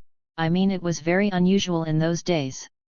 1-4 Significantly, Hannah reported that she did not know any other couples who shared their domestic duties in this manner. While women may have recalled their husbands' shared responsibility at a theoretical level, in reality it was women who were left to undertake the day-to-day care. Anna was a doctor and her husband an academic. They had 3 children between 197 and 197. Comparing her relationship with her husband to that of her children and their partners, she said, "So the division of labor was much more of the traditional kind. The interest was absolutely equal. But the expectation was that I was the one who was around. I always sort of made the dressing up clothes for the fancy dress party or attended the school fete or whatever it was. 1.5 As Anne Oakley has argued, it is not accurate to speak of equality when men's role in the home was only that of helping their wives. 1. The interviewees thought the increasing role men played in the home was in fact one of the most significant changes in family life that occurred over the course of the century. 1.7 For instance, Jessica, who was born in 1914, said, "I've got 4 great-grandchildren and it's marvelous how the men in the family take at least 50% of the baby care, and it opens my eyes because my father never did. Although he was a lovely father, he didn't even boil an egg and he never did any cooking or anything, whereas now the men do just as much cooking as the women. And I've watched my grandson changing his baby's nappy and he was so sweet, he was talking to him all the time and talking to him as if it was man to man, and it was really lovely to watch, and that's very different." 138 Similarly, Bethany summed up how she felt attitudes had altered between her father's generation, in the 1940s, her husband's generation, in the 1970s, and her son's generation, in the 2000s. "Men are so different today. My son cooks and my husband is only just beginning to cook a bit, really. My father, obviously he never cooked or did anything like that." 1.9 Enid, who was born in 1925 and had her children in the 1940s, also reflected upon this development. She said, "Fathers are good these days. Although, fathers were beginning to get better when my babies were born. Because I don't know whether the war changed them or what, because my husband would bath the children, push the pram out, do everything. But say when I was a baby, the fathers then wouldn't have done anything." 140 Enid was not alone in thinking World War II had proved pivotal. Sarah also thought the war had precipitated a change in attitudes, stating, "The war was over and men came back, and women by that time had started being free and expected to share." 141 Sarah's comments are interesting as they show the relationship that women felt existed between men's increasing domesticity and women's participation in the labor force. However, unlike their uncertainty over the issue of women's increasing participation in the workforce, the interviewees were confident in their belief that men's increasing role in the home was a positive development. This divergence raised an interesting contradiction, because, as Sarah indicated, they often believed that men's increased role in the home was a result of women engaging in paid labor outside of it. Within the generally laudatory discussions of men in the 2000s, there were voices that were more doubtful. Amelie noted that studies of housework have tended to show that while men increasingly say they do more in the home, in reality little has changed since the 190s or 1940s. 142 Similarly, when discussing her son's relationship with his children, Lynn said, "My son actually only has a 4-day week and he does an amazing amount with the children, relatively amazing. It's the kind of thing that still there's a lot of gender prejudice, I think. I'm using the word amazing. If he was their mother I wouldn't be saying it, presumably, you know what I mean." 1.4 Conclusions. Popular conceptions of motherhood in the decades after World War II, with the associated ideals of happy nuclear families founded upon the companionate relationship between breadwinner husbands and homemaker wives, were deeply influential upon the ways in which the women interviewed constructed their narratives. When discussing their experiences of motherhood, the Oxfordshire interviewees employed the discourses of marriage and family which dominated the post-war social and cultural milieu. However, contemporary ideals did not remain static, and the interviewees were also influenced by changing attitudes towards the role of men and women within the home. This was perhaps seen most visibly in their views of fathers. Women advocated a more involved role for fathers in childcare than had been celebrated in the post-war years. Instead, their attitudes seemed to reflect later calls for men to take a more active role in the home, encouraged by the feminist arguments of the 1970s that the care of children should not be a woman's responsibility alone. However, many of the older interviewees, and indeed some of the younger ones, were less receptive to other changes, as seen by their ambivalent attitudes towards cohabitation and divorce. They had grown up with a strong ideal that marriage and the nuclear family was the best and perhaps only form that families could take. The women interviewed often found it difficult to relate to the other arrangements with which they had been confronted, often through the experiences of their own children, in later life. Many did try to incorporate more recent understandings of the family in their accounts, but when they did so their narratives often became disjointed, reflecting the problems they faced in these attempts. Some interviewees also faced difficulties reconciling their personal experiences of motherhood with popular discourses. While they interweaved elements of these discourses within their accounts to validate their own life choices, for example that a good mother was one who stayed at home, there are interesting points in the women's narratives where the public and the personal diverge. The ideals women wished to endorse did not always fit their own experiences, and interviewees could struggle to unite the two. For example, Polly's portrayal of the 190s as a golden age for the family was undercut by her own experience of divorce. She compared the past when families got together round the table, no television or anything like that, just having a quiet meal and talking, with the 2000s when people just leave the kids to get on with it. As she discussed this subject, the flow of her narrative broke down. She was forced to address the fact that her own family life did not meet this model. Her husband left her when her children were small, and she concluded, yes, life can be very, very difficult. 144. Similarly, in her narrative, Bethany expressed strong support for the ideal of companionate marriage. She believed that a man's place was at work and a woman's place was in the home, and considered herself very lucky that this had been her own experience. However, when she raised her son's relationship with his family as an example of how things have changed for the worse, both he and his partner worked full-time and shared childcare, she voiced her regret that her husband had not been similarly involved in the home. My husband, he didn't sort of change nappies or do anything like that. He was always fond of the children, but he wasn't involved in that type of thing really, washing or washing up. He wasn't involved in household duties. I did most of it, whereas I know it's very different today. So I think there is more of an equality between the sexes, which is probably a good thing. 145 women were trying to tell their stories of motherhood using the narrative genres surrounding the family that were available to them. However, portrayals of the family that existed in 1945 were very different to those of 2000.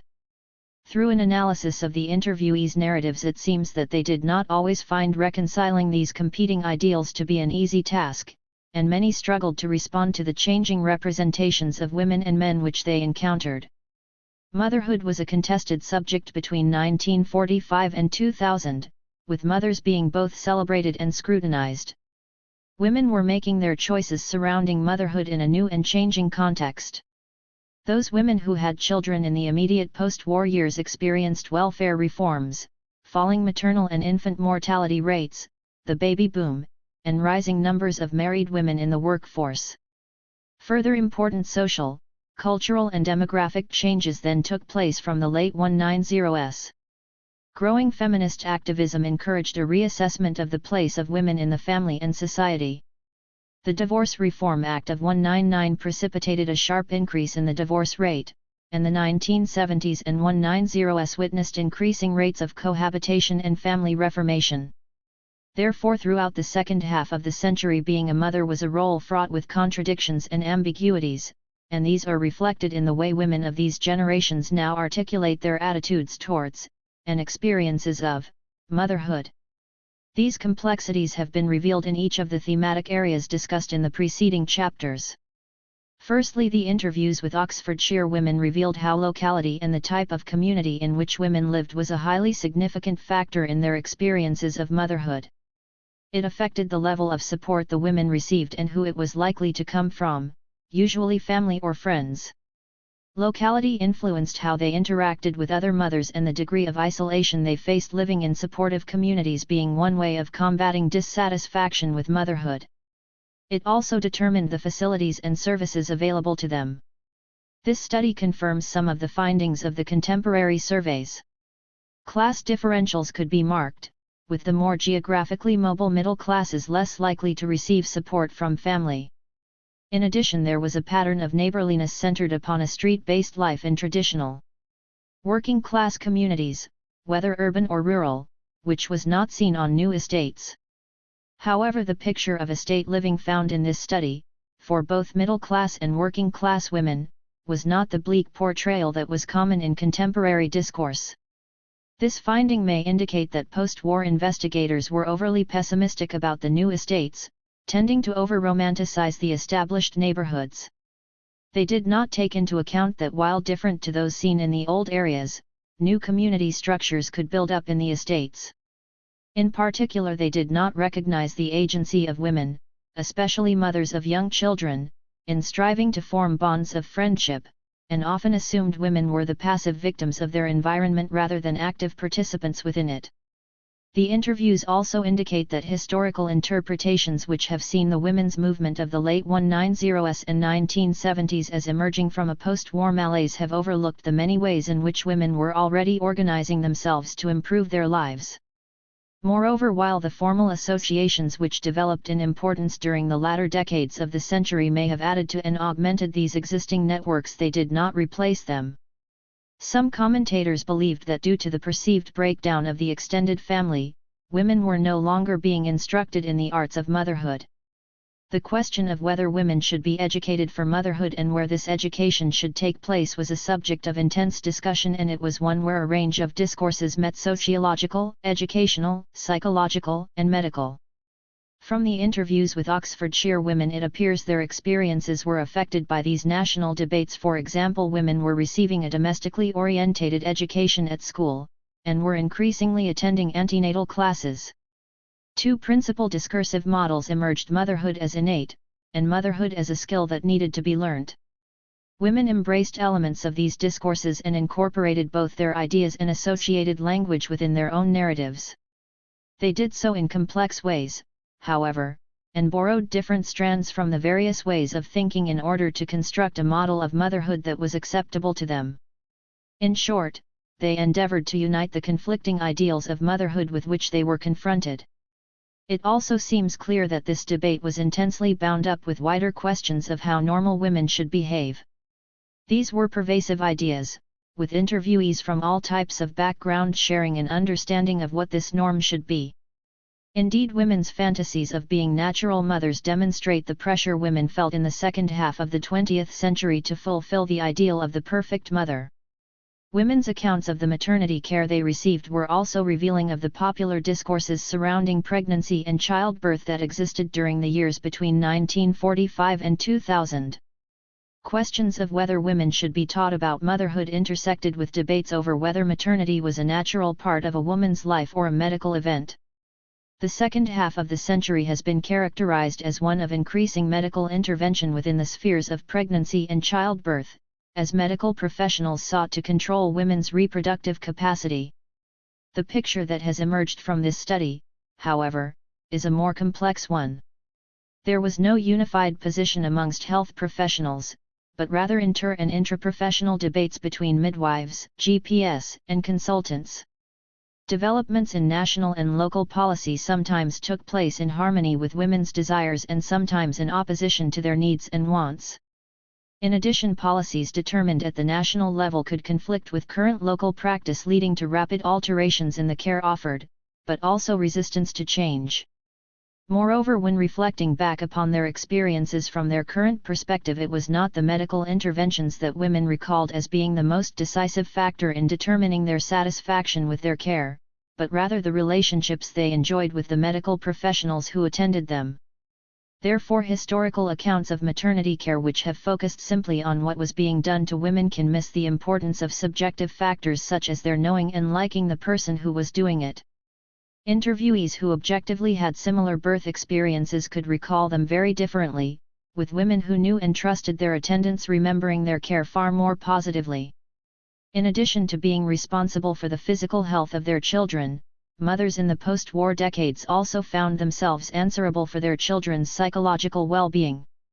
Literature on childcare abounded throughout the 20th century, and ideas of how mothers should behave were hotly contested. Women could also receive contradictory advice from different sources such as their mothers and medical professionals. Definitions of what made a good mother were constantly in flux, so women had to adjust to these changing requirements. For example, what Benjamin Spock told women was good child care practice was often in opposition to what Frederick Truby King had asserted a generation before. There was also a cyclical nature to this advice. By the end of the century, Gina Ford's championing of routine closely resembled the approach Truby King had taken almost 100 years earlier. Nonetheless, childcare experts were deeply influential in shaping expectations of what mothers should be like between 1945 and 2000. From the interviews with Oxfordshire women, it is clear that mothers struggled to reconcile the demands that these experts were making upon them with the reality of raising their children. While they could give women confidence and support and make mothers feel they were doing an important and worthwhile job, the pronouncements of the experts did not always have positive effects. Theories of child development and the role of the mother in ensuring the healthy growth of her children could be oppressive for women in the second half of the century. Those women who could not meet the ideal of good mothering were left feeling anxious and guilty.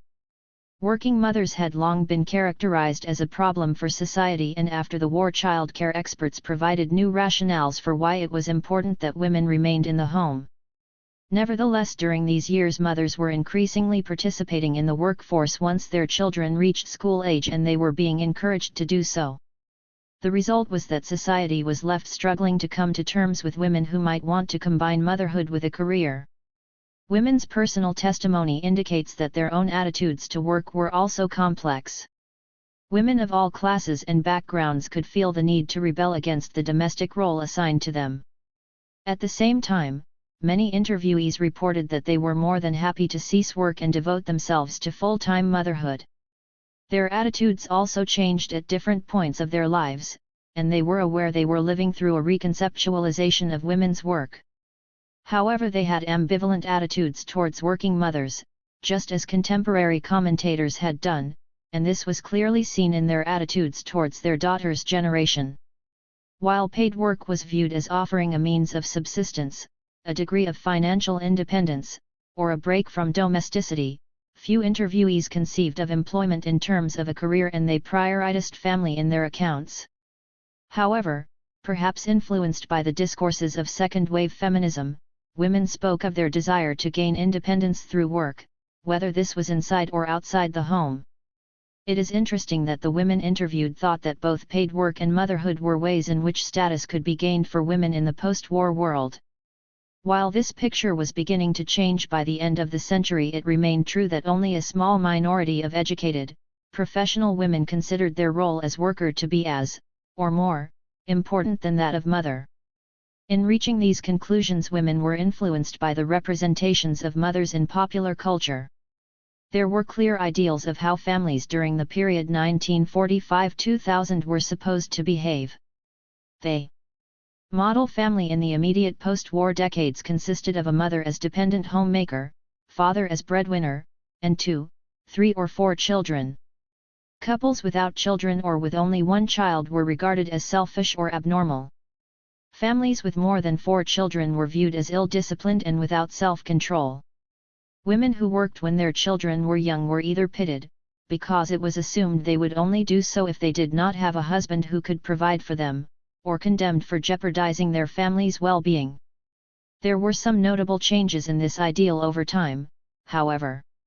Women were increasingly expected to play a more active role in the labor force and men to be more involved in the home. Lifelong marriage became less secure. Feminist analyses of the family had challenged conventional understandings of the mother role. Women tried to respond to these changing representations in their accounts. They were trying to tell their stories of motherhood using the narrative genres surrounding the family that were available to them, and these were shaped by the changing depictions of the family that had occurred. However, the women interviewed had all grown up with a strong image of the nuclear family as being the ideal form that the family should take.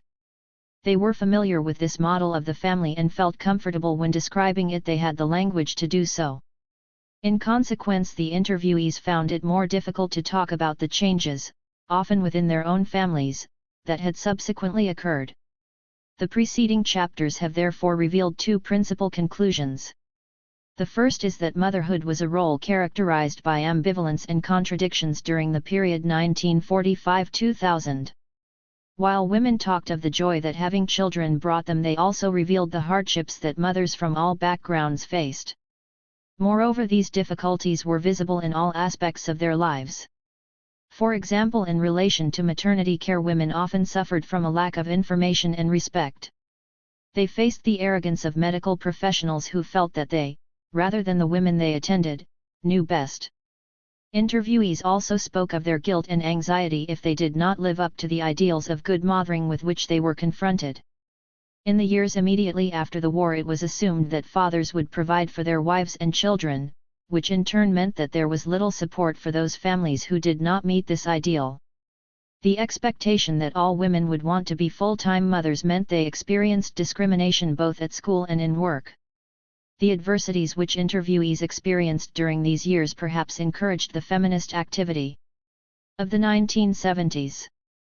The younger generation of women reaped significant benefits from feminist campaigns, as seen, for example, in increasing educational and employment opportunities, a new ability to control their fertility, and equality legislation.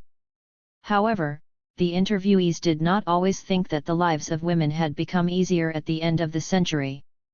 The expectations upon women brought new pressures. For example, women who did not want to return to work when their children were school age faced increasing disapproval for not doing so. The second conclusion is that, despite the differences between women, they could use motherhood as a unifying experience. Indeed, the stereotyping of the period between the late 1940s and 190s as one of conservatism before the changes that began in the later 190s and 1970s means that women's activism and the ways in which they were already organizing themselves to improve their lives has tended to be disregarded. This lack of awareness has possibly occurred because these associations were often established on an informal basis, such as neighbors coming together to share childcare. They were important though, and interviewees recalled them as being extremely significant features of their lives. Throughout the second half of the 20th century, women used their collective experience of being mothers of young children to develop social networks and form communities of women, both to take mutual pleasure in the delight that motherhood could bring them, but also with the aim of alleviating some of the difficulties and inequities that they faced. Appendix 1. Typical interview schedule. 1. Growing up, can you tell me when and where you were born? Do you have any brothers and sisters? Where did you fit into the order? If younger siblings, did you know your mother was pregnant? Did you help look after your siblings? How many people lived in your house? Did you live near any relatives? Did your parents bring you up to consider certain things important in life? When did you start at school? Where did you go? Did you like school? If relevant, would you have liked to stay on longer? Were you taught things like cookery, childcare, etc.? Were you taught about pregnancy and childbirth? 2. After school, what were your hopes and dreams on leaving school? Were you expected to work or get married? Were you given any careers advice? If went to higher education, where/what did you do? What was your first job? Did you stay at work after your first child was born? If not, did you go back when your children were older? Was there any support for women who wanted to combine work and motherhood? How did you meet your husband? When did you marry? How old were you both? How long had you been married when you had your first child? How many children have you had? Was this the number you and your husband planned to have? 3. Pregnancy. Where were you living/working when you became pregnant? How did you feel when you found out? How regularly did you see your GP/midwife? Did you enjoy your pregnancy? Did you suffer from morning sickness, etc.? What arrangements did you make for your baby after delivery? Did you attend antenatal and childbirth preparation classes? What did you learn? Was it useful? Were there other sources of information like books and magazines, or other mothers? Would it have been better to know more or less? 4. Birth. Where was your baby born? Did you know what to expect in childbirth? What were your sources of information? How did the delivery go? Did you know the doctor/midwife who delivered you? What were the medical staff like? How did you feel after delivery and during the next few days? What were your main concerns or worries after the baby was born? Did you breastfeed? If birth in hospital, how long did you stay in hospital? Did you want to stay this long? How did you feel when you brought your baby home? Was anyone there to help you? 5. Parenthood. Did you find things came naturally to you? Did you worry about doing things wrong? If you needed advice, who did you ask, e.g. mother, friends, doctors, health visitors, clinics? If relevant, what were the differences between having your first child and later children? Did you follow the advice of childcare manuals? Did you try to be similar or different to your mother? If different, what were the differences? Did you bring them up to believe that certain things are important in life? Do you have grandchildren? If yes, how has your relationship with your children changed? What are the differences between how people used to raise children and today? What are the pluses and minuses of these changes? Why do you think the changes occurred?